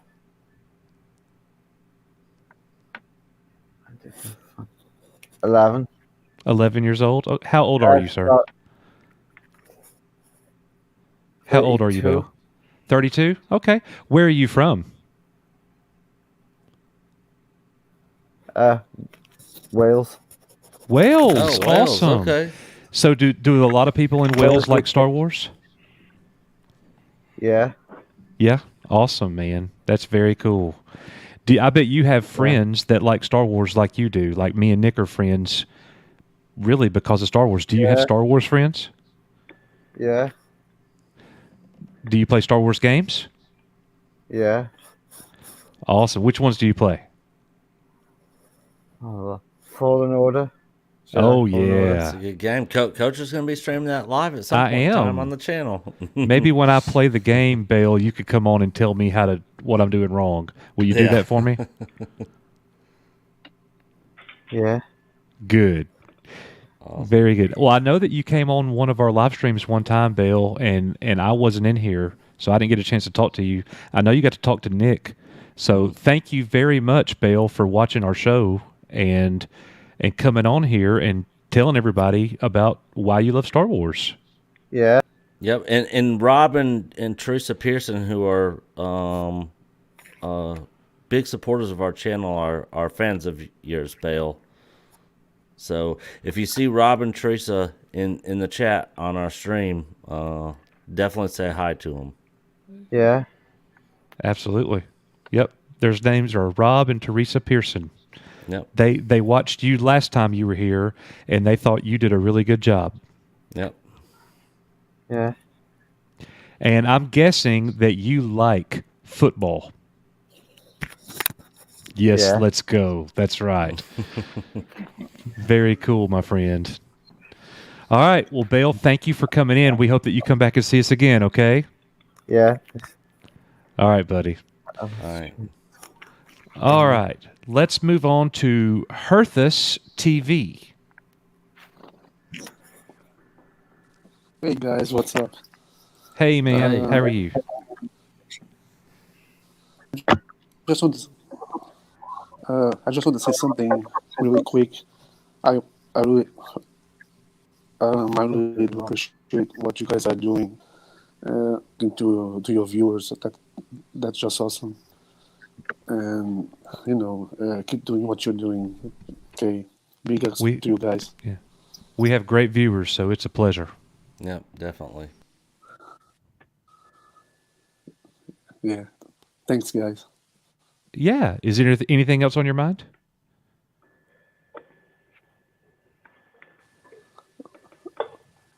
That's it. There's more people that want to talk. And I gotta go to bed. It's really late. Well, okay. So, Well, thank you. Yeah, it's and 9 a.m. we hope here in Portugal. Yeah. So, Ah. see you guys. So, well, I hope you Thank come you back so and much for join us listening. again sometime. You're so welcome. Thank you for your patience. All right, G. Yeah, sure. going on, guys? Thanks, man. Thanks, Hey, guys. buddy. Bye. What is on your mind, G? Oh man, just a few points. First of all, I gotta say this has been an epically long stream. We could have watched the whole Lord of the Rings trilogy by now. Not the And, extended been getting- edition. Not the extended, no, but the theatricals for sure. Brother, my butt is feeling it. Let me tell you. But no, I was just thinking earlier when you guys were talking about corporations and jobs basically being able to fire you if you say something they don't agree with. We have this common trend, it seems like, going on in Hollywood and just the culture at large right now, where it's pretty obvious, I think, to most people that if you are even just slightly right of center, they will blacklist you, kick you out completely, kick you off Twitter, whatever. We've seen it with Roseanne, Tim Allen, people like Owen Benjamin stuff. And, everybody, I hear the left are all about, trans rights and women's rights, and they just won't stop about all these rights that they have to keep getting. And I'm thinking, what Gina said wasn't even remotely controversial. I think there should be a movement for, just normal conservative viewpoints rights, right? Like, yeah, I mean, a job really shouldn't be able to just fire you for saying something that's completely obvious to most people. It's pretty crazy. And I do think that people have to vote with their dollars. And if you want this to keep going on in society, and it's only going to get worse. I mean, it's happening. I mean, all of last year, it's been, going on. I mean, if you were a doctor on YouTube that said vitamin C was good for you, you were kicked off. Or if you said that vitamin D was good for you, you were kicked off. And it's getting pretty creepy in the world right now. Or zinc or sun.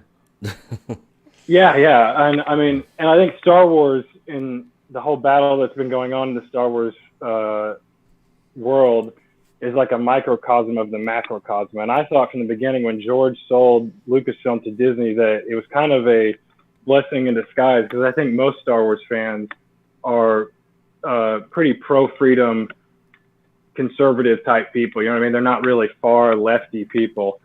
Not that I kind of think left and right is a total scam. You know what I mean? It's just like a divide and conquer trick that elites have been pulling for generations.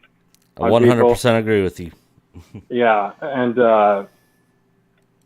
we can really easy fall into that trap, but it's just easier to talk about in the context of things.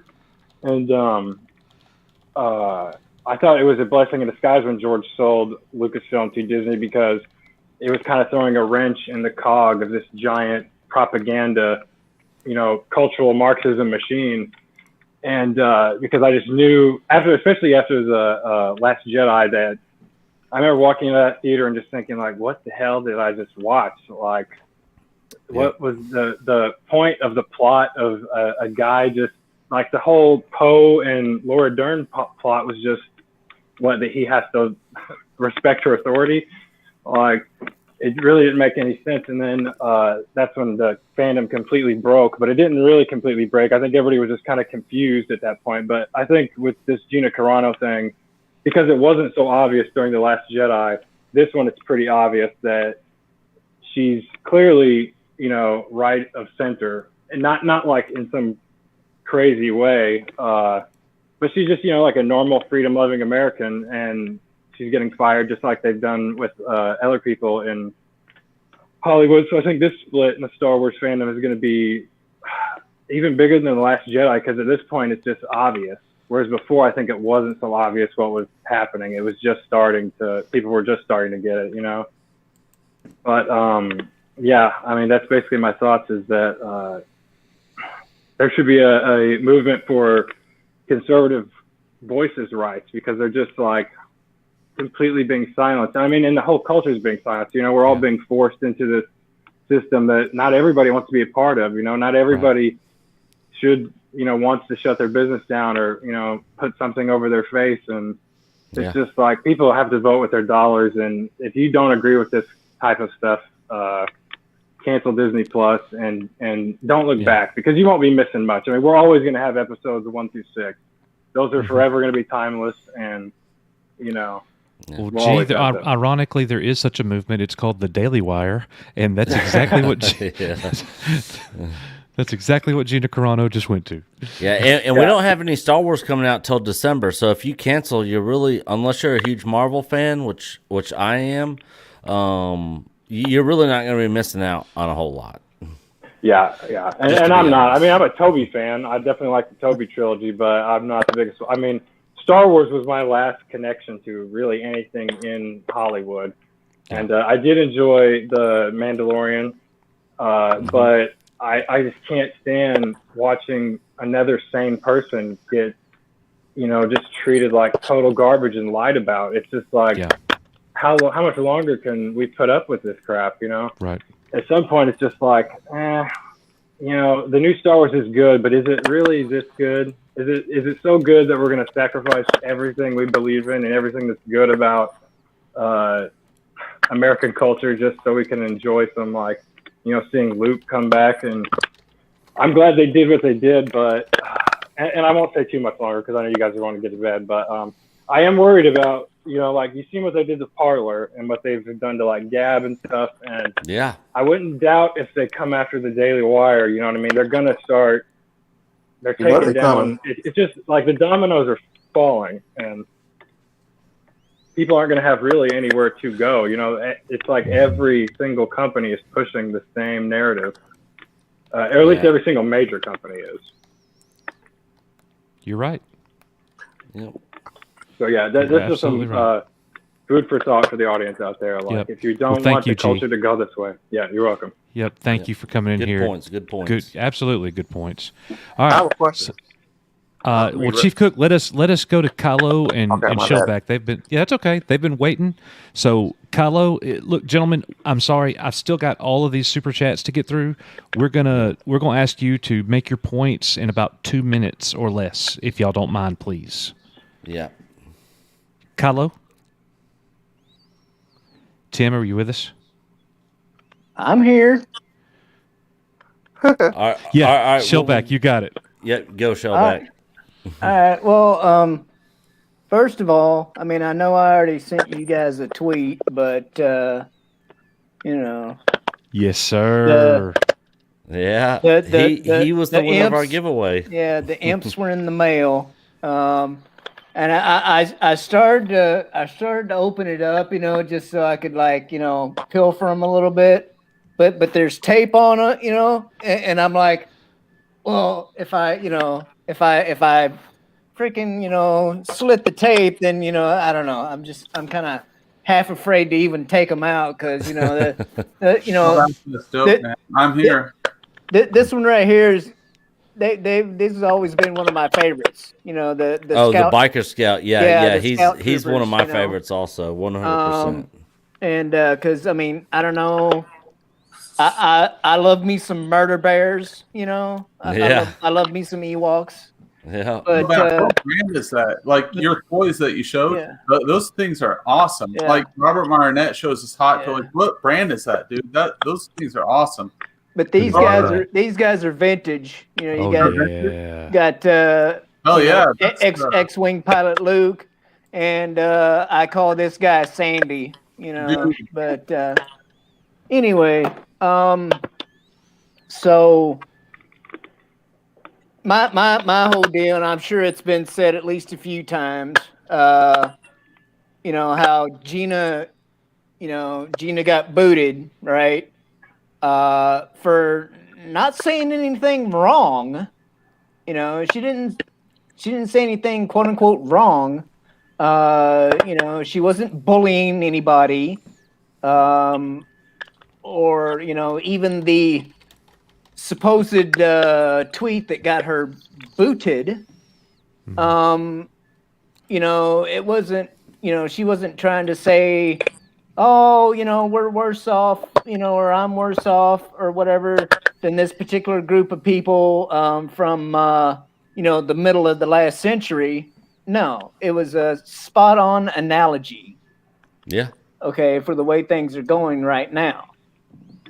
And my main gripe is that, they're like, well, Gina's not, currently employed with us, and there's no plans for her to be employed with us in the future, which, some people are taking as, quote unquote, fired, and others of us who, are, kind of more understandable of like contract type work, it's just, it was more like she was just, let go, or she wasn't renewed or whatever.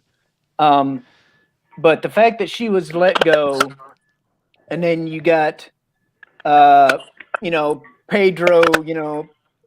making some of the tweets that he's made, and one was pretty much similar to the one that, supposedly of Gina's that broke the camel's back, right? And then you've got Miss Ireland and Miss Ariel, who are basically, saying things like, well, if you're if you're a white male or this, my book's not for you. And the Miss Ariel, right in black and white, for the whole world to see, said that all white people are racist, but yet, she's still on social media. She still is employed by Disney. Right. And it's, pardon my French, bullshit. Mm-hmm. Yep. And it's like the gentleman, ahead of me said, it's just like the propaganda machine or whatever. It's like, and we've got, things like that in our, entertainment and our social media. And then we've got people, in our capital, wanting to put people on lists and everything else. It's all tied together, and it's, which, like, to bring it back around, or as the press secretary would like to say, circle back around. It's that right there is exactly what that tweet that Gina put out is talking about. Of the neighbors, your neighbors, either ratting you out or just, playing out, chasing you down the street with clubs and stuff. But so, that's where the outrage is, and there's a portion of the population that are like celebrating this stuff, like, yeah, I think it's a small percentage, though, don't you? We're the good guys, Yeah. I would like to think that it's, a small percentage, but at the same time, it seems like that small percentage is winning. So, Shellback, let me ask you just a historical reference here. You remember in history when the Korean War started? Well, I'm not that old. Oh, I know. But let's just talk. Sorry. I know you didn't serve then. I had to insert a moment of levity there. I'm sorry. So when the Korean War started, and General MacArthur was placed in charge, when President Truman relieved him of his duty, do you know the percentage of Americans? That's one of the earliest Gallup polls that we have. Can you guess the percentage of Americans that disagreed with President Truman's decision to remove General MacArthur when General MacArthur took the military into Korea, into North Korea to attack, and he went beyond the 38th parallel, and the commander-in-chief said, "Stop right there, and we want a ceasefire. All we want is containment." Yeah. What percentage would you say? Oh man, I don't know. I mean, seeing as how he was, a hero. He was a war hero from World War II. Absolutely. And Korea was only like 5 years after World War II ended. right? And America is afraid Yeah. of going into a third world Yeah. war at that time. But you know, I mean, MacArthur, you know, MacArthur freaking, you know, came back and, you know, freed the Philippines. You know, I mean, he. So I mean, I would like to think that it was a pretty high percentage that was not happy with his removal from the theater. You know, And you are correct. Looking right here, Gallup poll 1951, 66% of the general public disapproved of the president's decision. Now, we're talking about the president that ended World War II with the dropping of the bombs. Mm-hmm. We're talking about a president with sack that's not afraid to make hard decisions. And that was a hard decision right there. So sometimes doing the popular thing, you know, I don't know. I just think that Gina Carano was let go, and that's kind of where we are right now. Yeah. Most fans disapprove, you know, and a lot of us recognize Disney didn't have to bring her back. Yeah. Whatever. She's your employee. Don't hire her. Don't renew her. But we disapprove of such an action. Ironically enough, I completely approve of President Truman's removal of MacArthur. Yeah. And here's a thing too about real quick about the whole cancel Disney Plus, right? Mm-hmm. Technically, I don't have to because I actually got a hookup from a friend. So it's their account. So I haven't been paying for Disney Plus. But yet I still threw out the hashtag with a GIF of Captain Jack Sparrow saying, you know, it's a pirate's life for me, savvy.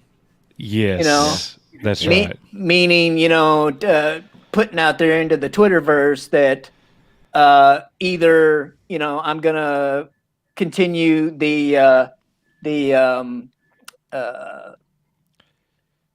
privilege or whatever of having a friend letting me use their Disney Plus account, or I'm gonna go someplace like Pirates Bay or Flixtor or something like that. You know, the torrent sites. You know, the you know, quote unquote, sail the high seas for my Disney, Star Wars, Marvel, et cetera, content until, you know, this company straightens up and flies right, you know? Yeah.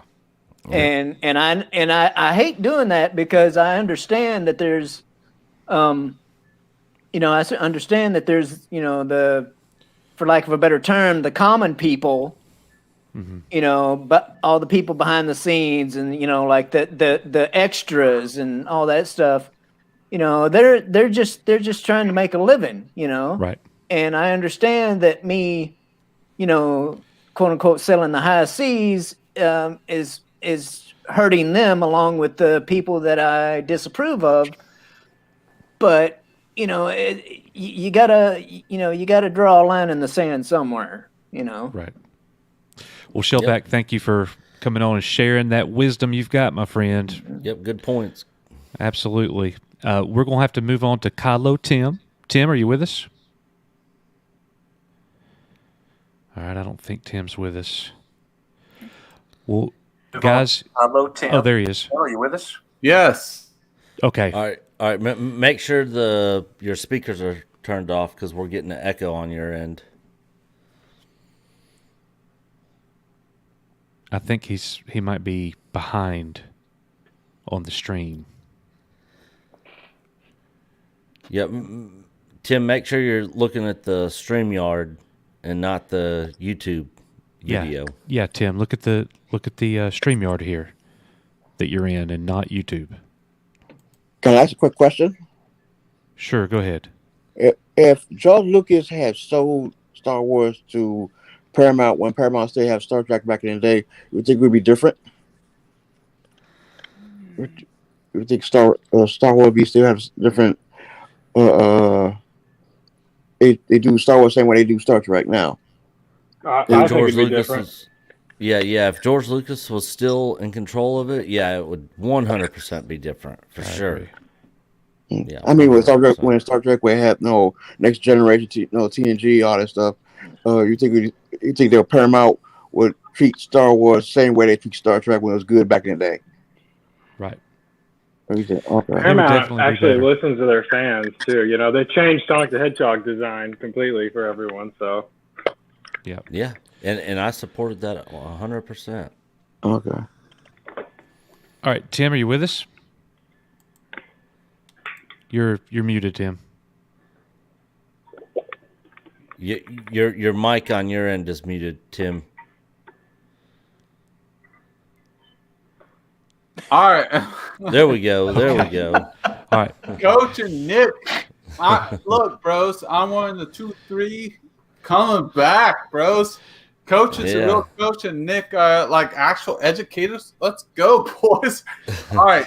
So, we're huge Jordan fans. 90s Bulls. Dude, LeBron is not the GOAT. Luka Doncic, 21 years old, better than Michael Jordan. Let's go, boys. Let's go. All right. So my reason for coming on, because I love Coach, man. He's a fucking coach, and he knows what we're talking about. Coach is my boy, and so is Nick. So let's go, boys. All right.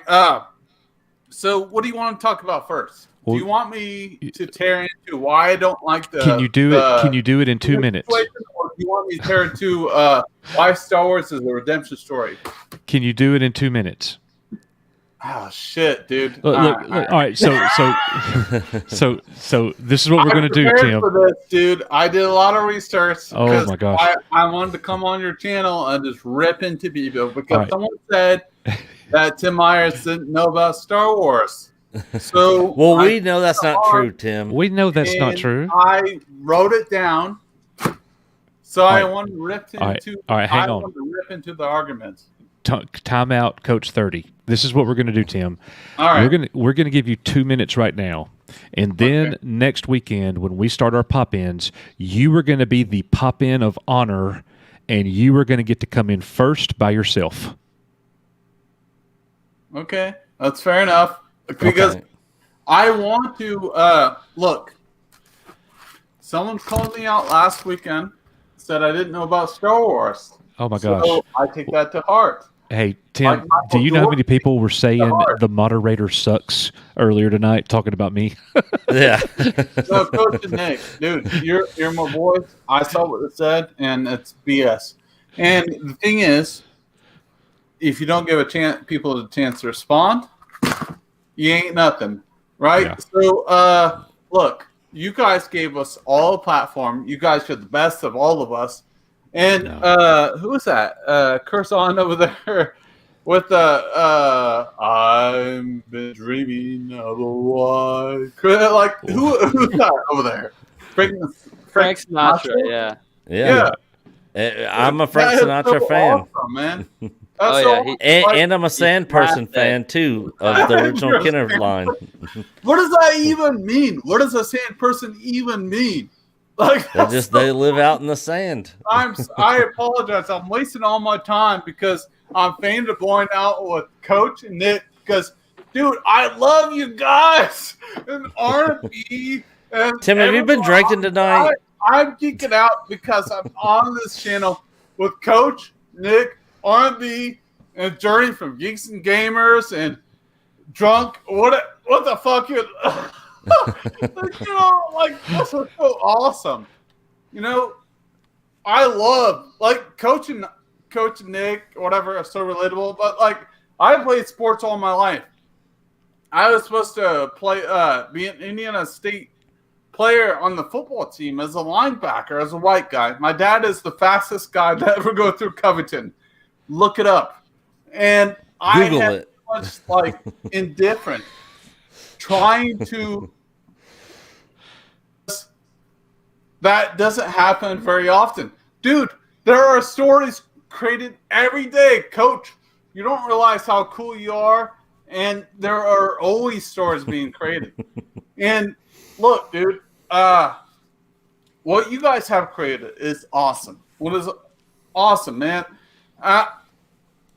It's just an honor being in a show. That's all. It's all Nick. It's all Nick, brother. No, it's all Mexican Iron Man. Yeah, yeah, right. Hey, Mexican Iron Man. Mexican Iron Man. I love him. I love him too. He's a mess. So, I am hell humble to you guys. I mean, my channel, everything I'm doing. I reached out to Dave the Wire myself because I'm an actor myself. I was in the Super Bowl, as you all know, and it's bittersweet talking to you guys because, you guys are just downright nice people, and Not really. We're total posers. no, you guys are really nice people, and I think as you get to meet, like Eddie over there, Coach, gets to know me. I put on this persona in a little bit, but I'm not, man. You get to know me. I'm very humble myself, and I went through a struggle myself. The reason why I started working out is because I was picked on, and the thing is, to resonate with people is it's just like it's constantly moving forward, and because life is never going to be perfect. It's never going to be perfect. People are never going to accept you. People are just rude inherently. Not everyone's going to be inherently rude, but people just want to hate on you just because. And then they won't know you. They won't view your profile or click on your picture. But when you get the chance to let people know who you are, like Mike MJ wearing the 2-3, he came back wearing the 4-5. He came back wearing the 4-5. When MJ wearing the 2-3, everyone knew who he was. And I'm talking about basketball talk. I don't expect anyone to understand that, but I know basketball. I'm a basketball player, and coach is a coach. And let's go! I agree. You're the man, bro. You get the spot of honor next time, and you better bring that list, and you better be ready. Okay. Yep. Next Saturday, have your list ready. We'll bring you on first. What happened to me in basketball? What happened in basketball? Because I stepped out. I knew I wasn't the most talented person, but when politics takes over sport, ultimately, it's not worth it, dude. It's not worth it. Like, it gives up the whole game.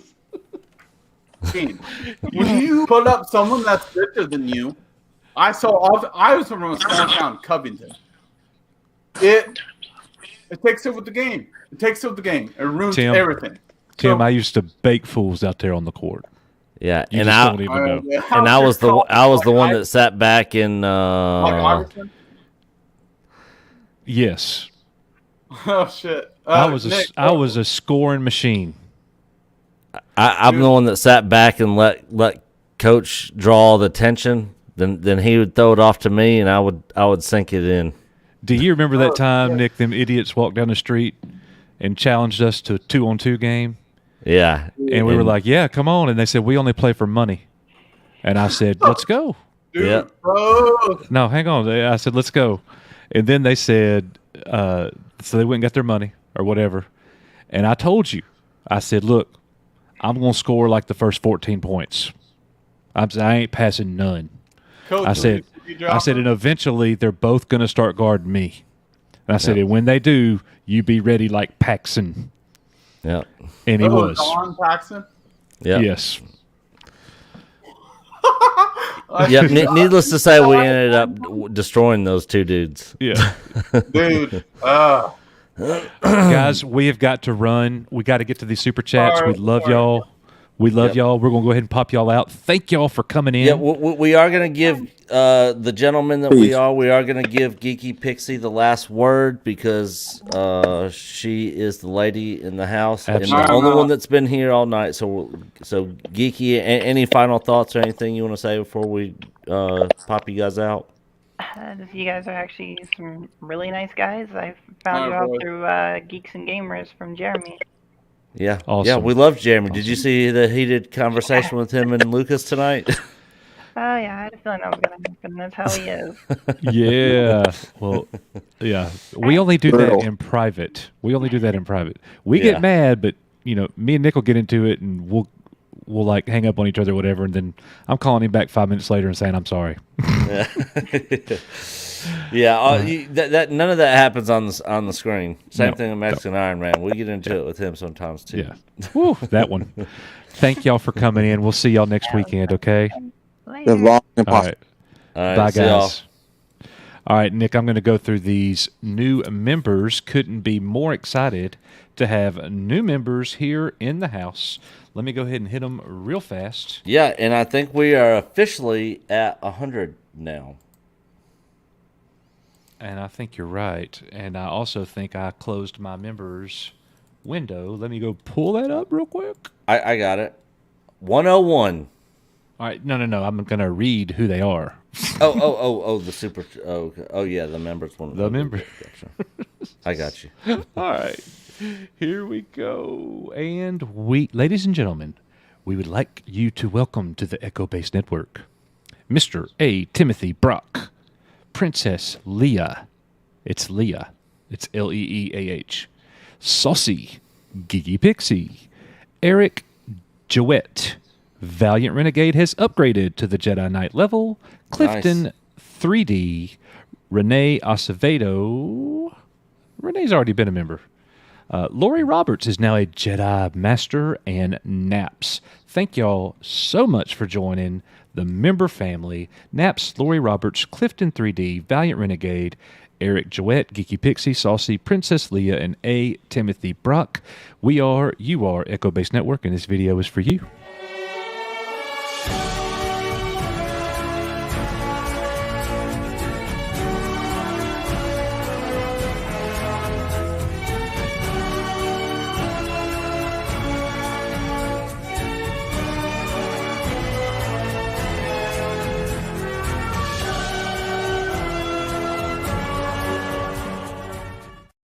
And we have some super chats to go through, Nick. I'm going to just hit them, and I'm going to let you comment. You ready? Yep, shoot. All right, so Tim Myers, $5, said, I'm bringing the filthy, coming in when it's not full. Made a list like Santa, checking it twice. I know how the mouse has been, naughty or nice. Stop drinking, Tim. Tim, thank you for your super chat, brother, and your energy. Can't wait for next and weekend. he did pull the. I gotta say he's a Campia watcher because he pulled the bring the filthy. That's a John Campia thing. Yep, I love it though. Bruce Lombardo sent a $4.99 super chat. He says, "So the Fandom Menace should get behind more of our own projects. Let's spend our money on projects we create. There's a lot of creators in the Fandom Menace. I think that's a brilliant thought." Yeah, 100%. And we, speaking of Bruce, are creating our next documentary feature film. I don't know when it's coming out, but we're working on it, and we cannot wait. So we definitely want to be a part of supporting the Fandom Menace content creators as well. Yeah, 100%. We are also a Fandom Menace channel. So Valiant Renegade sent a $5 super chat. Don't give me funny ideas, Coach. This stream has been at 8 hours and 41 minutes, so I have no idea what he's talking about. This is a new Echo Base record. Yeah, probably to never be broken, to be honest. Yeah, we're definitely going to be making some changes come next week. Man, my knees are like about to give out. Like I'm sitting here like my back's hurting. I can't feel my butt. I can't feel my butt. Like it's gone. Butt's gone. Yeah, try standing up. My wife said my butt was flat, and now I see why. Yeah. Let's see. Michelle Burrows sent a thanks sticker. So thank you, Michelle, for your $1.99 super sticker. Hail, Michelle. Geeky Pixie said, might not be able to pop in falling asleep. Well, you did, Pixie. You did. And that's why I wanted to get to her as soon as she got in here.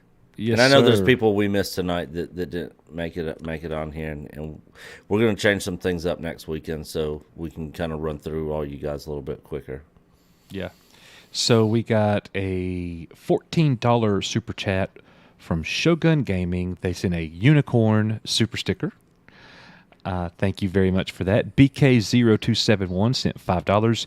You pander to the group that makes you the most money, not the group that complains the most on Twitter. And that's I mean, yeah, you're absolutely 100% right about that.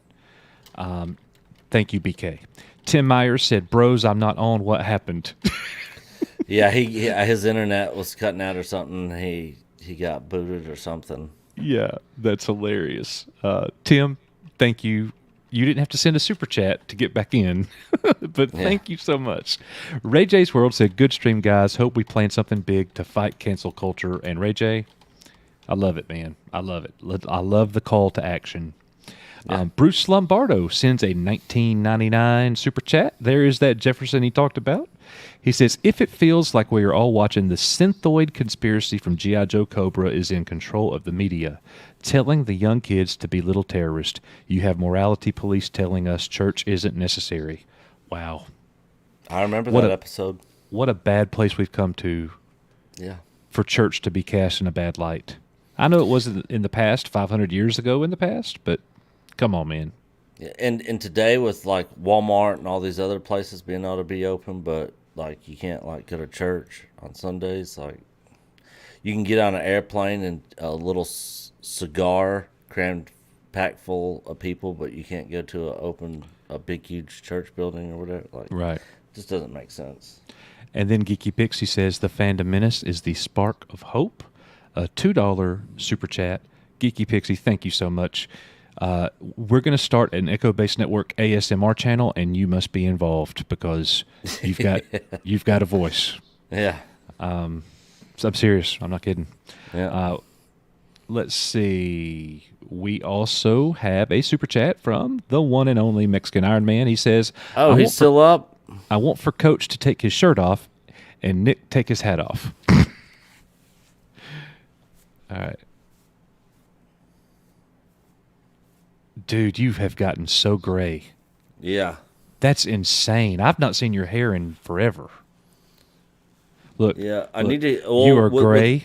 Look, I'll trade you because you know what you're about to see right here. I already know. Coach getting bald as a mug, y'all. Look at that.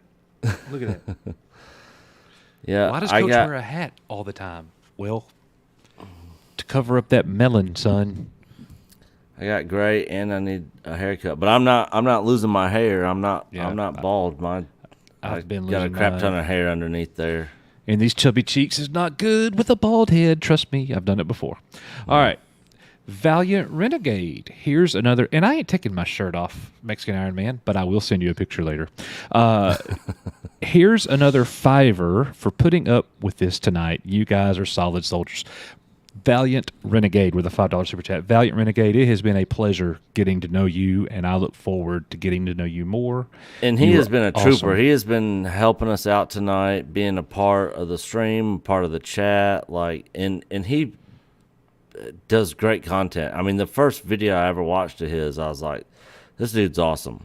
Yep. So And he's got an amazing voice. Yeah. Yep. Very well spoken. That's awesome. If we do an ASMR channel for dudes, he's in. All right. Yeah. Diamond Talks, $5. Diamond Talks, welcome to the family. He said, "Law was fun. I want to do it more." And we will, sir, every Saturday night. Saturday night. Yeah. I don't know about these 9-hour streams. Nick, should we stay 13 more minutes just to make it 9 hours? Was that the last super chat? That was the last super chat, yeah. Yeah, if Mexican Iron Man wants to come in here, he can come in here and chat. Or we can highlight, chats in the stream and just. Mexican Iron Man said, "Do it." Mexican Iron Man, get back in here. Mexican Iron Man said, "Do it." Tim Myers said, "Yes." All right, we're holding for the 9 hours. Mexican Iron Man sends a $2 super sticker. Guys, I'm telling you what. I'm getting up in 3 hours to go buy my wife Valentine's Day presents. She asked my daughter, one of my daughters tonight, she said, "Do you think Daddy got me anything for Valentine's Day?" And my daughter said no. And then my kid came and told me, and I'm like, oh, well, yeah. Nick, check this out. I was going to leave. I called you and told you. I said, Code Red. I already knew this. I said, Code Red. I got to leave as soon as we're done with our segment and we start when we start our pop-ins. Yeah. I'm leaving, and I'll be back, but I've got to go get Valentine's Day stuff. And Nick was like, cool, I got you. And I was like, after tonight's stream and seeing all the animosity and all of the feelings of everybody, and we didn't do a lot of talking during the panel. You did a lot more than me. I kind of was quiet and just let it go. Yeah. But I know that what was being said was being disagreed on. So I wanted to give anybody that popped in a chance to have that discourse with me. Yeah. I didn't want to leave. I felt compelled to stay. And that's why I stayed. Because I didn't want to give my opinion and bail, and it's something that you disagree on. And pop in is about coming in and having that conversation and being heard. And I wanted to hear you. I didn't want to miss you. Yeah. So let's go through some more of these chats. Mexican Ironman says, I ain't going back. No. It's like he's like Ripley from Aliens. You want me to go back? No, I'm not going back. Yeah, go the Nine Boys. Good morning from Ireland. Thank you for all your great content. That is our pleasure. Bruce Lombardo says, Bruce, I remember. You've been with us for a long time. I was your first subscriber. I believe you were on a Doomcock stream, and you were talking about how you were starting a new network. I figured the worst you could do is defend The Last Jedi.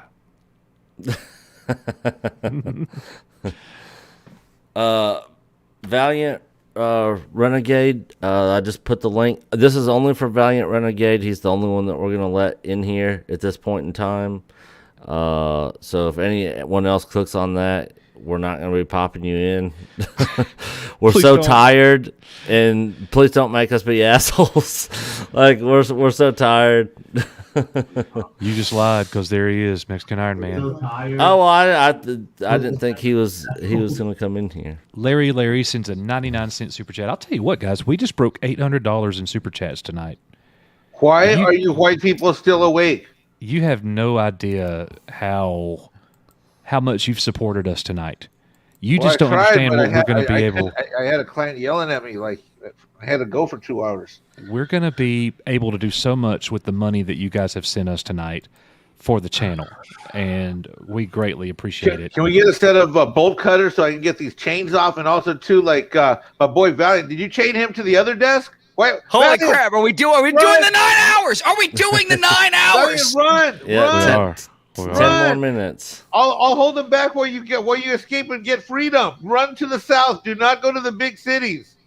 Tim, you're Freedom! coming in Save next the week. We Valiant. got you. Freedom! Protect the Valiant. Freedom! I brought my banjo. You got Oh, man. Take Renegade. I've got 2 monitors on my system here. I've got a 27-inch 4K. I've got a 35-inch widescreen LG 4K side by side. I had y'all stream going on. I had Doomcock stream going on. I was switching volume levels. I'm chatting with Doomcock, sticking over here on the mods. I'm like, what the hell am I doing?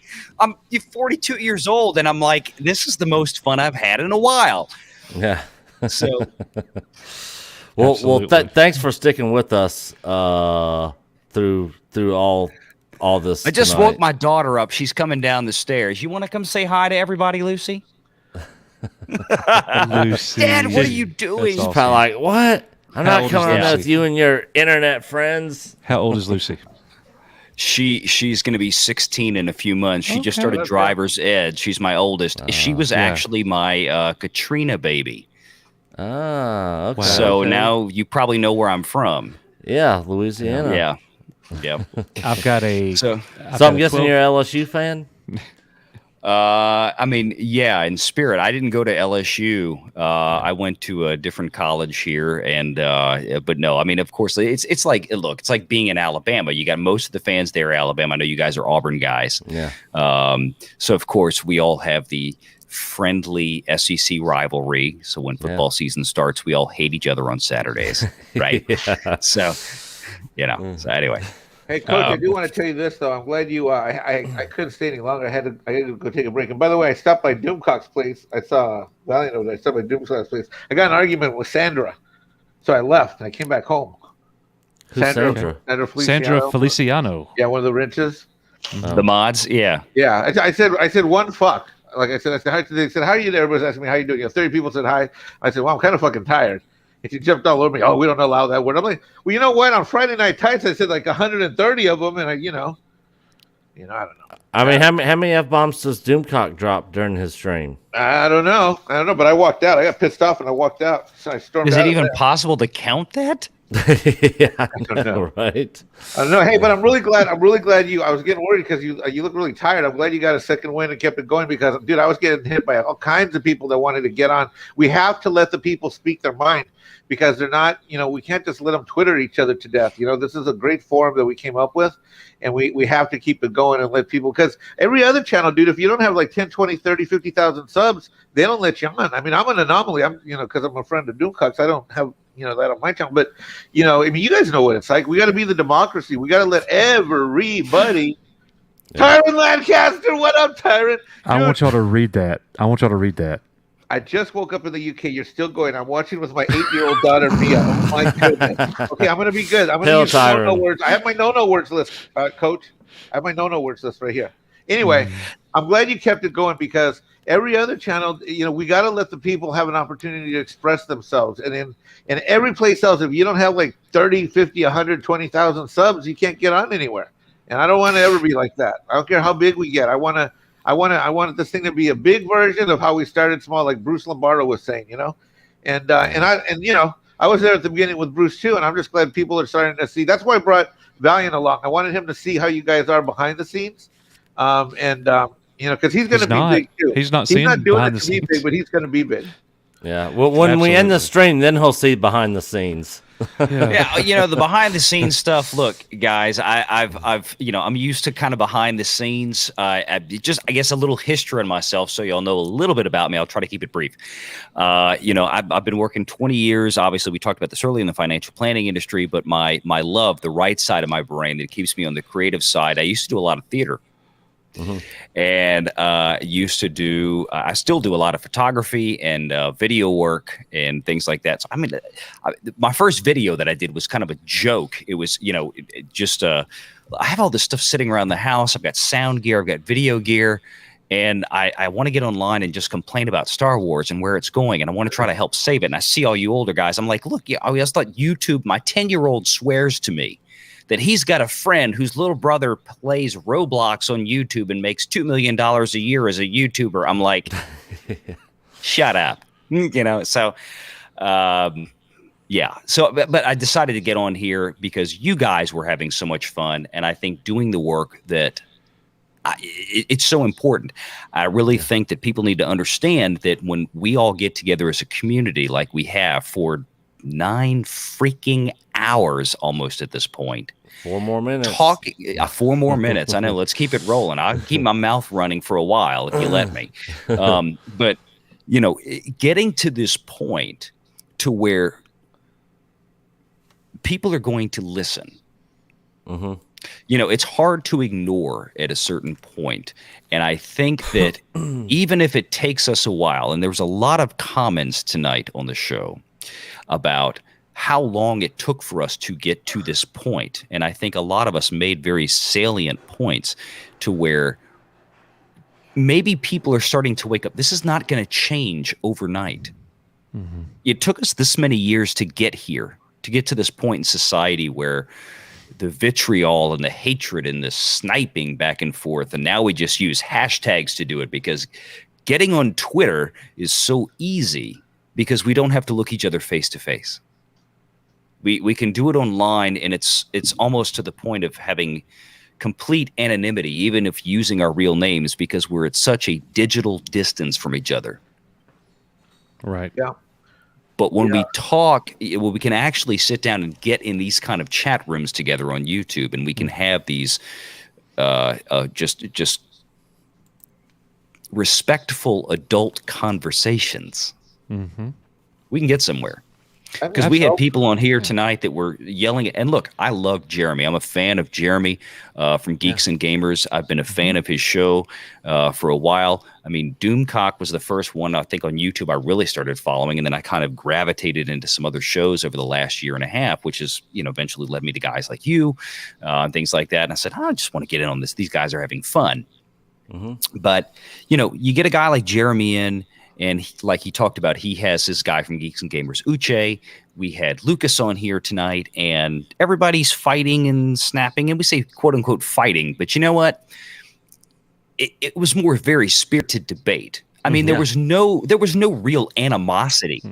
No, they weren't calling each other names or cursing at each other. No. Well, it And almost you know got what? there, but you know, we turned the corner on it. Yeah, well, but you know, I think even if they had been, it seemed like, and I had never seen Jeremy and Lucas in the same room together. No, that was the But first time. Right, Tonight, that's what I'm yeah. saying. But I got the impression that even though as they were going at each other, there was no real animosity there. They were having a spirited debate. Yeah, and I think we need more of that. That's okay. That's okay. I mean, that's what drives ideas.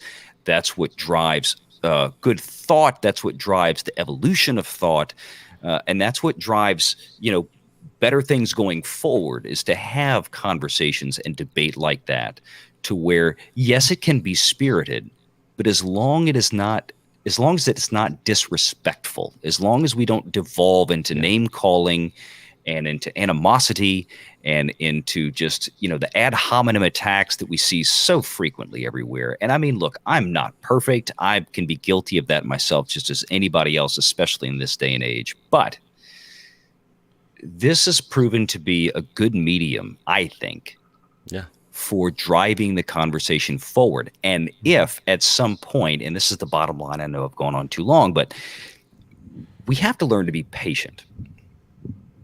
It took us years to get to this point to where we're seeing our favorite things like Star Wars go to pot. It's going to take us years to pull it back. So I want everybody to just stay engaged and don't get impatient. Don't, you know, if we lose a battle here and lose a battle there, don't throw in the towel. Yeah. You know what? It's I a think long road. Also helps, which is another reason I wanted you bring you along. All right, well, it's 9 o'clock, or it's 9 hours in, so we're going to go ahead and cut this off. I got something to say, yo. What the hell? You told me to come back in here. I was like, heading to bed. You This keep is complaining how the about us brown white people get not treated. getting on with it, Mexican Iron Man. Yeah, now I'm we're glad trying to you're get not on with it and Mexican, shut Valiant, down the because stream, and you want to keep treated going. Oh, look at you. Look at you jumping. Look at you on the white enslaver train. Look at you. Look, All yeah, right, all right, Mexican we're Iron gonna go Man one is more never hour. gonna be One more hour for Mexican Iron Man. Anyways, let me see my piece and then get out of here. What I was going to say is that I think one thing that helps in this includes you, Valiant, which is that we all have daytime careers. We all have jobs where we're 40, 60 hours. And this We thing do. that we're doing here at Echo Base is our love. None of us are like YouTube creators full time. Thank God. I'm not here for the money. I don't No, care about the no, money. I no. didn't get it. Yeah. Yeah, I got an AMG Mercedes out in the garage. Like, I make plenty of decent money. I got a nice house, and I love the community. I love the conversation. And I can say as the accountant on board that every dollar you guys have gotten, you put back into the channel one way or the other. A different camera. Screw you guys. I want the money. I want the power. Oh, yeah, right. Yeah, Coach the is Mexican gonna be Iron like Man wants you to have Skeletor the on tax here. write-off. Yeah. Right, okay. Anyways, I'm going to bed. I'm tired. Brown man got to sleep. You got to hit the tax tortilla fields in the morning. All right. I don't know when we're going to do part 2 of our financial thing, but we're going to do it somewhere. All right, I'm going to bed. We'll get there at some point. And amazing. in fact, I look, let's set it up. Maybe we could do something next Saturday. In fact, I talked to Doomcock right before I got back in here, and he asked me to come on Friday night with him next week. So maybe I'll see you there, Mexican Iron Man. That's huge, bro. That's huge. Yeah. That's huge. He doesn't All do right. that very often. No, he's a very nice guy. We've been chatting a little bit No, he's back a and racist forth son on of a Twitter bitch. Don't you DMs. read the Twitter? So, No, you don't. yeah. You don't read the Twitter. No. Okay. All right. All right. He's my boy. All right, you guys. Do you want us to call you or anything? I'm going to bed. You call me in the Well, morning? since we end the stream, we can. Yes, we can- last night you told me you were going to call me. I waited an hour and a half and you didn't call me. Then finally you called me, and then I'm like, okay, what? I feel like I talk to you all the time. You do talk to me all the time. You just saw the Star Trek con thing, and you called me at 3 a.m. Mike, this is the greatest episode ever. Well, You know what? I'm going to turn my phone off. Good night. Bye. Love you. Gotta go. All right, right. gentlemen. Fabulous job tonight. Congratulations to you both for holding this together. You deserve a lot of rest and a lot of gratitude. Oh yeah, Thanks, bro. Same to you. We are gonna freaking pass out. And thanks again for hanging out with us and sharing your thoughts and just sticking with the strain tonight, dude. It's golly, and thank you man, for it's the a long for one. the preparing your thoughts and the financial report and everything that you did. Yeah, it was all that. great. That was great. Yeah, and maybe we'll kick off next Saturday's stream with that and finish up that conversation. Before we move on to whatever we're going to be doing next week, I got two friends, one girl, Brittany, and my other friend Casey, who's just watched Star Wars and Mandalorian for the very first times, who might be on here next weekend if they get it finished. I'm not sure, but we'll get it figured out. But yeah. Awesome. Everybody do us a favor and go sub to Valiant Renegade. Go Yes. get that done. Yep. Thank you guys very much. Absolutely, bro. See you later. God bless. All right, Nick, we got some super chats. We got a super sticker from Larry at 99 cents. Thank you, Larry. We appreciate that. You were keeping us going, and it worked. Valiant Renegade sent us a $2. He said, send the link. Let's hit the 9, and we did. Thank you, Valiant Renegade. Diamond Talk says, look at Pinterest. There are Valentine's coupons, easy wins. Heck yeah, good idea. And Ray J's World said, Mexican Iron Man, bring on the lightsabers at $5. And then lastly, Geeky Pixie sent a $2 super chat. She said, I would definitely be down to be a part of the ASMR. I'm starting a channel. It's going to be the Echo Base Network ladies reading Star Wars stories in their voices. Oh, I can't wait. It's going to be amazing. It's going to be amazing. And Geeky will be part of that along with like Purple Valkyrie. She's already agreed too. Yeah. Yep. All right. Oh, we would kill it over there. Absolutely. No. This is they a would coach. kill it. This is a coach project. You ain't got nothing to do with this. Oh, okay. All right. All right. Well, guys, that's going to do it for us. We do want to play this last video for all of our super chats that just came in, and thank you guys so much for being here. There's 200 and something people left here, and that's amazing because it is 3:30 a.m. where I live, where Nick lives, and thank you guys so much for sticking with us. And I'm going to give you my favorite Star Wars character. Don't forget, guys, no matter what, no matter the feelings, no matter the way the conversation goes, no matter whether you agree or you disagree, we are, you are, Echo Base Network. As always, I am the coach. He is Nick, and we are out. Yep. And thanks again to all the members, new members. Thanks, guys. Yep. And thanks, mods. Yep. All right. And the mods, too, killed it tonight. All right. We'll see you all in the next one. See you guys next Saturday.